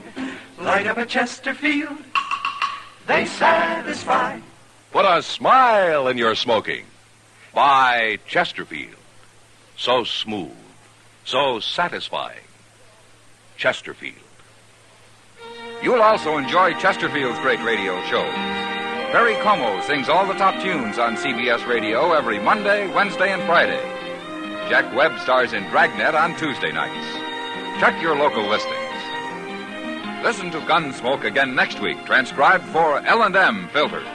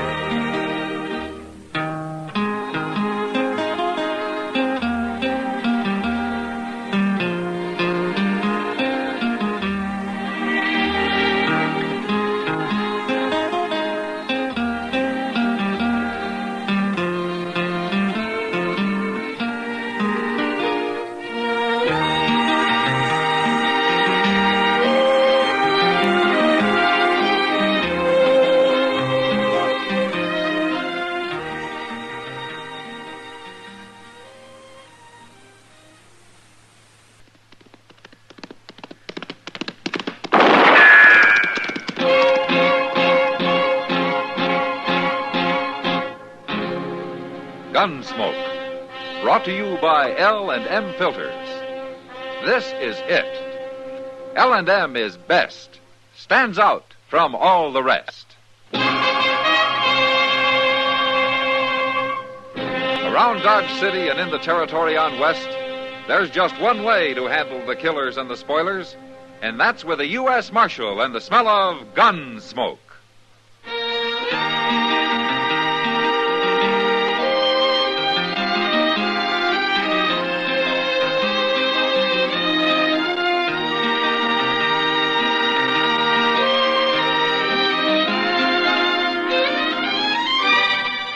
Gunsmoke, starring William Conrad.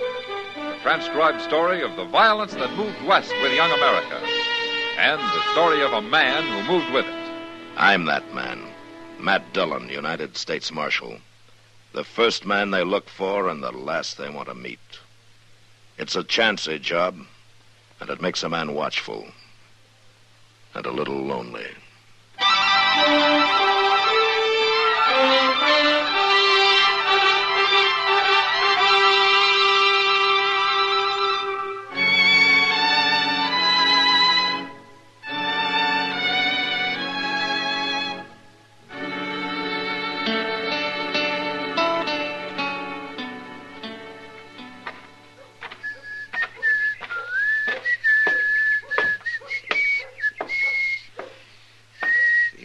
Oh, Mr. Dillon? Oh, sit down, Chester. Get yourself out of the sun. It ain't only me you ought to get out of the sun. Oh, what do you mean? See them two fellows down the street there?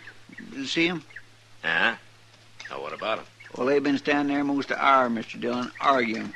And you've been listening to them for most an hour, huh? Oh, no, I was in Teeter's getting me a haircut. Oh. But I was watching them. The young one, he's the tall one, he don't say much. But the old one that keeps jabbering at him, I swear, I don't see how that boy can stand it. Well, all he has to do is walk off, you know. Yeah, I suppose.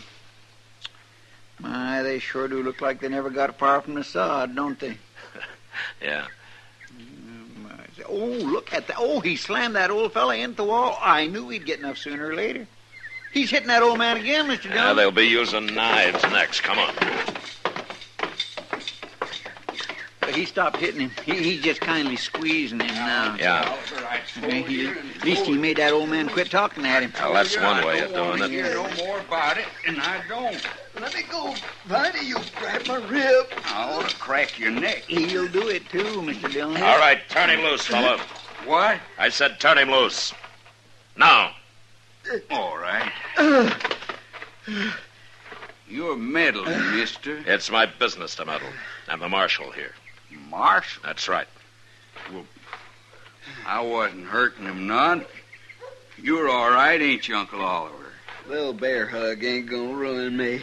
He didn't mean nothing by it, Marshal. Didn't mean nothing by why he liked to killed you. Viney plays rough sometimes. You're his uncle, huh? Yeah, Viney's pa died not very long ago, and he practically never did have a ma, so I'm kind of taking care of him. Isn't he a little old and need taken care of?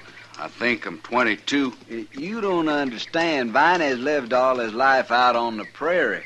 This is the first time he's come to a town, but he's gonna make out fine. You'll see. Oh, Uncle Oliver. No, I mean it. You be an important man someday, Viney. As important as Marshal here. Hey, wait a minute. I got an ID. I know what it is, too, and I'd like it fine, Uncle Oliver. But I can't be Marshal. Now use your head. I am using it. Why can't you be Marshal? 'Cause they got him, that's why. I don't mean right now. You gotta learn how first. And you know how to learn how? By working for this Marshal.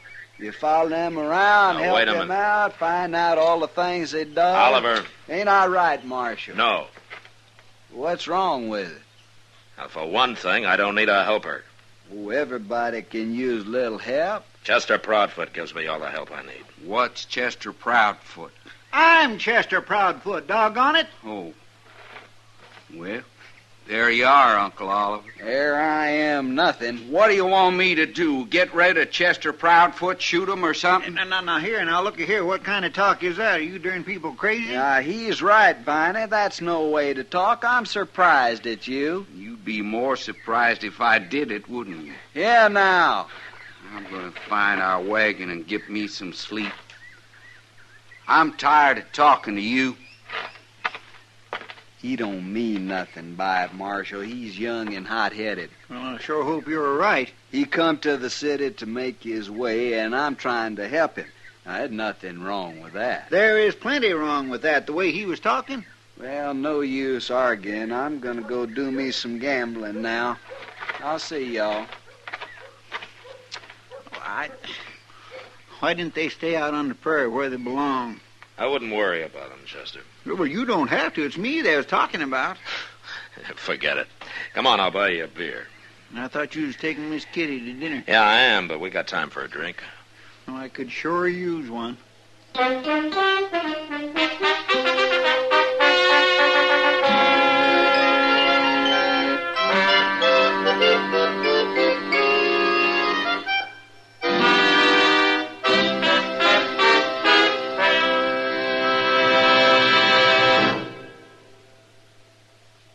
This is it, L&M filters. It stands out from all the rest.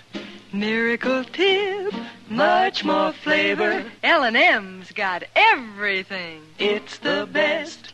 L&M is best. Stands out from all the rest. L&M's got everything. Everything?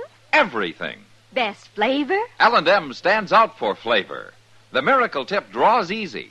Lets you enjoy all the taste. Best filter? L&M stands out for effective filtration. No filter compares with L&M's pure white Miracle Tip for quality or effectiveness. Best tobaccos? Highest quality tobaccos. Low nicotine tobaccos. L&M tobaccos. Light and mild. Every way, L&M is best. Stands out from all the rest. How easy they draw. How mild they are. L&M is sweeping the country. It's America's best filter tip cigarette.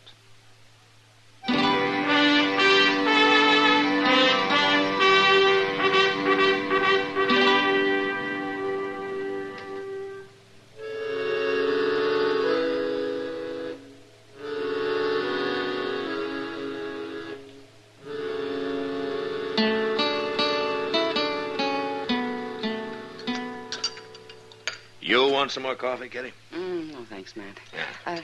Tell me, did you find out their last name? Well, they didn't bother to tell me, but I ran into Moss Grimmick. They're keeping their wagon at his stable. And, he said their name's Stang.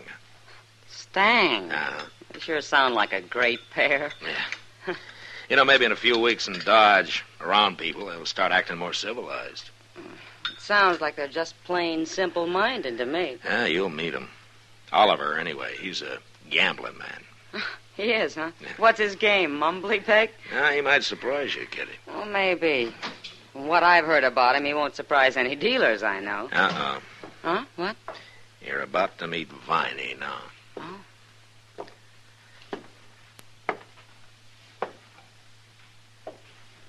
Marshal? Hello, Viney.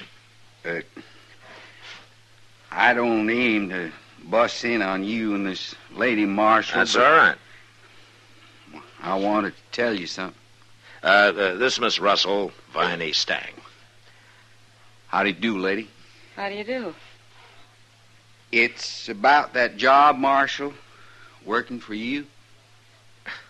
Well, I thought we'd been through that, Viney.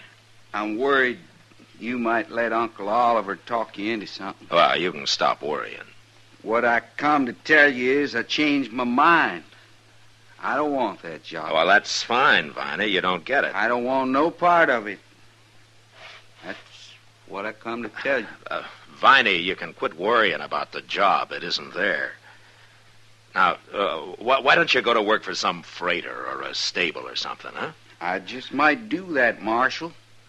I've been thinking on it. Well, good, fine.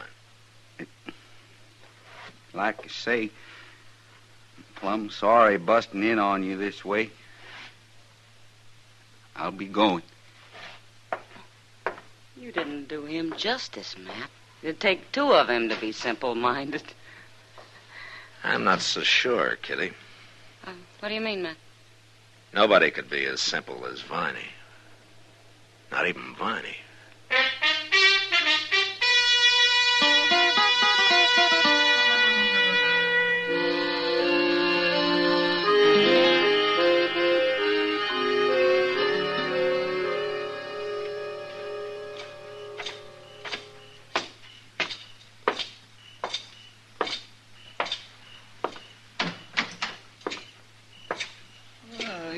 Mr. Dillon. Evening, Chester.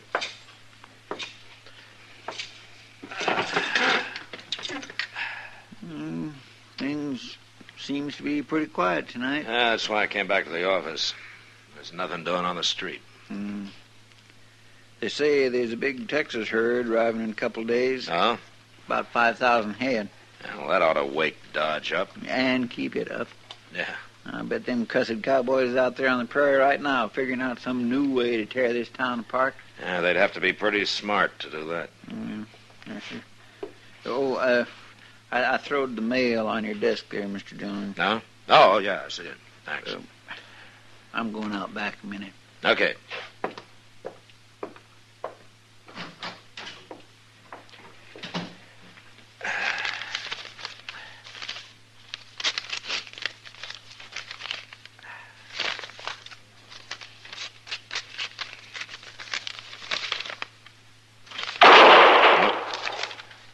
Chester!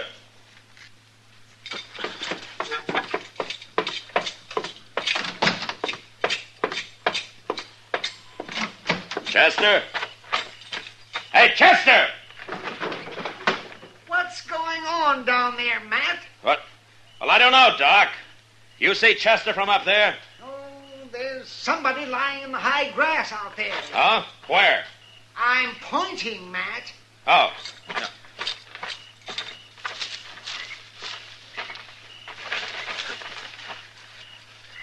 Well, who is it? What's happened? It's Chester, Doc. He's been shot. Chester, get him up here to my office. Now, hurry up. I'll get things ready.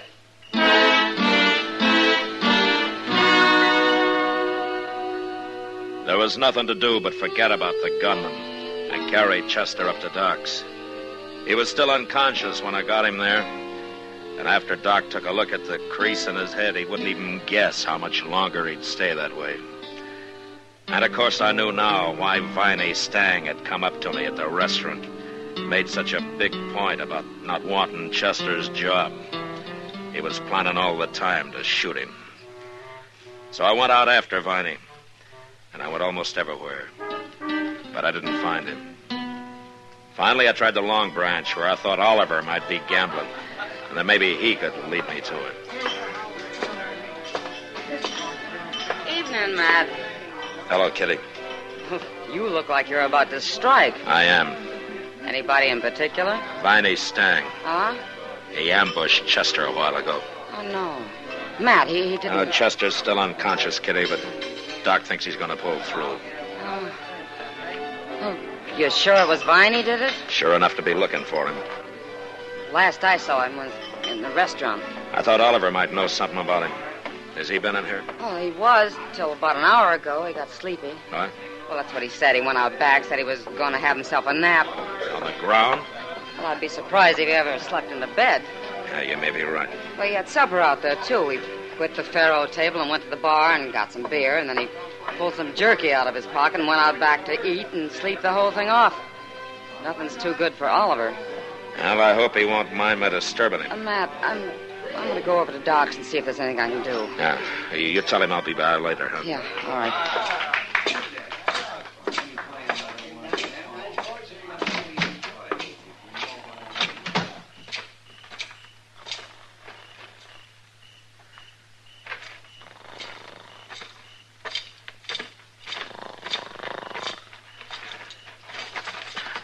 Oliver?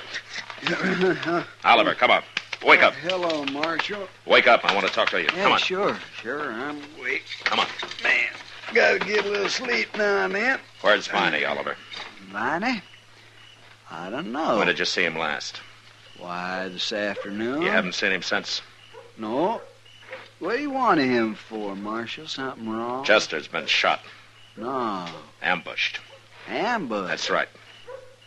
Well, you think Viney did it, huh? Well, he didn't, Marshal. Viney never killed nobody in his life. I didn't say he killed him. What? I said he shot him. Hit him in the head.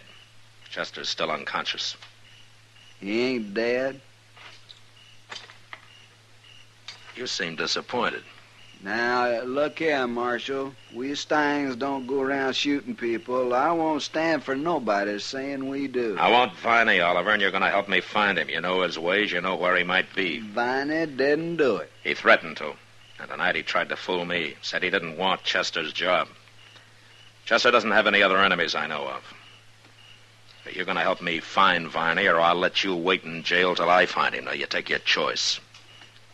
Jail? That's right. You said Chester ain't come too? What's that got to do with it? Well, if he dies, that'll be real bad, won't it? Yeah, real bad. Marshal, if Viney done it, I'm as strong agin him as you are, blood kin or not. I'll help you find him. I sure will.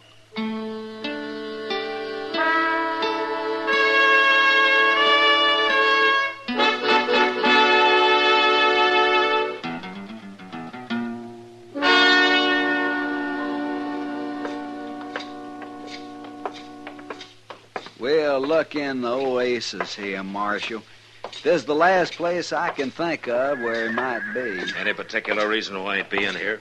It's the littlest rag-tailed saloon in town. Can't be many people in there. Viney's more at home where there ain't too many people. All right, I'll go in first, Oliver. Sure.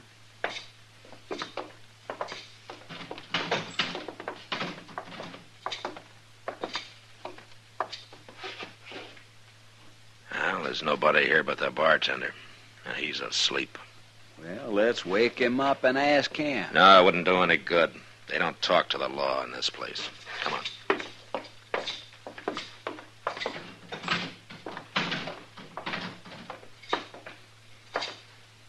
I'm just plumb confounded, Marshal. I don't know where to look now. We've been everywhere that boy might be. Maybe. Well, you think of some place then. You think of it, Oliver. I'm going back and see how Chester's coming along.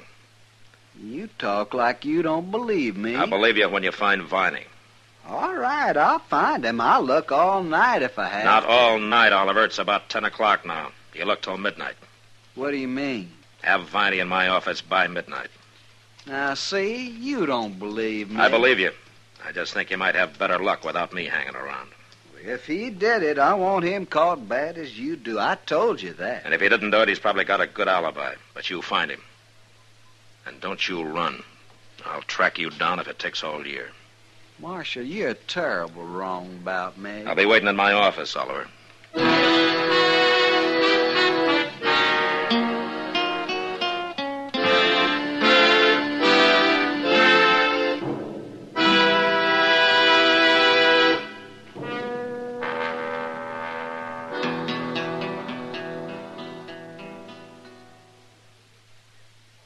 To the millions who smoke L&M. To the millions more who should try L&M. Here is your assurance. L&M gives superior filtration because of its superior filter. Superior taste because of L&M's superior tobaccos. Yes, L&M tobaccos are tasty, full of flavor, yet light and mild. So buy a pack of L&M's and take a good close look at L&M's superior filter, the purest tip that ever touched your lips. It's white, all white, truly the miracle tip, because when it's added to L&M's superior tobacco, it actually tones up the taste, actually improves your enjoyment of this great cigarette. L&M's got everything. Superior taste, superior tobacco, superior filter. That's why it's America's best filter tip cigarette. Try L&M today.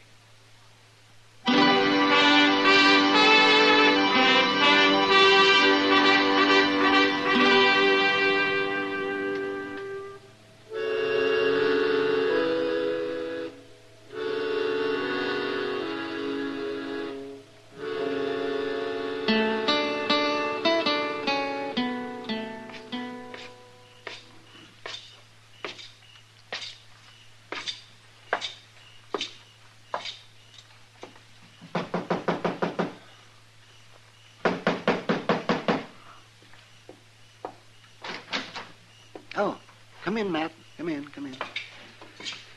I got Chester in the back room. How is he, Doc? Oh, can't say for sure yet, but my guess is he's going to be all right. It'll take time, though, of course. Well, as long as he makes it.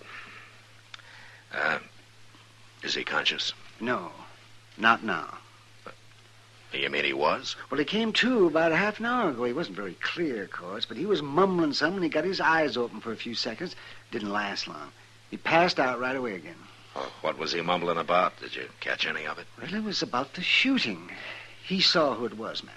He did? Mm-hmm. But he didn't get the name out. Viney's or anybody else's. Oh. I asked him, but he passed out again before he could say it. I don't suppose there's any way of telling how long it'll be before he comes around again. Huh? Oh, no. No way in the world. Might be in an hour and might not be for a day or two. Uh-huh. But he did see who it was. Oh, yeah, sure. But he didn't say who. So, that's no help. Yes, it is, Doc. How? If Chester saw Viney, then Viney must know he did. He won't make him feel very easy. Well, you've got him in jail, haven't you? No, but it won't take long now. Oh, and Doc, while I'm gone, you lock this door and you keep it locked, huh? Sure, man.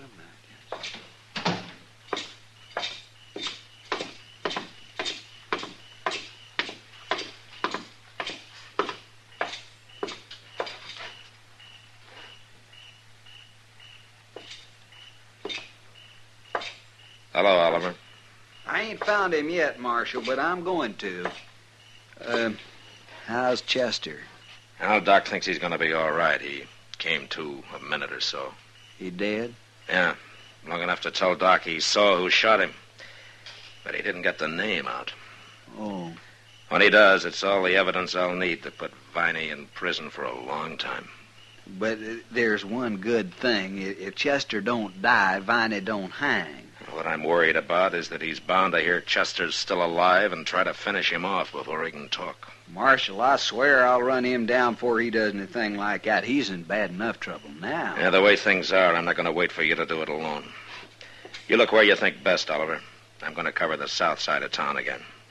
If you find him, you take him to my office and wait. Okay, Marshal. All right, let's get started.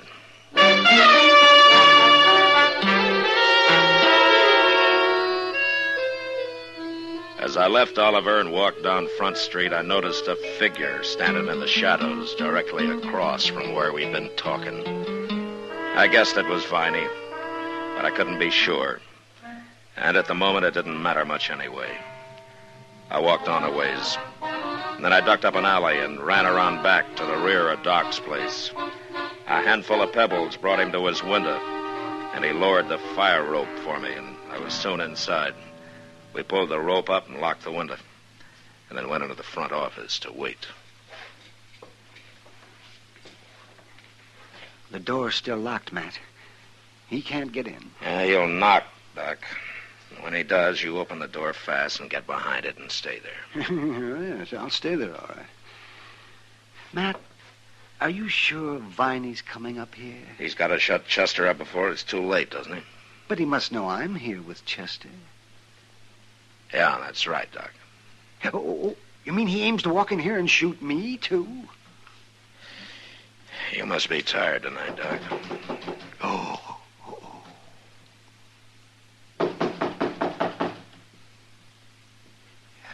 Shall I open it now? Well, I'm ready if you are. Now, you watch yourself, Matt. All right, go ahead, open it.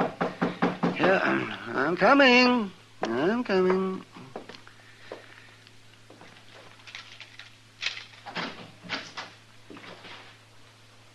Doc, where are you? All right, drop it. No!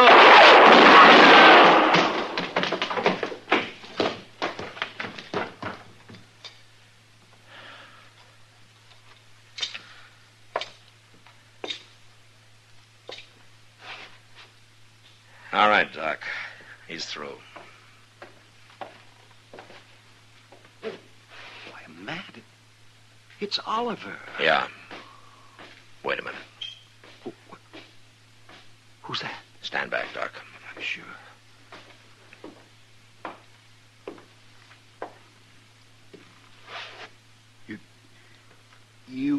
killed Uncle Oliver.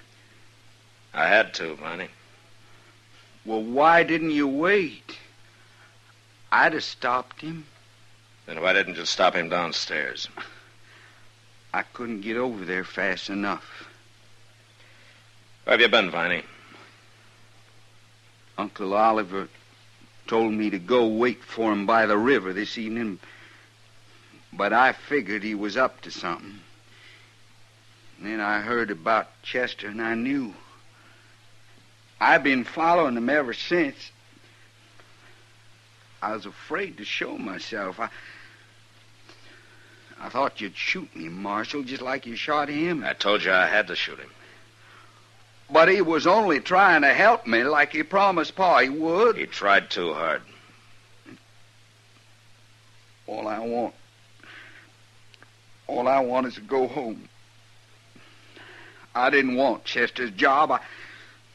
I told you that. Don't you even remember? Yeah, I remember.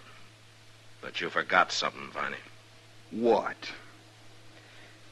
You forgot to tell your Uncle Oliver.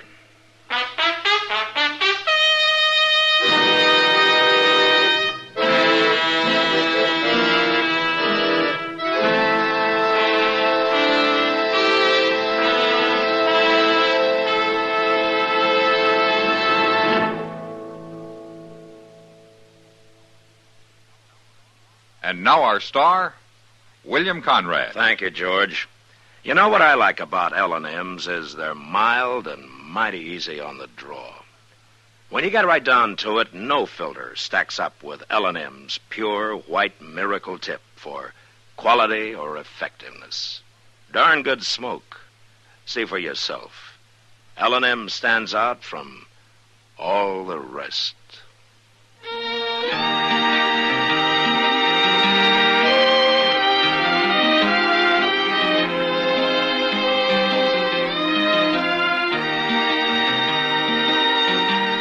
Gunsmoke, produced and directed by Norman Macdonnell, stars William Conrad as Matt Dillon, U.S. Marshal. Our story was specially written for Gunsmoke by John Meston, with music composed and conducted by Rex Corey. Sound patterns by Tom Hanley and Bill James. Featured in the cast were Vic Perrin and Harry Bartell. Harley Bear is Chester, Howard McNear is Doc, and Georgia Ellis is Kitty.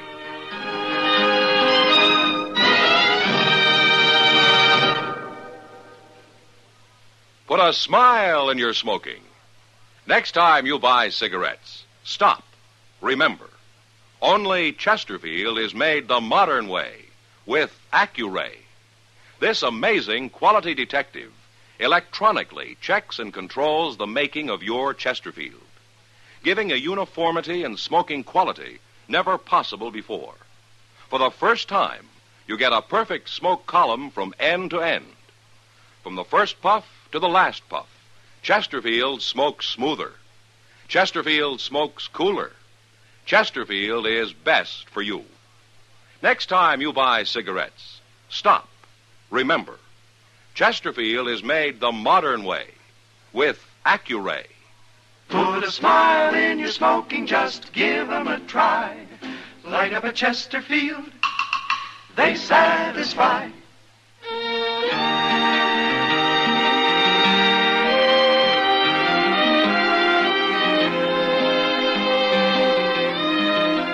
Listen to Gunsmoke again next week, transcribed for L&M Filters.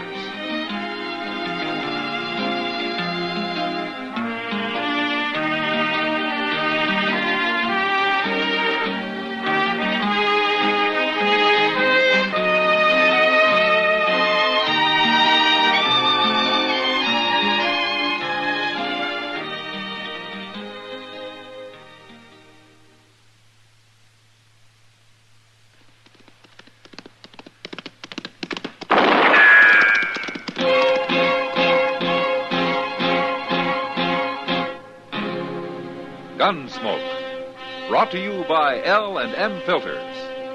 This is it. L&M is best, stands out from all the rest. Around Dodge City and in the territory on West, there's just one way to handle the killers and the spoilers, And that's with the U.S. Marshal and the smell of Gunsmoke.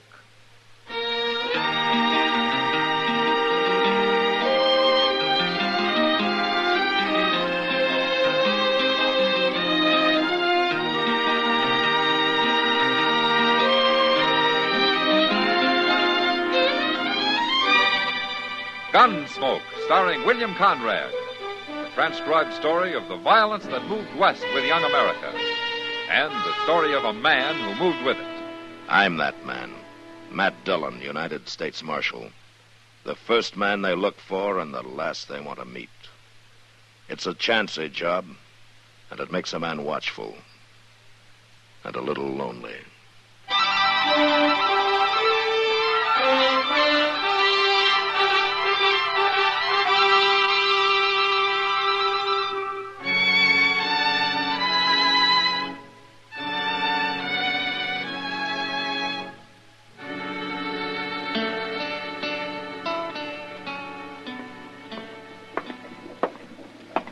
Miss Bell? Yes? I'm Jim Buck. I'm driving the stage from here on into Dodge. Oh.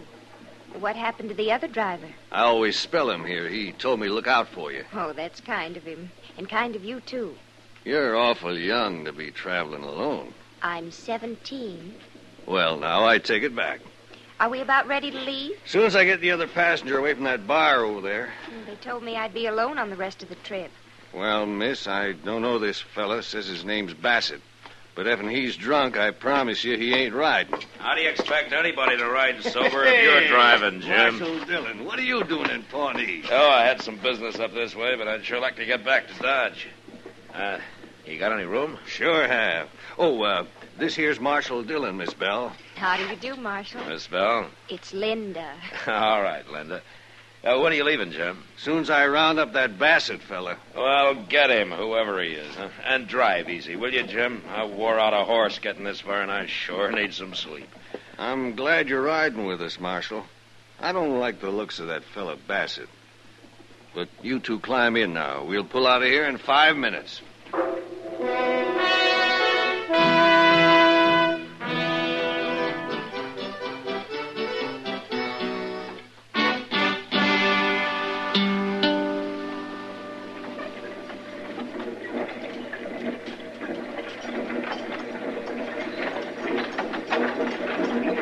Nice day. The lawman's asleep. It's you I'm talking to, Missy. It's a nice day, ain't it? Yes. That's better. As long as we're riding the Dodge together, we better get acquainted. My name's Joe Bassett. How do you do? Well, there's no cause to be bashful, Missy. I ain't gonna hurt you. You staying in Dodge? Yes. Well, now, that's just fine. Please, I'm rather tired. Oh, you are. You have, dancing girl or something? Ah, you're too young for that, ain't you? Ain't you? Please. Hey, I know. I got a bottle here. Here, have a drink. No, Say, mister, What do you want? you're making it awful hard for me to sleep. Oh, I am, huh? And I'm pretty tired. Well, that's too bad. Now, it's going to be a long ride, so why don't you just sit there and look out the window, huh? Because I'd rather look at this pretty little girl here. Now, come on, honey, have a drink. No, I... Hey, Jim! Jim, pull up, will you? What for? You heard me. Pull up. Okay, Marshal. What do you think you're doing? What's your trouble, Marshal? There's no trouble. Your friend Bassett here wants to ride up on the box with you. What? He wants somebody to talk to, Jim. Are you crazy? He's waiting for you, Bassett. I'm staying where I am. You're holding us up. Now you get moving. All right. I will. You like you broke my arm. You should have left your gun where it was. All right, now get outside. Hurry it up. I'm going. But you're gonna wish you'd never seen me. I'm wishing that already. Give me a hand, driver. All right. My arm's all numb where to kick. I'm sorry for the delay, Linda. Marshal. It was worth it, though. Maybe now we can both get a little sleep, huh? Well, I can certainly use some. What'd you say? I said I can certainly use some. Oh, yeah. Yeah.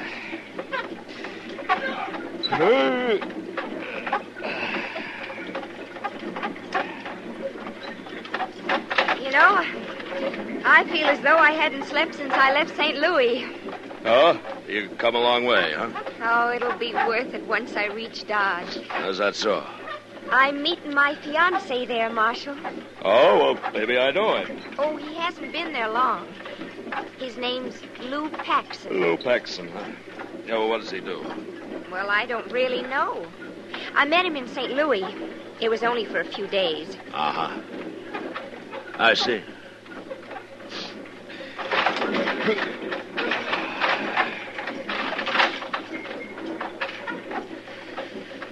Marshal?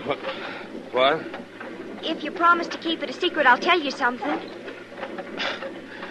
Okay, I promise. I ran away from home. My parents think I'm too young to get married. Oh? Well, how old are you, Linda? 17. Do you think that's too young? Well, I don't know, Linda. I guess that depends on what you're like and what this fella Paxton's like. Oh, he's a wonderful man. He's so strong and so handsome. Uh-huh. You'll see when you meet him.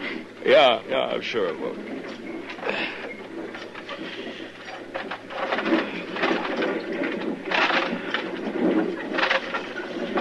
Marshal?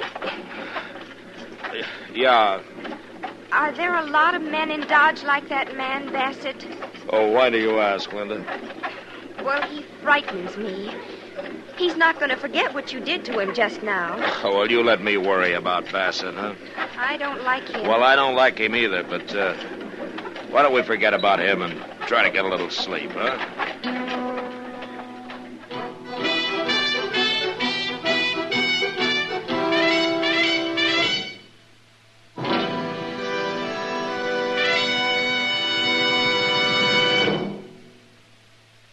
This is it, L&M filters. It stands out from all the rest. Miracle tip, much more flavor. L&M's got everything. It's the best. Yes, L&M's got everything. Superior filtration, superior taste. Superior filtration because of L&M's superior filter. White. All white. Pure white. The purest tip that ever touched your lips. Superior taste because of L&M superior tobaccos. Tasty, full of flavor, and light, and mild. No doubt about it. L&M is America's best filter tip cigarette. This is it, L&M filters. L&M's got everything. It's the best.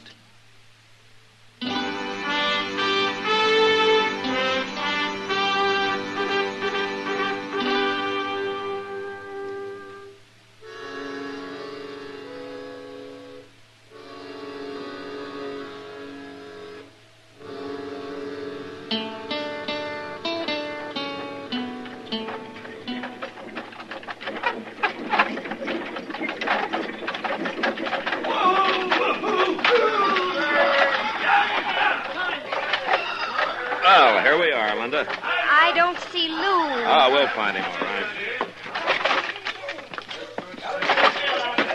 You want me to give you a hand? Yes, thank you. Okay. There we go. Welcome home, Mr. Dillon. Oh, hello, Chester. Oh, Linda, this is Chester Proudfoot. How do you do, Chester? How do you do, Miss? It's Linda Bell, Chester, but she likes it simple. Oh, you look good. There he is, Marshal. There he is. Huh? Lou? Lou? Hey, how come she knows him? Why do you? Yes, sir, Lou. Linda. Oh, Lou, I made it, and I never thought I would. Oh, I knew you would. No, it might have been bad, too, except for Marshal Dillon here. Well, you're Marshal Dillon. Yeah, that's right. Lou, it was that man right over there. He was What? trying to make me drink with him and everything. Which man? He's coming this way. Him. Marshal? Where? His name's Bassett, Lou. He was annoying Don't me. you worry about him, Linda. Ah, so this is who the little girl was coming to see. She's my fiancée. I'll be darned.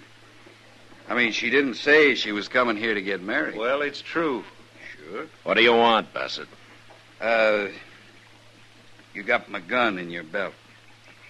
You aim to steal it? Hey, you aim to sell it? What do you mean by that? You look like a gunman to me. Where you from? Wichita. Now, what are you going to do about that? Here, catch it. You didn't have to throw it at me. And I wanted to see how you handled it. You move pretty fast when you're sober. What are you prodding me for, Marshal? You aim to stay here long? No. Not long. Good. And while you are here, I'm going to be watching you.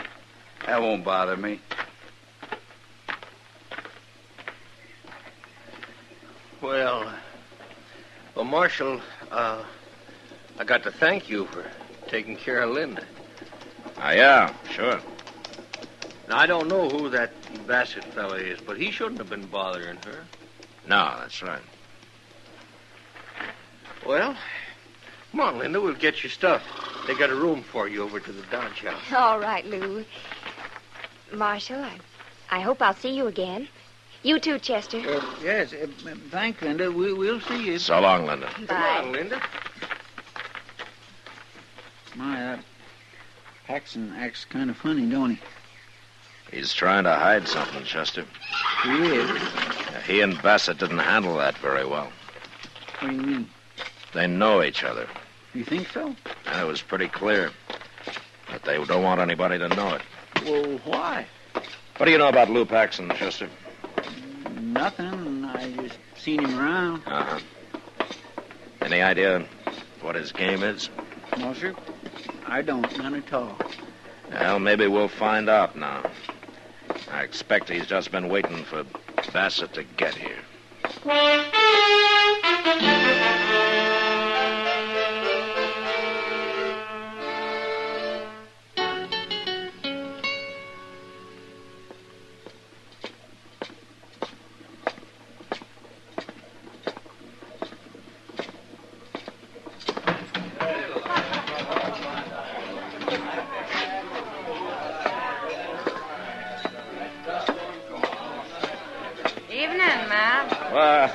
Hello, Kitty. I heard you got back this morning. Yeah? Sit down. Oh, thank you. You know, you've been gone most 2 weeks. You know something? It seems a lot longer than that to me. I also heard what happened on the stage. Oh? You did? Yeah. Linda told me. Linda? How come you know her? She's sitting right over there. What? Well, it kind of surprised me, too. The Paxton brought her in this afternoon and made Sam give her a job. Sam didn't like the idea much. She's only 17, Matt. Yeah, I know, Kitty. What's this Paxton up to, anyway? Well, I don't know, and I don't care. But you got to get that girl out of here. This is a terrible place for her. That's not my affair, Kitty. Since you're the only one who can do it, it is your affair. Now, Kitty, I can't interfere in a thing like this. Why? Because nobody's stolen anything or killed anybody? Because there isn't a law against it? Is that why? No, that isn't why, but... But nothing. You know what can happen to that little girl. Look at her, Matt. She's scared half to death right now. You wait till midnight. Wait till it starts to get really rough in here. You know what some of these horn-handed, drunken wild men are likely to do? You can't let it happen, Matt. You got to get her out of here, and if you're any kind of a man at all, you do it right now. Well?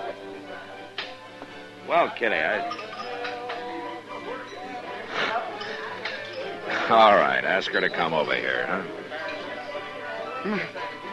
Sometimes I get a feeling that maybe you're not all bad, Matt Dillon. Yeah, I'll bring it back.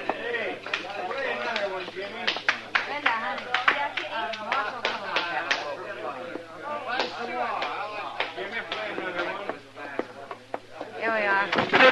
Ah, hello, Linda. Kitty said you wanted to see me, Marshal. Yeah, that's right. Sit down, won't you? All right. You don't have to be scared of the marshal, Linda. Oh, I'm not really. But, well, tonight I feel scared of everybody. Then why do you stay here, Linda? Lou says I've got to. Why? He says it's to keep me out of the way. Oh? Out of the way of what? I don't know. But if I'm here, he knows where I am, and he can always come to find me. But I don't like it here, Marshal. I'm not used to men like these. Linda, I want you to go back to your room, and I want you to stay there. Oh, I can't, Marshal. Lou'd get angry. You don't have to tell him about it. But he'll find out. He'll find out, all right, Linda. As soon as I explain things to Sam here, he'll find out from me.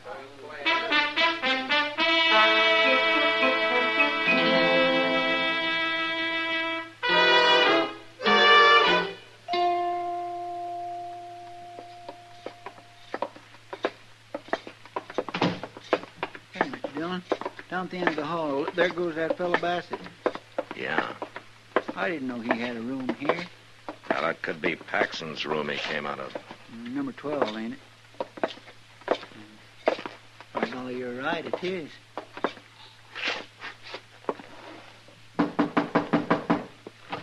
Now, listen here, Oh. Thought it was someone else. Bassett's gone, Paxson. What do you want, Marshal? I want to talk to you. What about? Why did you pretend you didn't know Bassett at the stage this morning? I don't know him. Well, he just walked out of your room.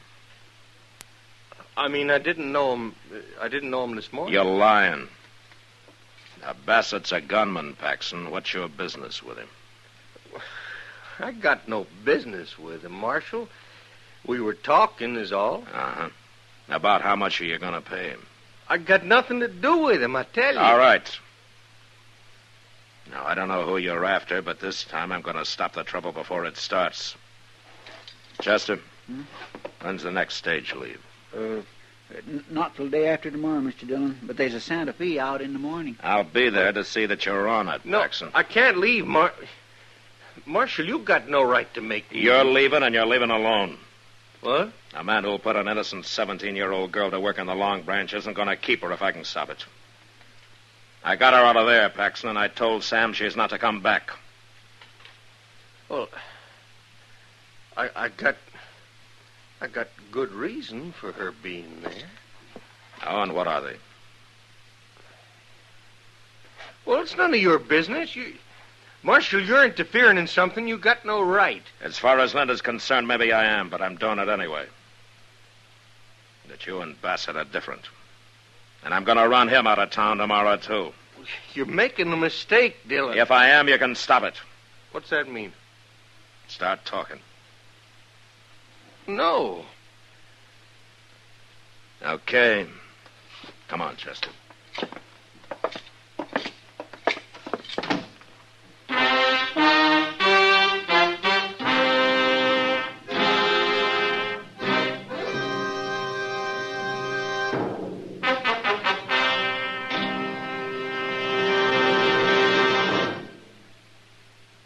To you, to the thousands of smokers who are changing to L&M every day, to the millions who now smoke L&M, here is your assurance. L&M gives superior filtration because of its superior filter. Superior taste because of L&M's superior tobaccos. Yes, L&M tobaccos are tasty, full of flavor, and light, and mild. And L&M's superior filter is the purest tip that ever touched your lips. It's white, all white. Truly the miracle tip, because when it's added to L&M's superior tobacco, It actually tones up the taste, actually improves your enjoyment of this great cigarette. Yes, L&M's got everything. Superior taste, superior tobacco, superior filter. That's why it's America's best filter tip cigarette. Try L&M today.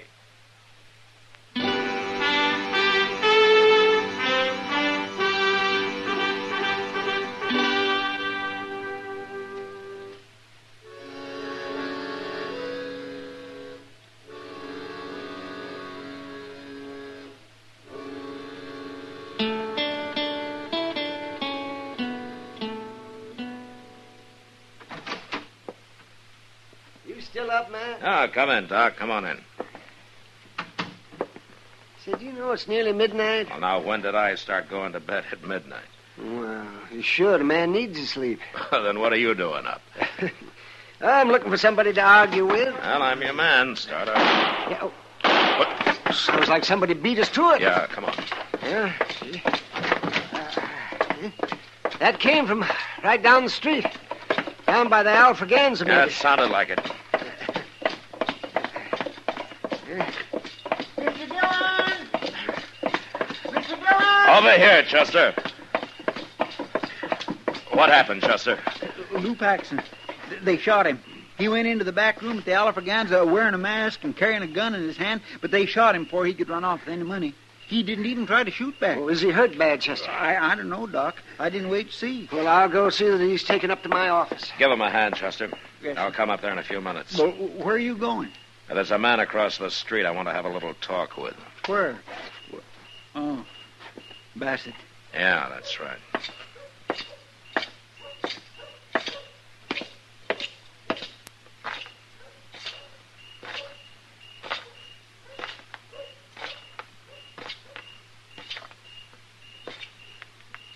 Evening, Marshal.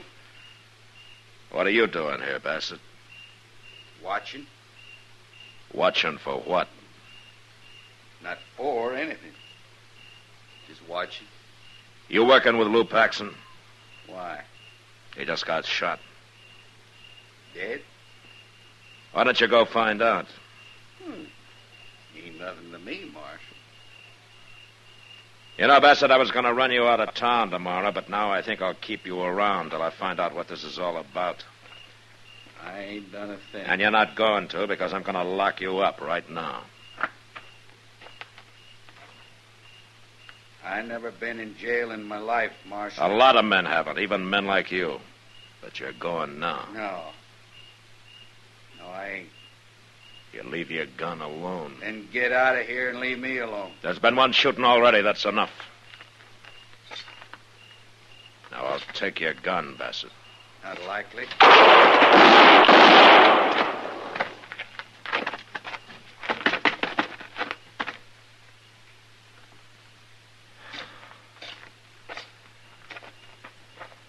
He missed you, Mr. Dillon. Thank goodness he missed you. He was in too much of a hurry, Chester. Is he dead? He died standing. I knew there'd be trouble. I just had to wait and see what happened. Go get Linda and bring her up to Doc's, will you? Yes, sir.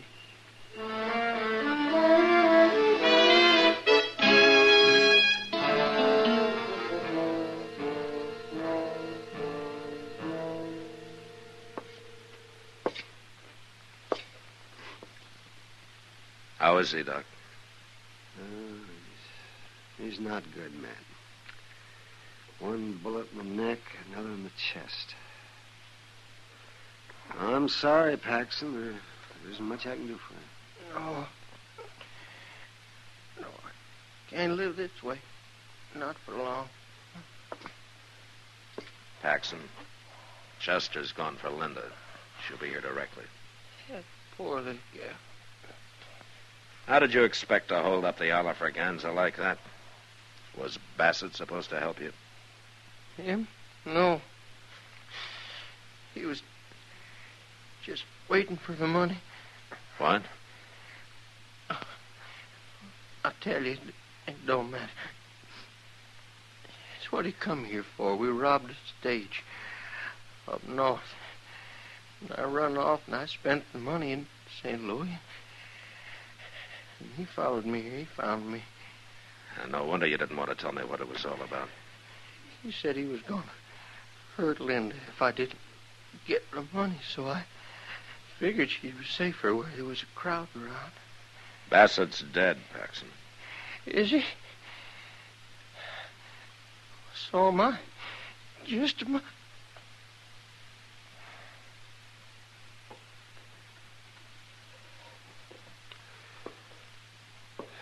He's gone, Matt. Oh, that's probably Linda. You better keep her out of here. Yeah. Chester, wait in there, will you? Yes, sir. What are you going to tell her, Matt? I'm going to tell her the truth, Doc.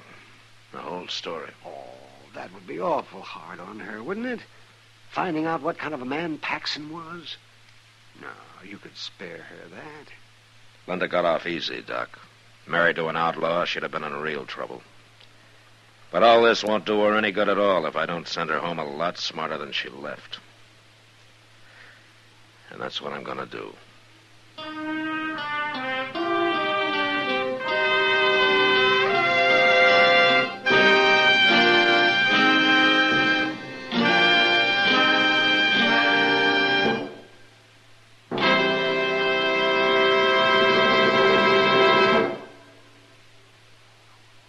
And now our star, William Conrad. Thank you, George.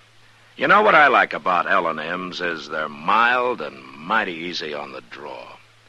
When you get right down to it, no filter stacks up with L&M's pure white miracle tip for quality or effectiveness.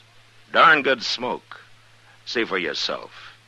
L&M stands out from all the rest.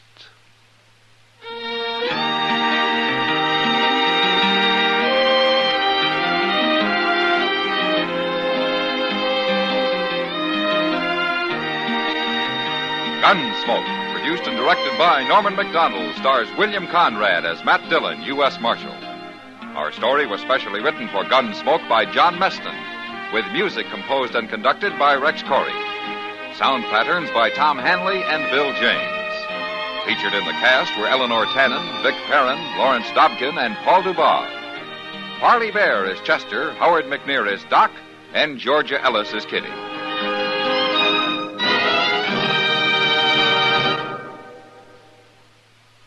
Put a smile in your smoking. Next time you buy cigarettes, stop. Remember, only Chesterfield is made the modern way with Accuray. This amazing quality detective electronically checks and controls the making of your Chesterfield, giving a uniformity and smoking quality never possible before. For the first time, you get a perfect smoke column from end to end. From the first puff to the last puff, Chesterfield smokes smoother. Chesterfield smokes cooler. Chesterfield is best for you. Next time you buy cigarettes, stop. Remember, Chesterfield is made the modern way with Accuray. Put a smile in your smoking, just give 'em a try. Light up a Chesterfield, they satisfy. Remember, listen again next week for another transcribed story of the Western frontier. It's America growing west in the 1870s. It's Gunsmoke, brought to you by L&M Filters.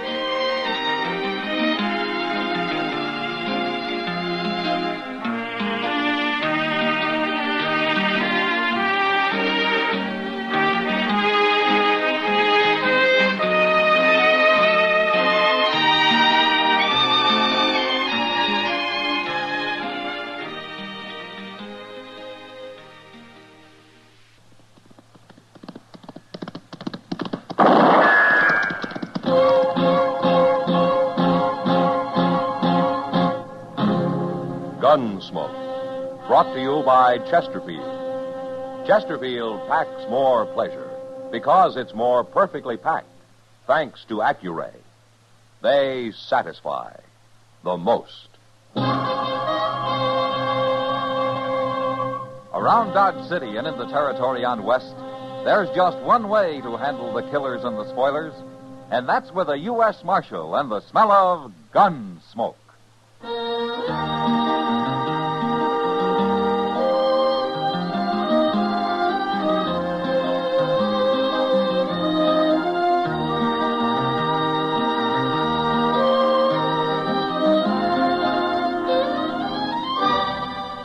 Gunsmoke, starring William Conrad. The transcribed story of the violence that moved west with young America. And the story of a man who moved with it. I'm that man, Matt Dillon, United States Marshal. The first man they look for and the last they want to meet. It's a chancy job, and it makes a man watchful and a little lonely.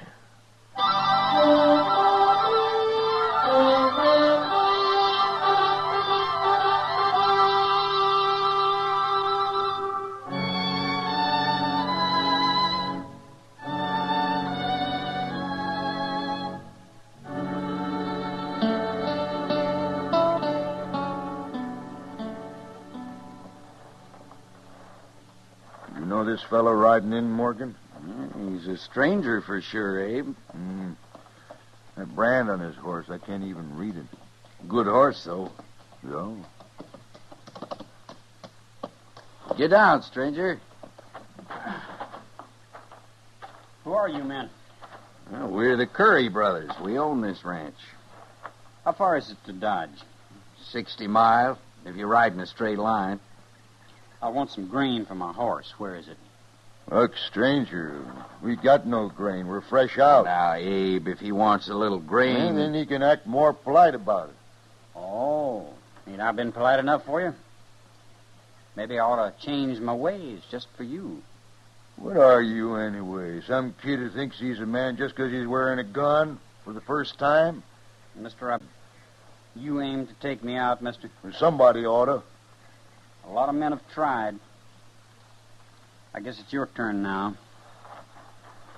Go ahead, you're wearing the gun. Oh, now, we won't have any fighting. You watch your temper, Abe. The kid don't mean nothing. The name's Tom Clegg. I ain't a kid. All right, Clegg.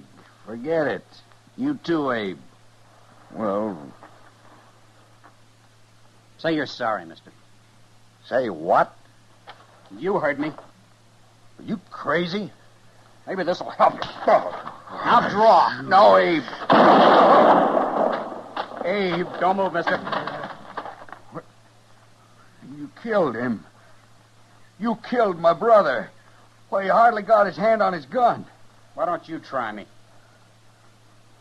Abe wasn't no gunfighter. Neither am I. Then I tell you what. You practice a little. I'll be in Dodge for a spell. Come see me.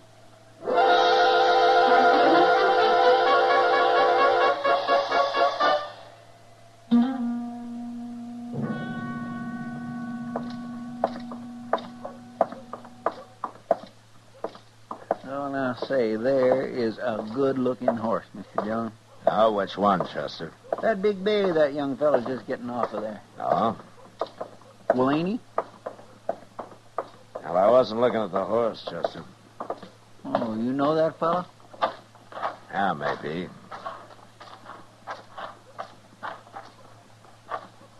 What are you people staring at? Aren't you Tom Clegg? What? Matt Dillon. At Las Cruces about 8 years ago, wasn't it? Exactly 8 years ago. I've changed some since then, Marshal Dillon. Yeah, I'm a marshal. This Chester Proudfoot, Clegg. How do you do? Hello. Marshal, I suppose you're remembering how I didn't dare draw on that fella in Las Cruces. You were smart not to. He'd have killed you sure. I left there. I went out by myself. I practiced for 2 years, every day. I got pretty good with a gun, Marshal. Did you? That fellow's dead now. I went back and I killed him. It wasn't much of a quarrel, Clegg. I don't need much, Marshal. Oh, I've killed a lot of men since then. But don't you worry about me. They always draw first. Are you telling me you've turned gunman, huh? I've got me a pretty fair reputation in New Mexico. And now you want to be known in Kansas. That's why you came here. I didn't say that. I know you're kind, Clegg. I ought to. I've killed enough of them. Not me, Marshal. You ain't going to kill me. I'm too fast for you and I'm too smart. I'll show you someday.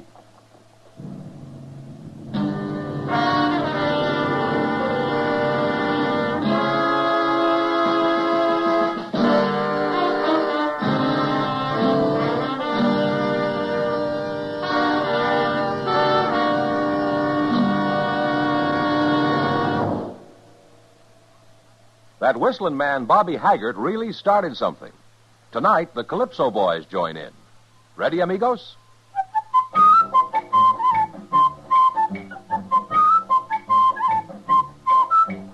Packs more pleasure, packs more pleasure. Chesterfield packs more pleasure because Chesterfield's more perfectly packed. It stands to reason a cigarette made better and packed better smokes better, tastes better. And Chesterfield is more perfectly packed by Accuray. This electronic miracle removes human error in cigarette manufacture. So Accuray Chesterfield is firm and pleasing to the lips, mild yet deeply satisfying. Yes, Chesterfield gives you something no other cigarette can give you.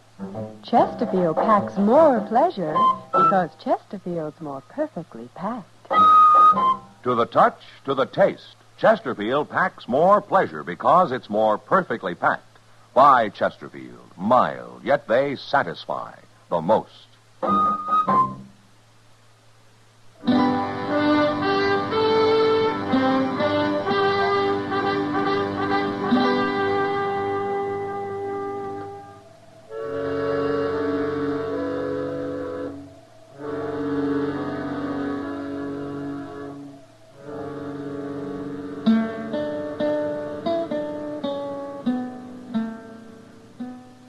Oh, Chester. Yes, sir, I'm coming, Mr. Dillon. What was it you wanted? You all through out there? Well, I'm through the one I was trying to open that back door again. I guess it won't never get fixed proper unless we just build us a new... Oh, Morgan Curry. All right, come on in, Morgan. Oh, Chester. Where's Abe at? It's about Abe. I come to see the marshal. Is something wrong, Morgan? Marshal, you've known me and Abe a long time. I sure have. Would you say I'm a man who tells lies? You know the answer to that, Morgan. And I'll say it short. A fella rode up to the ranch day before yesterday, and him and Abe got into a little argument, but Abe was about willing to call it off when this fella slapped him. And Abe went for his gun, huh? He never had a chance, Marshal. This fella was the fastest man I ever seen. Did he say his name, Morgan? Tom Clegg. Yeah, I thought so. He's a killer, Marshal. He made Abe draw. That's what he means about being smart. No man can take being slapped. That ain't self-defense, Marshal, and he can't claim it is. The law says he can, Morgan. Look, Marshal, I ain't a coward. You know that, but there's no use my facing him. He'd kill me easy as he did Abe. Now, what good would that do? I wish I could help you, Morgan. Well, it ain't just me, Marshal. It's all the men he's going to kill before he's through. Somebody's got to stop him. Somebody will. Someday. Now, before he kills any more men. Well, it's like poisoning a wolf. Don't you see that? Morgan, I'm a lawman. When Tom Clegg breaks the law, I'll go after him. But until he does, there's nothing I can do. I don't know if you're fast enough for him, Marshal. But you're the only man I do know who might be.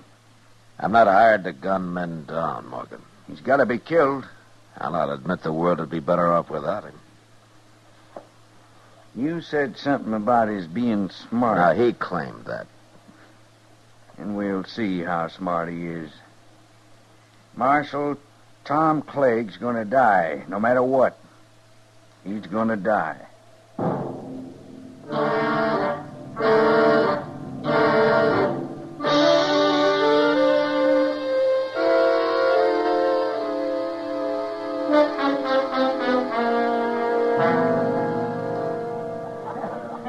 Want another beer, Matt? Now, one's my limit, Kitty. One? Oh, you're expecting trouble. I didn't say that. One beer said it. You know me too well, Kitty. But you're right about my expecting trouble. Well, I already knew about that.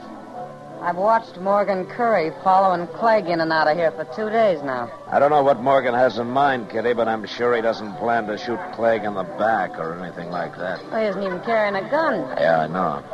He just stands around at a distance and sort of keeps an eye on Clegg. It's driving him crazy. But Morgan's not carrying a gun has made Clegg helpless to do anything about it. Maybe he's trying to get him into a fist fight, Matt. Clegg wouldn't fight him, Kitty. He knows he'd get torn apart. It beats me what he's up to. Well, I wish Morgan would go home and forget about it. Maybe it's you he's trying to shame, Matt. Me? What for? For not doing anything about Clegg murdering his brother. It wasn't murder, Kitty. Abe drew first. The way I heard it, Clegg made him draw.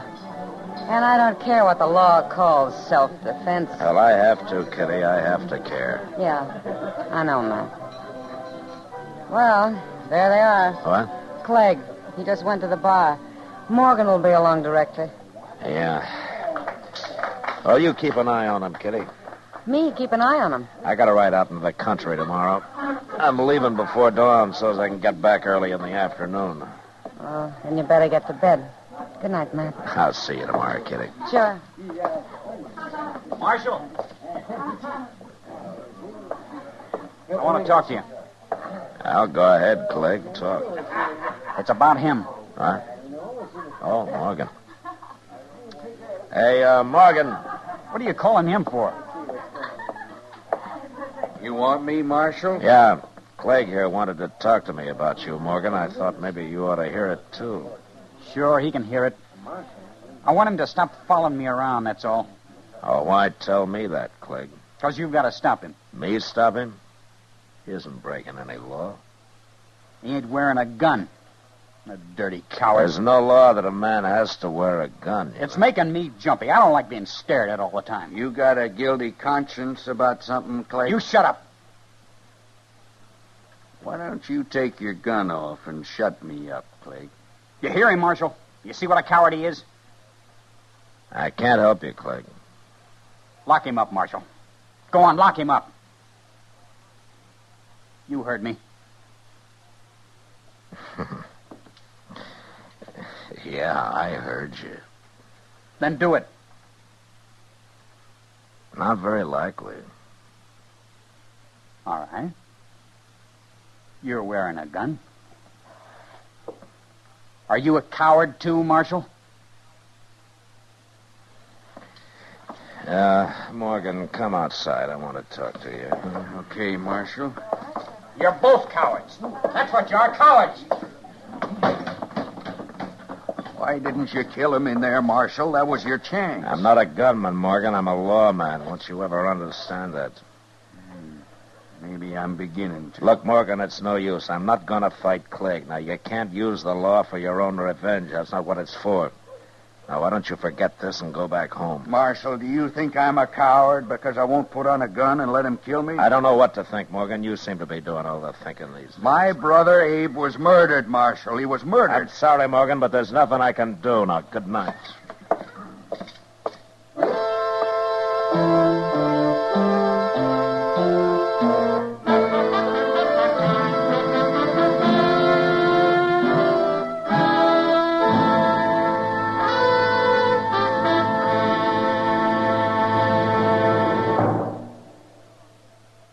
Where are you listening to Gunsmoke?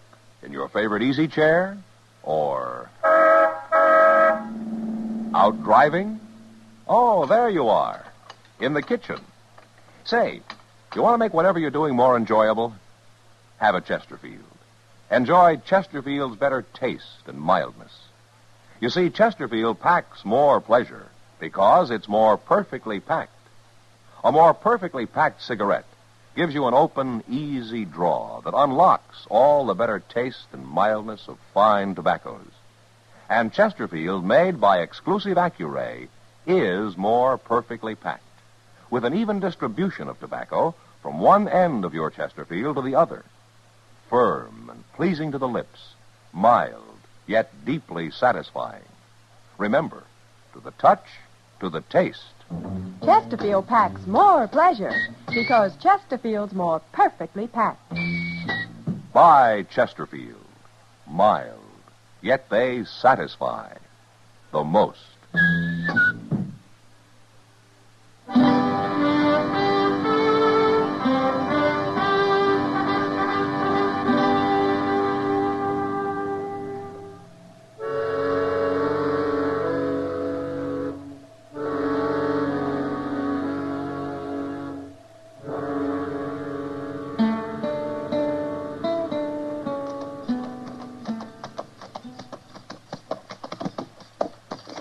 Mr. Dillon? Oh, where is everybody, Chester? Why's the town so quiet this afternoon? Everybody seen you riding in, I guess. Huh? They've been waiting for you to get back. Waiting for me? Why? I told them you'd be back early afternoon. There's trouble here this morning, Mr. Dillon. You mean a shooting? Yes, sir. Morgan? Yes, sir, it was Morgan. Yeah, so he put on a gun after all, huh? No, sir, he was unarmed. What? He ain't dead, though. At least not yet. He's up at Dock. Where's Clegg? Clegg must have saw you ride in, too. He's standing across the street now. Behind you there. Ah. Well, I won't keep him waiting.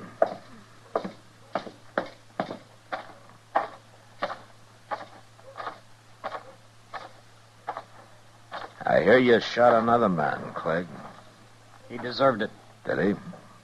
I warned him about following me around. It drove me half crazy. So you stopped him? He slapped me. No man can take that. No. Not even his brother Abe could.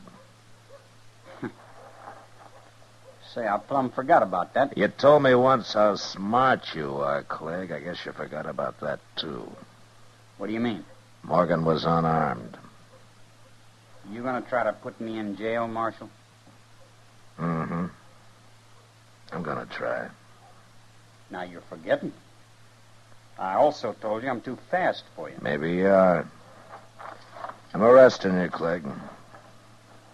Keep your eyes on mine, Marshal. I want to see the look in them when it hits you. That's the best part. Now?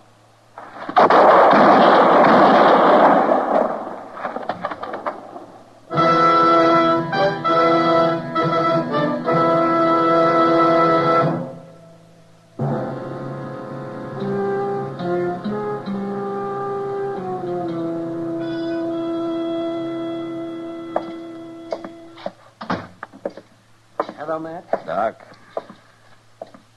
I heard the shots, Matt. I see Clegg still lying there. And if he's got any friends, they can move him. I doubt if he has. A man like that. I guess not, Doc. You did it the only way possible. I was trying to arrest him, Doc. I didn't walk out there to shoot him down. How's Morgan? With 2 bullets in him, he's doing as well as might be expected. I don't mean in what? He's dying, Matt. Yeah. Now, let's go see him. Matter of fact, there's no reason at all he should have lived this long. I can't understand it. Most men would have died on the spot, shot up the way he was. Morgan? Marshal, I heard some shooting. Didn't I? Yeah. Yeah, you did. Was you in it? I was. And Clegg's dead, huh? That's how you wanted it, wasn't it? That's how I wanted it. It's what I've been hanging on for. Morgan, you knew he'd shoot you when you slapped him, didn't you? I had him on edge, Marshal. I planned it that way. Yeah, I thought so. And you were willing to die just to get me to face him, huh? There wasn't no other way. I couldn't have killed him myself. Well, I can't say I admire your thinking, but you're sure not a coward. He murdered my brother. He murdered me the same way. But we got him anyway. Didn't we? Didn't we, Mother?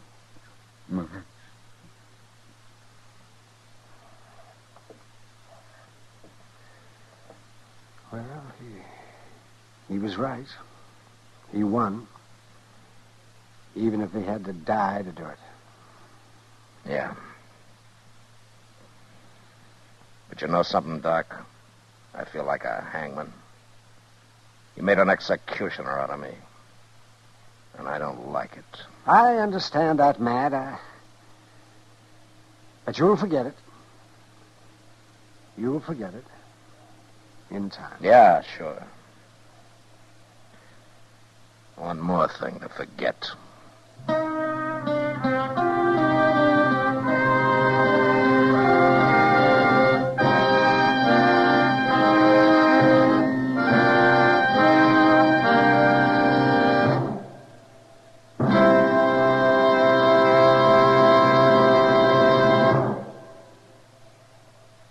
In a moment, our star, William Conrad.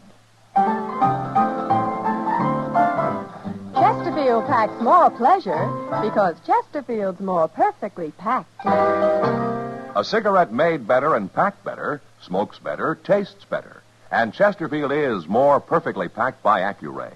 This electronic miracle removes human error in cigarette manufacture. So Accuray Chesterfield is firm and pleasing to the lips. Chesterfield, mild, yet they satisfy the most. On the frontier, bands of marauding Indians weren't too uncommon. And next week, during an attack, 3 people are killed. But not by the Indians. And that was the West. Good night.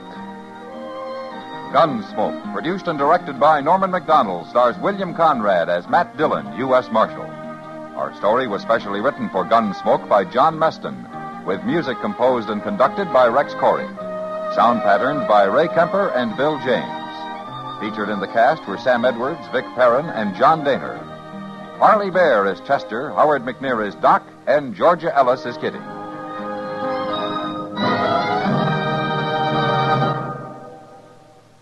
Take a tip from the L&M people, the people who have put the pleasure back into cigarette smoking.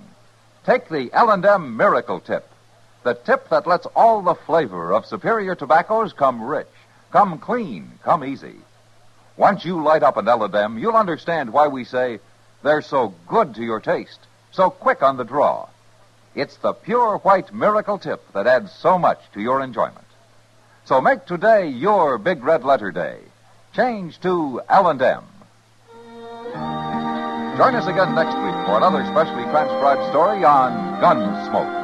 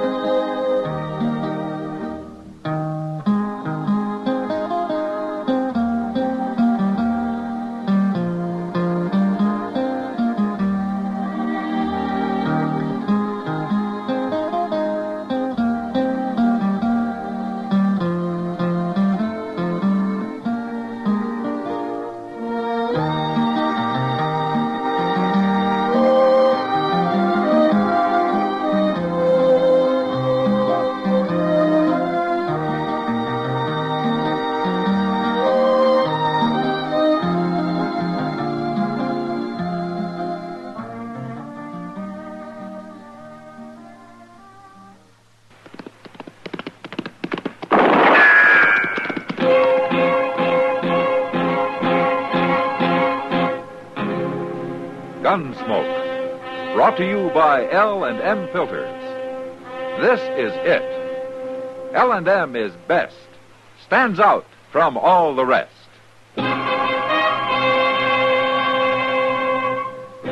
Around Dodge City and in the territory on West, there's just one way to handle the killers and the spoilers, and that's with a U.S. Marshal and the smell of Gunsmoke.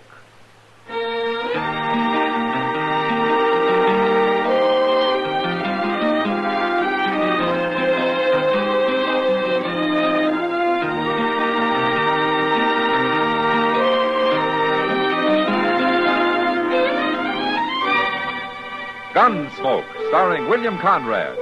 The transcribed story of the violence that moved west with young America. And the story of a man who moved with it. I'm that man. Matt Dillon, United States Marshal. The first man they look for and the last they want to meet. It's a chancy job, And it makes a man watchful and a little lonely.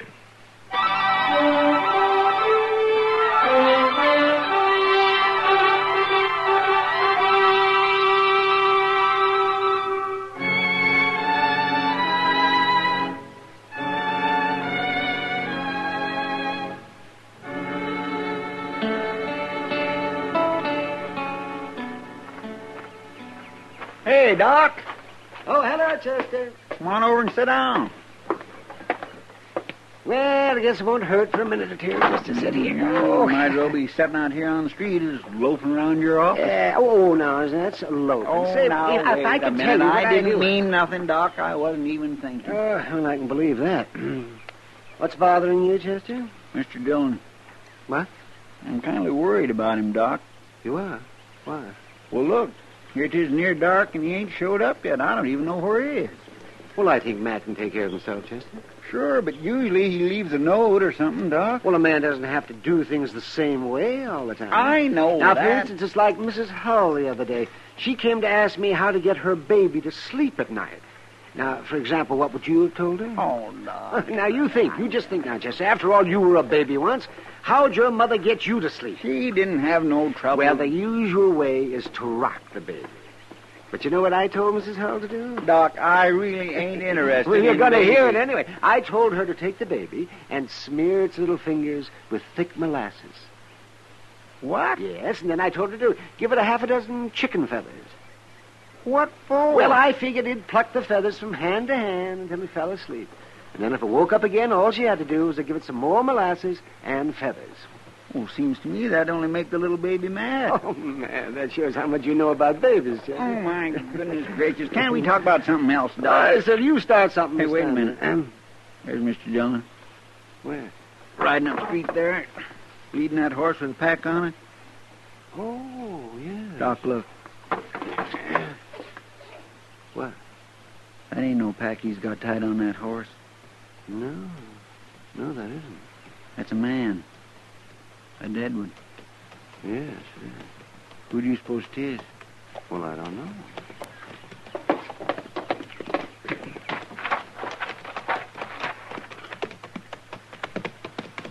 Hi, Mr. Dillon. Hello, Chester. Doc. Hello, man. Who you got there? Mel Hornby. Mel Hornby? I went out to ask him some questions about that sodbuster that got murdered last month. Oh, Jake Reeves? Yeah. That Hornby took offense, and he tried to kill me. Well, you think he had something to do with the Reeves murder, man? He did it, Doc. He admitted it just before he died. A big rancher like old Mel Hornby killing a poor, half-starved little homesteader? Now, they had an argument about something, and Hornby's temper got the best of him. The way it did today. But how come you brought the body to Dodge, Matt? I should think Mrs. Hornby'd want him out there. I didn't find him at home, Doc. He was way out on the prairie handling some stock. I'll get a wagon in the morning and take him back. Take him? Oh, I don't envy you. Old Mrs. Hornby's a pretty mean woman. Yeah, I know. You better let Chester do that. She can't blame him for anything. No. I'll do it, Doc. I killed him.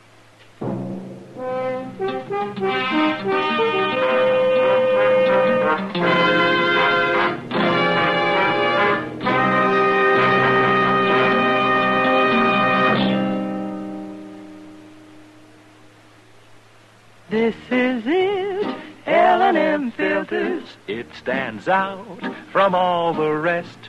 Miracle tip, much more flavor. L&M's got everything. It's the best. L&M is best. Stands out from all the rest. L&M's got everything. Everything? Everything. Best flavor? L&M stands out for flavor. The Miracle Tip draws easy. Lets you enjoy all the taste. Best filter? L&M stands out for effective filtration. No filter compares with L&M's pure white Miracle Tip for quality or effectiveness. Best tobaccos? Highest quality tobaccos. Low nicotine tobaccos.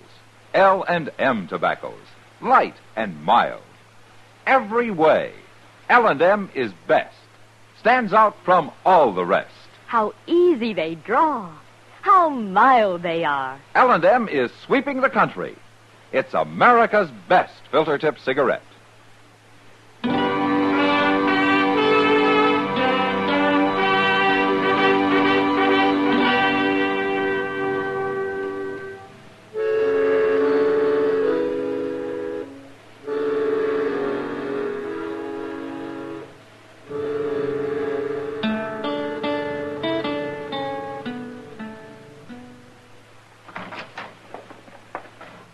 Mr. Dillon.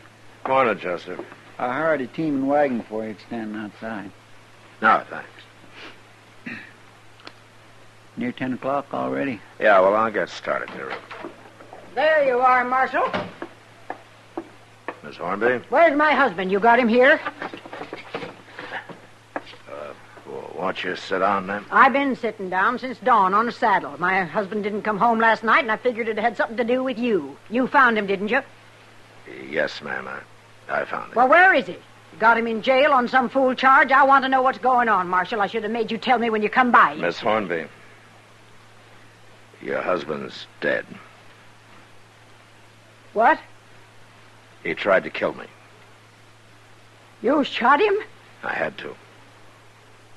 You killed my husband? I wanted to talk to him about Jake Reeves. But as soon as I mentioned Reeves' name, he went for his gun. I'm sorry it happened that way, ma'am. I don't believe you. Why would he do that? What'd he care about Jake Reeves? He killed him, Miss Hornby. I didn't know that, but he admitted it before he died. Is that true? Yes, and that's true. Well, he should have had a trial. He'd have got off. Who cares about a man like Reeves? You murdered my husband, Marshal. He didn't have a chance against you. He had a gun, and he tried to kill me with it, ma'am. Too bad he didn't. But you're going to die anyway, Marshal. What? I said you're going to die. I've got money. I'm going to hire you killed. Now, wait a minute, ma'am. $1,000, that ought to do it, and you can't stop me. There ain't a thing in the world you can do about it. All right. All right. Who are you going to hire? Oh, so you can be watching for him or maybe go right out after him? No. Ain't going to work that way, Marshal. It ain't one man I'm going to hire. It's a whole army of men. You won't have a chance any more than my husband did. Now, where's his body? I'm going to get him buried and then go to work on getting you killed.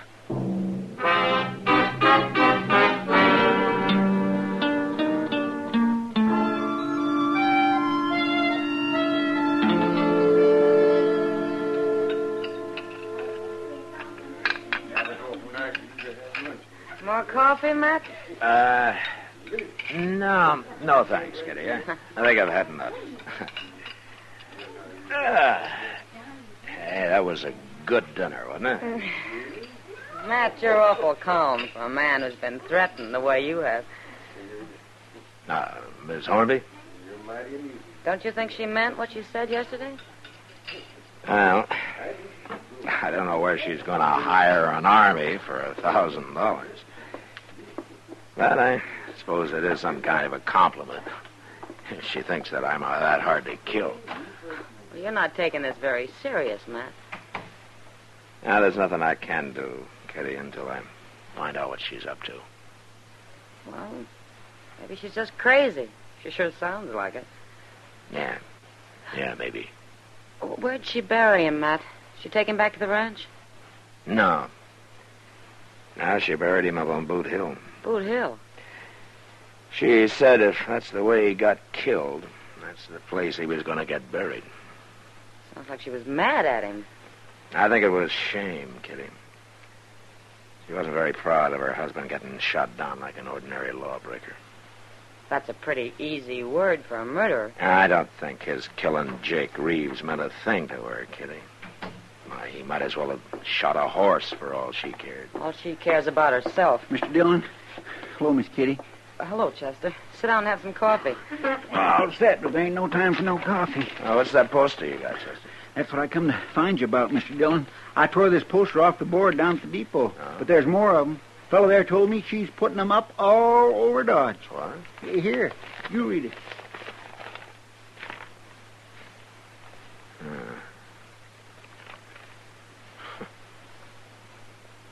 $1,000 reward to the first man that can prove Matt Dillon is dead. He doesn't have to prove anything else. Money is in safe at Dodge House and will be paid in cash immediately. Signed, Mrs. Mel Hornby. Matt, she can't get by with that. You can put her in jail. You sure can. And I'll go around and tear down the rest of them posters. Mr. No, Dillon. no, Chester. Too many people have read them by now. And some of them are probably already thinking about it. And put her in jail till she takes it back, Matt. Make her print up some more saying it isn't true. You think she'd do that, Kitty? Miss Hornby? Matt, you're going to have every greedy bum in Dodge out trying to ambush you. Yeah. Yeah, Kitty. A whole army of them.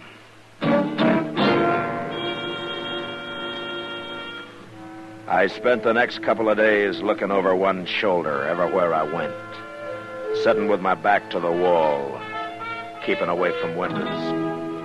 And come evenings, I tried to get set somewhere before it got dark so I wouldn't have to walk past alleyways or through patches of light on the street. Strings a man tight living that way. Too tight. I found that out one afternoon when Chester and I were sitting on the porch in front of the office. I locked the door out back, Mr. Dillon. At least ain't nobody going to come up on you that way. Oh, good, Chester. Wouldn't you be better off sitting inside? Out here, I can see what's going on. You couldn't see a man with a rifle if he was hid out in one of them buildings across the street. No. And I can't dig a hole and hide in it either. Oh, sure. Look yonder at that fool kid. He's going to run somebody down riding that way. He's trying to ride like an Indian. Look how low he's bent. Hey, he's got a gun in his hand. Hey, duck, Chester!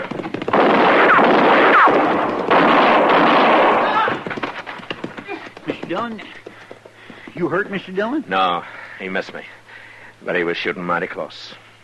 Well, you got him. Yeah, I got him.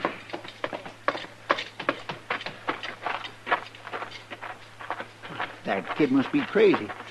Riding by like that and trying to shoot you? Yeah. Say, you don't suppose... I don't know, Chester.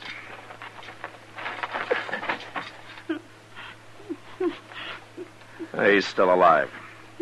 I'll carry him up to Doc's. You take care of his horse, huh? Yes, sir. My, he's awful young, ain't he? Yeah. He's awful young.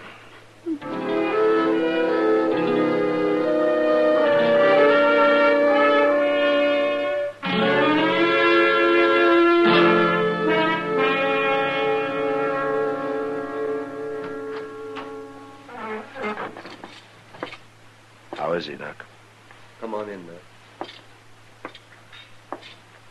He's conscious now, but I don't know how long it'll last. Is he gonna die? You better hurry if you want to talk to him, man. Oh. Okay.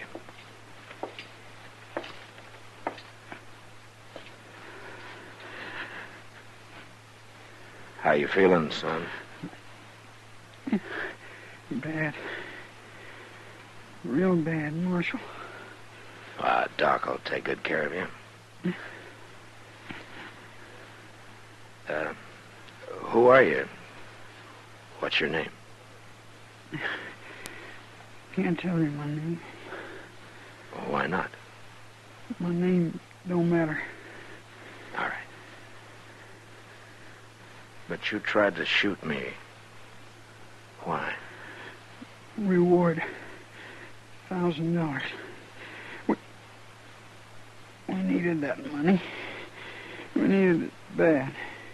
Who needed it? I seen you sitting there.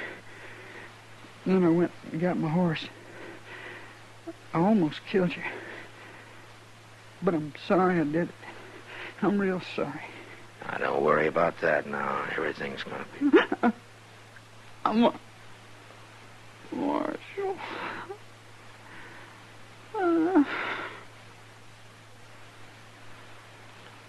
Son?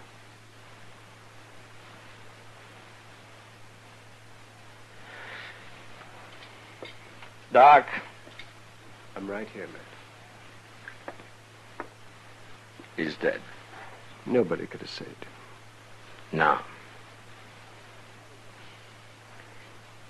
How old would you say he was, Doc? Oh, 15, maybe. It's not your fault, Matt. I killed him. No, Matt. I'm going over to the Dodge house, Doc. Mrs. Hornby? Yeah.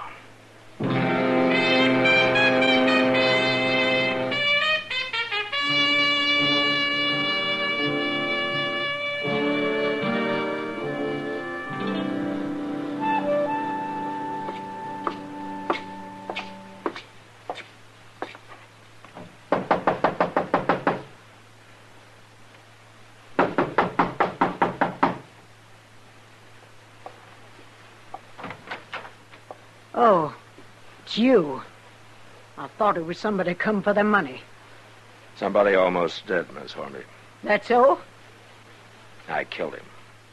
You kill a lot of people, don't you, Marshal? But I have to. Well, maybe the next one will get you. Maybe. What'd you come to see me for? I thought maybe I could get you to change your mind. What's the matter, Marshal? Getting scared? Well, I don't enjoy knowing somebody might shoot me any minute. Ah. But I don't like the idea that I might have to shoot somebody any minute either. Well, shouldn't bother a man like you. I told you your husband tried to kill me. Don't you understand that? I don't care about understanding it. You know who you hired this afternoon? It don't matter. Except I wish he'd been a better gunman. He wasn't a man, Mrs. Hornby. He was a boy. 15. He was poor. He needed the money for somebody else. I don't even know his name. I thought you killed him. How do you know he did it for the money? He didn't die right off. Oh. Well, how does it make you feel, Miss Hornby? The next one won't be a boy, Marshal. Or the one after that. Miss Hornby. What? You're a terrible, selfish old woman.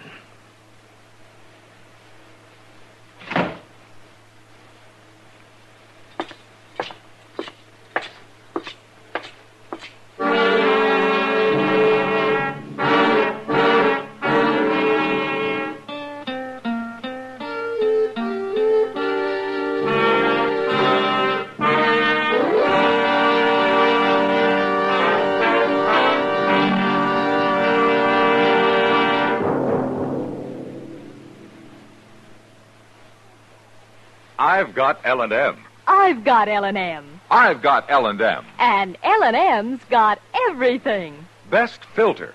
No filter compares with L&M's pure, white miracle tip for quality or effectiveness. Best flavor. The miracle tip draws easy. Lets you enjoy all the taste. Best tobaccos. Highest quality tobaccos. Low nicotine tobaccos. L&M tobaccos. Light and mild. Today, buy L&M. It's sweeping the country because it's America's best filter tip cigarette. Yes, today, why don't you get L&M? Because L&M's got everything. This is it. L&M filters. L&M's got everything. It's the best.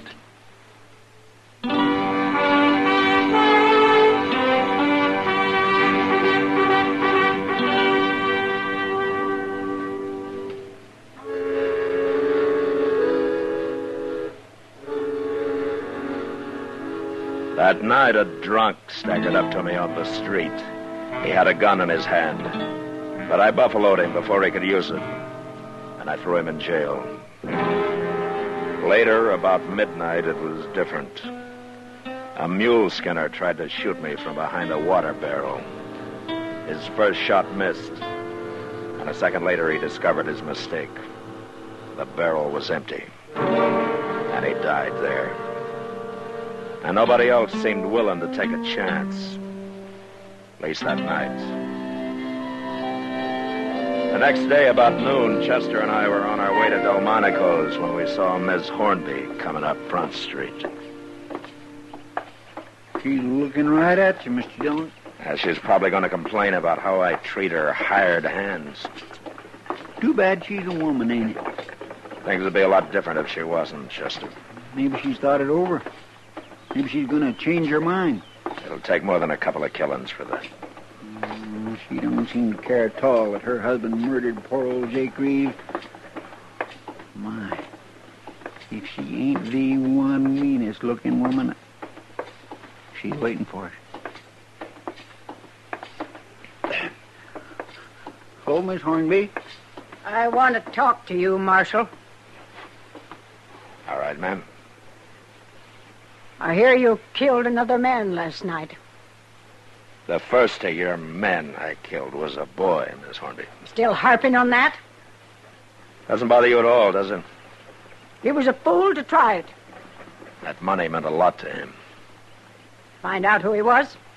No. Well, it don't matter. No, not to you. Marshal, I'll make you a deal. A deal? That's what I said. I'll withdraw the reward if you get out of Dodge. Leave the country and don't ever come back. Why? It's my business. Why? It's beginning to bother you, all the blood that's being spilled Never out. mind that. You're going to do it? You know, Miss Hornby, you haven't thought straight since your husband got shot. Got shot by you. By me. What's your answer, Marshal? Miss Hornby, I hate killing. I hate it as much as you hated losing your husband. But I'm not leaving.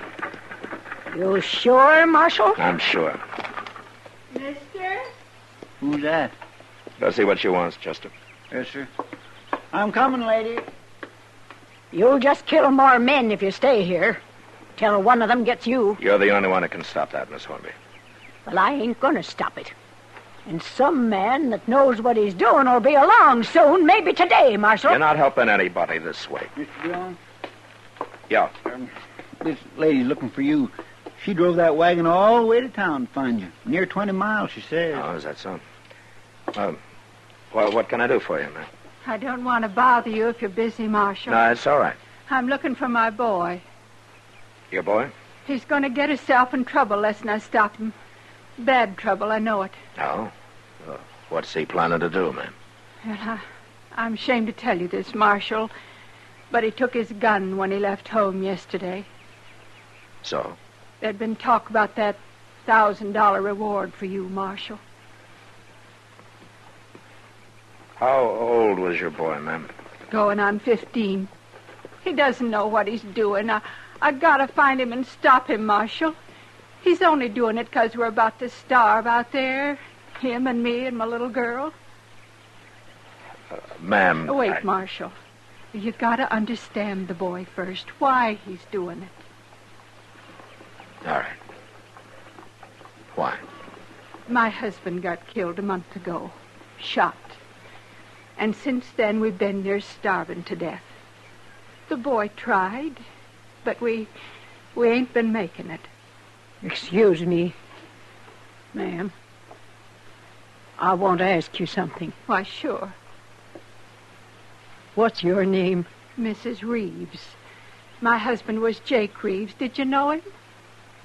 No. No, I didn't. But my husband, he knew him. Didn't he, Marshal? He did? That's what he told me. Well, what's your name?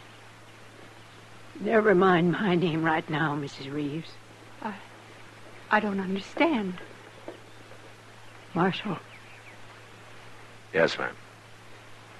You were right about me being a terrible, selfish old woman.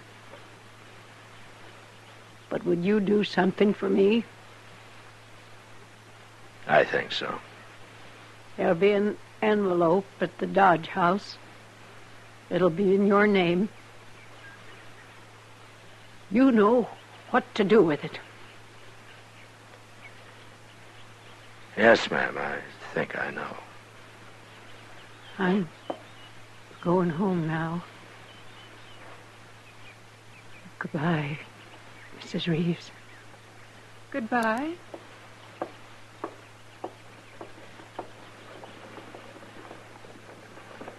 I don't understand what she was saying, Marshal. Miss Reeves, you want to come to my office, and I'll try to explain it to you.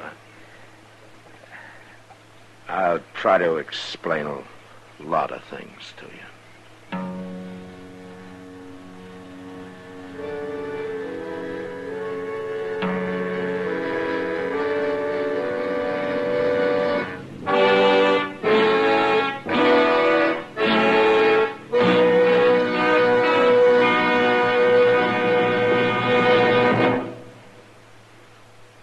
And now our star, William Conrad. Thank you, George. Mild and plenty quick on the draw. That's L&M for you. And the pure white miracle tip on the business end of every L&M filters out everything but the taste of the world's finest tobaccos. All you have to do is pick up a carton of L&Ms and you'll see what I mean. L&M stands out from all the rest.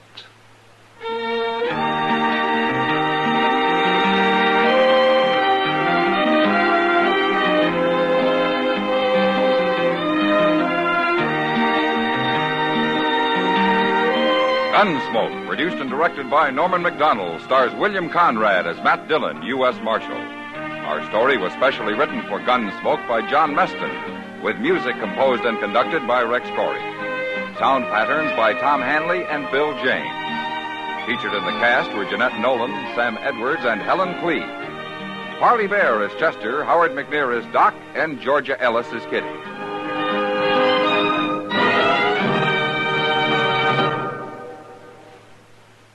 Stop. Start smoking with a smile, with Chesterfield, smiling all the while, with Chesterfield. Put a smile in your smoking, just give 'em a try. Light up a Chesterfield, they satisfy. Put a smile in your smoking. Buy Chesterfield. So smooth, so satisfying. Chesterfield. You'll also enjoy Chesterfield's great radio shows. Perry Como sings all the top tunes on CBS Radio every Monday, Wednesday, and Friday. Jack Webb stars in Dragnet on Tuesday nights. Check your local listings. Listen to Gunsmoke.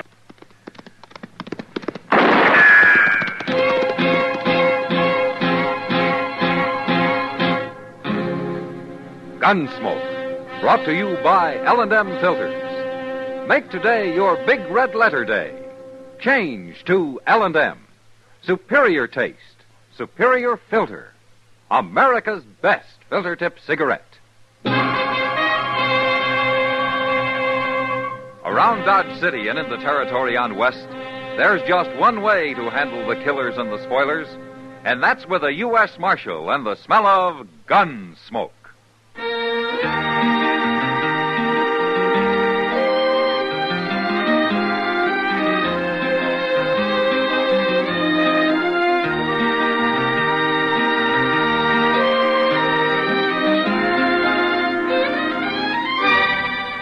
Gunsmoke, starring William Conrad. The transcribed story of the violence that moved west with young America. And the story of a man who moved with it. I'm that man, Matt Dillon, United States Marshal. The first man they look for and the last they want to meet. It's a chancy job, and it makes a man watchful and a little lonely.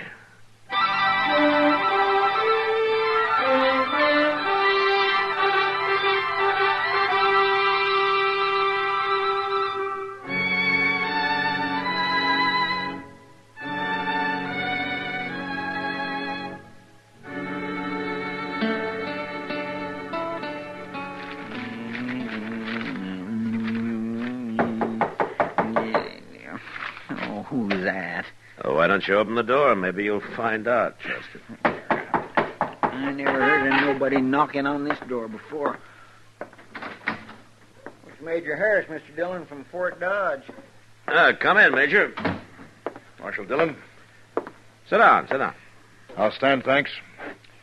Marshal, last Saturday, 2 United States Army soldiers were murdered while driving a supply wagon from here to Fort Dodge. Government payroll was stolen, and you seem to have taken no interest whatsoever in the matter.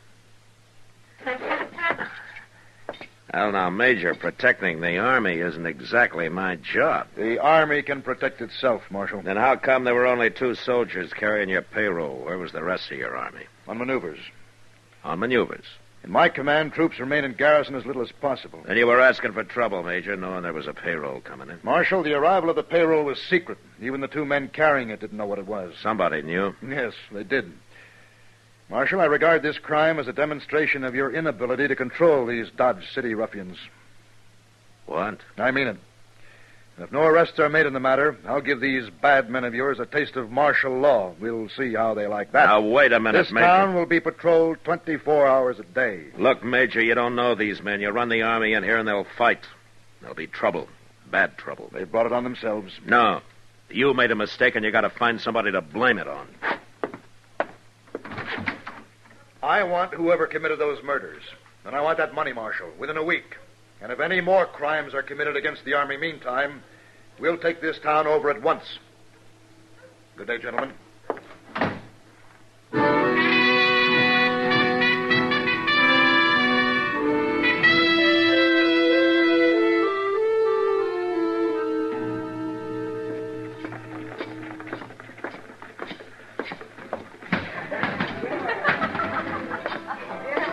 Hello, Matt. Evening, Kitty.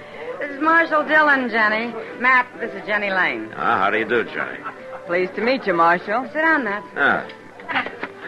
You're new in Dodge, aren't you, Johnny? Oh, I've been here most a month now. Oh, she's only been working at the Long Branch about a week, Matt. How do you like it? Fine, but I'm kind of worried now. Oh? It's this Army business everybody's talking about. Will it be bad, Marshal? Yeah, it could be. You think it'll happen? Might. Especially if there's any more trouble. Say, Jenny, has your corporal been in? He was earlier. Well, how do the soldiers feel about all this? Well, he says they sure aren't anxious to mix it with all these gunmen and buffalo hunters and the like. But he's not my corporal, Kitty. He's just a lonely kid. He's not so lonely. He spends more time here than he does at the fort. How does he manage it, anyway? Well, they made him a clerk, a sort of a bookkeeper. His time's pretty much his own. Well, he's lucky. Good, safe job, too. Yeah, I suppose it is. Well, I better get busy. I'm glad to have met you, Marshal. Glad to have met you, Jenny. I'll see you again. Sure. Nice girl. Mm-hmm.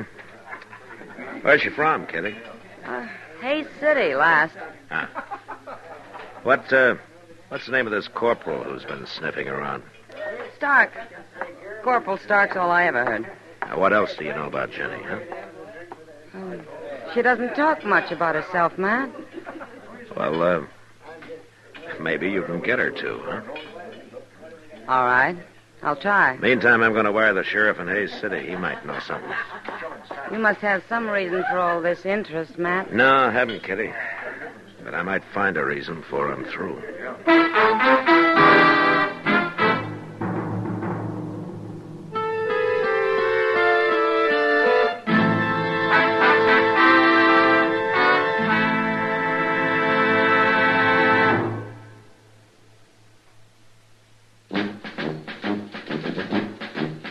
Make today your big red letter day, your L&M red letter day. Superior taste and filter, it's the miracle tip. Make today your big red letter day. Change to L&M today. L&M's got everything. Superior taste. And superior filter. Get L&M today.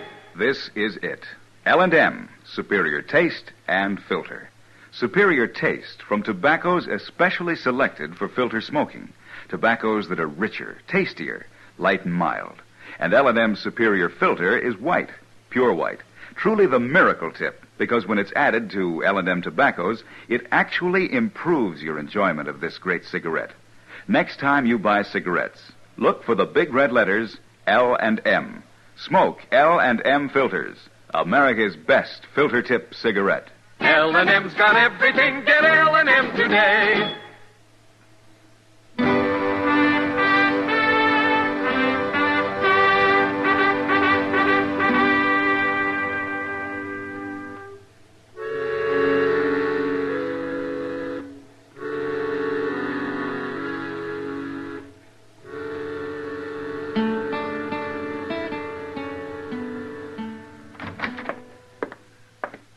I got it, Mr. Dillon. Just come in. Oh, what? The answer to that telegraph you sent to Hayes City last night. Oh? Here. Oh, thanks. I don't know what it says or anything.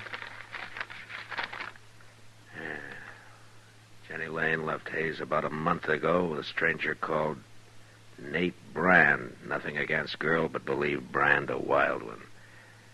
Regards, Clint Adams. Never heard of no Nate Brand. No, neither have I. What's she doing, hiding him somewhere? Oh, Matt. Yeah, what is it, Doc? Trouble. Oh? What kind of trouble? A shooting. Out behind the Texas Trail. What? It's bad, Matt. It's real bad. Well, the shooting's always bad, Doc. Yes, but this one's going to lead to a lot more shooting. Somebody just killed a soldier.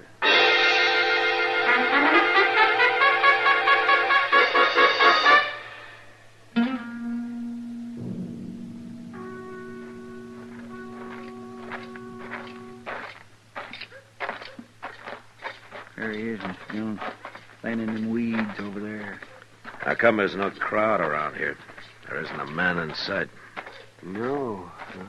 Who told you about this, Doc? The bartender. He said he heard a shot and went out back and found him. He sure looks dead, all right. He's dead. Is that all the bartender had to say? That's about all. Except that when he went back into the saloon and told everybody there about it, they didn't move a hair. Well, I guess maybe they was thinking about the army taking over Dodge. Yes. Why didn't the bartender come to me first? Well, I don't know, Matt, but I've got the feeling that maybe nobody knows whether you're going to be on their side or the Army's. Yeah, they never do trust me, do they? Chester.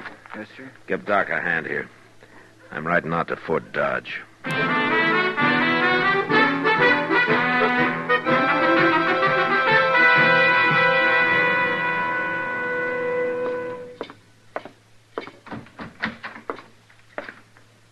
Marshal Dillon.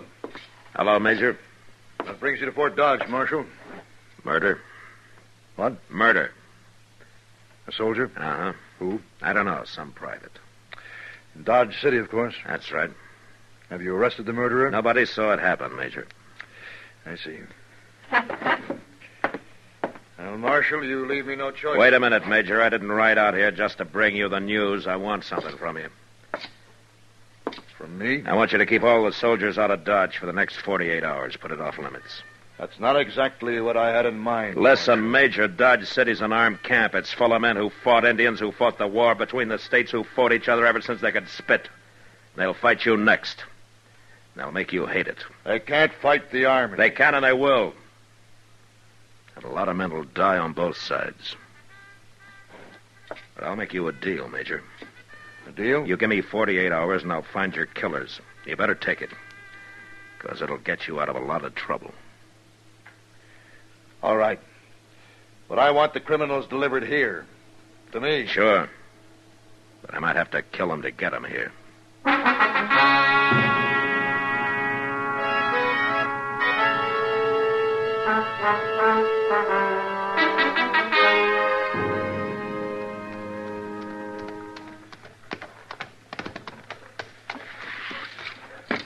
Matt! Oh, Matt. Hello, Doc.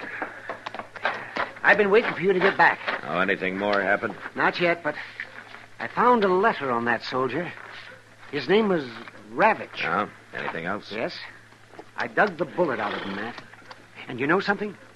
I haven't seen lead like that since I mustered out in 65. Oh, what do you mean, Doc? That soldier was shot with a cavalry pistol. He was? I'd swear to it.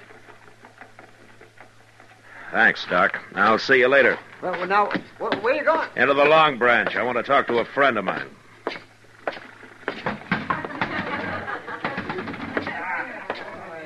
I've been expecting you, Matt. Oh, have you, Kitty? Chester was in a while ago. He told me about that telegram from Hayes City. Look, Kitty, I gotta work fast. There's gonna be a war around here soon. I found out a couple of interesting things, Matt. One is Jenny's been seen riding horseback at night towards the Arkansas down by Brandy Bend. Oh? It might have something to do with that man she left Hayes City with, Nate Brand. Yeah. I think he's hiding out down near Brandy Bend. Any idea why? Corporal Stark and Jenny went for a ride one night. When was that? The night before that Army payroll was robbed. Uh-huh. Where's Jenny now, Kitty? Over at Delmonico's having supper. Kitty, What? I'm the only one who can ever thank you for it, but I think you just saved an awful lot of lives.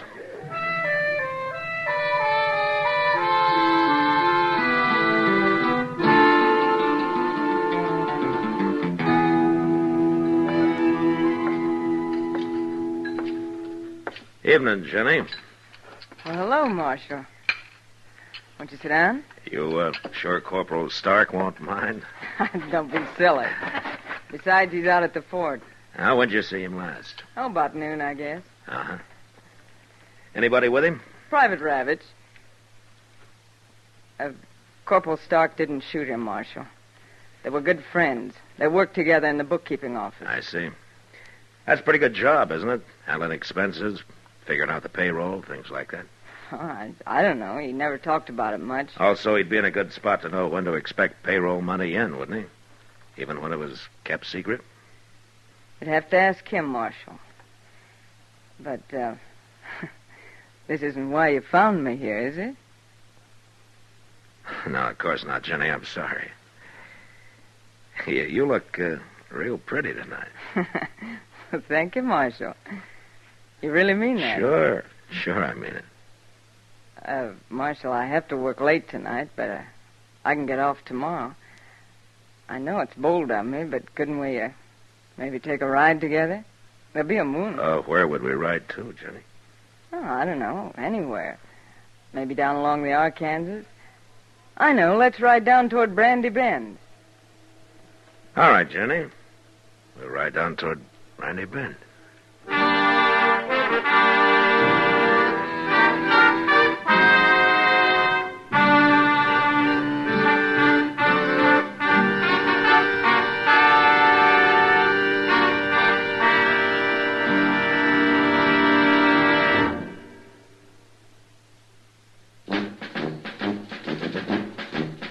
Make today your big red letter day, your L&M red letter day. Superior taste and filter, it's the miracle tip. Make today your big red letter day. Change to L&M today. L&M's got everything. Superior taste. And superior filter. Get L&M today. This is it. L&M, superior taste and filter. Superior taste from tobaccos especially selected for filter smoking. Tobaccos that are richer, tastier, light and mild. And L&M's superior filter is white, pure white. Truly the miracle tip, because when it's added to L&M tobaccos, it actually improves your enjoyment of this great cigarette. Next time you buy cigarettes, look for the big red letters L&M. Smoke L&M filters, America's best filter tip cigarette. L&M's got everything. Get L&M today.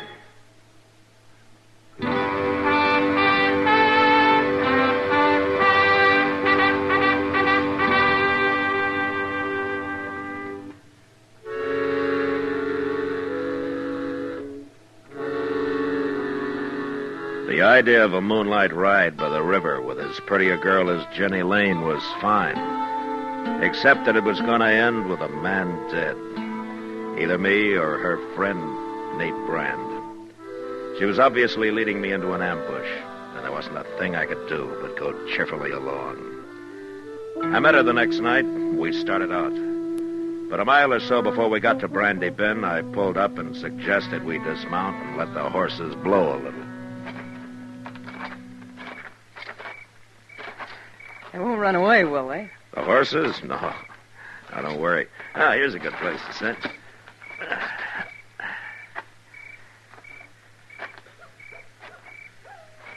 What's the matter? You nervous, Jenny? No. No, of course not. Sit down. Take it easy, then. All right.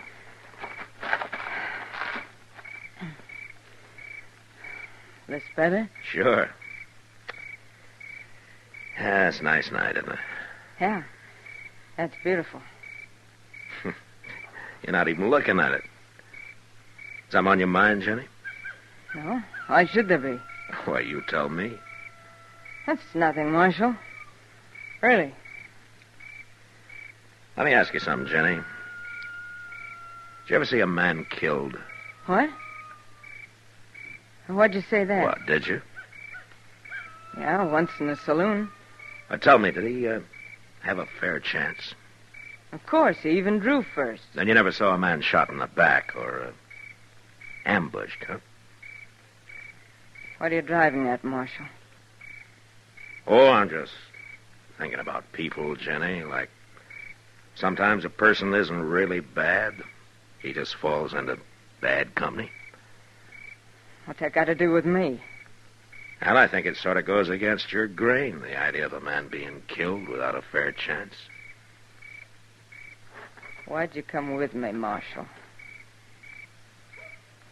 Somebody had to. I suppose you know about everything. I think Private Ravitch got killed by Corporal Stark because he found out about the payroll deal between you and Stark and Nate Brand. Sure. Well, what are you going to do now? Gonna ride to Brandy Bend with you.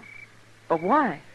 Because I'm gambling that you're still decent enough inside to let me have that fair chance I was talking about. That's quite a gamble, Marshal. Yeah. But we'll ride slow. And you'll have a little time to think about it.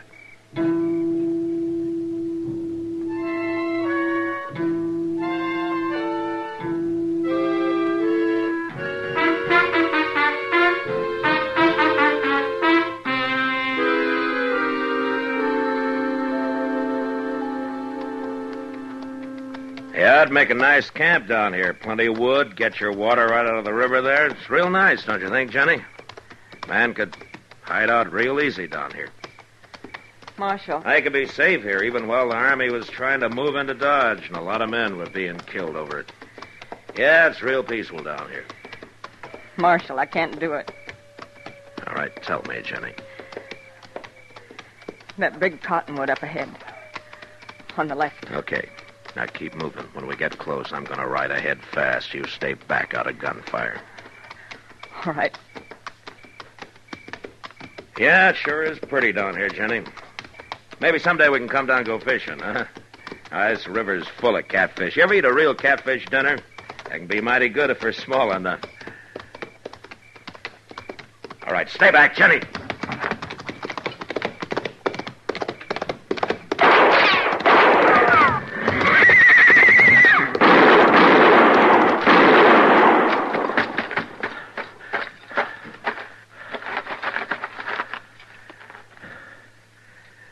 Jenny! Jenny!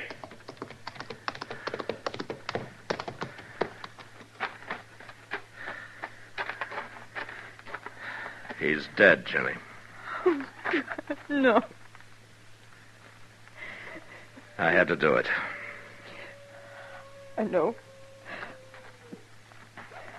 I'll be all right, Marshal. Sure. He killed your horse. I'll show you where he hid his and the payroll money. Okay, Jenny. Then you can take me back to jail. Yeah. But there's one thing, Jenny. What you did tonight's going to get you out of jail real soon. Because I'm going to see you get your chance, too.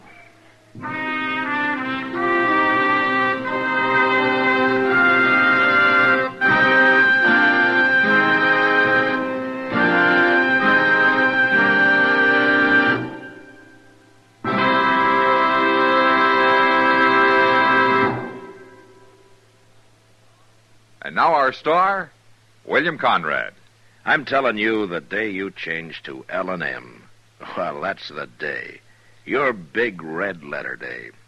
No filter stacks up with L&M's pure white miracle tip. And I know you'll go for L&M's taste, superior taste you get from L&M's superior tobaccos. Richer, tastier tobaccos. Next time, look for those big red letters on the L&M pack.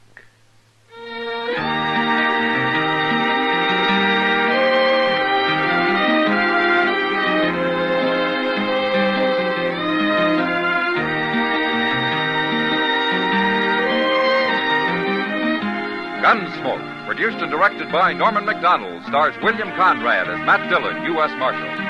Our story was specially written for Gunsmoke by John Meston, with music composed and conducted by Rex Corey.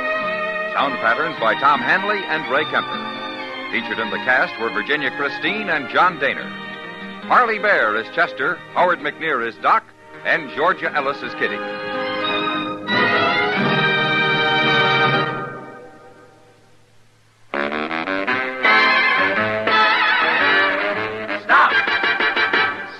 Smoking with a smile with Chesterfield. Smoother, cooler, milder Chesterfield.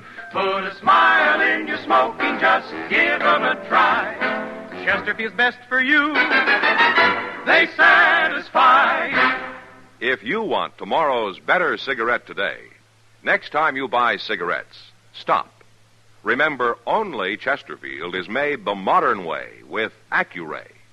You'll notice how fresh and good Chesterfield's made with Accuray taste, how smooth they are, and how they satisfy. So buy Chesterfield today. Smoother, cooler, best for you. Recently, many of your cards and letters have requested an evening time for Gunsmoke Radio.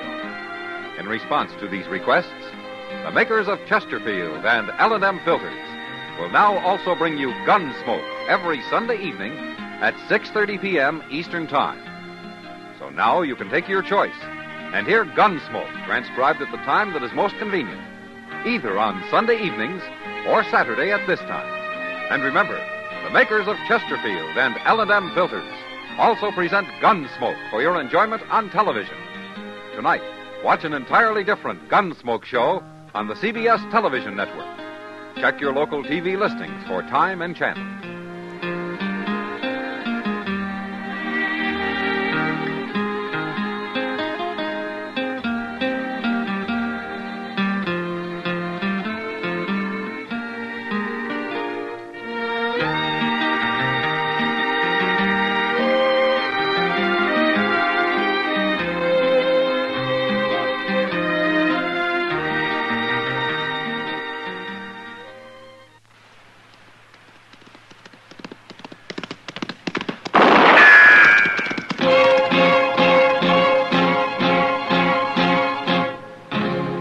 Gunsmoke, brought to you by Chesterfield. To put a smile in your smoking, always buy Chesterfield.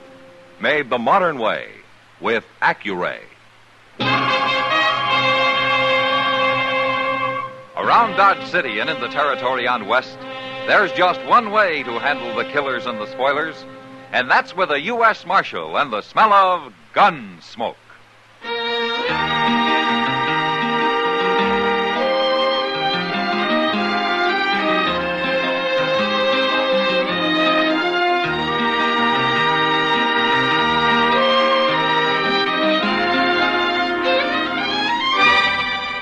Gunsmoke, starring William Conrad.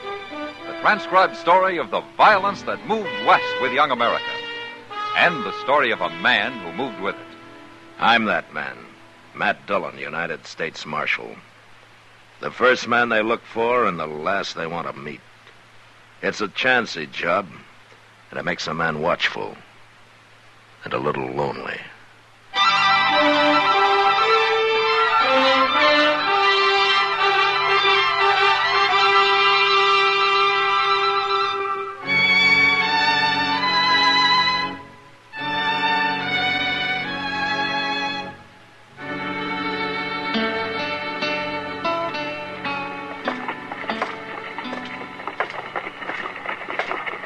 Hello, Kitty. Matt, you scared me. You were concentrating mighty hard on something in that window. Mr. Jonas has some new ladies' shoes on display. You see them? Oh, yeah. Those narrow, square-toed ones, Matt. Which pair do you like best, the lace or the button? Well, tell me. Well, I don't know, Kitty. They're both fine. Well, you got to decide one or the other. Oh, Matt. no, I don't have to decide either. I'm not in the market for ladies' shoes. Well, neither am I. What? Look at those prices. $2.65 for a pair of shoes. Did you ever hear such a thing? Kitty, I only stopped to say hello, not to argue about ladies' shoes. Well, I still think somebody ought to complain to Mr. Jonas. Well, it's not my job. I got enough trouble as it is. Well, I'm going in and tell Mr. Jonas what I think of his prices. Have a good time, Kitty. You bet I will.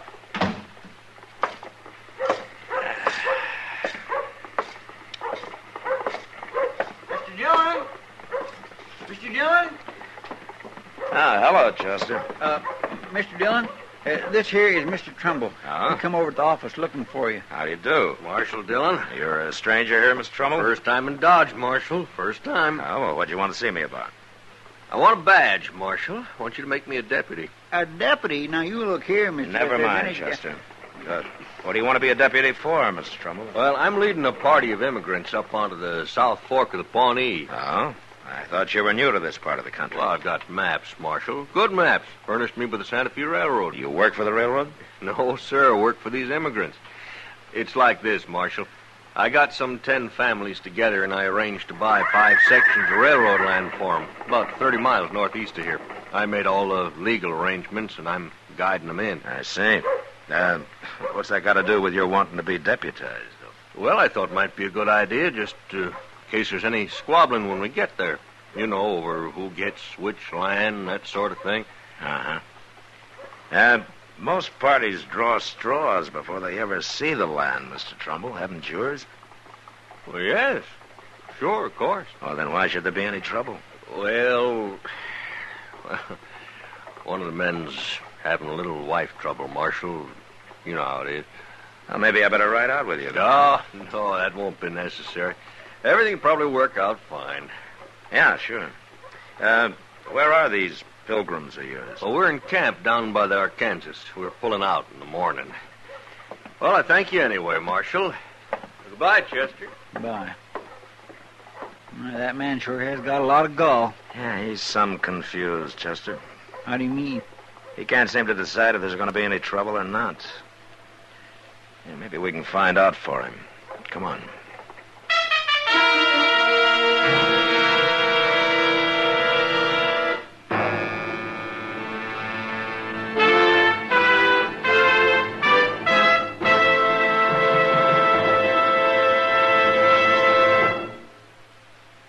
Stop, shop, for all your friends this year, this easy way. Give Chesterfields this year so bright and gay. Wrapped and ready, they're the best to buy. Cartons of Chesterfields, they satisfy. This Christmas, give everyone Chesterfields. Chesterfields are easy to give because they come ready to give in a bright red special holiday carton that's wrapped in its own colorful Christmas ribbon. Everyone enjoys Chesterfield's smoother, cooler smoking pleasure. So, to all your friends this year, say, Merry Christmas with cartons of Chesterfields. No wrapping, no tying. They're easy to give because they come ready to give. Chesterfields in the bright red special holiday carton. Wrapped and ready, they're the best to buy. Cartons of Chesterfields, they satisfy.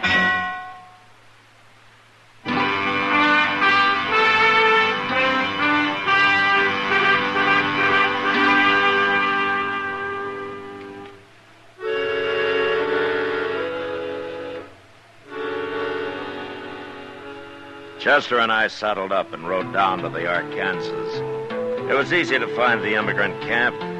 12 wagons were scattered through the cottonwoods, and there were campfires everywhere. But the people themselves were all gathered together in a big circle. We rode up to them, but nobody paid any attention to us. And then I saw why. In the middle of the circle stood 2 men and a woman. The men were bare to the waist, and each was pressing his left forearm against the other's, while the woman was binding their arms tightly together with a stout piece of cloth. In their right hands, the men held bowie knives. What in the world are they up to, Mr. Dillon? Now, that's a way of fighting, Chester. Tied together like that, one of them has to die, maybe both of them. Here, you stay here with the horses. All right, sir. Will you stand aside, please? Let me through here, huh? Make that knot tight, Sidney. Do you have to go through with this? No man messes around with my wife. He didn't mean nothing by it. We was talking, that's all. Now get out of the way, Sidney. You ready, Keppert? You're a fool, Calhoun. But I'm ready. All right, hold it, you men. Stay out of this, mister. I'm a lawman, Calhoun. I don't like this kind of fighting. Now drop those knives. Both of you. I mean it. There's mine, Marshal. All right, now yours, Calhoun. Well, can't fight an unarmed man. All right, you, Sidney. Take one of those knives and cut him loose. All right. Next time, I'll shoot you on sight, Keppert. I told you you're a fool, Calhoun. For keeping you away from my wife? Why don't you find one of your own? Wait a minute, Calhoun. I don't want any shooting. Now, I'm warning you. 30 miles isn't far from Dodge, and I'll come take you both back to jail if I hear any more about this. Now, you get back to your own wagons. All of you get back to your wagons. The party's over. Chester. Chester. Yeah, now where did he go to? Chester! Yes, sir, I'm coming, Mr. Dillon. Now, where have you been? Nowheres? Nowheres, huh? Well, I was only talking to a fellow over there. Huh? Now, that's Trumbull. Yes, sir. Now, what were you talking to him about? Nothing. I was just finishing a little talk we started the other day. It wasn't nothing important. Oh? Now, you hiding something, Chester? Why, what would I be hiding? I don't know. But I guess you'll tell me when you want to. Yes, sir. All right, let's get back to Dodge.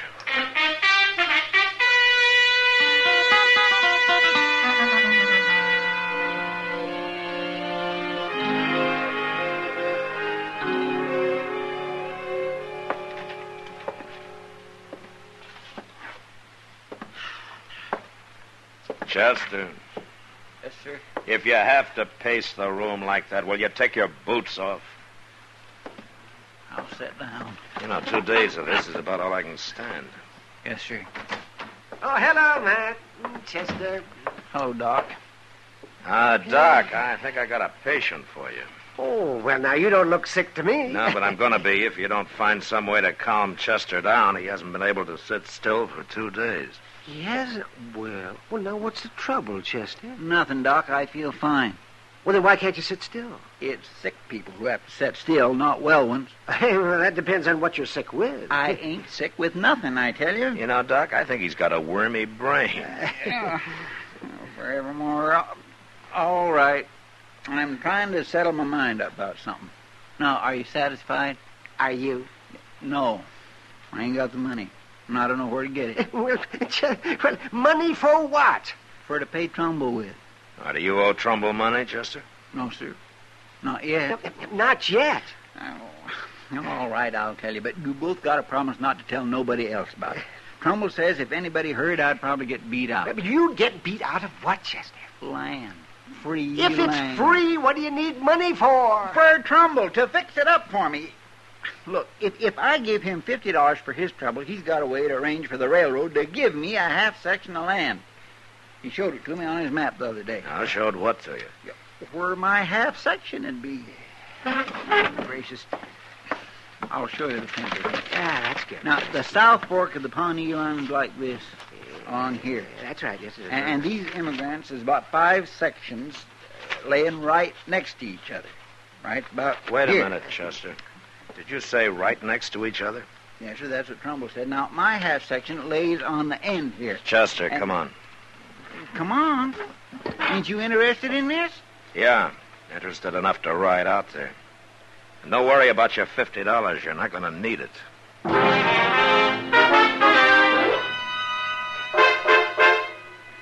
It was just after sunset when we hit the South Fork of the Pawnee, and a half hour later we spotted the first immigrant wagon. A man was working nearby trying to shape the foundation for a cabin from some red cedar he'd snaked up from the river. We got down and walked over to him. It was Keppert. The man Calhoun was about to fight for chasing his wife. Hello, Marshal. Hello, Keppert. This is Chester Proudfoot. Glad to know you. Well, what are you doing out here, Marshal? There ain't been no trouble. Yeah, Keppert, I'm afraid there has been. What do you mean? Hey, look yonder. That fella coming sure is in a hurry, ain't he? That's Calhoun. He's got a rifle. I better get mine. No, you stand where you are, Keppert. But he might shoot me. You saw what he was like? You'll have to shoot me first. Keppert!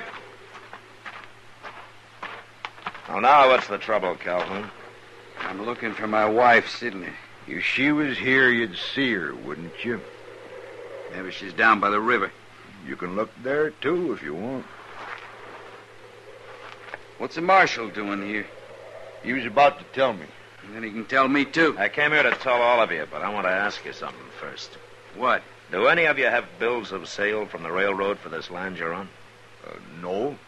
No, not yet, Marshal. Trumbull just gave us a receipt and said the railroad would send us a bill of sale. Uh-huh. But you've already paid.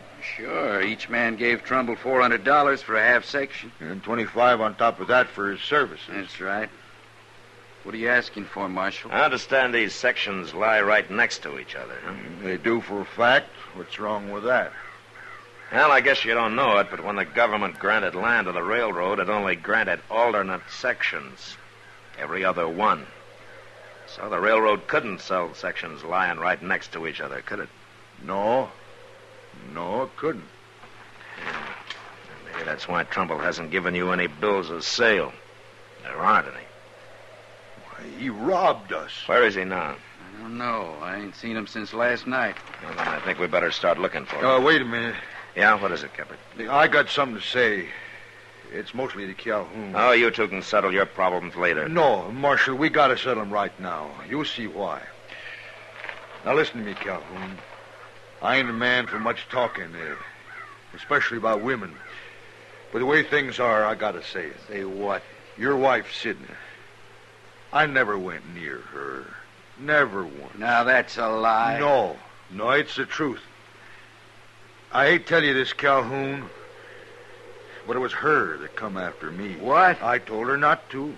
I told her to stay away. I even said I'd show her up for what she is if I had to, but I didn't do it. Not till now, I didn't. What are you saying?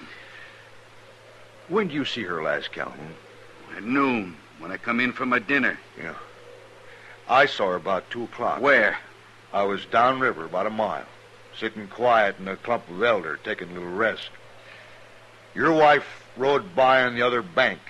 She was headed in the direction of Dodge. She was with a man. With a man? What man? Trumbull.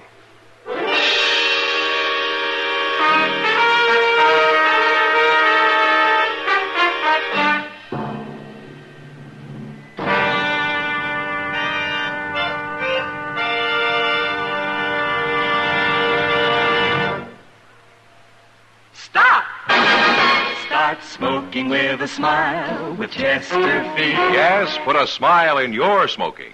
It's as easy as ABC. Because Chesterfields made with Accuray are A, always milder. B, better tasting. C, cooler smoking. Yes, a Chesterfield is always milder. Accuray controls your Chesterfield in the making. Gives it a more even distribution of fine tobaccos that burn more evenly, smoke much milder. A Chesterfield is better tasting. An Accuray Chesterfield draws more easily, lets you enjoy all the flavor. And a Chesterfield is cooler smoking. 14% more perfectly packed than cigarettes made without Accuray. You enjoy cooler smoking. No hot spots, no hard draw. So always buy Chesterfield. Put a smile in your smoking, just give 'em a try. Light up a Chesterfield, they satisfy.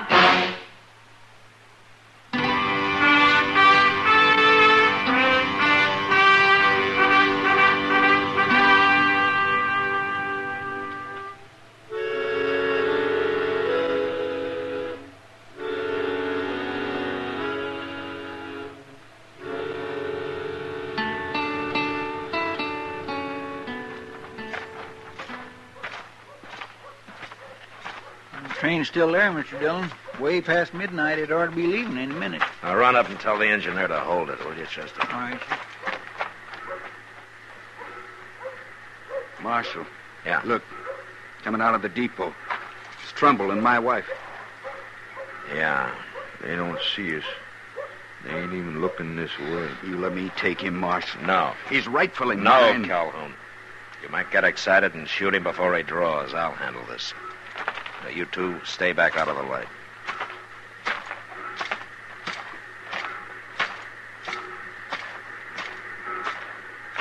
Hey, Trumbull. Marshal. Evening, ma'am. What do you want, Marshal? I want to talk to you. Don't have time. That train's about to leave. It's not going to leave. Anyway, you're not taking it. Oh. You're interfering because of Sidney here. Well, she's going with me, Marshal, and that's no business of yours. I'm arresting you for robbery, Trumbull. What? Give me your gun. No. I said give it to me. Get out of the way, Sidney.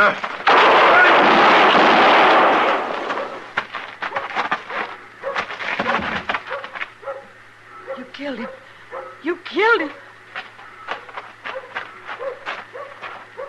Jim! Is he dead, Marshal? Yeah. Kepherd, see if he's got the money on him, huh? I sure will, Marshal.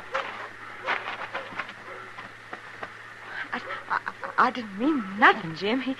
He made me go with him. It wasn't my fault. You believe me, don't you, Jim? I don't even want to talk to you. But it's true. I found it. Here it is, Marshal. Yeah. Should be over $4,000 there. Good. We'll count it later and give it back to everybody. Marshal, Yeah, what, Calhoun? I'd like mine now. Yeah, all right.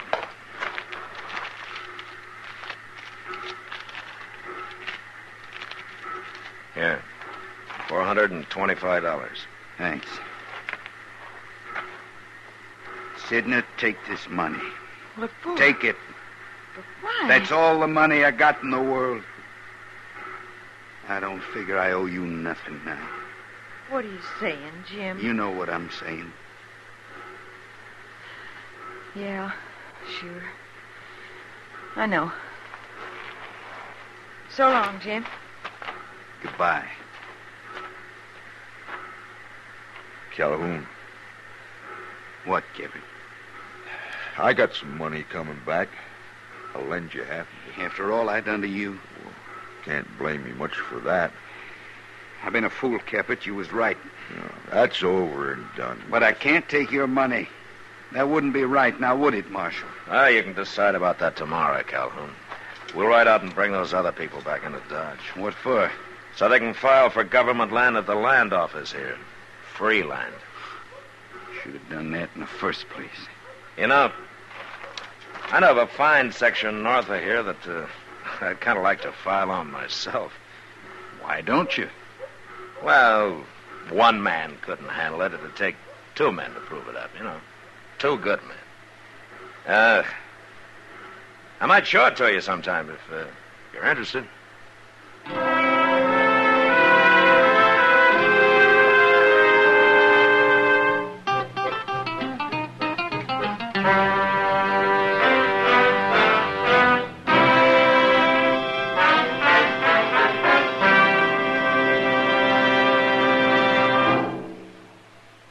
In a moment, our star, William Conrad. Remember, friends, this Christmas, give everyone Chesterfields. Chesterfields are easy to give because they come ready to give in a bright red special holiday carton that's wrapped in its own colorful Christmas ribbon. Everyone enjoys Chesterfield's smoother, cooler smoking pleasure. So, to all your friends, this year say Merry Christmas with cartons of Chesterfields. No wrapping, no tying. They're easy to give because they come ready to give. Chesterfields in the bright red special holiday carton. You know, there were a lot of ways for a man to die on the frontier. But on our next Gunsmoke, a man dies the worst way of all. Needlessly. But that was the West. Good night.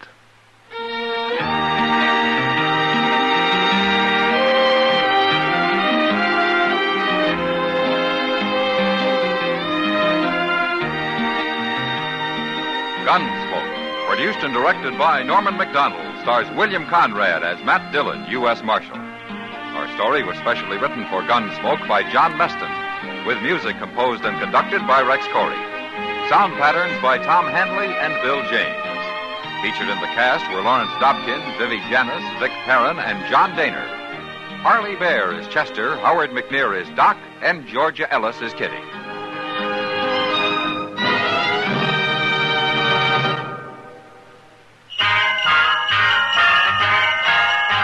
Make Christmas their red letter day, their L&M red letter day.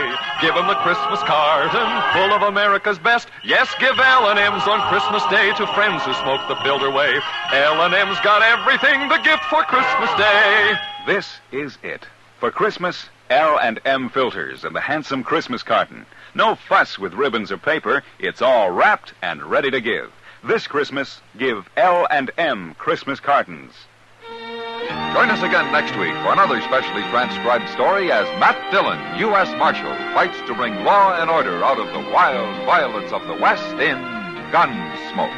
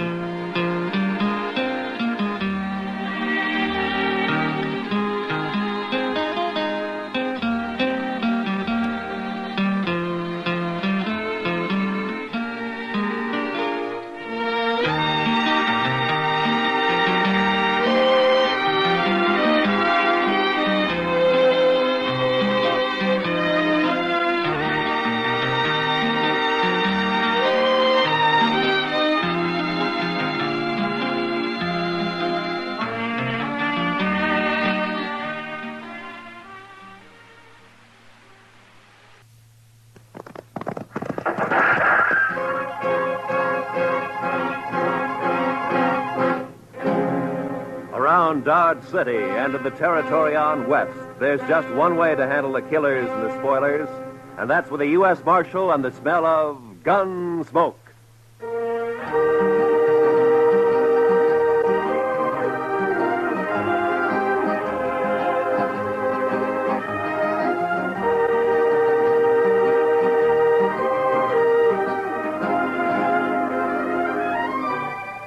Gunsmoke, starring William Conrad. The story of the violence that moved west with young America. The story of a man who moved with it. Matt Dillon, United States Marshal.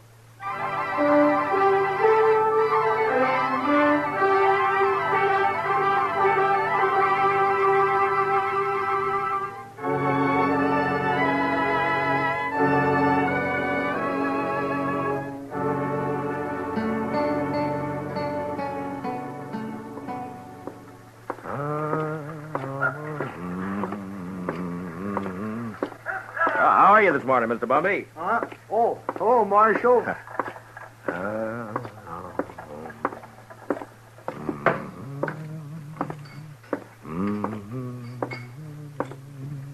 Morning, Mr. Dillon. Morning, Sam.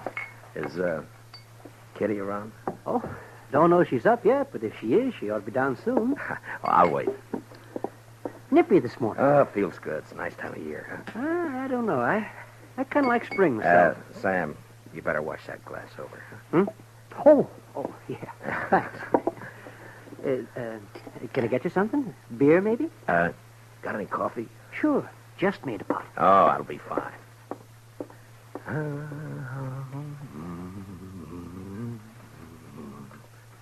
Her face is something wondrous. That's pretty, Ma. You got a pretty voice. Oh, it's good enough for calling the hogs, I guess. Yeah. You just got up? A while ago. Why? Oh, it just strikes me I haven't seen you close, too, early like this. Uh-huh. No, you look fine. I mean that you... You better quit by your head. Yeah, I guess it's... Where's Sam? Oh, he's bringing in coffee. Oh, Sam, cup for me, please. Sure, Miss Kitty. What's the occasion, Matt? Kitty? There's a party tomorrow night, a dance. It's a benefit for the new school down at the hall, you know? And, every fellow's to bring a girl. You know? It happens at dances. Go on. Well, what I'm trying to... Will you go? With me? I'd kind of like to, Matt, but no thanks. Oh. Well, I gotta work here. You know that. Besides... Well, you ought to be able to get off. Well, even if I could, ladies might not take kindly to it, Matt. I'm not rightly polite society. Ah, what do you care about what... Well, thanks anyway, Matt. Ah, that smells wonderful. Sammy, I think I'll marry you. Me? Shucks. Me? Oh, shucks. Listen, Kitty, about the dance, I've already bought the You're tickets. sweet, Matt, and I thank you kindly for thinking of me, but you better ask someone else. Well, it isn't... Sam, will you go and polish up your glasses, please? Oh, sure, Mr. Dillon. Sure. Now, look, Kitty, I'm asking you to go with me. Well, it's important to me that you go. Are you making love to me, Matt? At this hour in the morning? No, I mean it. I want you to go to the dance. You want to be embarrassed. You want everyone to stare at us. You know what they'll say? My, the marshal really should have better sense than to bring that woman here. It ain't decent. It ain't proper. Oh, Kitty. Well, it's true. I'm a hostess at the Texas Trail, a saloon. You know what they think about me. Well, will you go, Kitty? No. I'll call by for you at 7, huh? I'll drink a bottle of whiskey and clout some old biddy on the head. Then you'll be sorry. Oh, Kitty. I haven't got anything to wear, Matt. I can't wear my working clothes. You look just fine, like you are, Kitty. Just fine, just like you are. Marshal. Yeah. I shouldn't, but I guess I'll go to the dance with you. I'll be ready at 7.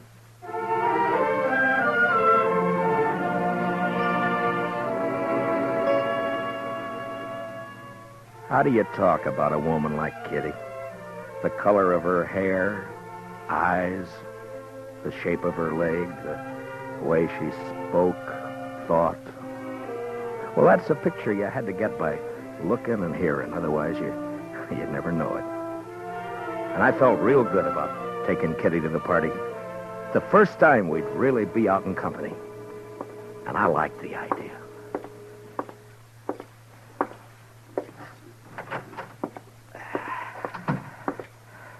Oh, morning, Mr. Dillon. Good morning, Chester. Nice day. What is that? That, Mr. Dillon? Yeah, all over my desk. That. Ink. Yes, sir, I know. I was just cleaning it up, Mr. Dillon. Seems like a big bluebottle fly, last of his kind this fall, I guess. Big fool bluebottle fly was a-setting on your desk, Mr. Dillon. Oh, you're slopping it all over the floor, Chester. Yes, sir, I see it. That lazy fool bluebottle fly was a-stomping all over your desk, Mr. Dillon, and I took a whack at him with a paper I happened to have in my hand, and I got him. Well, thanks a lot. Well, that's all right, Mr. Dillon. If there's anything in this world I hate, it's a big maggoty bluebottle fly. Yeah, I know, Chester. The mail come in yet? Yes, sir. A couple of minutes ago. It's right over there. Oh, okay.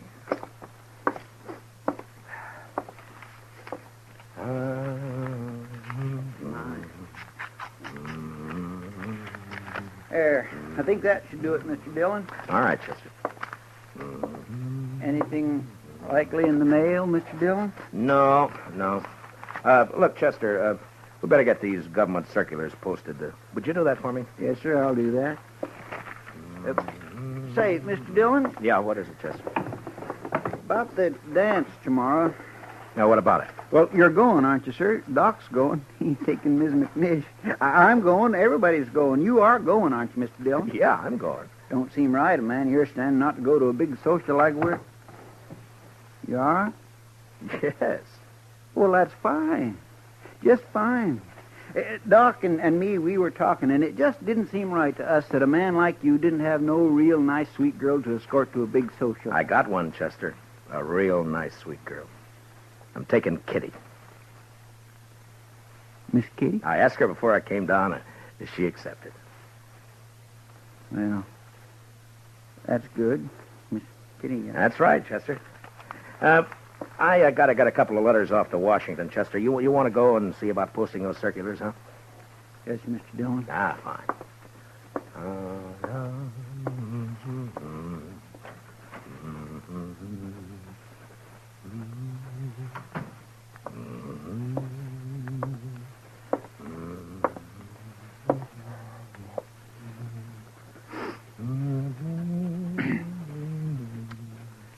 Mr. Dillon?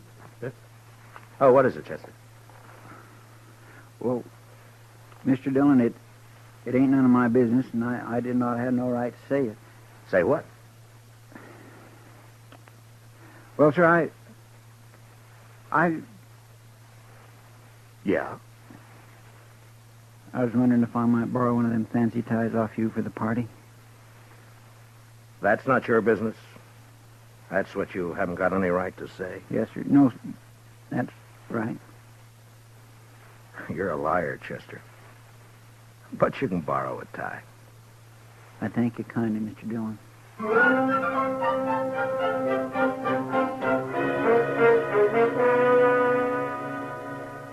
You work for a long time with a man, and you share a lot of life and a lot of death. And after a while, you know him even better than yourself. Well, that's the way it is with Chester and with me.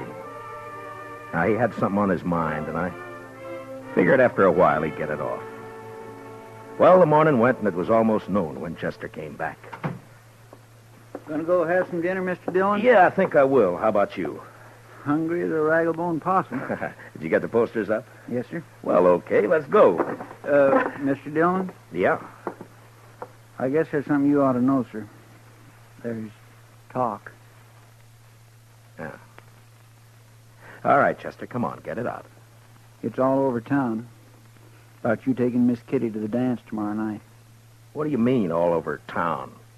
I only asked her this morning. Yes, sir, I know. Best I can figure, Sam over at the Texas Trail must have heard you and let it slip. There's been a mighty fierce mess of gum clobbering up and down. All over. All right. Thanks for telling me, Chester. It ain't none of my business. Yeah, I know. You said that before. Yes, sir. I surely did. Well, let's go get something to eat.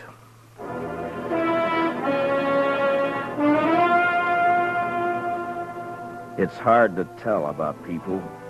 Maybe it's hard to tell about yourself because you come under that same heading, people.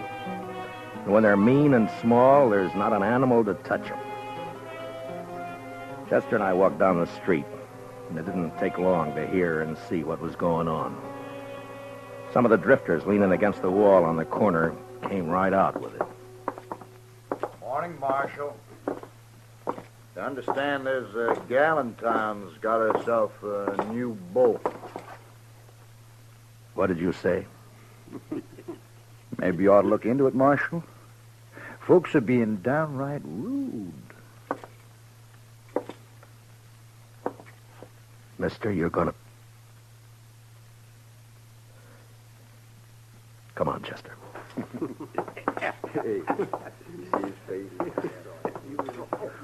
Ought to haul him in. Every one. Yeah? What are you going to charge him with? Pestilence, Mr. Dillon. Just plain pestilence.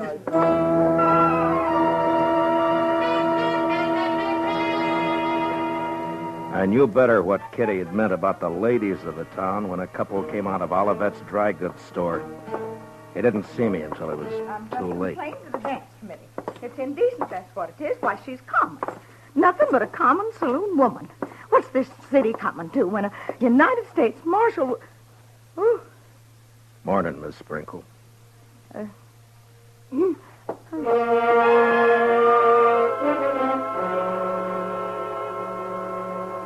When a man's born, they say he's blessed or cursed with a lot of things already in him.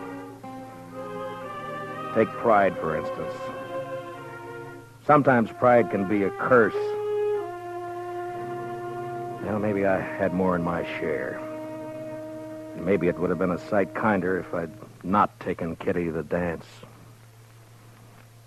But I did.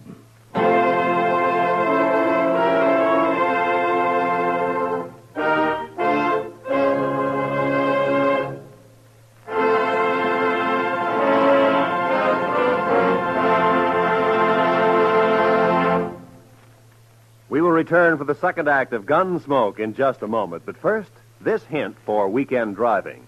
Whatever you do, be moderate. Be obedient to all traffic laws. Be careful. Use your head and don't take chances. Now for the second act of Gunsmoke.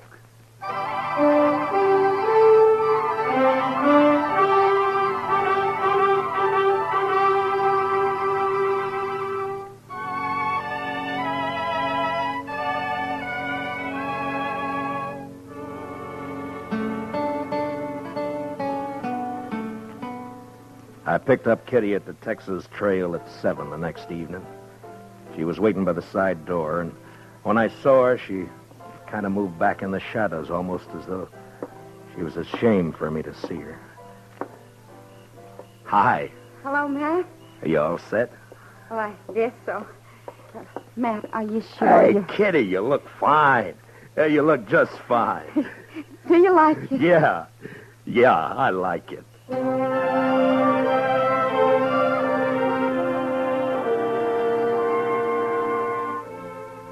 We walked along the street down to the hall, and I kept looking at her like I say, you know, you had to know this, Kitty, to understand what I mean, and even then you get a surprise.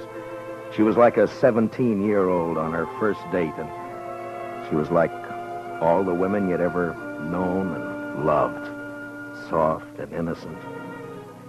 And something else, something that's female, and you can't figure out what.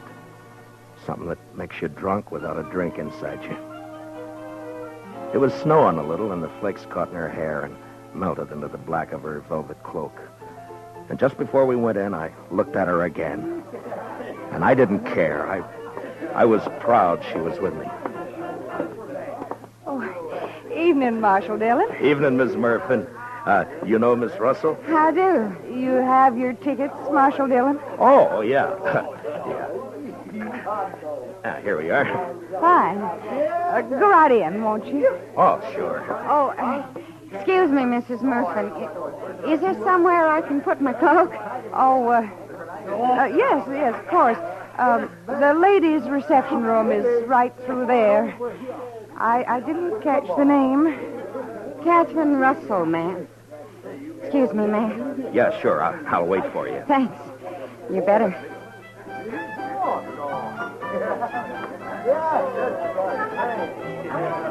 I could see them through the big open doors in the hall. They were all there. Faces flushed, smiling, happy, dancing. And all the women seemed pretty and the men handsome. And Chester was up on the platform calling the dance, and Doc was fiddling. And I was waiting for my dancing partner, Miss Kitty Russell.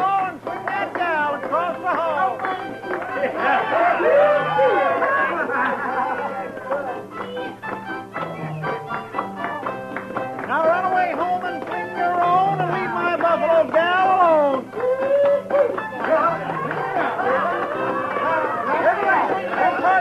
Then promenade all and around you go.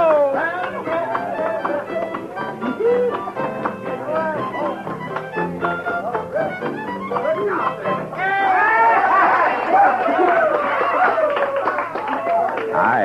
What took you so long? I'm sorry, Matt. I had a skirmish with one of the genteel females in there. Oh, I'm sorry. What says she? You know, I get the idea I'm not welcome around here. Let's go in and get some punch, huh? Sure. How are you, John? Oh, that's a nice dress, Kitty. I haven't worn it since a few years back in New Orleans. Hey, Marshal. Oh, Miss Kitty. It's Doc. Well, hiya. Oh, fine, Doc. Hello, Doc. I say, we got a bottle of whiskey outside. You care to join us? Oh, this punch. Not right now, thank you. Oh, well, sure. Say, Miss Kitty, I saw you come in. Best-looking woman in here. Oh, there's lots of scratching going on. Thank you, Doc. If you see Mrs. McNish, don't tell her where I am, will you? Man gets kind of dry fiddling. Oh, well, so long. So long, Doc. Punch, Marshal Dillon? Kitty? I guess so. Mr. Sprinkle, have you met Miss Catherine Russell? No, I'm afraid I haven't. You got a short memory, Mr. Sprinkle. Huh? I could have swore it was you in the Texas Trail a couple of weeks back. Drunker than a hoot owl. Don't you remember I had to slap your face? I think... Edward? Edward? Yes, dear.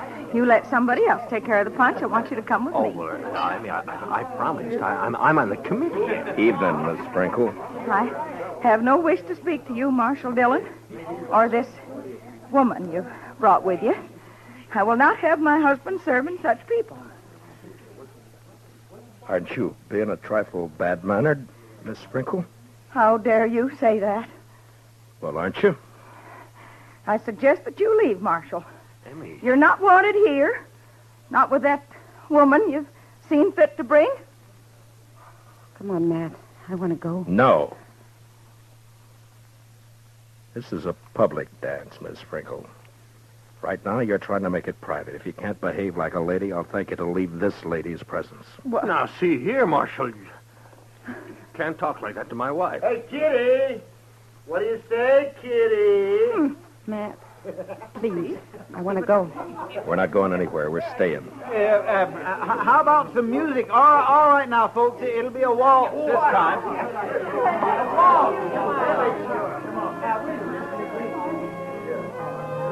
Thanks for the punch, Mr. Sprinkle.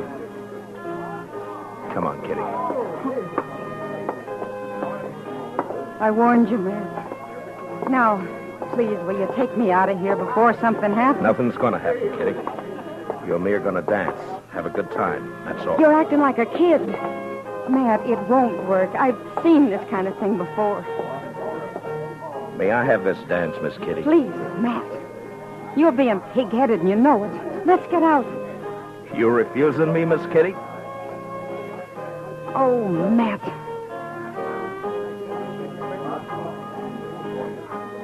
We danced. But it wasn't what I hoped it'd be. Kitty closed her eyes. I guess she was trying to blot it out, but I could see the other couples looking, whispering, and one by one dropping away over into a small group that got larger. And there were only about 6 of us left when the waltz ended. And that's when the stranger and a couple of his pals walked out onto the floor. They were drifters, probably been in town for a week. And they were having their fun before they moved on.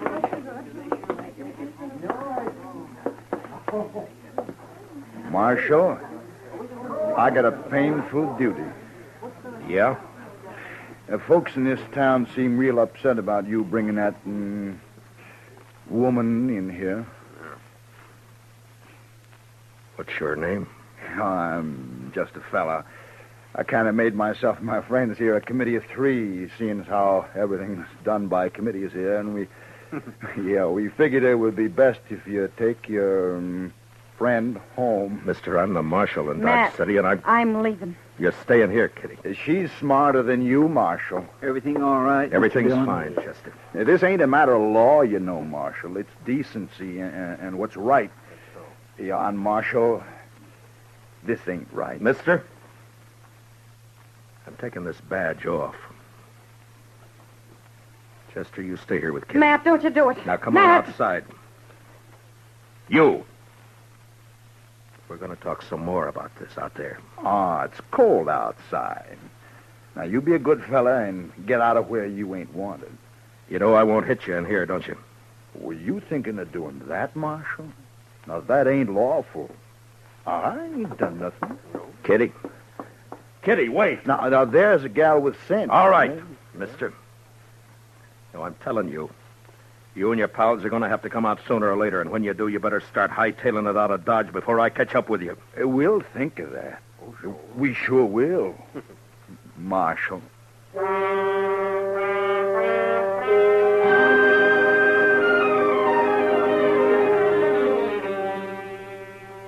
Just 3 no-good drifters, hating the law, finding pleasure in trouble.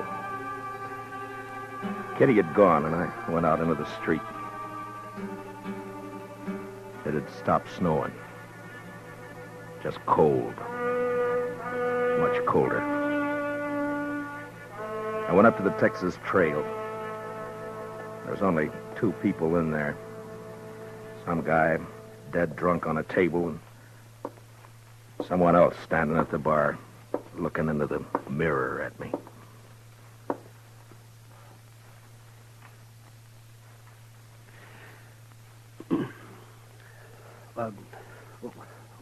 What do you have, Mr. Dillon? Nothing, Sam. Yeah. Well, I got some things to do in the back. Give me a call if anyone comes in, will you? Yeah, sure.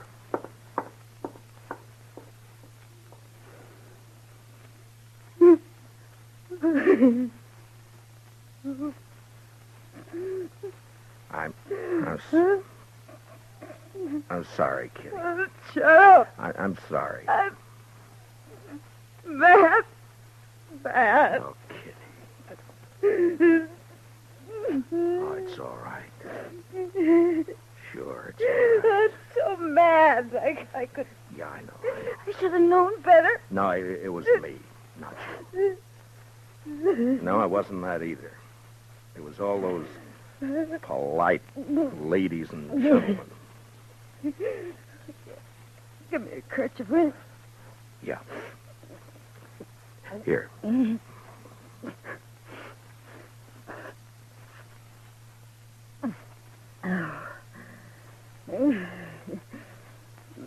been a long time since I cried.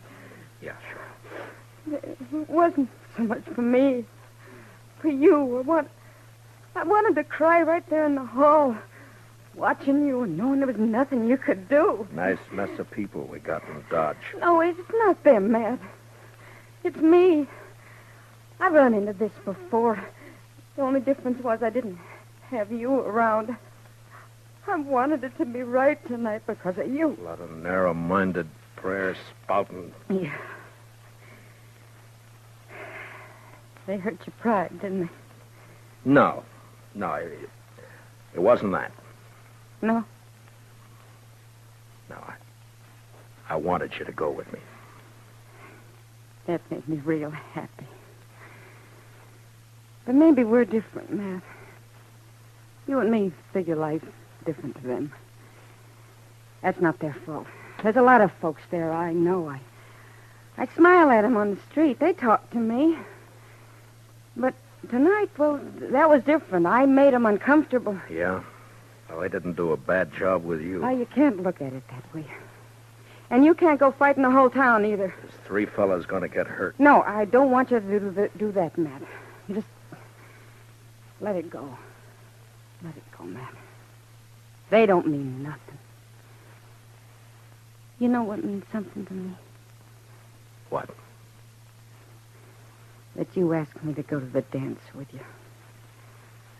I knew what was going to happen, but it was worth the chance. I thank you for it, Matt.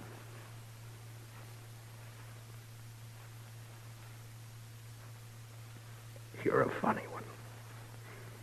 Am I? But you sure showed them up, those women. The way you look. Well, I'm glad. You know, you look pretty fine yourself. Sam? Yeah? You got any champagne, Sam? What? Have I got any what? Champagne. Well, yeah. I guess maybe. A bottle or 2? Yeah, maybe. Sure. Well, break it out. All right.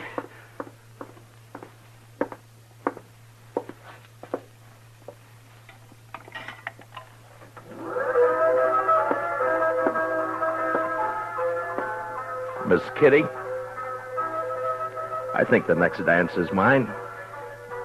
Oh, Matt. I'd be real pleased, Mr. Dillon.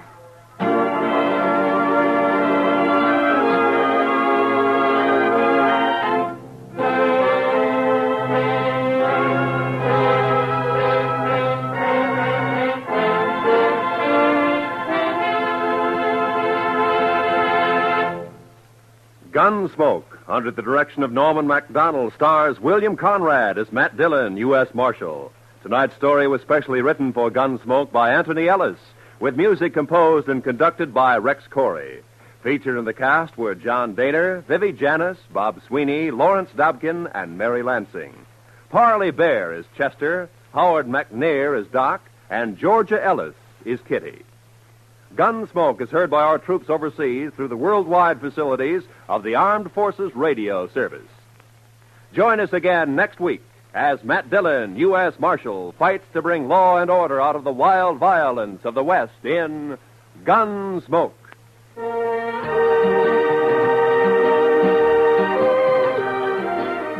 Don't miss Robert Trout and his timely roundup of world news tomorrow on most of these same CBS radio stations. Roy Rowan speaking.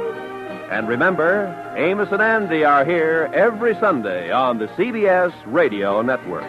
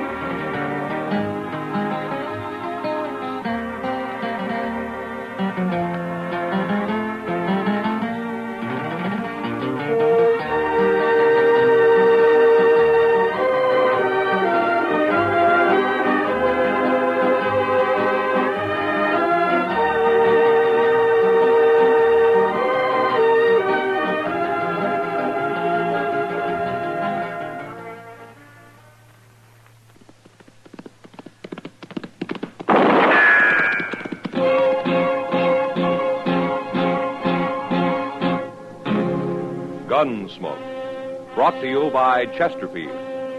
Chesterfield packs more pleasure because it's more perfectly packed, thanks to Accuray.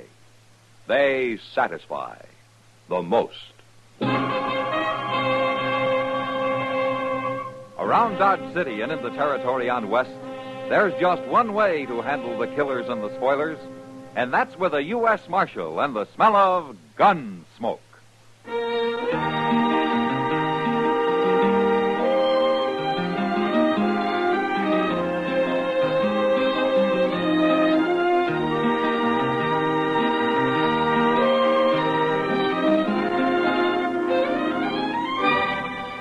Gunsmoke, starring William Conrad. The transcribed story of the violence that moved west with young America. And the story of a man who moved with it. I'm that man, Matt Dillon, United States Marshal. The first man they look for and the last they want to meet. It's a chancy job, and it makes a man watchful and a little lonely.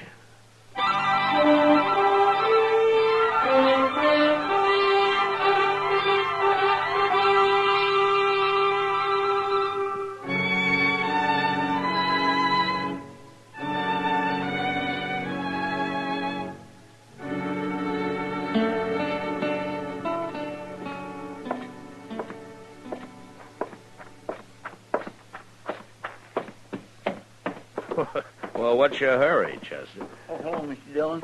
I'm going over at the stable. No, what for? You leaving town? No, sir. Hank Young's over there. I got to see him. Well, I'm not doing anything. I'll go with you if you don't mind. Well, good. I run into Mr. Bowers, and he asked me to give Hank a message for him. No? Well, Hank is a real nice fellow, Mr. Dillon. Well, I didn't say he wasn't, Chester.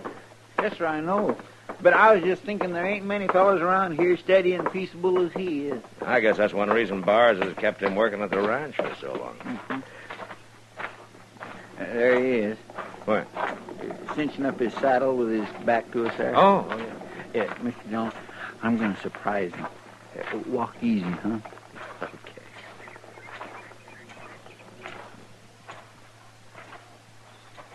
Gotcha! No, Hank, no. Look out, Chester! Now, take it easy, Hank. Oh, Marshal. I didn't know who it was. You shouldn't come up on me like that, Chester. For goodness, I guess I shouldn't. Now, where'd my gun? Oh, there's my gun. It's a wonder it didn't go off. You hitting at me that way, Marshal. How come you're wearing a gun, Hank? I don't think I ever saw you with one. I've wore guns before, Marshal. No, I meant around here. No, maybe not around here. Hank?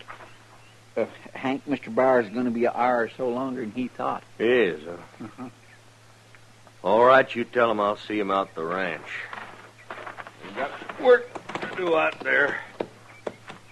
So long. So long. So long, Hank. My, I guess I really upset him. Something sure has. Hank ain't never acted like that before. We're always kindly teasing each other. Well, I wouldn't worry about it. Dillon? Yeah. I want to talk to you, Marshal. Well, go ahead. My name's Quillen. Ben Quillen. I've only been here a few days. I've been meaning to get acquainted, but I thought I'd do a little scouting around for myself first. No? What's the name of that man you was just talking to, Marshal? Well, why? Oh, he kind of fits the description of the fella I've been hunting. You see, I'm a deputy sheriff. No? There's my badge. Deputy Sheriff, Prescott, Arizona. Yeah, I got papers to prove it, too. Yeah, you've come a long way, Quillen. I think it's going to be worth it, Marshal.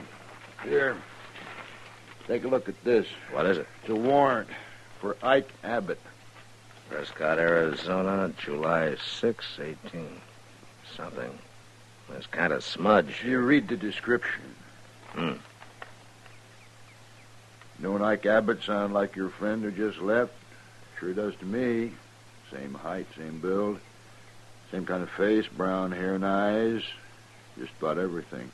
Is that true, Mr. Dillon? Oh, it fits generally, yeah. But what's he wanted for? It's a warrant for his arrest, Chester. He's charged with murder. Hank? We heard he was hiding out around Dodge somewhere. He's been here about 3 years, hasn't he? Yeah, just about. Why didn't you make your arrest a few minutes ago, Quillen? I wanted to be sure, Marshal. And I also want to talk to you first. After all, this is your territory. Hank's wearing a gun, Quillen. Does he know you? No.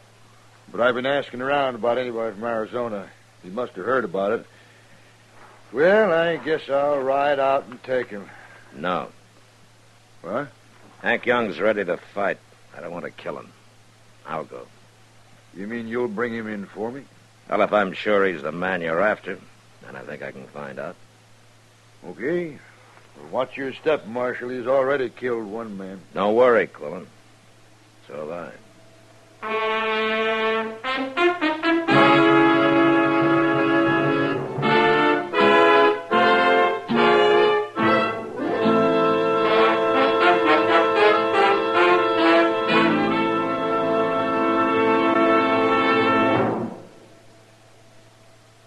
Introducing one of the country's best-known jazz musicians and arrangers, Mr. Bobby Haggart. How about whistling along with him?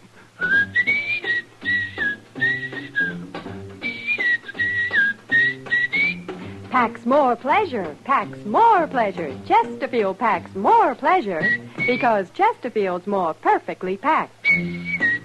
It stands to reason a cigarette made better and packed better smokes better, tastes better. And Chesterfield is more perfectly packed by Accuray. This electronic miracle removes human error in cigarette manufacture. So Accuray Chesterfield is firm and pleasing to the lips, mild yet deeply satisfying. Yes, Chesterfield gives you something no other cigarette can give you. Chesterfield packs more pleasure because Chesterfield's more perfectly packed. To the touch, to the taste, Chesterfield packs more pleasure because it's more perfectly packed. By Chesterfield, mild, yet they satisfy the most.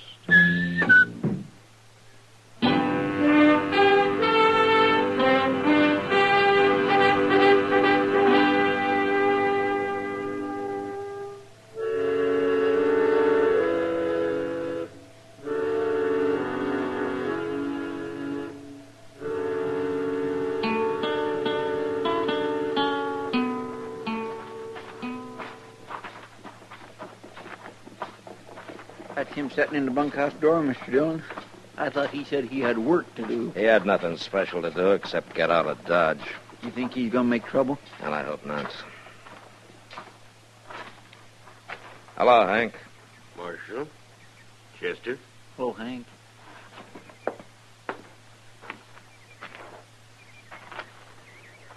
Looking for me. There are a couple of things I want to ask you, Hank. You go right ahead, Marshal. You've known me about 3 years, right? About that. And you know, when I go after a man, I generally bring him back. So you do, Marshal. Is that why you put your gun away? Well, I declare, he ain't armed no more, is he? No, I ain't.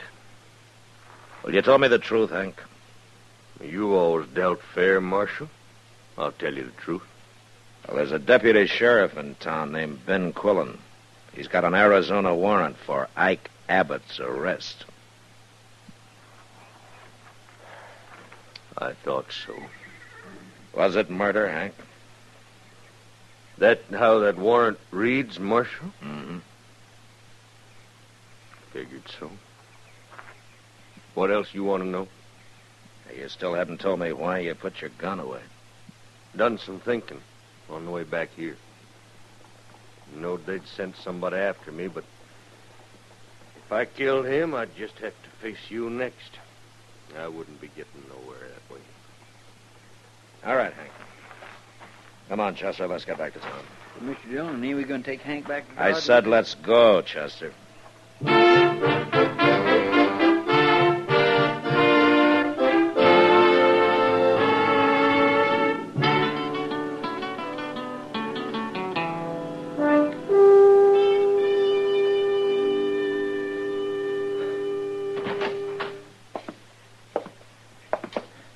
Morning, Chester. Oh, morning, Mr. Dillon.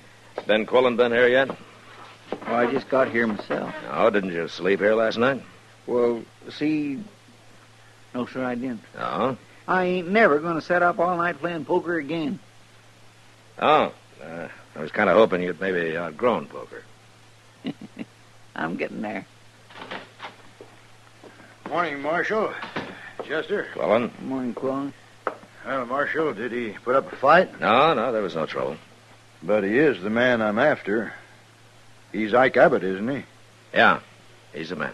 Well, I sure do thank you, Marshal. Now, if you'll turn him over to me, we'll be on our way, and I won't be bothering you no more. I didn't bring him in, Quillen. Why not? Well, I guess maybe I didn't have the stomach to arrest a man who's been a friend. Who's never caused any trouble around here. That don't keep him from being a murderer. And I've got a legal warrant for him. Then you go get him. I thought you didn't want no killing. He isn't armed. You've caused me to waste a whole day, Marshal. Why don't you go get your man, Quillen, and get him out of here? I don't want any part of it. You admit he's a friend of yours, Marshal. I just hope you're not trying to trick me somehow. 'Cause I'll hold you responsible.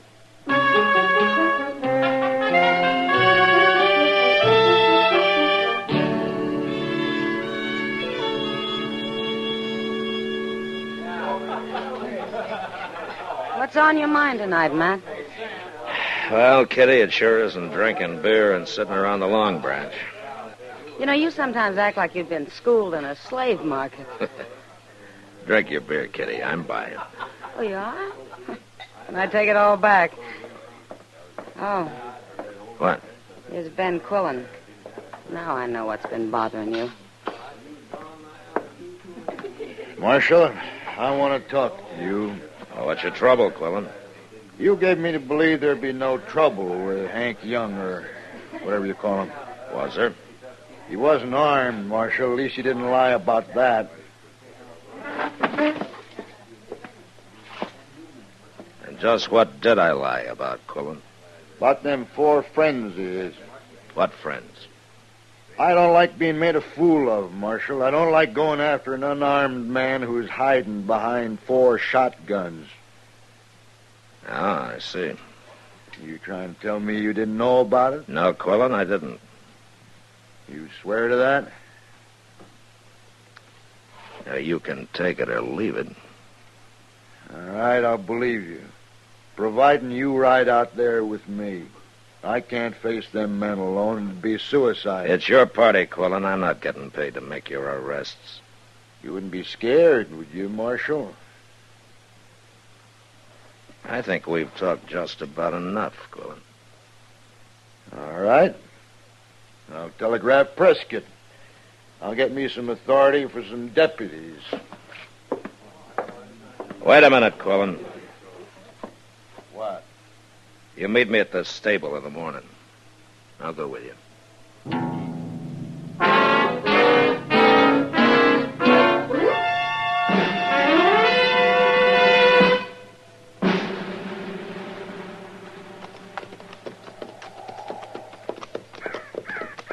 Here they are, Marshal, waiting for us.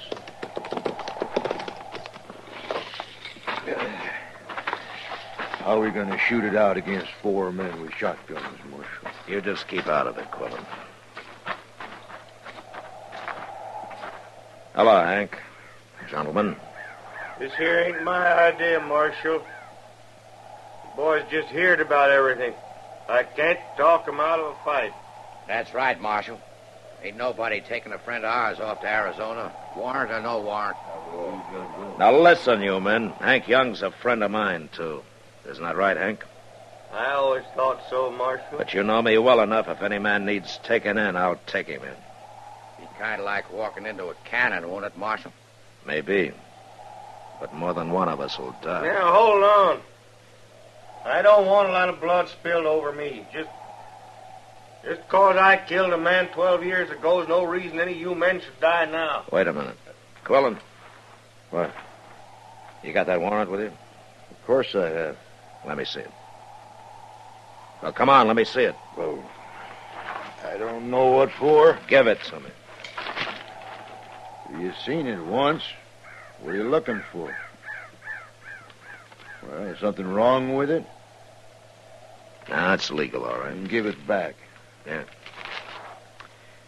Hank, I've changed my mind about taking you today. Now, wait, Shut Marshal. up, Quillen. Will you come into my office 3 days from now, Hank? We'll settle this thing then. Okay, Marshal. Sure, it's okay, Hank. We'll be right along with you. Won't we, boy? We'll be right with you. We ain't backing down one bit, Marshal. You better remember that.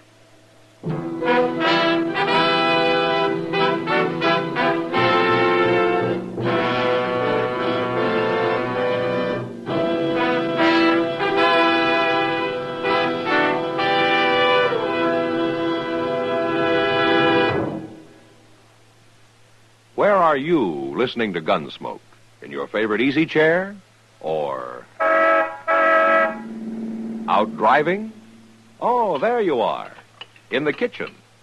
Say, you want to make whatever you're doing more enjoyable? Have a Chesterfield. Enjoy Chesterfield's better taste and mildness. It stands to reason a cigarette made better and packed better, smokes better, tastes better. And Chesterfield is more perfectly packed by Accuray. This electronic miracle removes human error in cigarette manufacture. So Accuray Chesterfield is firm and pleasing to the lips, mild yet deeply satisfying. Yes, Chesterfield gives you something no other cigarette can give you. Chesterfield packs more pleasure because Chesterfield's more perfectly packed. To the touch, to the taste, Chesterfield packs more pleasure because it's more perfectly packed.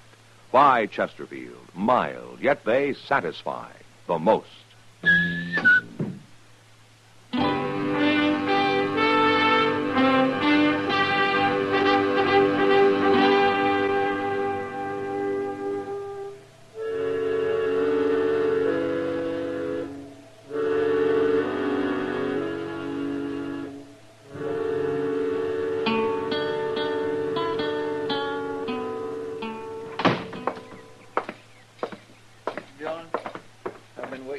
Let's go, Chester. Did you finally get your telegraph? Yeah. Just in time, it looks. I know. That's quite a crowd waiting for you. Think there'll be trouble? Yeah, there could be. Anything you want me to do? No. You better wait here. All right. But you be careful now. Them friends of Hank's sure look like they mean business. Yeah, sure.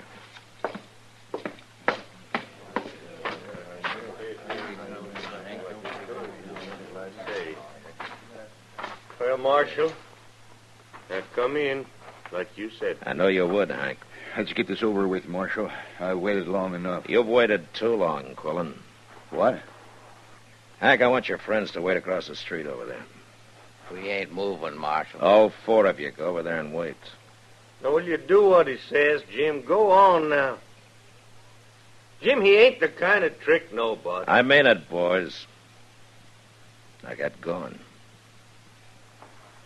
Well, come on, men. For we'll be watching. Quillen, let me see that warrant. You've seen it twice. Here. Well, ain't you going to look at it? I should have looked at it the first time. Huh? Close. I missed reading the date till Hank mentioned it was 12 years ago. What's that got to do with it?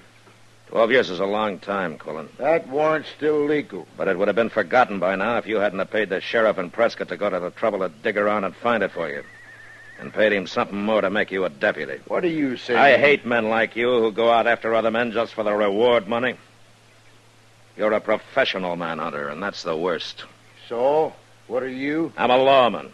I never collected a reward in my life. Okay, do it your way, but I'm taking this man back. I got word this morning from a friend of mine in Prescott, Quillen. So? He says what I thought about you. You don't often get back with your prisoners. Huh? Too much trouble, I guess. Too much expense. You'd shoot Hank here for trying to escape before you reached the Colorado line. But you'd still collect the reward. You're getting a lot of ideas, Marshal. I got a couple more. Hank? Yeah, what, Marshal? I hear there weren't any witnesses to that murder 12 years ago. That wasn't no murder. Of course, I had to run anyway. Yeah, the sheriff was an enemy of yours? Well, I hear he's dead now. Mm-hmm. There'll be a circuit judge here next week. I think we'll let him decide all this. No, you don't, Marshal. You don't cheat I'm me. sorry, Quillen. You're going to have to earn your money someplace else. Marshal, I'm warning you. This is the only copy of the warrant for Ike Abbott there is, isn't it? You give me that. I'm going to tear it up. I'll kill you if you do. Hank's only worth $500 to you, Quillen. You can find bigger game than him. I said I'll kill you. You tear up that warrant. Even you're not that big a fool, Quillen. Don't do it, Marshal. Somebody has to. No!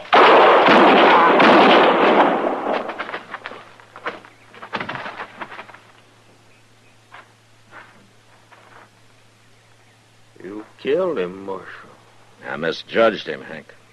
He was worse than I thought. What? He wouldn't only kill a man for $500. He was willing to die for it himself.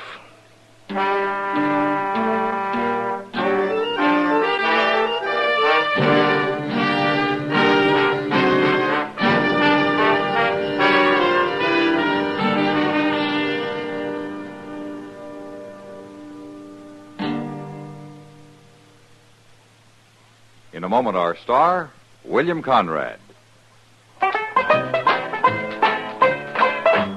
Chesterfield packs more pleasure because Chesterfield's more perfectly packed. A cigarette made better and packed better, smokes better, tastes better. And Chesterfield is more perfectly packed by Accuray. This electronic miracle removes human error in cigarette manufacture. So Accuray Chesterfield is firm and pleasing to the lips. Chesterfield, mild, yet they satisfy the most. You know, on the frontier, men fought for fools' reasons, like a spilt drink, and they fought for good reasons, like fenced water. But next week, a man comes to Dodge who won't fight for any reason, and still wins his battle. And that was the West. Good night. Gunsmoke.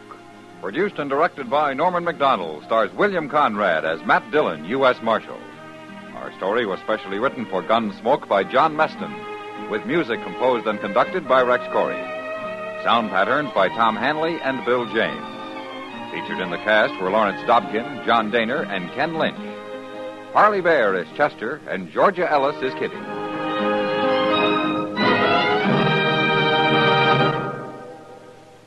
Live modern. Smoke L&M. Live modern. Change to L&M. Live modern. Smoke L&M. Only with L&M can you enjoy the full, exciting flavor of today's finest tobaccos. No other cigarette, plain or filter, gives you the full, exciting flavor you get through the pure white Miracle Tip. So light up, free up, let your taste come alive. Live modern. Smoke L&M. Join us again next week for another specially transcribed story on Gunsmoke.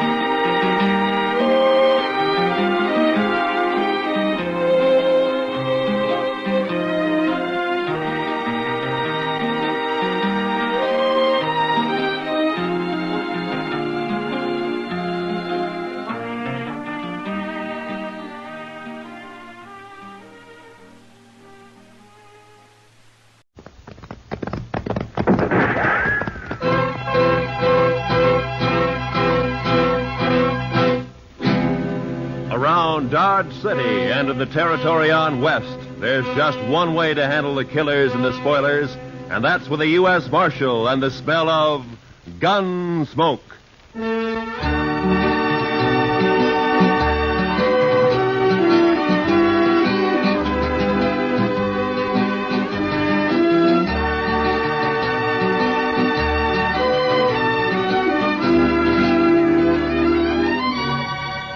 Gunsmoke, starring William Conrad.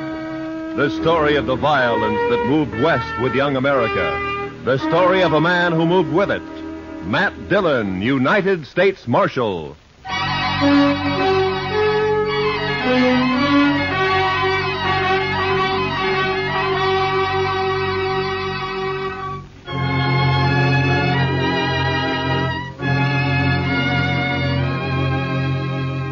It was over 100 miles back to Dodge, but I figured I could make it easy in a day and a half.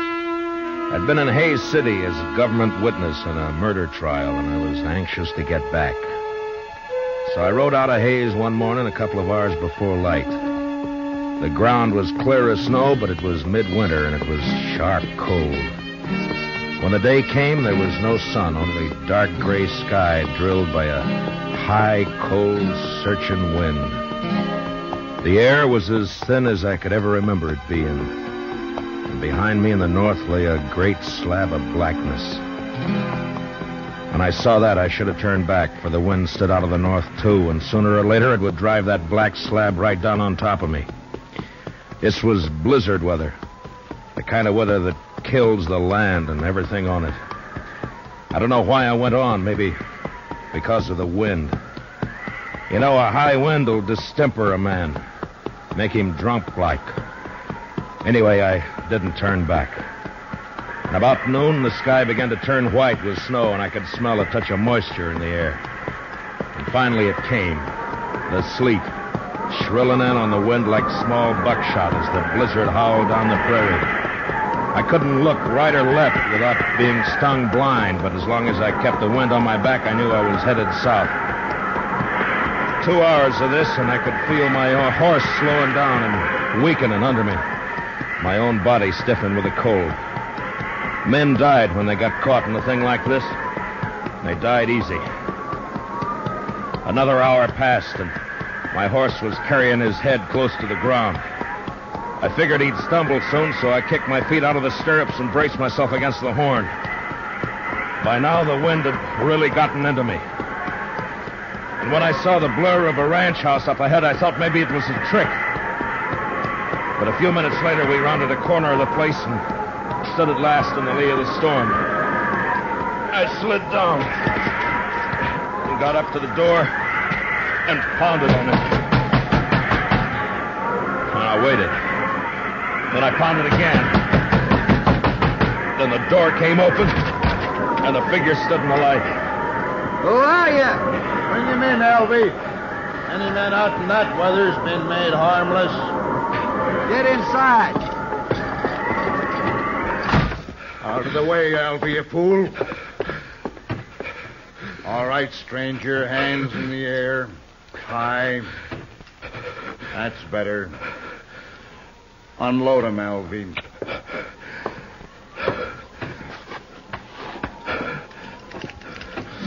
Nice gun, Hank. Real nice gun. Shut up.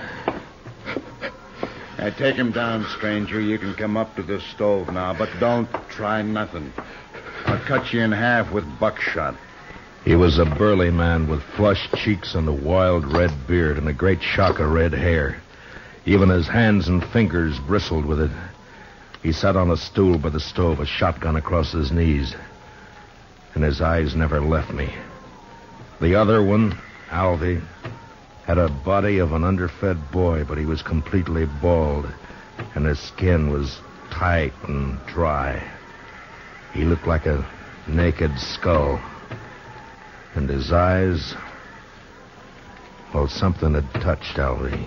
You look half froze, stranger. You must have wanted something real bad to go out in weather like this.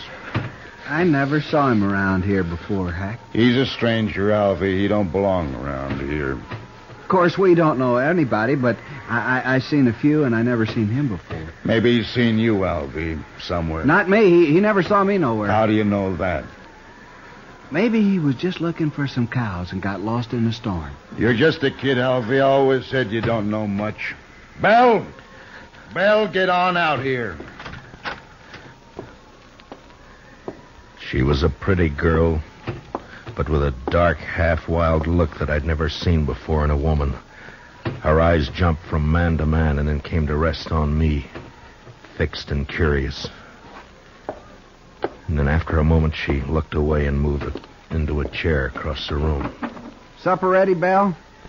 It's awful cold out. You recognize him, Belle? You ever see him before? No. You're sure now? Maybe Hayes City. Maybe you saw him up there sometime. I don't know him. You're sure? Yes. If you're lying to me, you know what I'll do to you. I never saw him before. He come in here half froze, right out of the blizzard. Must have been looking for some cows and got lost. Shut up, Alvy. We don't know what he's doing here, Belle. Why shouldn't a man get out of the storm? Even in here. That's enough.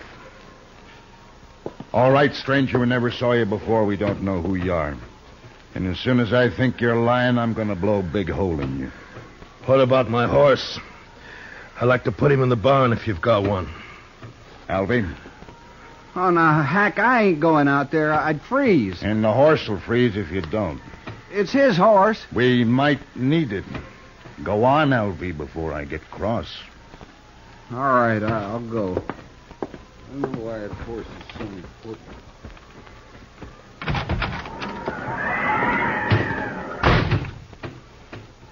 Alvy's a good boy. He'll put your horse up. Thank you. Supper's about ready. Leave it. I want to talk to our friend here first. Maybe we won't have to feed him. Potatoes will get mealy. They better not, that's all. I'm right curious about you, mister. I've noticed that. I'll blow your guts all over the wall. You make fun of me. Don't get me mad, mister. I got the shotgun. The meat'll be boiled to shreds if we don't eat soon.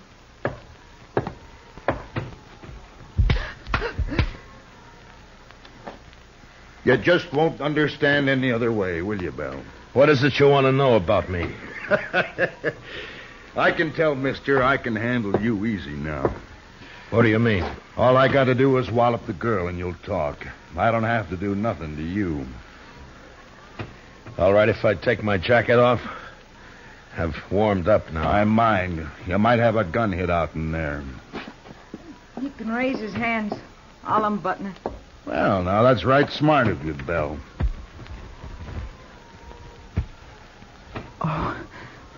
I'll hide it. No, leave it be. Belle. Come over here, Belle. Drop the jacket, Belle. Now hold out your other hand. Open it, Belle. Open your hand. That's real bad what you did, Belle. Real bad. You know what I'm going to do? I'm going to put you outside for a spell out in the weather. After supper, after you've cleaned up supper, you can be thinking about it till then.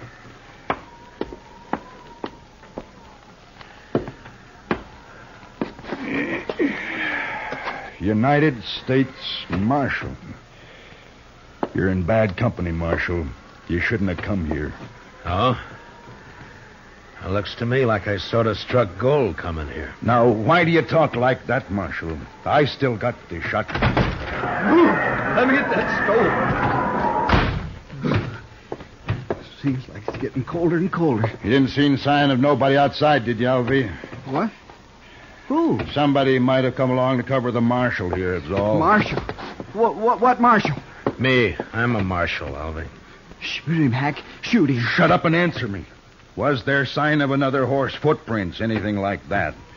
Oh, I didn't see nothing. Maybe you didn't look. Would I have walked in here the way I did if I'd been after you people? Maybe your head got muddled with the cold. Where'd you ride from, Marshal? Hayes City.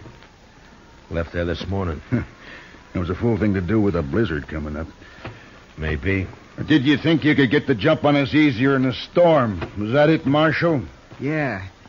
You knew we'd be trying to keep cozy in here. I'm curious, Hack. What are you and Alvy on the run for? Don't you tell him, Hack. I don't trust him at all. Alvy, it'd be mighty dull without you, boy. Don't laugh at me, Hack. Now stop it. I don't like laughing. You know that, Hack. And don't you do it no more. I got ways. Yeah, I seen you and your ways. But don't try 'em on me, Alvy. Maybe I won't. Look, Alvy, now you don't understand. It's all right to tell the marshal about us. He ain't going nowhere.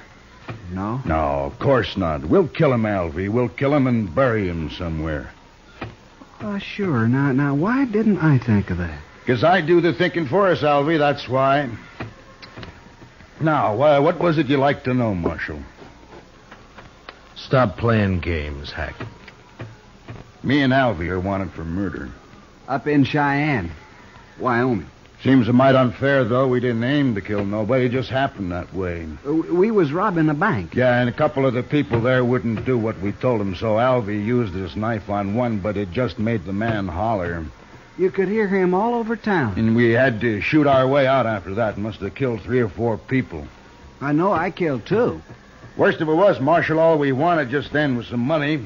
We didn't care about killing anybody. But you know how it is, Marshal, when you're robbing a bank and all. Yeah, sure. Now, I don't suppose you do it that. Anyway, we're wanted for murder, and we didn't even get any money. Nary a dollar. So we rode out here and lighted for a spell. I see. What about Belle? And whose place is this, anyway? It's my place, now that Pa's gone. You mean you were living here alone? No. They killed your pa, is that it? Yes. How long ago? I don't know. Maybe a month. Yeah, it's been about a month, hasn't it, Alvy? 35 days. There, you see? Alvy always knows just how long everything's been. No, that's fine. Tell me what you do with him. Who? The old man. Oh, we buried him out back. Couldn't afford a funeral. Could we, Alvy? Hack, we told him that. Now let's shoot him. No, I've been thinking it over. People in Hayes City know he started for Dodge, and when he don't show up, they might come looking for him. But you said we'd bury him, Hack. That's what you said. Yeah, that's right, but we can't bury his horse, too. Not in this ground. It's froze solid. And if we turn the horse loose and they find it and can't find the marshal's body, then they'll suspect something. You're pretty smart, Hack. Too bad you don't know enough to stop killing people. Too bad for you, anyway. Well, what are we going to do, Hack? I'm getting hungry. That supper won't be fit to eat. Shut up! One more word out of you, Bella, and I'll whoop you good. Come on, Hack. I'm really hungry. No, listen to me, Alvy. Now, my idea is to knock the marshal on the head and throw him outside to freeze. Now, he'll keep real good that way. And when the storm breaks, we can carry him off 20 miles or so and dump him on the ground. Look like he got throwed and hit his head and froze. Oh, that's fine, Hack. That's just fine. Then we'll break his horse's leg, make it easier for them to find him. You just don't care about anything, do you, Hack? Just me. Sometimes, Alvy. Sure. Me and Hack are friends, ain't we, Hack? Of course, if it don't go on snowing, we'll have to think of something else. Can't leave tracks for them to follow back there. Oh, Hack, ain't we gonna kill him now? Well, sure we are, Alvy. I didn't mean that. Let me hit him, huh? You keep the gun on him, and I'll get up behind and hit him. There was a branding iron around here somewhere. I'll hit him with that.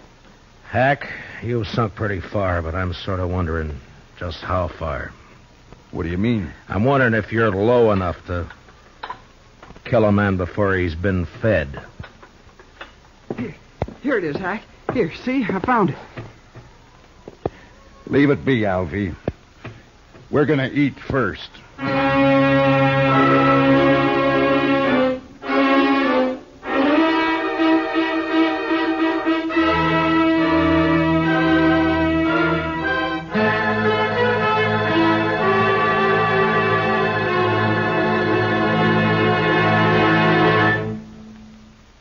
We will return for the second act of Gunsmoke in just a moment. But first, this Sunday night, Lionel Barrymore is your host and Joseph Cotton the star on Sunday Night Playhouse's gripping historic drama based on the life of Peter Marshall. Hear how a Scottish immigrant lad rose to the position of chaplain of the United States Senate. A story you'll agree is far more fascinating than fiction. Remember, it's tomorrow night when Lionel Barrymore introduces another Sunday Night Playhouse on most of these same CBS radio stations. Now for the second act of Gunsmoke.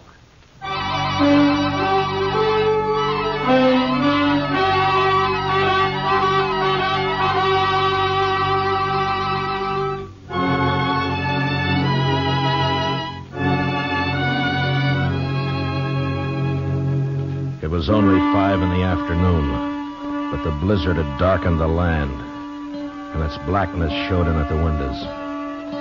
Here and there along the walls of the ranch house, tricklets of snow blew in through the warped timber. In the kitchen, Hank sat directly behind me while I ate. Later changed places with Alvy and fed himself heartily, as though he had nothing at all on his mind. Hank was just a nerveless brute, born with no conscience at all. His intelligence was the instinct of an animal that snapped at or killed whatever got in its way of survival. Every living thing was his enemy. And Alvy? Well, there was no way to figure Alvy. Too much of him was missing. My only chance lay in the girl, Belle, even though Hack had pretty well beaten all resistance out of her. Supper was over soon enough, but Hack seemed in no particular hurry to get on with his plans. I've eaten better food on the trail than that. Can't blame me for it. Now, get it cleaned up, Belle. You can talk your head off when you're outside alone, and you're going outside. I'll learn you to heal if I have to break your neck. No, don't do that, Hack. Not till we're ready to pull out, anyway. Why? Well, I ain't gonna do the cooking. Well, I hope not. I've eaten your cooking. My sister was a good cook. Yeah, we should have brought her along, Alvy. No. I don't like her. Where are you from, anyway? Which, me or Alvy? Well, you to start with. Wyoming, place called Crowheart. I didn't stay there long, though. What about you, Alvy? Now, where were you born, Alvy? I never did know. Republican River. That's not a place, you fool. Well, that's what they told me. Republican River. They always lived in a wagon, my ma and pa. Had a lot of kids, too. Of course, most of them died. I'm about the only one that made out any good at all. And you did fine, Alvy, fine. Give me the shotgun. All right, Marshal, let's get back by the stove while Bell cleans this mess up. Shall we hit him and throw him out to freeze up now, Hack? Not yet. I want to punish Bell first. You know, someday you're going to get caught without that shotgun, Hack. Somebody's going to tear you apart. That's fair enough, Marshal. Give me a fair chance at you then, huh? Bare-handed? No. Oh, you're bigger than I am, Hack. Might be fun for you. I don't know nothing about fun. I ain't gonna kill you because it's fun. Oh, come on, Hack. I want to go to bed. Bell, come out here.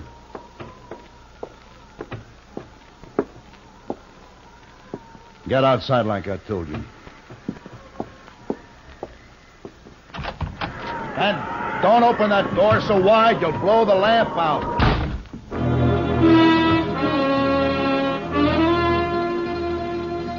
Belle had walked through the room and out the door without a glance at any of us. I figured she'd go down to the barn where she'd be all right for a little while anyway. But I knew I'd have to make a move soon. I sure wasn't going to sit there like a fall hog and let Alvy knock me in the head whenever he got ready.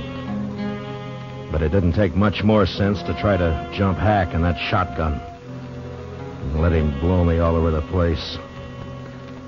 It was a beggar's choice, and the more I thought about it, the madder I got. Hack, I'm sleepy. I'm going to hit him and go to bed. You can do what you want after, but I ain't staying up all night.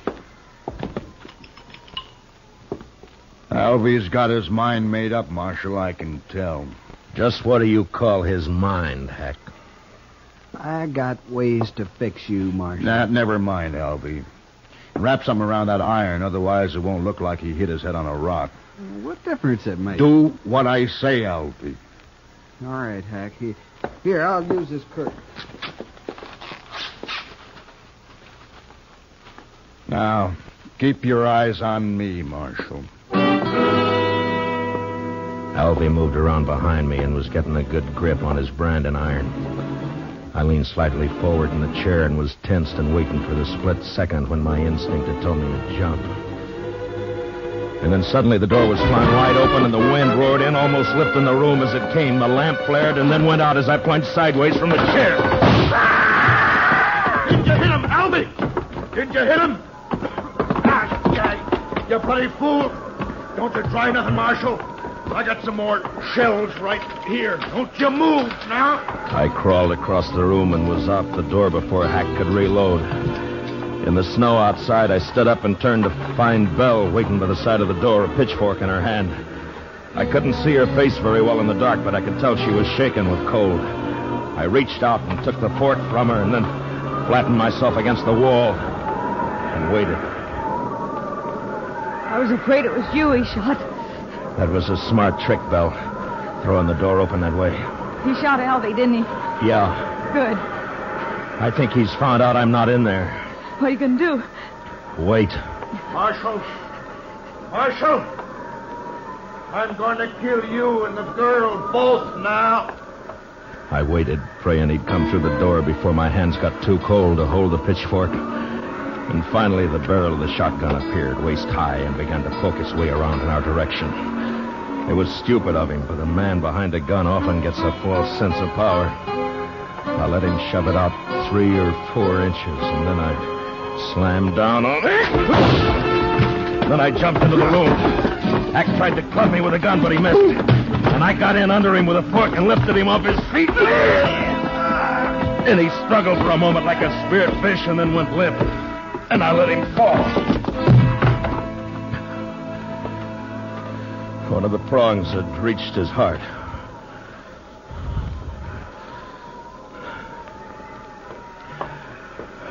Did you get him, Marshal?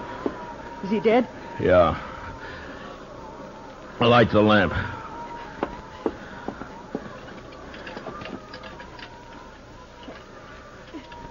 I can't do it, Marshal. My fingers are too stiff. Here, I'll do it.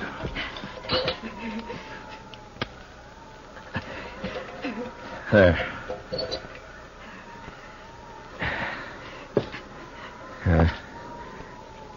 Quite a mess in here. Why don't you wait in the kitchen, Belle? I'm all right, Marshal. But I can't help you much till I get warmed up some. Well, then, you stay by the stove, huh? I'll lug these people outside. Thank you, Marshal.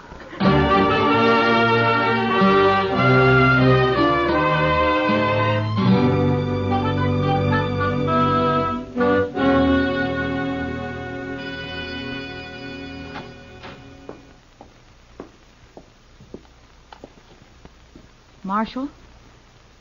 Marshal Dillon. What? Oh. Morning, Belle. Come on out in the kitchen, Marshal. It's warm there, and I got some hot coffee waiting. That sounds good. Say, it looks like the storm's lifted. It has. The wind's gone, but it's mighty cold out. Well, I don't mind the cold. It's that wind that breaks a man down.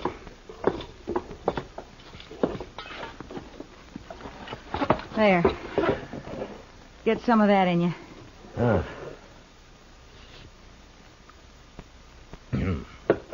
you make mighty good coffee, Belle. Tell me something, Marshal. Hmm? Tell me the truth now. Oh, sure, Belle. What is it? Are you married? I'd make a poor husband, Belle, for any woman. Why? Well, in my profession, it's too chancy. Thank you, Marshal. Thanks for putting it that way. Now, Belle, I didn't mean... Forget it. I'm leaving this place, Marshal. What? As soon as you go, I've packed what I need and I'm clearing off. Where'll you go? I got 3 horses. I'll ride up to Hayes City and sell them. Then what? I'll buy some pretty clothes and I'll find a place. Won't be hard after this. I wish I could help you, Belle. You have. Oh, but I mean... I can take care of myself, Marshal. I just want to get away from here, that's all. Sure. I'll stop at the nearest ranch and tell the men to come over here and take care of Hack and Alvy as soon as it warms up. Whatever you like, Marshal. Well, goodbye, Belle. Goodbye, Marshal. Look me up in Hayes City next time you're there. Sure. Sure I will. But, Belle, don't let all this make you bitter. There are a lot of good men in the world. So they say. So long, Marshal.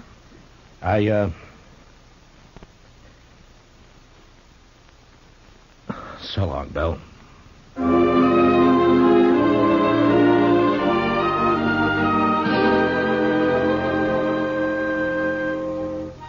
A few minutes later, I'd saddled up and was on the trail to Dodge.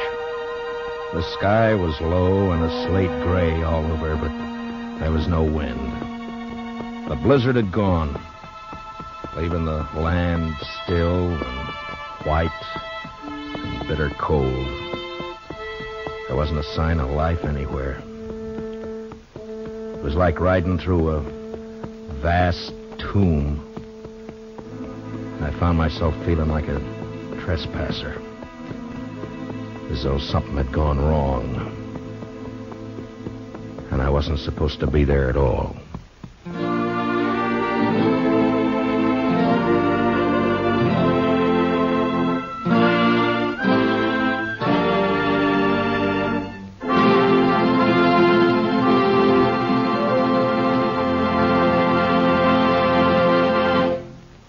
Gunsmoke, under the direction of Norman Macdonnell, stars William Conrad as Matt Dillon, U.S. Marshal. Tonight's story was specially written for Gunsmoke by John Meston, with music composed and conducted by Rex Corey.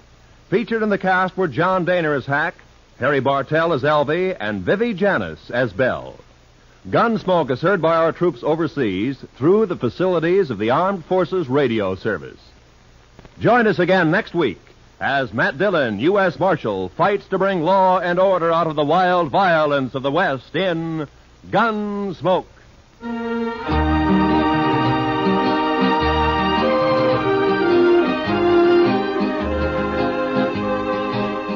Starts this Monday, a new run for Road of Life, returning to CBS Radio to join the rest of your daytime listening favorites at the Star's address.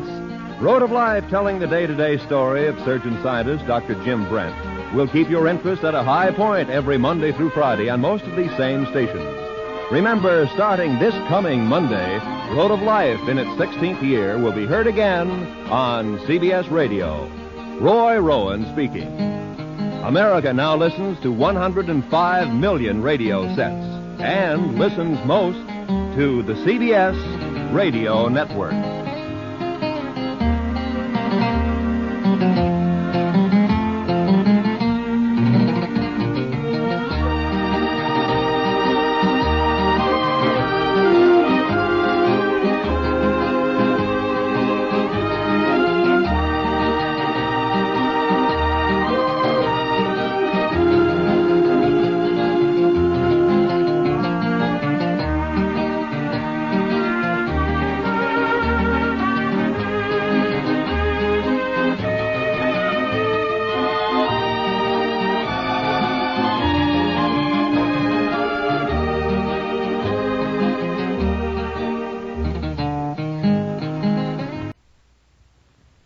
Post Toasties, the heap good cornflakes, is proud to present Gunsmoke.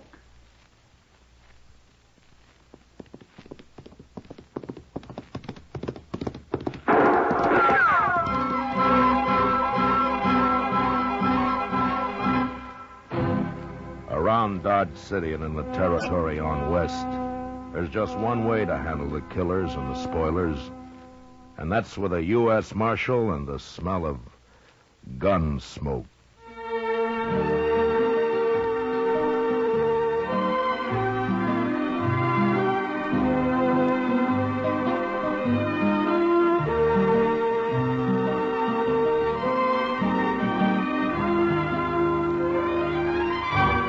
Gunsmoke, the story of the violence that moved west with young America.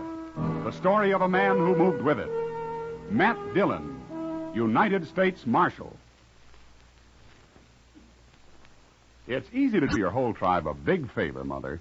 Just pour every big and little Indian in your camp a breakfast bowl full of Post Toasties. Post Toasties, you know, are the heap good cornflakes. They're the best thing that's happened to corn since the Indians discovered it. Fresh as fresh can be. Say, Post Toasties are cracklin' crisp. Sweet kernel corn flavor, toasted. That's Post Toasties. Post Toasties are packed with nourishment, too. A bowl of Post Toasties with sugar and milk helps your big braves and little Indians start the day right. Get Post Toasties soon. And now, Gunsmoke, starring William Conrad.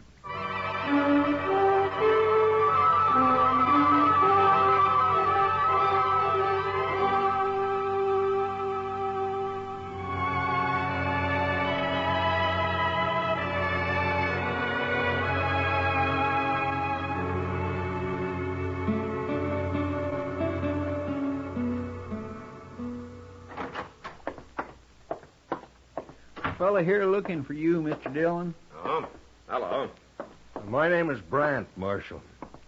I and my son got a ranch up in the South Fork of the Solomon. Well, what can I do for you, Mr. Brandt? Well, I ain't no ways responsible, you understand. It's been kind of put on me, you might say. Oh? What has? Well, Marshal, the Indians started it. They was riding for horses just a couple of days ago. And they'd have got them and probably me, too, but for this kid they had along. A kid? Yeah. And he tried to come in ahead of the rest of the Indians, and he showed himself too soon as what happened. My son saw him in time to warn me, and we put up a standoff fight, and them Arapahoes didn't get a single horse. Well, what's the trouble, then? We got the kid. He's still there, wilder than a deer. He got shot in the leg a little. We brought him into the house after. I want to know what to do with him, Marshal. Oh. Well, how old's the boy, Mr. Brandt? Hard to say. I bet he's 12 or under. That's pretty young to be on a raiding party. Yeah, it sure is. But he's awful wild. He's tried to kill me twice already. Well, then why don't you turn him over to a reservation somewhere? They'll take care of him. Well, I can't do that, Marshal. They wouldn't have him. Why not? Well, he ain't an Indian. He's a white boy. A white boy? Sure acts like an Indian, though. I think he's been living with them Arapahoes a long time. That's what I think. Well, I don't know what I can do about it, Mr. Brandt. One thing is sure, Marshal. I can't keep him no more. And it don't seem right, for a white boy to go back living among them Arapahoes. No. So you got to come up there with me and do something about him. But Mr. Brandt, I'm a U.S. Marshal. I'm hired to keep the peace, not to play nursemaid to orphans. Yeah. You're the only man I've heard of around here that I thought might help that boy. Well, if you want, you want. I'll just run him off into the prairie, I guess. All right. All right, Mr. Brandt. We'll ride back with you in the morning.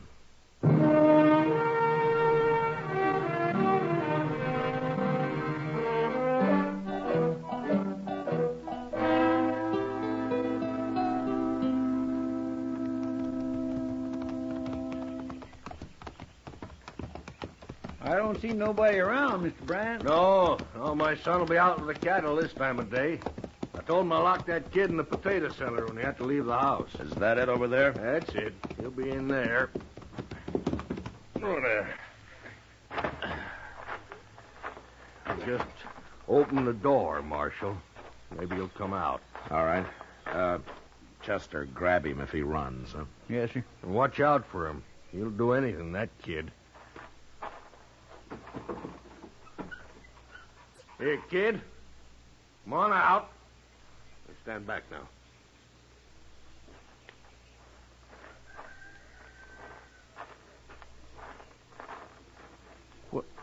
Well, look at him.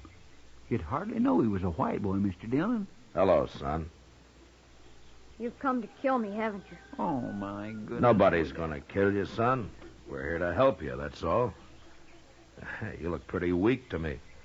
Is it that hole in your leg, or haven't they been feeding you? He won't eat, Marshal. At least he wouldn't when I left. You been eating, kid? No. See what I mean? It's easier to be tortured on an empty stomach. Oh, now, son, nobody's going to torture you. Nobody's going to kill you. I'd just like to have a look at that leg, where you got hit. I'm all right. Come on, let's go in the house and see for sure, huh? No. Well, he's fainted. I got him. Oh, the poor little kid. Why haven't you done anything about this bullet in his leg, Brandt? I tried, Marshal. He wouldn't let me near it. Tried to bite me. Well, he can't fight now. Come on, show me where to put him.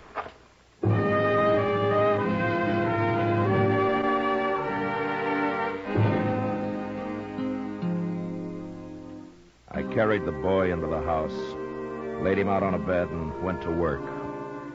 He came to in the middle of it, but he didn't move a muscle or utter a sound. The bullet wasn't buried very deep.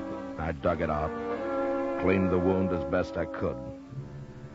When it was over, I got some strong tea down him, and then he went to sleep.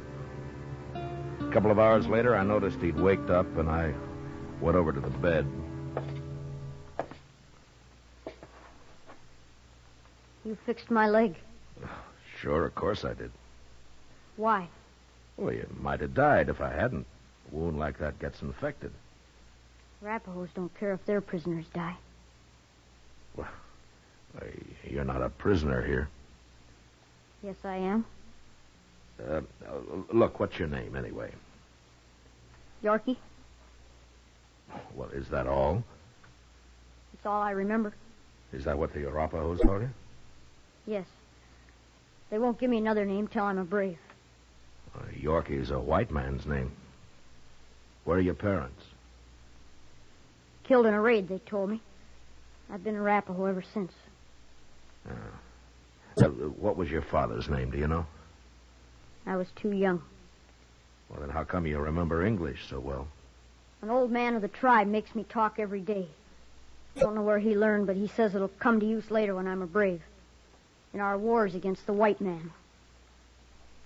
You're a white man, Yorky. Yes, but I live with the Arapahoes. Well, you did, but you're back among your own people now. You gotta learn to live a different life. No. Wait, you mean you want to go back with the Indians? First, I have to make a big coup. Make a big coup? What for? I'll be killed if I don't. What are you talking about? I allowed myself to be seen and expose the raiding party. So I'll be killed if I don't make a coup and return with a scalp or some horses. You? A kid like you? Unless you kill me first. Oh, Yorky, if I was going to kill you, why did I take that bullet out of your leg? I don't know. Well, nobody's going to kill you. Now, you just get that out of your head. And you're not going to kill anybody either, or steal any horses, so forget about it. If I make a big coup, my mistake on the raid will be forgiven.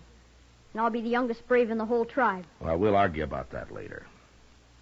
But what were you doing on this raid in the first place? A white boy must prove himself many times. It's harder than for an Indian. That's why they let me come. Oh, I see. Yeah, you've got quite a problem, haven't you, Yorky? But right now, why don't you go back to sleep for a while, huh? I'll have some soup for you when you wake up.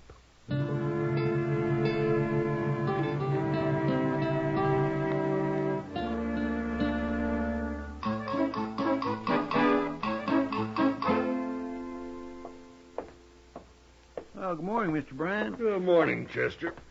Marshal. Good morning. Your son left a few minutes ago. He said he wouldn't be back till evening. Yeah, and I ought to be out with him.